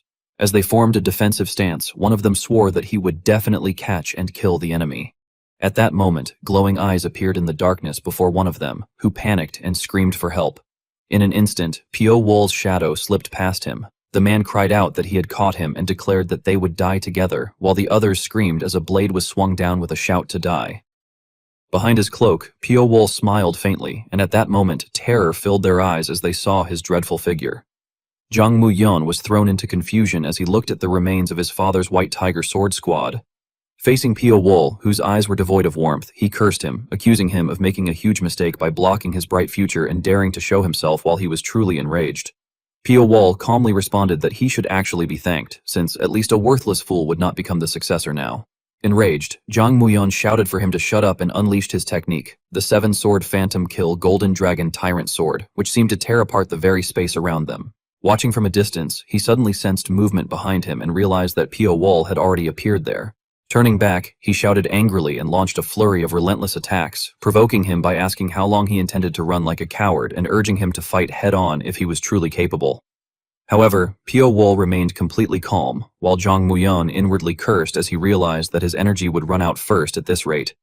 Though the technique was unfinished, he resolved to end it with an overwhelming strike and confidently declared that he would see how Pio Wool dodged this. Blinding flashes erupted as his body moved like a dragon, unleashing continuous attacks. Pio Wool dismissed the technique as a flashy sword form that was not even worth watching while wasting time, and immediately activated Black Thunder. The two forces clashed violently, and dark energy surged outward, threatening to consume everything around them. Zhang Muyan froze at the sight as Pio Wool closed the distance and struck his chest. Zhang Muyan cried out in pain, gasping and stammering as he tried to claim that Pio Wool was afraid of Wujiao Mountain Manor, insisting that it was not too late and begging for his life if the gongpo were handed over. As the blade lightly touched his neck and blood began to spill, Pio Wool stood above him, looking down at his body while thinking that Soma should be finished by now as well. Suddenly, Pio Wool's pupils widened as he sensed an unfamiliar aura, realizing that it was someone other than Soma. With that thought, he moved at once, calling out Soma's name as he rushed forward like a storm toward the strange presence ahead. As night fell, the forest took on an eerie atmosphere, and Soma was described as standing alone among a pile of corpses, remarking that, as expected, the ring was still more comfortable than a sword, though it accepted his energy well, being solid and sharp, and that he was truly glad it had come to him. It was then said that a mysterious voice spoke from behind, commenting that the sword looked nice and asking if it might be seen for a moment. Soma was described as glancing back in surprise and, upon seeing an old man with bright eyes, immediately becoming wary and refusing, stating that it was his. The old man was said to have probed further, observing that Soma did not seem able to handle a sword well and questioning whether it was truly his. Though breaking into a cold sweat, Soma was described as insisting that it was indeed his. The man, identified as Gojin Wang, was said to have remarked that he had never seen such a sword in his life and asked again to take a look. Soma immediately objected, demanding to know who the old man was. In response, Gojin Wang was described as expressing surprise that Soma did not know the Wolf King, Gujin Wang, one of the 8-star thrones, adding that he had thought himself fairly famous, though perhaps not, and concluding that Soma was not yet prepared to wield the sword, suggesting that it be left with him until Soma grew older, at which point it would be returned. Soma was then described as stepping back, clutching the sword and shouting in refusal. Jin Wang warned that if the child intended to fight him, he would have no choice but to act, and he extended a massive hand towards Soma. It was said that the sword in Soma's grasp suddenly reacted violently, pulling the boy toward the old man as he cried out in panic. As Soma struggled, it was described that a sound came from his waist, followed by a sudden release of power into the sky, surrounding Gojin Wang with spiritual energy. Gojin Wang then declared that putting such a fine sword back into its sheath without using it proved Soma unworthy to be its master, calling the sword pitiful and stating that he would demonstrate its true use. He was described as raising the sword and drawing in lightning, leaving Soma stunned as bolts of lightning struck throughout the forest. In the end, the sword was said to have been driven forcefully into a rock while Soma lay unconscious nearby. Gojin Wang was then described as dipping the charred blade into water and stating that he no longer had any need for such trash. As the chains wrapped around him loosened, his back was said to exude danger. He looked at the sword embedded in the ground before forcefully pulling it out, his eyes turning mad as he burst into loud laughter that echoed through the forest. Soma later regained consciousness in anger, calling out for his sword. Gojin Wang was described as praising his spirit, saying that a man should have at least that much courage, acknowledging him, and declaring that he would finish him using the Heavenly Wolf Bloodfang sword, which he had never unleashed before. As the blade began absorbing lightning again, Gojin Wang grew more excited, exclaiming that any other sword would have already been reduced to dust, and his laughter became increasingly unhinged. He was described as using the sword to contend against the forces of nature. Suddenly, it was said that his eyes widened in shock as a surge of power swept past him, causing a violent tremor that seemed capable of tearing space apart. Standing amidst the dispersing smoke, Gojin Wang realized that it was a thread made of energy. Glancing to the side with a frown, he deduced that someone had taken the boy in the meantime, moving like an insect, and concluded that it must have been an assassin. He was then described as smiling with excitement, calling the situation interesting as he spread his power throughout the forest, internally demanding to know where his opponent was. As his magical threads extended into every corner, he fell into thought, reasoning that if the opponent had moved even slightly, his earth-piercing sword sense would have reacted, and wondering if they had already fled. At that moment, his eyes widened as he was suddenly ambushed. Enraged, he shouted at his attacker, while Pio Wol was described as narrowing his eyes with killing intent and launching a direct attack. Go Jinwang retreated as the ground cracked beneath them. Pio Wol was said to have realized internally that this was not an opponent he could fight while protecting Soma, briefly wondering where Soma had gone before forcing himself to focus and concluding that Soma had likely escaped safely. Go Jinwang then announced that it had been years since he had been injured and asked whether Pio Wol was an assassin from Baekgwiryeon. Pio Wol remained silent in response. Without waiting, Go Jinwang declared that it did not matter, saying he would beat the answer out of him, and charged forward at tremendous speed, passing by Pio Wol with an excited smile. At that same moment, Pio Wol's eyes widened as he narrowly evaded the fatal strike and quickly retreated to create distance. Go Jinwang praised his movement, while Pio Wol was described as noticing subtle sounds around him and sensing a chilling feeling he had not experienced in a long time. Fixing his gaze directly on Go Jinwang, he heightened his focus, his eyes shining with intensity. Seeing this, Go Jinwang expressed satisfaction, remarking with a quiet laugh that Pio Wol had finally decided to fight him properly. In the silent space, the sound of a snake slithering could be heard as a white serpent crawled across Pio Wol's arm, making him frown slightly. The serpent then climbed onto his head, causing him to widen his eyes as they shone brightly like lamps.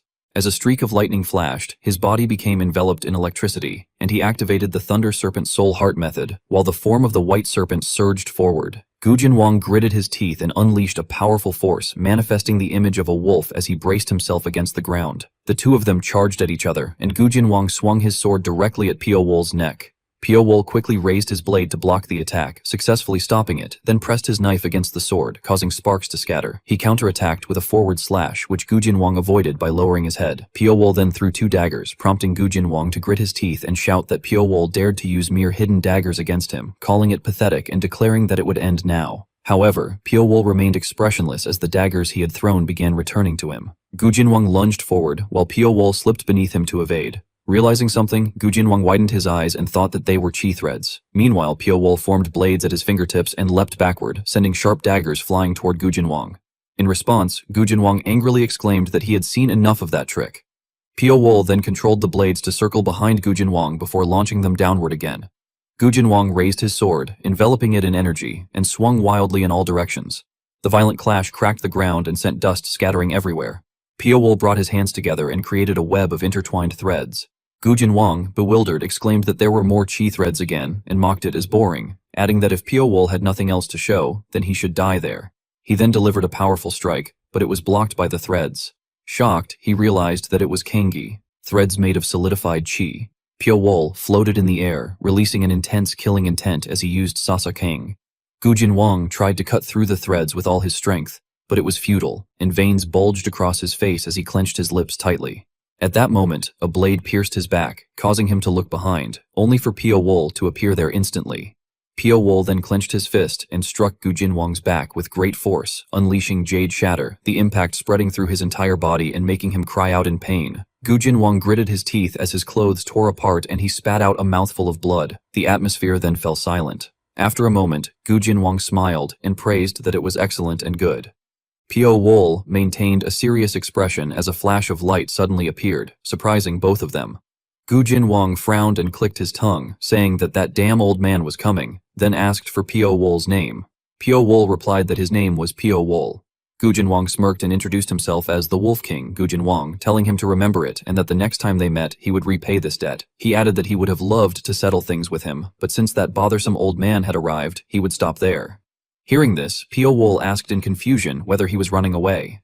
Go Jinwang then retreated deep into the forest, and Pio Wol immediately chased after him. However, they soon came upon an unconscious child lying in the forest, causing Pio Wol's eyes to widen. Ignoring Go Jinwang, he quickly ran toward the child and called out Soma's name, only to realize that the child had already lost consciousness. Pio Wol froze as a cold wind passed by, and Ilgium approached from afar, saying that he had smelled that wolf bastard's scent around there. Pio Wol remained stunned as the scene before him seemed like a painting. Ilgium then remarked that Pio Wol was the one who had driven that vicious beast away and praised him as impressive. Pio Wol asked who he was, and Ilgium replied that he was called Ilgium. that he lived on Mount Wudang, and asked who Pio Wol might be. Pio Wol answered that he was Pio Wol. Ilguium then pointed at Soma and remarked that the child looked as if he was about to stop breathing, instructing Pio Wol to carry him and follow. After saying that, he quickly left, adding sharply what Pio Wol was staring at and asking if he was just going to let the child die. Pio Wol stood there blankly for a moment before quickly getting up and following.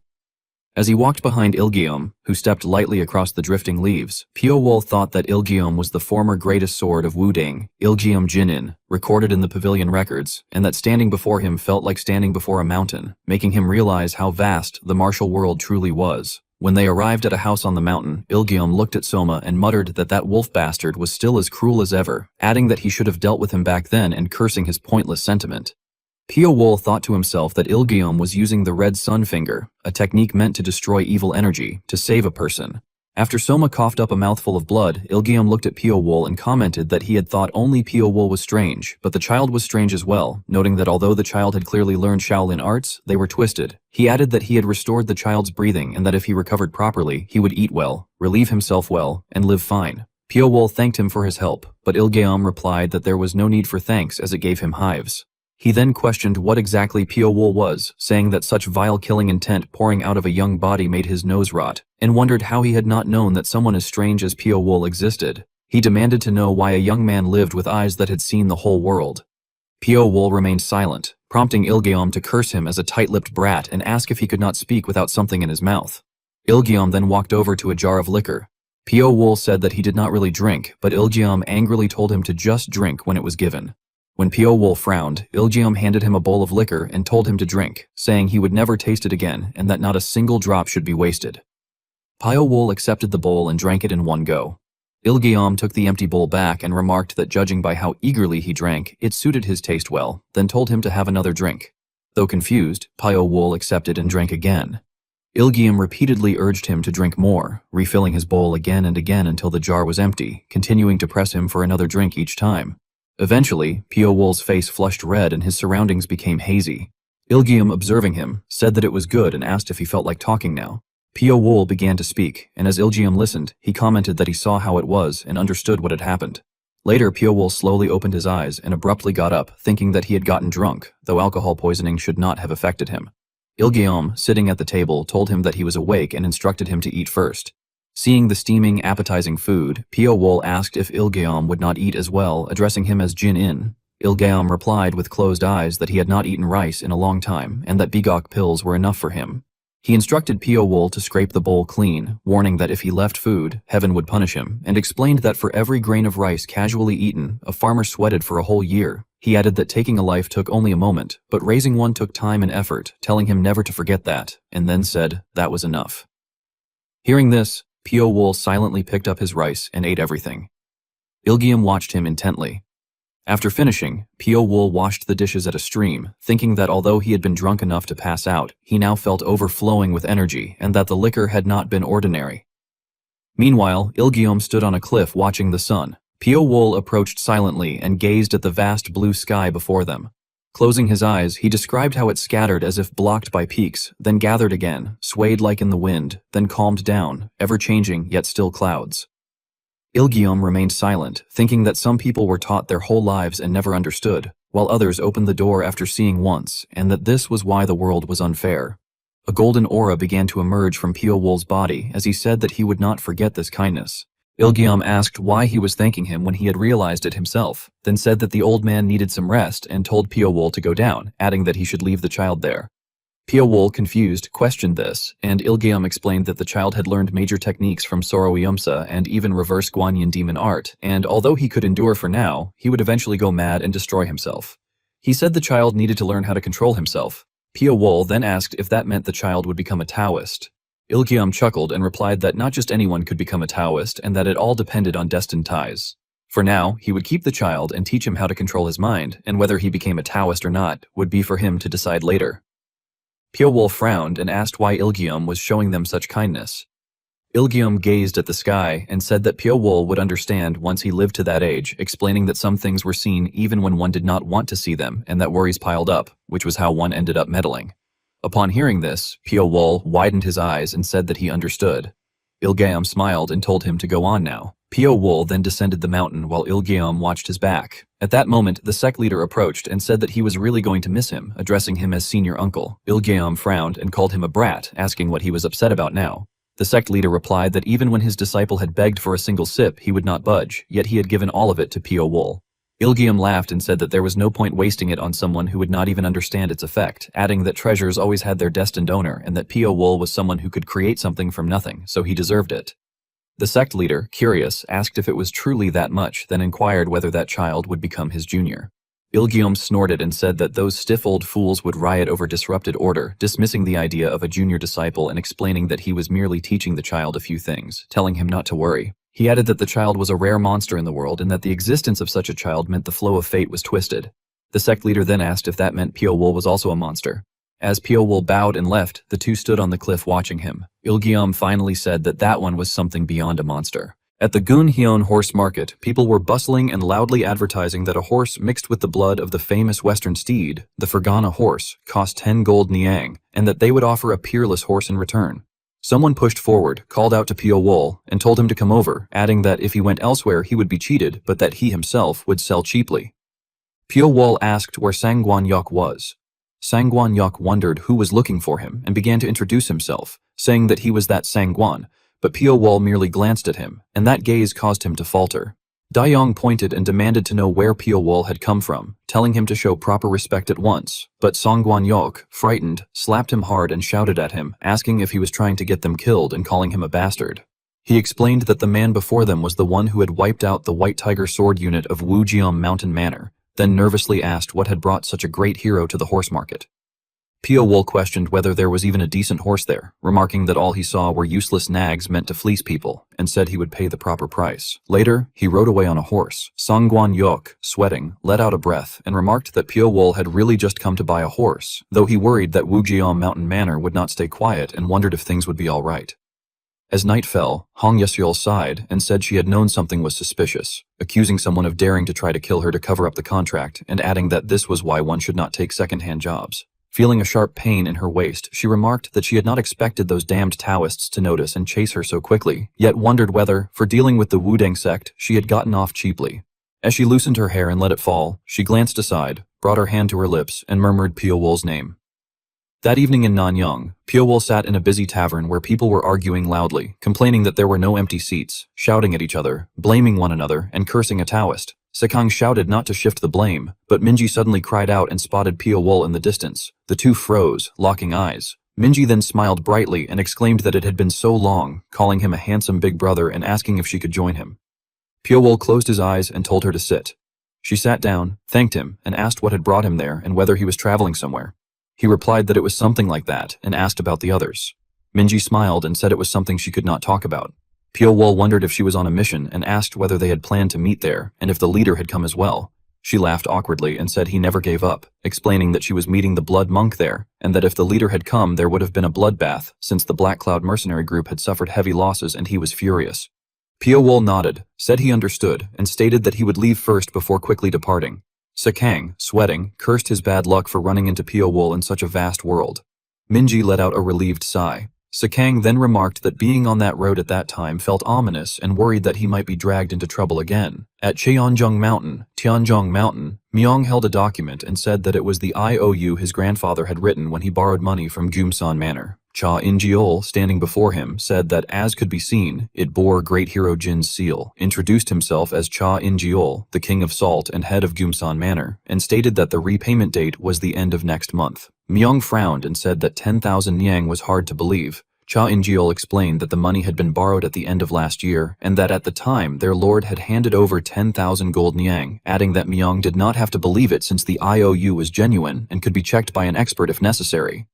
Myong thought to himself that his grandfather, Jin Wol-myong, the falling sun divine sword and one of the 8 constellations, would not have borrowed money from a place like Jumsan Manor without urgent need, making it hard to believe, yet the seal was undoubtedly his grandfather's, leaving him wondering what had happened. Cha In-jeol frowned and reminded him that the due date was the end of next month, instructing him to repay 10,000 gold niang plus 7,000 in interest, adding that he had only come to deliver the message and that their manor had never failed to collect a debt.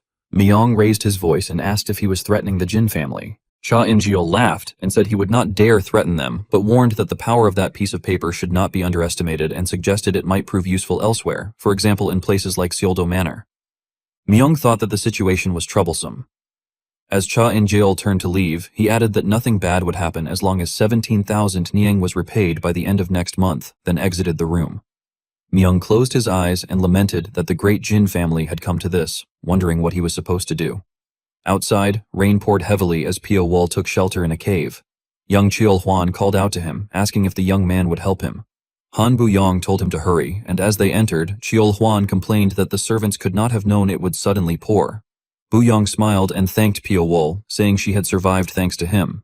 Cheol Hwan sat before Pio Wol and remarked that he had found quite a nice spot, suggesting that since they had met like this, they should introduce themselves. He introduced himself as Young Cheol Hwan, while Bu-yong introduced herself as Han Bu-yong and apologized for barging in suddenly. Pio Wol responded simply by stating his name. Cheol Hwan smiled and said that now there were more people, but the fire was small, suggesting they add the firewood they had gathered. He then asked if Pio Wol was heading to Yeonam and said that if it was about the Jin family, he would like to stop him, warning that the Jin family's downfall was not far off. Pio Wol questioned why the Jin family was falling. Cheol Hwan explained that Seoldo Manor, the original owner of Cheonjung Mountain, had returned. Pio Wol repeated the name, still confused. Cheol Hwan pointed at him and remarked that he really knew nothing, then said that since he owed him, he would explain. He recounted that Cheonjung Mountain, now the base of the Jin family, had originally belonged to Seoldo Manor, that the Jin family had driven them out and taken it, and that after being expelled, Seoldo Manor had secretly rebuilt its forces and grown stronger. He added that they had recently returned and were pressuring the Jin family to reclaim their land, and although the Jin family was holding on for now, they would not last long. Pio Wol wondered to himself whether something had happened to the Jin family. At that moment, a stream of black energy shot through the air and struck the blazing fire, extinguishing it instantly and plunging the cave into darkness. The group revealed cunning smiles, while Pio Wol's expression turned serious as he thought to himself that he smelled poison. As the rain grew heavier and the flames flared up, Pio Wol fell into a deep sleep.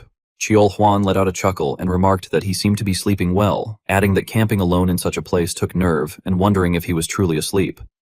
Bu-yong, resting her hands on her hips, explained that it was Dream Soul incense, which could put even an ox to sleep instantly, and questioned how someone as delicate-looking as him could possibly endure it, though she added that it felt like a waste to kill someone so handsome. Cheol Hwan cut her off impatiently, telling her to stop the pointless nonsense, kill him, and take his belongings. She frowned and replied that he was too impatient, adding that if he had been like that before sunset, they would not have been caught in the rain.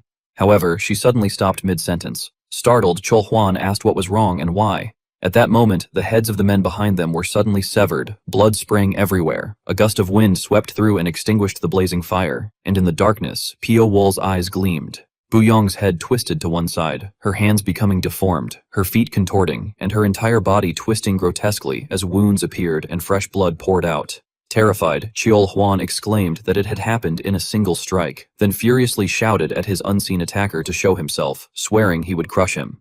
Pio Wol's gaze turned ice cold, and in an instant, Cheol Hwan's arms were severed. Overcome with fear, he began to cry, but soon his head was twisted to the side and torn off. Throughout it all, Pio Wol remained silent, controlling everything. Later, at Seoldo Manor in Yeonam, Pio Wol sat drinking tea as sunlight streamed through the window. Hong Yeseol approached and greeted him, saying that they met again and asking if she could sit. Pio Wol closed his eyes and allowed her to sit, and she thanked him as she took a seat across from him. She told him that, thanks to him, she had gone through quite a lot. Pio Wol asked if Sangjin had told her, and she confirmed that he had, adding that he had not expected things to turn out exactly as Pio Wol had said. As he lifted the teapot, Pio Wol remarked that she had somehow managed to get out safely. Hong Yeseol replied that although her pursuers were strong, their tracking was nothing special, then mused that meeting again so far away might mean they were fated. Pio Wol calmly responded that it seemed more like a bad fate. Teasing him, she said she thought they could get along quite well, describing them as a peerless beauty assassin and the Reaper of Seongdo. Pio Wol commented that Baekweryeon truly dug up everything. Hong Yeseol paused and he continued, saying that only Baekweryeon would possess assassination arts, stealth, and intelligence at that level. Smiling, she admitted that he was indeed as smart as she had heard, saying she had thought the reports were exaggerated, but now had no choice but to believe them. Leaning closer, she asked if he had ever considered joining Baekweryeon, adding that someone like him would receive special treatment. Pio Wol firmly refused and asked whether she had come all the way to Yeonam just to make that offer. She stood up and replied that meeting him had been a coincidence, but that the offer would remain open for a while, so he could take his time thinking about it. She added that it was probably uncomfortable having someone in the same line of work nearby, so she would leave, but before going, she said she would give him a small gift. She placed a book on the table and explained that she had gone through some trouble to obtain it, but the client had disappeared. Pyo-wol asked if it was what she had stolen from the Wudang sect and questioned why she was giving it to him instead of learning it herself. She dismissed the idea, saying that learning such a demonic art would drive a person insane just by glancing at it. Pyo-wol then asked whether it would be fine if he went insane. She touched her lips and blew him a playful kiss, replying that, who knew, it might suit his constitution, and that the Reaper of Seongdo might be a good match for it. She added that if it felt uncomfortable, he could simply return it to the Wudang sect, and that either way, it was a gift before bidding him farewell and saying she hoped to see him again. After she left, Pyo-wol picked up the book and skimmed through its pages, his brows furrowing slightly. Closing it, he remarked that it was a truly absurd demonic art. A streak of dark energy passed by, and he realized that it was 1,000-li tracking incense, meaning it had not been just a simple gift. He noted that once applied, a person could be tracked from 1,000 li away, that the scent did not wash off easily, and that without special training one could not even detect it. He wondered if she was trying to keep him under her control. Frowning, he muttered about assassins. Later, at Cheonjung Mountain, the sound of horse hooves echoed through the forest. Looking around, Pyo-wol remarked that it was a famous mountain, no less renowned than Wudang. Sensing something unusual, he noted that there were more than 10 people nearby, and that the closer he got to the Jin family, the heavier the surveillance became. At that moment, Seola called out for him to stop, and others emerged from the bushes surrounding him. She extended her hand and demanded to know who he was. Pyo-wol stared at her intently, thinking that she resembled someone he knew, recalling Jin Jeon-woo. In the desolate mountains, Seola blocked Pyo-wol's path and demanded that he stop, asking who he was and declaring that it was the Jin clan's domain, where no one without permission could enter. Pyo-wol replied that he was Pyo-wol and, after a brief silence with a slight frown, explained that he had been friends with Jin Jeon-woo. Seola questioned in disbelief whether he had truly been friends with that idiot. Pyo-wol responded by echoing her words and asking if she had not been on good terms with Jin Jeon-woo. Seola raised her voice and exclaimed that she did not even want to hear that idiot's name, adding that after running away on his own and dying, he had left them with a disaster. At that moment, Jin Soo-woo stepped forward and told Seola to step back, reminding her that the man had said he was Jeon-woo's friend and that she should show some manners. He introduced himself as Jin Soo-woo, Jeon-woo's younger brother, and mentioned that he had heard his brother had made an interesting friend in Sichuan. Pyo-wol dismounted his horse and clarified that they had only traveled together for a month. Jin Si-woo smiled and remarked that with true friends, the amount of time spent together could sometimes mean nothing. He then introduced the girl as Jin Sola, explaining that she had liked Jeon-woo more than anyone and had been greatly shocked, asking Pyo-wol to understand even if she seemed a bit rude. Seola's face flushed red as she stammered in denial, insisting that she had never liked that idiot and questioning who would ever like a promise breaker, before angrily storming off. Jin Si-woo let out an awkward laugh and apologized for his sister's discourtesy, asking for forgiveness. Pyo-wol replied calmly that it was fine. Jin Soo-woo thanked him for his understanding and invited him inside, also asking if he could call him by name since he had been Jeon-woo's friend. Pyo-wol nodded and told him to do as he liked. Under the sunlight, Yomyoi and the others bowed deeply and addressed their senior brother, saying that they could not forgive themselves and begged to be punished for failing their duty. The sect leader silently observed them, thinking to himself that he did not really want to do that. Yomuji widened his eyes and continued to plead for punishment. The sect leader, still lost in thought, remarked inwardly that Yomuji was so loud and that it would not end unless he punished him. He reflected that although it was a shame they had failed to recover the ultimate demon art, it was not something worth punishment, and that Sang-jin had been stagnant for years, so for the sake of the future he should be given time to improve. Finally, he declared that he would hold him accountable with 1 year of wall-facing punishment, and ordered him to take the 7 swords of Qingcheng and go to the wall-facing hall immediately. Yomuji accepted the order, addressing him as sect leader, and then everyone withdrew. The sect leader sighed, and one of his subordinates approached to inform him that a guest from the Rainsword Manor had arrived. He remained silent upon hearing this. Li Chung stepped forward with clasped hands and introduced himself as the eldest young master of Rainsword Manor, paying his respects to Sage Chong-jin. The sect leader welcomed him warmly, noting that the eldest young master had come in person. Li Chung explained that because of his younger brother's matter, they had caused trouble for the Qingcheng sect and thanked them for retrieving the body. He then admitted, somewhat ashamed, that he also wished to obtain information about the person who had caused Mu Yeon to turn out that way. Hearing this, the sect leader widened his eyes and thought to himself about Jong Ho-yeon, recalling that he was said to be a man who hid a terrifying heart behind a gentle smile, and concluding that it must be true. Until he heard the answer he wanted, he would never back down, and that the people visiting today were not easy to deal with. When Li Cheng asked for clarification, the sect leader brushed it off, saying it was nothing and that he had merely been grumbling to himself. He then admitted that he hardly knew anything about that person, adding that the only thing he knew for certain was that his destination was Henan province. Li Cheng smiled and said that was enough, thanking him before taking his leave. As he turned away, he muttered to himself about Henan province and instructed someone to submit a request to the Hao clan. The sect leader sighed once more, remarking that the heavenly energies were in turmoil. Meanwhile, Pio Wol sat quietly, holding a cup of tea in silence. After a moment, he remarked that if someone was not planning to kill him, it would be better not to approach like that, as it could cause a misunderstanding. Seola, slightly embarrassed, muttered in frustration and asked whether he had really been that idiot's friend, saying she had never heard Jeomwoo mention someone like him. Pio Wol closed his eyes and replied that he had never heard that Jeomwoo had an idiot younger sister like her either. Seola stormed up angrily and demanded what he had just said, but Pio Wol calmly told her that if that was all she had to say, she should go practice her martial arts and stop blocking the sunlight. Seola clenched her teeth as tears welled up, calling out in anger, but when Pio Wol saw her crying, he seemed slightly puzzled. Her tears fell onto the table, sparkling in the sunlight, and rolled down her cheeks. Pressing her lips together, she asked him to tell her something, anything, about that idiot. Pio Wol fell silent for a moment before beginning that the first time he had met Jin Jeomwoo was. Elsewhere, Jin Siwoo greeted and thanked the arriving guests for coming all that way. One of them replied with a smile that they had heard the Jin clan was in danger and could not simply stand by and watch, adding that although they were a branch clan, they were still Jins, and asked that there be no need for formalities. The gathered members remarked happily that now that all the Jin branch clans had assembled, it finally felt like they might be able to do something. Jin Siwoo let out a quiet sigh. At that moment, Seola's laughter rang out brightly. Jin Siwoo turned his head in surprise, wondering if that was truly Seola laughing like that. Seeing her smiling like a small son, he approached and asked what they had been talking about that made her laugh so much. Seola replied cheerfully that it was the story about that idiot. Jin Siwoo, slightly bewildered, asked if it would be all right for him to listen as well. The three of them then sat together at the tea table as Pio Wol continued telling the story, with Seola listening intently. He recounted moments of carrying a girl, traveling with Jeomwoo through heavy snowfall, fighting alongside him, and training together in green fields. Jin Siwoo listened and burst into laughter, and before they knew it, night had fallen. Elsewhere, Seol Gangyeon asked whether people were gathering at the Jin clan, and a subordinate confirmed that a considerable number had entered the Jin clan estate. At Snowblade Manor, Seol Gangyeon, the manor master, smiled and remarked with a chuckle that they were making their final struggle. He then asked Chief Li about the progress of recruiting talents. Li Yule, the chief steward, closed his eyes and replied that everything was proceeding smoothly, so there was nothing to worry about. Seol Gangyeon smiled with satisfaction and said that if that was the case, then the day they reclaimed their clan's territory was not far off, adding that they would purge the vile Jin clan and plant their banner on Mount Tianzhong. A voice was heard from inside the room asking whether someone had called for a physician, after which it was explained that they had summoned every renowned physician in the region, but none of them had been able to determine the cause, saying they had never seen a case like that before.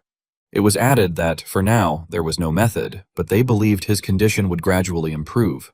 The speaker further mentioned that collateral blood relatives had also returned and that people had been sent to acquaintances as well, emphasizing that the Jin clan still had enough support from those around them that they would not collapse from something like that.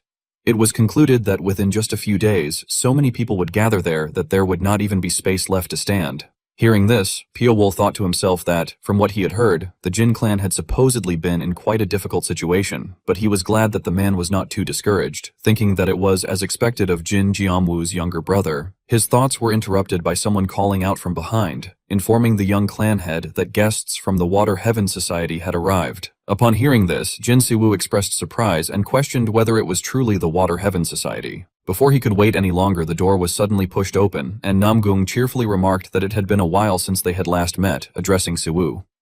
Jin Siwoo, surprised, asked how Wol had ended up there.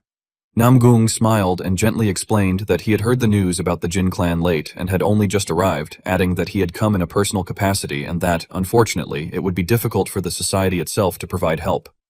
Hearing this, Jin Siwoo's expression brightened as he replied that it was fine and that Namgung had still come to help, thanking him.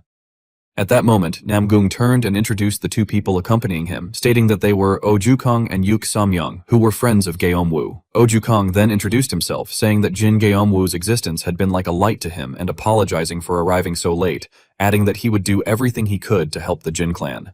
Jin Siwoo politely expressed his gratitude, stating that such help would be greatly appreciated. Namgung, who had been silently observing the exchange, then glanced to the side and asked who the other person was. As if recalling, Jin Siwoo immediately turned back and introduced Pio Wol, explaining that this was Pio Wol and that he was speaking to Namgung Wol of the Water Heaven Society. Pio Wol stepped forward and introduced himself as Pio Wol of Chengdu. Namgung politely responded that it was nice to meet him and remarked to himself that this man was no ordinary martial artist. Night soon fell, and the moonlight reflected upon the water below as Li Yule walked slowly along the path. Suddenly, Seol Guangho called out from behind, asking if he could spare a moment, saying that there was something he wished to discuss regarding his manner. Li Yule frowned slightly and told him to proceed. Seol Guangho then explained that among the people who had recently entered the manor, there was a young lady named Gu Sohyeon, and requested that she be assigned to his direct subunit, the Secret Shadow Group.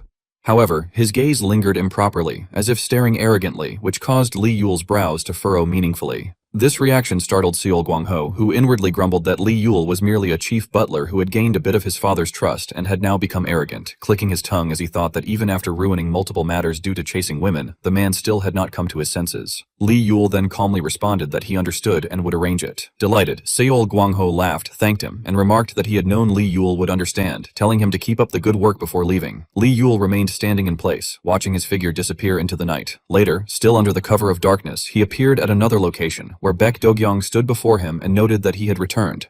Li Yule immediately asked about the situation. Baek Dogyong respectfully handed over a note and reported that a total of 372 people had returned, with only 5 missing. He added that he had reviewed those who had entered the Snowblade Manor, and that the missing individuals were Yang Cheolwan and his sworn brothers. Li Yule, growing cautious, questioned whether it was truly Yang Cheolwan, remarking that, given his disposition, there was no way he would have refused the Snowblade Manor's offer, concluding that something must have happened and ordering that the matter be investigated thoroughly. Baek Dogyong acknowledged the command with a respectful affirmation. As Li Yule approached his seat, he inquired about the Jin clan. Baek Dogyong promptly reported that around 300 people had joined them so far, and that more were likely to gather. Li Yule observed that they still had considerable trust behind them, and concluded that they would not collapse easily. Baek Dogyong then suggested whether they should involve them, but Li Yule calmly refused, stating that involving them at that stage would be a waste of strength and that, for the time being, they would proceed using only the Snowblade Manor's own capabilities, dismissing him afterward. Baek Dogyong respectfully acknowledged the order and withdrew. Left alone, Li Yule muttered that peace had lasted far too long. At the same time, in a forest, Pio Wol stood alone on a cliff. Hearing a voice call out, asking whether he had also come there to avoid people, Pio Wol turned to look behind him and, upon recognizing the speaker, frowned slightly as he realized it was Oh Jukong. Sayong, his face flushed red from alcohol, slurred that he did not understand why it was so crowded and asked Pio Wol if he would like a drink. Pio Wol calmly reminded him that he did not drink, and more importantly asked whether he had come up the mountain while drinking. However, Sayong merely scoffed and replied that he had only been wetting his dry lips on the way up, then excused himself for a moment as he loudly called out to Jeomwoo, accusing him of being heartless and asking what had been so urgent that he had left him behind, reminding him that he had said they would drink together for 3 days and nights when they met again. After saying that, Sayong poured the entire bottle of alcohol down below. As moonlight spread over the surroundings, Pio Wol said nothing and simply supported Sayong as they walked. At that moment, Namgung came running from the opposite direction, his face covered in sweat, calling out to Pio Wol and Oh Jukong, telling him to get a hold of himself and asking if he had climbed the mountain while drunk, adding that he had caused trouble for Pio Wol. Pio Wol replied softly that it was fine. The 3 of them continued on together, and soon Sayong was taken back home. Watching him leave, Namgung remarked that Sayong had truly liked Geomwoo and that when he heard the news about him, he had taken it harder than anyone else. Hearing this, Pio Wol slowly asked whether Namgung had said he came in a personal capacity and not as part of the Water Heaven Society, pointing out that if he had invoked the society's name, he could have ended the dispute much more easily and quickly, and asking why he had not done so. Namgung's expression grew serious as he explained that if they were not careful, it could become the fuse for another world war. Pio Wol questioned whether he meant a world war, and Namgung openly elaborated that the Blood Heaven War had left a great wound on the world, with countless people bleeding and the balance of power changing. He added that the celestial demon troop which had caused the war had disappeared without leaving even a single trace, and that the Water Heaven Society had nearly met the same fate. Because of those painful memories, he explained, the society avoided intervening in most matters, and that it was not only them, as many sects were wary that the conflict between the Snowblade Manor and the Jin clan could escalate into another Bloodheaven war. At this, Pio Wol commented that it was complicated, and Namgung agreed, saying that the Jianghu had been this complicated for quite some time. He explained that although people often said the Jianghu pursued freedom and valued righteousness and chivalry, in reality it had become more calculating and selfish than ordinary people, adding that the aftermath of the Blood Heaven War was what had made it that way. He then said that he wanted to hear Pio Wol's story and asked what the purpose was of Chengdu's Reaper coming to the Jin clan. Pio Wol briefly fell into thought before replying that he did not know how Namgung had learned about him, but that it was because of his ties with Jin Jiomwu. Namgung frowned and cautiously said that he had heard enough to know something about him, adding that any major sect would have information on him, and since the topic had come up, asked him to explain about being an assassin. Pio Wol, his gaze still cold, replied that he had not received any requests so far and that it was only personal business, warning him not to cross the line any further. This warning left Namgung momentarily stunned. He then let out a sigh and admitted that he had been overly sensitive, offering an apology. Their conversation was suddenly interrupted by shouts about a wounded man and calls for a physician. A severely injured man was quickly found collapsed on the road. Namgung, alarmed, raised his voice and asked what had happened. The injured man, in pain, explained that it had been those bastards from the Snowblade Manor. That single statement was enough to make Namgung break into a cold sweat. Meanwhile, in Runan, martial artists seeking fame by joining the conflict between the Snowblade Manor and the Jin clan were gathering. Inside a noisy tavern, people were arguing that the fight would end with the Jin clan's victory, claiming that the Snowblade Manor had already fallen long ago and would be crushed in a single blow. From behind, a rough-looking man challenged them, questioning what they had just said and asking how a declining Jin clan could defeat the Snowblade Manor. The blonde man who had spoken earlier retorted by asking who he was to interfere and whether he was a martial artist from the Snowblade Manor. The black-haired man scoffed and provocatively replied that it did not matter and asked if they wanted to try him. The argument quickly drew the attention of those nearby, who began shouting and asking whether the Jin clan and the Snowblade Manor had already clashed, urging them to draw their swords and settle it. Soon, the martial artists gathered in Runan began clashing in various places, and the fighting spread throughout the entire region. The wounded were lying scattered across the ground as Kagyo, sweating, reported that there were more than 70 injured and warned that if they simply sat by and did nothing, the clan's morale would hit rock bottom. Jin Siwoo turned to Yusung and asked if he would go as their envoy to demand an apology from the Snowblade Manor, adding that if they showed their willingness to resolve the matter and build proper justification, their allies in the Jianghu would support the Jin clan's cause. Yusung, with a serious expression, replied that he understood and told him to leave it to him. Jin Siwoo bowed his head and let out a sigh, thinking to himself with a heavy breath, and then wondered internally whether, if Jiomwu had been there, they might have been able to overcome the situation more easily.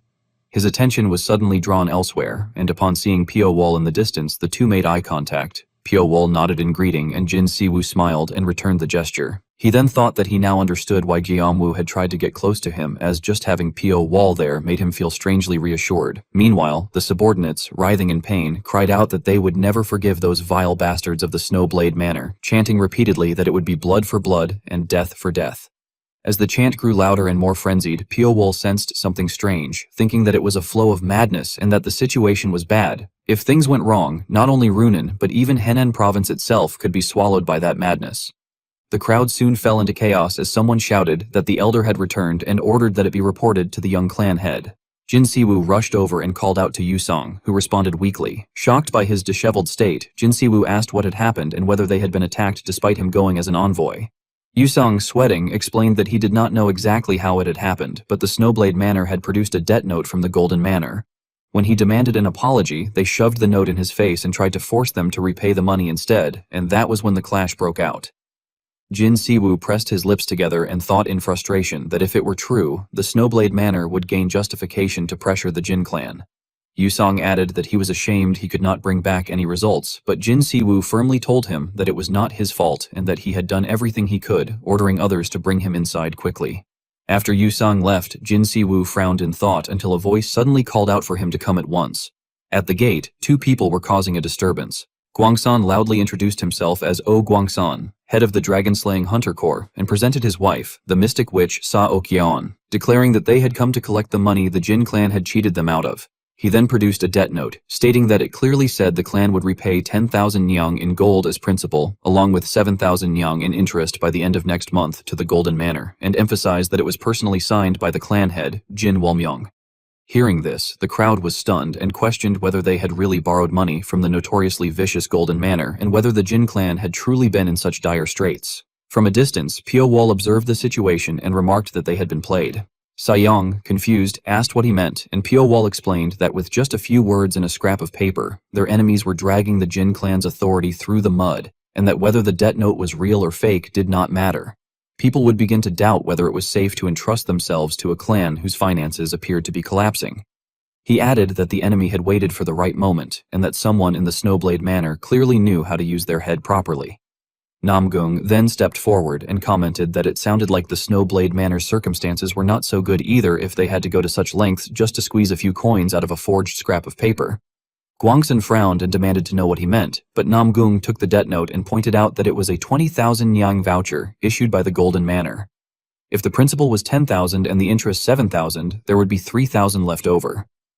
He then told Guangsan to take it and use it to support the Snowblade Manor's struggling finances. Cornered, Guangsan angrily muttered under his breath, while the crowd rejoiced at seeing him lose face. Jin Siwu smiled and addressed Namgung as brother. Ultimately, Guangsan was forced to bow his head and apologize, casting a resentful glance at Namgung. Later, as the couple walked into the forest, Okion fumed that she had not expected to be humiliated instead, and asked what they would tell the chief. Guangsan replied irritably that he did not know and had no excuse. Hidden behind a tree, Piowol overheard their conversation. As sunlight shimmered across the surface of a lake, Guangsan and his wife returned to their manor, unaware that Piowol was following closely behind. Removing his cloak, Piowol's body gradually darkened, his face turning black and making his red eyes stand out as he transformed into someone else. Approaching the guards at the gate, he introduced himself as Yu Kyung Pyo from the Golden Manor and explained that the manor master had said they had forgotten to take one money voucher, so he had been sent to deliver it. The guards, confused, exchanged glances, but ultimately allowed him inside. Within the manor, he saw that it was also filled with the injured and remarked to himself that things there were not much different. Catching the scent of blood, dust, and medicinal herbs mixed with a faint powdery smell, he deduced that it was Saokyeon and wondered if she was in the inner courtyard. Activating the phantom breathing technique, he slipped past the guards and entered the inner area undetected. Noting that it was busy outside but quiet within, he thought he could now release the technique and began to move faster. Suddenly, he sensed something strange as an attack was launched at him, but he quickly leapt forward and avoided it. Realizing the killing intent felt the same as his own, he steadied himself and kept his distance from Hong Yesiol. As Hong Yesiol conjured a pink flame and struck forward, Piowol gritted his teeth and gathered strength in his hand. The two clashed, their hands interlocking as the impact created an explosion. Surprised, Hong Yesiol exclaimed that he had blocked the greater yin strike and demanded to know who he was, while Piowol, recognizing her, thought to himself that it was Hong Yesiol. The two stood facing each other. Piowol wondered whether Hong Yesiol had taken a job from Snowblade Manor, and reasoned that the one who had tried to shake up the Jin clan using the Zhang Guangsan couple must have been the one who hired her, thinking that things were becoming more and more interesting. Hong Yesiol stared intently at Piowol and questioned what that look in his eyes meant, as if trying to confirm who he was. Suddenly, dark red streams of power appeared in the sky. Hong Yesiol realized that the red-masked four demons had interfered and shouted for them to wait, insisting that it was her business and telling them not to interfere. The energy gathered into a red sphere and shot straight toward Piowol, crashing into the ground and cracking it into an X shape. The red-masked figures revealed themselves, but Piowol had already dodged the attack and looked at them with a serious expression. Guangsong ran in angrily, demanding to know who had done it and identifying the attacker as an assassin. Okion ordered everyone to surround him immediately. A dark aura appeared and encircled the red-masked group, and the atmosphere fell silent. Hong Yesiol pressed her lips together and quietly walked away. Guangseng, confused, asked where he had gone and ordered others to find him immediately. Li Yul remarked that she had brought a tail with her and called it foolish. Hong Yesiol muttered that it was nonsense and insisted that she was the one who had caught him, questioning whether he had hired other assassins besides her and stating that it was a breach of contract. Li Yul replied that it had only been to make sure things got done. Hong Yesol, now standing behind him, declared that if that was how he did business, then she was done with him. Li Yul questioned whether that was how the 100 Spirit Troop always handled its deals, and whether they cast aside contracts whenever they pleased. Hong Yesiol frowned and argued that he had broken the terms first and insulted her, adding that she was one of the 10 blood assassins, and that the 100 Spirit Troop leader guaranteed her that level of autonomy. Li Yul closed his eyes and told her to do as she liked. Hong Yesiol quickly left. Watching her go, Li Yul thought that a mere assassin dared to become arrogant without knowing her place.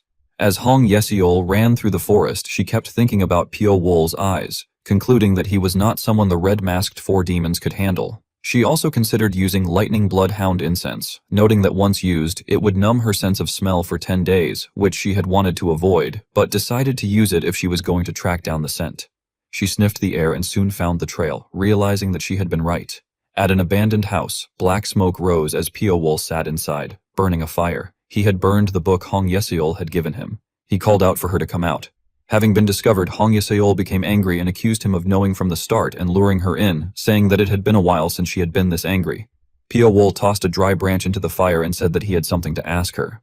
Hong Yeseol smiled and questioned whether he really thought she would answer, then threw a prepared medicinal pouch that acted as a bomb into the fire, causing a large explosion. Dust and smoke filled the air, obscuring vision. Pio closed his eyes and smiled faintly. Meanwhile, Hong Yeseol hid behind a wall, realizing that he had vanished and that he knew she had not escaped. She concluded that it had become a battle between assassins. She deployed the technique Inescapable Silver Web, spreading thin threads throughout the house and declaring that he could try to hide, but even the slightest movement would be detected by her web. As time passed and darkness fell, Hong Yeseol remained still, wondering if he had left, noting that it had been far too long for someone to remain motionless, and that he did not seem like the type to give up on a target. Suddenly, her threads began to tremble. She widened her eyes, realizing it was him, and prepared to attack. However, when she moved out, no one was there. Pio had already appeared behind her and stabbed a knife into her shoulder, causing her to grimace in pain. Hong Yeseol swung her cloak, releasing poisonous smoke, which Pio inhaled. She smiled triumphantly, believing she had succeeded in poisoning him and that his internal organs would soon melt. At that moment, a thread wrapped around her leg and yanked her away. Shocked, she questioned how it was possible, realizing they were energy threads and wondering why the poison was not working. Terrified and in tears, she begged him to wait and promised to tell him everything. Pio questioned why an assassin would so easily volunteer secrets and asked what she was plotting. Her lips trembling, Hong Yeseol insisted that she was not hiding any grand secret and promised again to tell him everything, asking him to stop glaring at her like that. Pio manipulated the thread to pull the knife out of her shoulder, causing her to clutch it in pain. Feigning a pitiful expression with tears in her eyes, she complained that it hurt, but Pio ignored her and ordered her to speak, demanding to know who was behind her. Clicking her tongue, she admitted that she had expected that tactic would not work and revealed that Li Yule, the chief steward of Snowblade Manor, was behind it. She explained that he seemed to be the reason the manor had expanded greatly and returned to Runan, though she did not know his true identity, describing him as extremely cold and calculating. Pio asked if even the 100 Spirit Troop did not know his identity. Hong Yeseol replied that they were investigating but had not yet uncovered it, adding that he frequently hired assassins from their troop. Pio asked whether he always hired assassins of her level. She answered that this was the first time he had hired someone of her level, implying that the matter was very important to him and that he had chosen the assassin he trusted most. Pio remarked that for someone so trusted, she spoke quite easily. Angered, Hong Yeseol argued that he had violated the contract first by secretly hiring other assassins behind her back, breaking the unspoken rules of their world. She stated that she had told him everything she knew and, if he had no more questions, she would leave. Pio commented that it was not much. Hong Yeseol put on her hat and said that it was all she knew, adding that her contract with Snowblade Manor was now void, but warning him not to relax, as Li Yule would likely bring in more people. She then bid him farewell and left. Pio reflected that the 100 Spirit Troop was a group bound by necessity whose members acted freely, thinking that if he caught the others, he would know for sure. As morning came and the sky turned clear, Li Yule asked what had happened. A red-masked member admitted that although he did not know about killing techniques, the opponent's stealth and movement skills had been far superior to theirs. Li Yule remarked that their earlier confidence had been baseless and questioned whether assassins of that level were common even outside the 100 Spirit Troop. The red-masked member denied that such a thing had ever been the case. Li Yule frowned, acknowledged the situation, and ordered them to leave. They quickly departed. He then wrote on a piece of paper that the opponent was no ordinary assassin, and wondered how the Jin clan had managed to recruit someone like him, even speculating whether he could be the Reaper from Sichuan. He concluded that if the Jin clan had truly brought in such a person, they would have to rethink their approach. Li Yule then carried the letter to a bird by the window, which took it and flew away. Watching it, his eyes gleamed as he thought that to hunt an assassin, another assassin worked best. It was announced that over 100 people had joined the Jin clan, that a massive unidentified group had appeared in Xinjiang and was said to be heading for Runan, and that a large number of martial artists had also appeared in Yingsheng and were likewise heading to Runan. At the Zhengzhou Hao clan Henan branch, Li Guiyang stood in thought, reflecting that as the Hao clan branch leader, even the main branch was taking the situation involving the Snowblade Manor and the Jin clan seriously. He wondered whether there might be some special commission for the head of the inspection squad to come in person, noting that the Snowblade Manor, the Rainsword Manor, and several other requests were all looking for the same person, Pio. He considered that Pio had only appeared at Mount Wudang not long ago, yet both the Snowblade Manor and the Rainsword Manor were already paying attention to him. He questioned why Piowol had entered the Jin clan, reasoning that if it had been for money, the Snowblade Manor would have been the better choice, and wondering if he had some personal connection there. Hong Yushin murmured that Jin Jiamwu had stayed in Sichuan for a while not long ago, and must have built a relationship then. He added that Jin Jiamwu had died recently, but for some reason the incident had been downplayed and none of the internal details had come out, concluding that it looked like he would have to go there himself. Li Guiyang, sweating, asked if he was going personally. Hong Yushin turned his head and replied that even if they sent others, they would not be able to get close to him, and that if he went himself, the chances would be highest. After reading a letter, one of his subordinates was startled. Li Guiyang asked what it was, and the subordinate replied fearfully that Shaolin had moved and had sent down warrior monks. Li Guiyang reacted in confusion and asked where they were headed. Hong Yushin frowned and said that at this point there was only one place they would dispatch warrior monks to. Li Guiyang muttered in confusion that it must be Runan, adding that it could be an appropriate measure. As if Shaolin intervened, the two sects would restrain themselves at least a little. Hong Yushin wondered whether they really would, noting that Shaolin had moved and that they were not people who would act so easily. Outside, as the wind blew and sunlight filtered through the leaves, Piowol looked up at the sky. Saiyong approached and remarked that Piowol was up early and seemed to have slept poorly like him, apologizing for having shown an ugly side before with a laugh. Piowol questioned why he was drinking in the morning. Saiyong replied cheerfully that liquor tasted best in the morning and added that even if he were dying tomorrow, he could not hold back. Suddenly, a loud cheer rang out. Saiyong wondered who could be making such noise so early in the morning and suggested that it must be some big shot who had arrived, asking if Piowol wanted to go take a look. Piowol responded with silence, but the two still decided to go see the commotion. Piowol silently observed the crowd, looking at each person until his gaze stopped on Yucheon. He remarked seriously that the man was strong. People excitedly exclaimed that the Sword Supreme had arrived and that Warrior Han had come to help the Jin clan. Han Yucheon merely scoffed. Suddenly, his eyes widened as he noticed Piowol among the crowd and decided to take a closer look. As people marveled in shock and told everyone to get back, Piowol suddenly vanished from sight. Han Yucheon thought in astonishment that the man had disappeared right before his eyes and wondered whether the Jin clan had someone like that. Jin Siwoo greeted him respectfully, welcoming Han Yucheon and asking how he could come without sending word in advance, adding that they would have gone out to greet him if they had known. Han Yucheon frowned and told him not to misunderstand, stating that he had not come to help the Jin clan. Jin Siwoo asked for clarification, and Han Yucheon, standing with his arms crossed, declared that he had come to watch the Jin clan fall. Jin Siwoo fell silent upon hearing this. As night fell, Piowol stood before two large men. One of them approached and said that even if he was tall, he could still tell he was a woman, adding that he did not deal with women and telling him to get lost.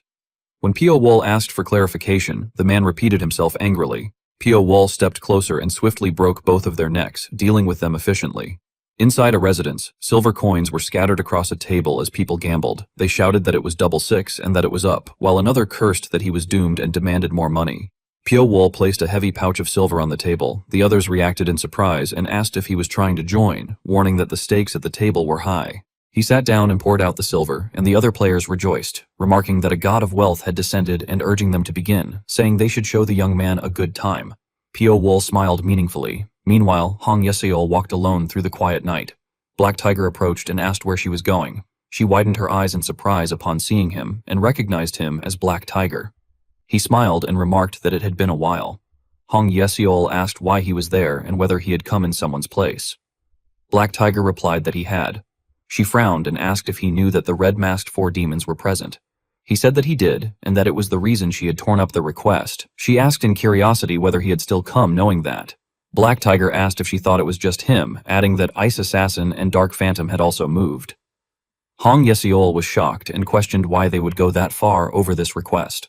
Black Tiger replied that it was because it sounded fun. She asked what he meant, and he answered with a sinister smile that it was the assassin whom she and the red-masked four demons had been chasing.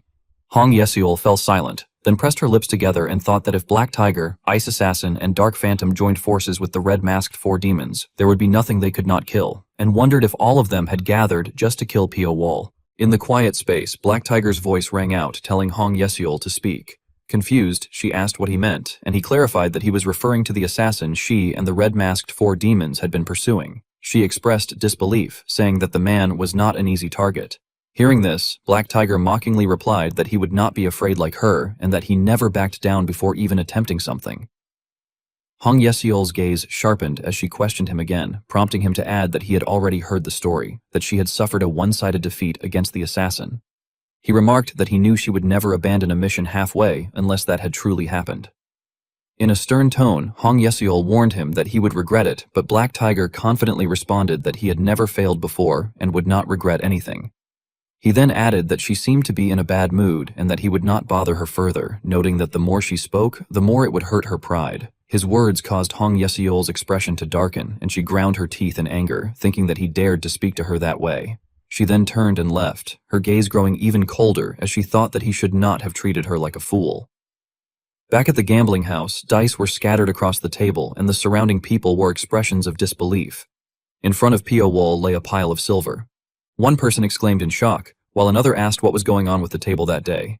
He then looked at Pio Wol and angrily demanded to know who he thought he was for interfering with someone else's business, ordering his men to cut off Pio Wol's hands and force him to kneel so they could find out his identity.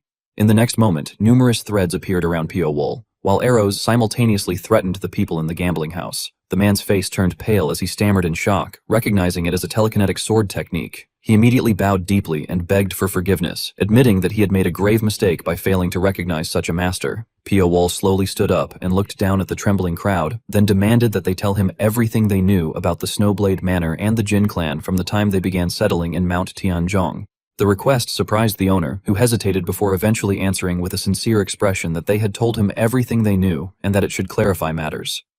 Pio Wol remained silent for a moment, as if piecing everything together, before stating that he would stay in the Jin clan for some time and instructing them to report to him if they identified anyone noteworthy who had recently arrived. The owner, still flustered, asked what they should do with his winnings, to which Pio Wol ordered them to deliver 1/10 to him as a check and keep the rest. The owner, overwhelmed with gratitude, repeatedly thanked him. However, Pio Wol's gaze suddenly turned cold as he warned them to ensure that no word of what had happened that day would spread. The group, frightened once again, hurriedly assured him that of course they would keep silent. Elsewhere, someone expressed gratitude to Buddha, saying that they had finally arrived in Henan. Filled with appreciation, he praised Bo Kyung for guiding them there, and Bo Kyung politely replied that it was no trouble.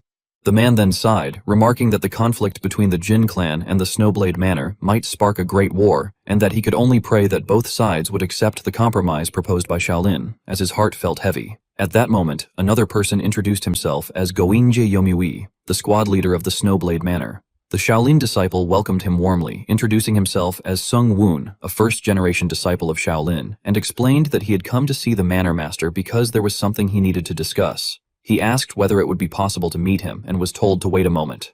Inside a room, two people were conversing.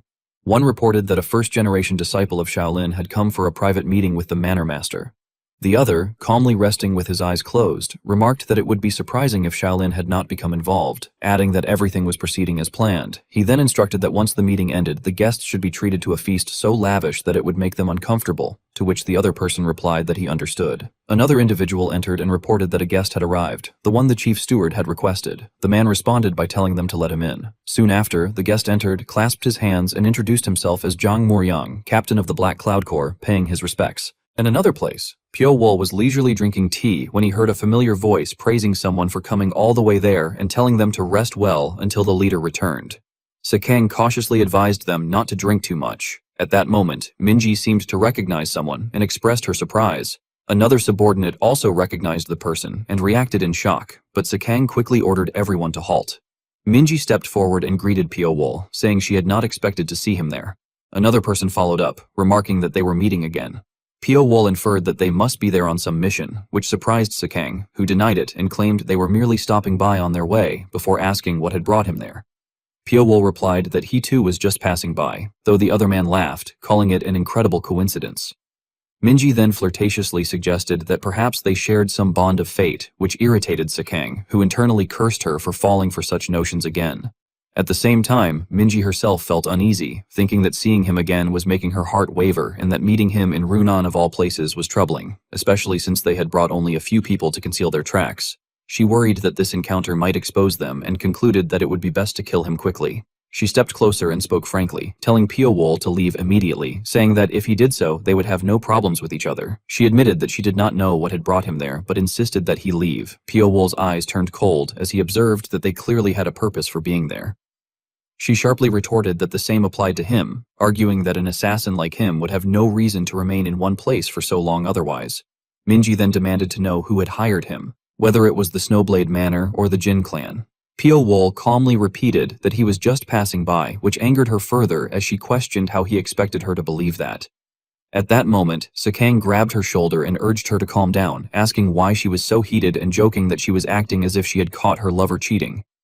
Minji reacted in disbelief and anger at his remark.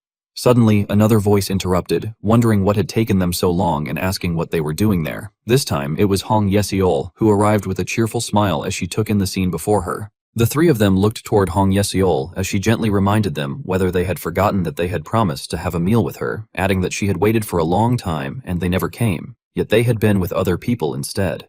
She then remarked that a person's class rises when they spend time with those who match their station. Minji, provoked and flushed red, gritted her teeth and demanded to know who she was.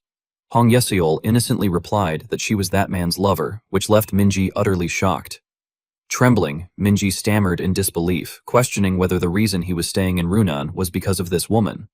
Hong Yeseol countered that there was nothing wrong with it, saying it was only natural for a man to be drawn to a beautiful woman, and added that it was probably something Minji would not understand. Enraged at being looked down on, Minji lashed out angrily, insulting her and questioning how a courtesan-like woman could dare to look down on her. Sakang hurriedly tried to stop her, calling out to Ranju, but Minji instead ordered them to grab Hong Yeseol. However, he intervened and told everyone to stop them. As they restrained Minji, she struggled and shouted for them to let her go, warning that if Hong Yeseol fell into her hands next time, she would truly kill her. Hong Yeseol burst into laughter, clearly amused. Sitting beside her, Pio Wol asked what she was thinking. She replied with a bright smile that it simply seemed like it would be fun, then revealed that someone had entered Runan to take her place and that his target was not the Jin clan, but Pio Wol himself. Surprised, he asked why she was telling him this. Suddenly, she kissed him on the cheek, leaving him momentarily stunned. She then carefully told him that she would truly be sad if he were killed by that man, urging him to be careful and reminding him that she had clearly warned him. Pio Wol silently watched her leave, thinking to himself that if the person was replacing Hong Yeseol, then he must be one of the 10 blood assassins. He reasoned that they would not have hired only one assassin, and that the one who had brought in the Black Cloud Corps was likely the man behind Snowblade Manor. He concluded that this man was not merely trying to reclaim dominance over Mount Tianzhong and Runan, but was aiming for something beyond that. Outside the inn, Pio Wol had already left when he suddenly noticed something ahead. Han Yucheon was standing there waiting for him, emanating killing intent as he remarked that it had indeed been him watching from within the crowd. Drawing his sword, Han Yucheon rushed forward and attacked. Pio Wol calmly avoided the strikes, bending back to evade a flurry of sharp sword attacks before counterattacking with a serious expression. The two clashed head-on, their collision producing a blinding flash. When silence returned, Han Yucheon inwardly admitted that he could not believe the man was able to keep up with his movements. He then demanded to know his name, and the young man introduced himself as Pio Wol. Han Yucheon expressed disbelief, saying that just as Gayong had said, he was indeed reckless. Curious, Pio Wol asked if he meant Wan Gayong. Han Yucheon confirmed it, stating that he was that child's master, the Sword Supreme Han Yucheon, and asked whether Pio Wol had also come because of those children's deaths. Pio Wol affirmed that he had. Han Yucheon went on to explain that he had always warned Gayong that if she stayed beside someone like Jin Gyeomwoo, she would not live long and needed to be careful, but his foolish disciple had not listened and had returned as a cold corpse. When Pio Wol asked about her cause of death, Han Yucheon revealed that there had been a sword wound on her forehead no bigger than a fingernail, through which an enormous force had entered and completely destroyed her brain, like a strike from a master of inner energy control. He lamented that his precious disciple had died so horribly and declared that he could not forgive Jin Gyeomwoo, who had led her into traveling the Jianghu. Pio Wol argued that this was sophistry, saying that calling it being lured underestimated her, as going with Jin Gyeomwoo had been her own choice. He added that Han Yucheon simply needed someone to blame, which was why he hated Jin Gyeomwoo. Han Yucheon admitted that might be the case, but said it did not matter even if everyone cursed him for it, as he had never been a man with a generous heart. He then asked if Pio Wol knew anything about the matter. Pio Wol replied that he had no proof, but had his suspicions, and that the truth would soon become clear. This shocked Han Yucheon, who asked if it was true, and said that if Pio Wol found the murderer and made it possible for him to take revenge, then even if the entire Jianghu turned against him, he would stand by his side and fight, swearing it on his title as Sword Supreme. Elsewhere on another mountain, Sung Woon remarked that Mount Tianzhong's energy was better than he had expected, and Bo Kyung agreed. Sung Woon recalled that everything depended on the Jin clan's decision, and that if they refused to return their homeland, they would take it back by force, with justification on their side, allowing even Shaolin to intervene. He added that they would need the Jin clan to be reasonable. Later that night, Jin Siwoo respectfully greeted them, introducing himself as a member of the Jin clan. Sung Woon introduced himself as well and said it was an honor to meet him. He then told Bo Kyung that he would speak with Jin Si-woo while Bo Kyung looked around the Jin clan. Bo Kyung agreed. Jin Si-woo expressed his concern that if they were not careful, not only Henan but the entire world could be swept into war, suggesting that if the Jin clan could compromise even a little. However, he then questioned how much more they were expected to compromise, pointing out that it was easy to speak of compromise when it was not their problem. Realizing his tone, he apologized for raising his voice. Sung Woon responded with understanding, saying that anyone else would feel the same, and assured him that Shaolin would also consider what they could do. He then suggested ending the discussion for the day. Jin Si-woo agreed and offered to guide them to their lodgings, for which Sung Woon expressed his thanks. Afterward, Bo Kyung was called out to and happily recognized Namgung. Namgung said he had heard Shaolin had sent someone and had a feeling it would be him. Bo Kyung asked what had brought him there, wondering if it was also due to his ties with Jin Si-woo. Namgung confirmed this and suggested they have tea instead of standing around. As they sat under a tree, Bo Kyung sighed and remarked that Snowblade Manor had no intention of backing down. Namgung asked if they had been that stubborn even with Shaolin at the front. Bo Kyung explained that Shaolin's authority had not worked on them, and that whenever they seemed at a disadvantage, they deflected and told them to speak with the chief steward instead. Surprised, Namgung asked about this chief steward. Bo Kyung said he had heard the man was extremely capable and widely praised within Snowblade Manor. Namgung fell into thought, saying that if he was that capable, he should have appeared in the Water Heaven Society's intelligence network. He added that persuading the Jin clan would not be easy either, given that Jin Woo-myung had suddenly collapsed and Jin Jeom-woo had been murdered, and that if the Jin clan yielded under such circumstances, they would not survive. Bo Kyung anxiously asked if he could not help, but Namgung replied apologetically that when he thought of Jin Jeom-woo, he could not bring himself to tell the Jin clan to yield, asking for his understanding. He then suggested they rest for the night and talk again tomorrow. Bo Kyung reluctantly agreed. Later, Bo Kyung stood outside a room and called out, announcing that it was him and asking if he could come in, wondering if his senior was already asleep and noting that he usually read scriptures before sleeping. Receiving no response, he peeked inside and saw Sung Woon sitting upright in a chair, his face unmoving. As Bo Kyung approached, he grew increasingly alarmed and called out again, his voice rising in panic until he finally shouted for his senior. Upon hearing a shout, Namgung rushed inside and demanded to know what was going on, only to freeze at the scene before him. Bo Kyung, looking panicked, exclaimed that Senior Sungwon was in a dire state, which left Namgung stunned and stammering in disbelief as he questioned what had happened. His gaze then fell upon Sungwoon's neck, where he noticed a sword mark on the back and realized, with shock, that Sungwoon had been assassinated. Soon after, several more people gathered in the room. Jin Si-woo widened his eyes in astonishment, while Bo Kyung sat in a corner, overwhelmed with guilt, blaming himself and admitting that it was his fault for leaving Sungwoon alone until late. He then declared that at daybreak he would leave the Jin clan and insisted that they must escort the body to the Minor Thunder Temple as quickly as possible to uncover the cause of death and identify the mastermind. Jin Si-woo hurriedly tried to stop him, urging him to wait and arguing that they could also find the mastermind there. However, Bo Kyung, losing patience, demanded to know how that would be possible, pointing out that the Jin clan did not seem capable of tracking down the assassin. In response, Jin Si-woo insisted that if it were that person, then the cause of death could be revealed. This made Bo Kyung question who he meant. At that moment, Pyo Wol appeared, stating that he had brought that person. Jin Si-woo, surprised, recognized him as the great hero Pyo Wol. Seeing this, Bo Kyung became even more alarmed, unable to believe that Pyo Wol, the Reaper of Chengdu, had been staying with the Jin clan, and he immediately considered him the most suspicious individual. Pyo Wol calmly surveyed the surroundings and sat down to examine the body for clues. Bo Kyung, still anxious, warned that if Pyo Wol lacked confidence he should withdraw, adding that he was already suspicious of him. Namgung sharply reprimanded Bo Kyung for his outburst. Pyo Wol, after a moment of thought, stated that he would step back, reasoning that no matter what he said, Bo Kyung would continue to suspect him, and that even if he found the culprit, it would hold no meaning under such circumstances. He then silently looked at Bo Kyung, whose expression faltered under his gaze. Pyo Wol coldly questioned whether Bo Kyung truly wanted the mastermind exposed, or was merely seeking a scapegoat after failing to protect Songwoon. Struck by this accusation, Bo Kyung clenched his teeth in frustration and declared that he could not entrust the matter to Pyo Wol, deciding instead to send a messenger to the main temple to call for reinforcements. Namgung attempted to stop him, but inwardly worried that this would only give the Minor Thunder Temple a reason to become deeply involved, further complicating the situation. Suddenly, someone rushed in with urgent news, reporting to the young clan head that the patrol squad sent to track the Snowblade Manor's movements had been wiped out.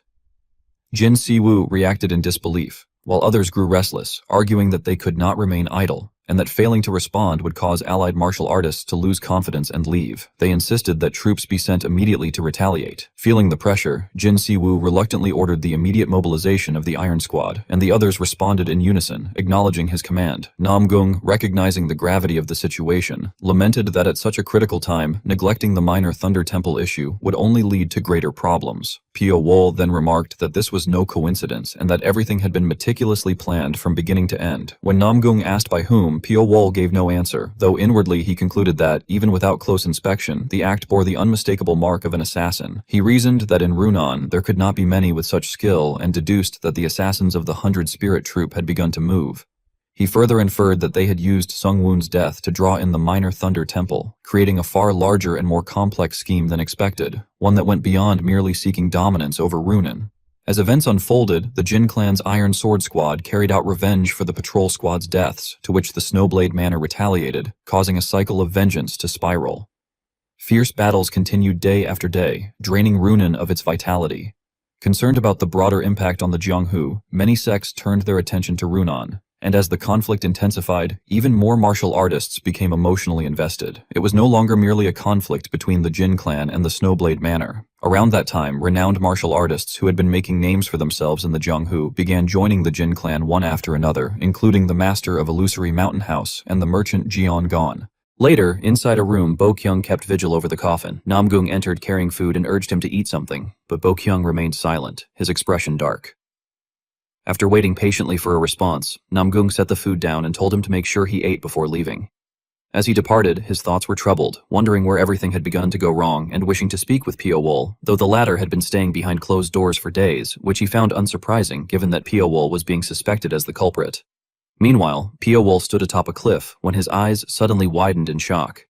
From below, someone approached, a red-haired figure wearing a mask, who looked directly at him. Pyo-wol faced him calmly as the man praised his appearance, remarking that it was as outstanding as he had heard.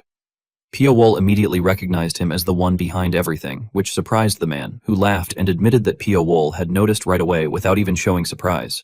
Internally, Pyo-wol reflected on the strange and grotesque nature of the man, recalling rumors of sinister arts within the Jianghu. Narrowing his eyes, he used his insight to see through the man's identity, realizing that he was Black Tiger, which startled the latter. Pyo-wol then asked for his name, and Black Tiger introduced himself while observing that Pyo-wol was quite remarkable for speaking so calmly. He added that Pyo-wol had ended up in a troublesome situation because of his actions, and suggested that if things became too difficult, he could join the 100 Spirit Troop. Unfazed, Pyo-wol declined the offer. Black Tiger responded approvingly, stating that it was better that way, as he had finally found an interesting job and would not be able to kill Pyo-wol if they were on the same side. Pyo-wol then shifted the conversation, questioning why Black Tiger had killed Sung-woon and noting that the backlash would not be insignificant. Black Tiger laughed provocatively, admitting that he was curious as well, and remarking that Sung-woon must have known the Minor Thunder Temple would become involved. He added that, for the 100 Spirit Troop, they could simply retreat into the shadows if the situation turned unfavorable. As he spoke, white smoke began to emanate from Black Tiger's mouth, and he declared that, to celebrate their meeting, he would give Pyo-wol a present. Immediately afterward, he surged forward at great speed. Pyo-wol's eyes sharpened with vigilance as Black Tiger raised his massive hand and brought it down, triggering a massive explosion that destroyed the ground beneath them. However, Pyo-wol swiftly leapt into the air to evade the blast. Smoke spread throughout the forest, and trees were left scorched and burning. From above, Pyo-wol looked down with a proud gaze, inwardly remarking with excitement that the situation was becoming increasingly interesting. The scene shifted to another location, where someone asked how bad the losses were so far. Lee Yule explained that there had been 55 dead and 27 injured. He questioned whether the Jin clan had not been supposed to be a toothless tiger by now, and wondered why their resistance was so fierce. He added that people said even a rich clan could last 3 years after its downfall. Although their fortunes had already declined, the connections they had built were still significant, with people from all over helping the Jin clan. Seol Gangyan slammed his hand down in frustration and exclaimed in disbelief about those connections. He angrily shouted that after those bastards had stolen their home, the Snowblade Manor had suffered every humiliation, yet they still retained such connections. Lee Yule tried to calm him, saying that they might be fierce for now, but it would not last. That remark eased his anger, and he cleared his throat before saying that if Li Yule said so, he would believe it. He then asked whether Li Yule had also ordered the assassination of that Shaolin monk. Li Yule quickly denied it, saying there was no reason to drag Shaolin into the matter and told him not to worry, as he had already put measures in place so the Snowblade Manor would not be suspected. Hearing that, Seol Gungyeon felt reassured and praised him, saying he was indeed good at his work and the only one he could trust, then told him to proceed. Li Yule responded respectfully that he understood. As Li Yule stepped out with a heavy heart, someone greeted him and asked whether he had just returned from seeing his father. The person was Seol Gwangho, the young manor master. Li Yule curiously asked if he had led the secret shadow group out again. Seol Gwangho explained that he had been restless and could not just sit still, telling him not to worry and boasting that as the Hellblood Axe, there was no one in Runan who could take him on. Li Yule cautiously reminded him to be careful, warning that if the manor master found out, he would worry. Seol Gwangho turned away and told him to keep quiet, saying he was heading out. Watching his back, Li Yule thought with some concern that being a lecher was his only flaw. Even within the Snowblade Manor, no one could match him, and he only hoped he would not cause trouble. The scene then shifted to another residence.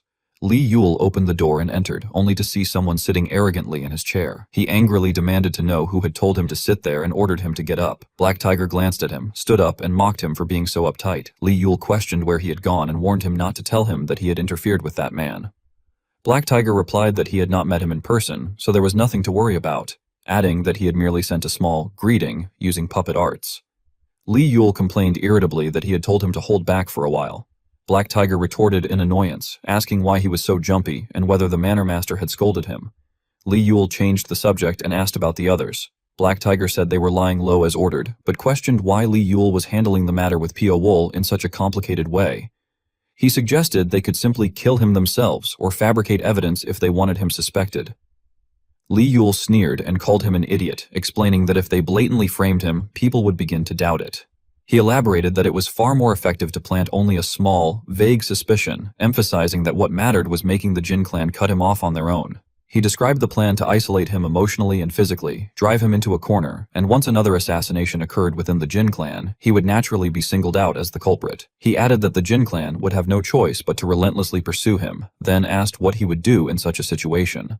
Black Tiger responded with a crazed smile that he would kill every last bastard who did not believe him. Li Yule confirmed that this was exactly what he wanted, stating that this was how they would turn him into the public enemy of the Jianghu. The scene shifted again to the mountains, where the people of Shaolin had arrived. Leading them was Woon Hei, who lamented that he had not expected Sung Woon to be dead. A man behind him, Sung Am, cried out loudly, demanding to know who would dare do such a thing, and swore that he would personally punish the one who killed Sung Woon. Veins bulged on his forehead as he roared, his entire body seeming to go mad, which alarmed Woon Hei. Woon Hei called out to him in shock, while inwardly worrying that the so-called crazy Buddha, Sung Am, possessed such violent killing intent and hoping there would not be another rampage. Sung Am's screams only grew louder. Jin Suwoo came out to receive them and welcomed them. Sung Am continued sobbing, while Woon Hei said they should leave the greetings for later and asked to be guided to Sung Woon's body. Jin Suwoo agreed and told them to follow him. At that moment, Bo Kyung was still sitting guard beside the coffin.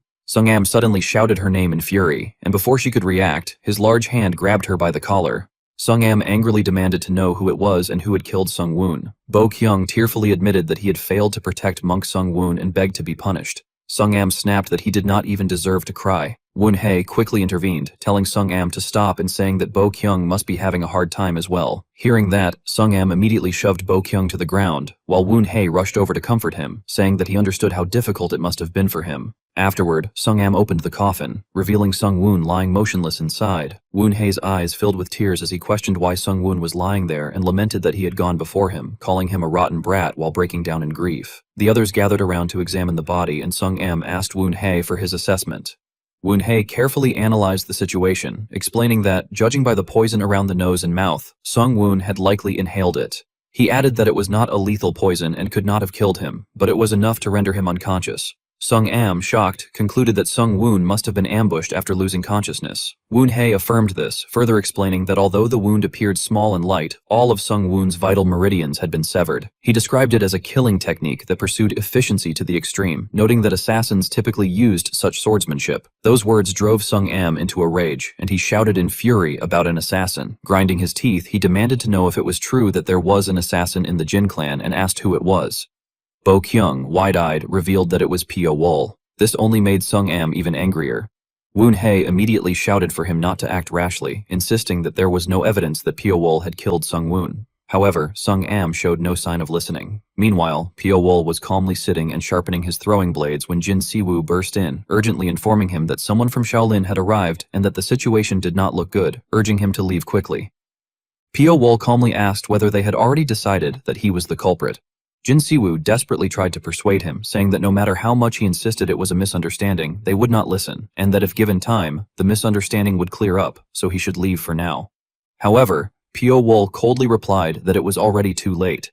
At that moment, Sung Am stormed in with overwhelming force, while Woon Hei followed behind, still trying to stop him.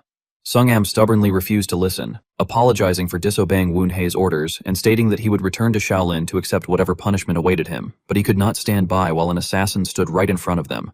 He then accused Pio Wol of being the assassin who had killed Sung Woon and demanded that he prove his innocence. He declared that if Pio Wol could not do so, he should kneel and surrender peacefully, and they would escort him to the main temple for a fair judgment. Pio Wol indifferently asked whether Sung Am was truly a monk. Confused, Sung Am questioned what he meant. Pio Wol mocked him directly, pointing out that he was radiating such violent killing intent and remarking that, seeing him like that, he understood why Shaolin had been forced to close its doors for so long. This only intensified Sung Am's fury, and without another word, he charged forward in anger. In the next instant, the room exploded with a blinding flash. Pio Wol remained seated calmly with his back turned to them, while Sung Am ordered the others to surround him. Pio Wol gave a faint smile, as if he had already anticipated everything, and remarked that it seemed they wanted him to become the public enemy of the Jianghu. Showing no fear and instead a hint of excitement, he accepted that if that was what they wanted, he would gladly become exactly that. Sung Am spun the staff in his hand repeatedly before swiftly gathering momentum and leaping forward, directing the weapon straight at Pio Wol as it carved a blazing red arc through the air. However, in an instant, Pio Wol had already circled behind him. Enraged, Sung Am shouted that he would use the demon-subduing divine palm strike and mocked that, like a despicable assassin, Pio Wol only knew how to dodge and run, adding that he would see if he could evade this as well. A barrage of weapons then rushed toward Pio Wol as the attackers unleashed what they called the demon-subduing 18 strikes, successfully pinning him in place. Seeing this, Sung Am loudly ordered them to deploy the formation, upon which numerous others leapt down to surround Pio Wol and formed a battle array with him at its center, known as the 18 Arhats formation. Pio Wol's gaze flickered slightly as Sung Am gritted his teeth and declared that no matter how skilled an assassin he was, there was no way he could withstand Shaolin's ultimate formation, the 18 Arhats formation. At that moment, Woon Hei's expression grew somewhat unsettled as he recalled having previously heard that Pio Wol might be the one who killed Sung Woon, that he was said to be a famous assassin, and he questioned whether it was truly obvious and whether it could really be true that Pio Wol was the killer. Meanwhile, Pio Wol continued fighting against the Shaolin disciples as Woon Hei observed from outside the formation. Nam Gung began to think that it was not only the Shaolin monks who believed Pio Wol to be the culprit, but even the heroes who had come to aid the Jin clan were secretly displaying hostility and keeping him in check. He reflected that the fact Pio Wol was an assassin was known only to a tiny handful in the Jianghu, yet within the Jin clan that truth had somehow spread in whispers, clearly indicating that someone had deliberately leaked it. He further reasoned that Pio Wol could not possibly be unaware of this, and wondered why he would provoke them by exposing Shaolin's dirty secrets. At that time, Pio Wol remarked that, seeing them now, he finally understood why Shaolin had sealed itself off for so long. Hearing this, Nam Gung's eyes lit up as he focused intently on the battle. Meanwhile, Pio Wol still had the composure to calculate, thinking that he could feel the hostility directed at him not only from the Shaolin monks but also from the Jin clan's heroes, concluding that their intention was ultimately to make him a public enemy. He surmised that they must have put considerable effort into devising this scheme, and wondered whether he should end the situation then and there. Having reached a decision, Pio Wol unleashed a transformation technique referred to as Black Lightning, moving like a frenzied bolt of lightning through every corner of the battlefield before appearing directly in front of Sung Am. He kindly warned him to defend himself, but Sung Am responded in confusion, asking what he meant. In the next instant, Pio Wol's fist struck down directly onto Sung Am's weapon, shattering the staff into countless fragments that scattered from Sung Am's hands. Immediately afterward, Pio Wol pointed his fingertips straight at Sung Am's chest and executed a technique called body demolition, causing Sung Am to cough up blood as he cried out in agony. Everyone was shocked, calling out for their senior and urging someone to help him. However, Pio Wol had already drawn his throwing weapons and, with a light flick of his hand, sent them flying in all directions. Fine threads swept past the Shaolin disciples, causing them to collapse backward, and in an instant, dozens had fallen to the ground, losing consciousness where they lay. Witnessing this, Woon Hei stood dumbfounded in astonishment, as did Jin Siwoo and Nam Gung. Nam Gung widened his eyes and exclaimed in awe that Pio Wol was the Reaper of Sichuan. Meanwhile, Sung Am continued to shout in fury that he would not forgive him.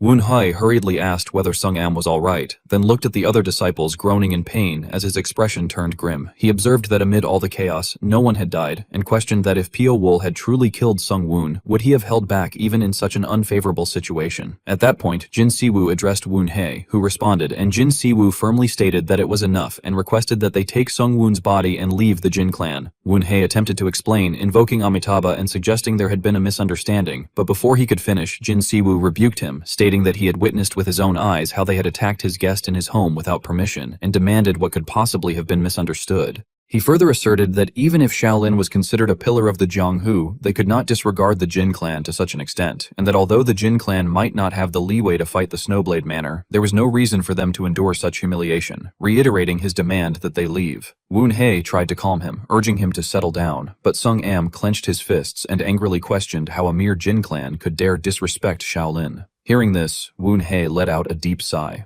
Jin Siwoo's face remained calm despite the threat, which only further irritated Sung Am. Namgung then stepped in to mediate, stating that it was enough. Sung Am reacted in disbelief, questioning him, but Namgung pointed at him and declared that he was done tolerating such an attitude. He warned that if Sung Am wished to bark and bite like a rabid dog, he should not hide behind Shaolin, accusing him of trampling Shaolin's 1,000-year honor under his feet. He added that if Sung Am disliked what he was saying, he could come at him any time. Not as Namgung Wool of the Water Heaven Society, but as the martial artist Namgung Wool. This provoked Sung Am to grind his teeth in fury as neither side showed any intention of backing down, each revealing their own strength. Sung Am kept hurling insults, calling the other person a bastard, while Woon Hye raised his voice and told him to stop. However, Sung Am stubbornly refused to listen and protested, calling him martial uncle and insisting, even after hearing what had been said. At that point, Woon Hye truly released his killing intent and demanded to know whether Sung Am was really going to ignore even his words, which startled Sung Am and made him panic. Sung Am quickly replied that he would not. Woon Hye then turned around and declared that they were leaving immediately before walking away. Seeing this, Namgung let out a sigh of relief, while Jin Siwoo still felt displeased, thinking that they had finally driven Brother Pyo away. Namgung cautiously remarked that there was something they did not know, and that it felt as though someone had orchestrated the entire scheme to target Hero Pyo. He then wondered who it could be, but Namgung admitted that he did not know and told him not to worry too much, adding that it seemed Pyo had a plan as well. The scene then shifted to a grand and luxurious manor. The Lord of Gyum Manor, Gyum Shin-chung, praised the meal, remarking that the chef had clearly put in great effort that day. The blonde girl sitting across from him boasted that she had told him the chef was the best in Henan and asked if he now understood why she had spent so much money to bring him there. Shin-chung teased her, saying that if it were up to him, he would have reduced 2 niang of silver from the chef's monthly pay. Su Ryeon quickly objected, calling him father and insisting that if one wanted to hire someone truly skilled, one had to spend that much money. Hearing this, Shin-chung put down his chopsticks and sighed. Su Ryeon gently asked if he was already done eating, pointing out that the chef had gone through so much effort to demonstrate his skills. However, Shin-chung changed the subject, saying that the promissory note he had lent to Seol Dojong had now become nothing more than a scrap of paper, and that this left him uneasy. This surprised Su Ryeon, who asked why, noting that he had already received the gold back with interest. Shin-chung responded disdainfully, asking whether she really thought he had lent such a valuable promissory note merely to receive some interest. Su Ryeon continued questioning him, asking why he had lent it in the first place, and saying she could not understand why he had handed it over so easily, especially not even to the Lord of Seol Dojong, but to a mere steward. Shin-chung then reminded her that although she knew many things and was smart and quick-witted, there was something she had missed.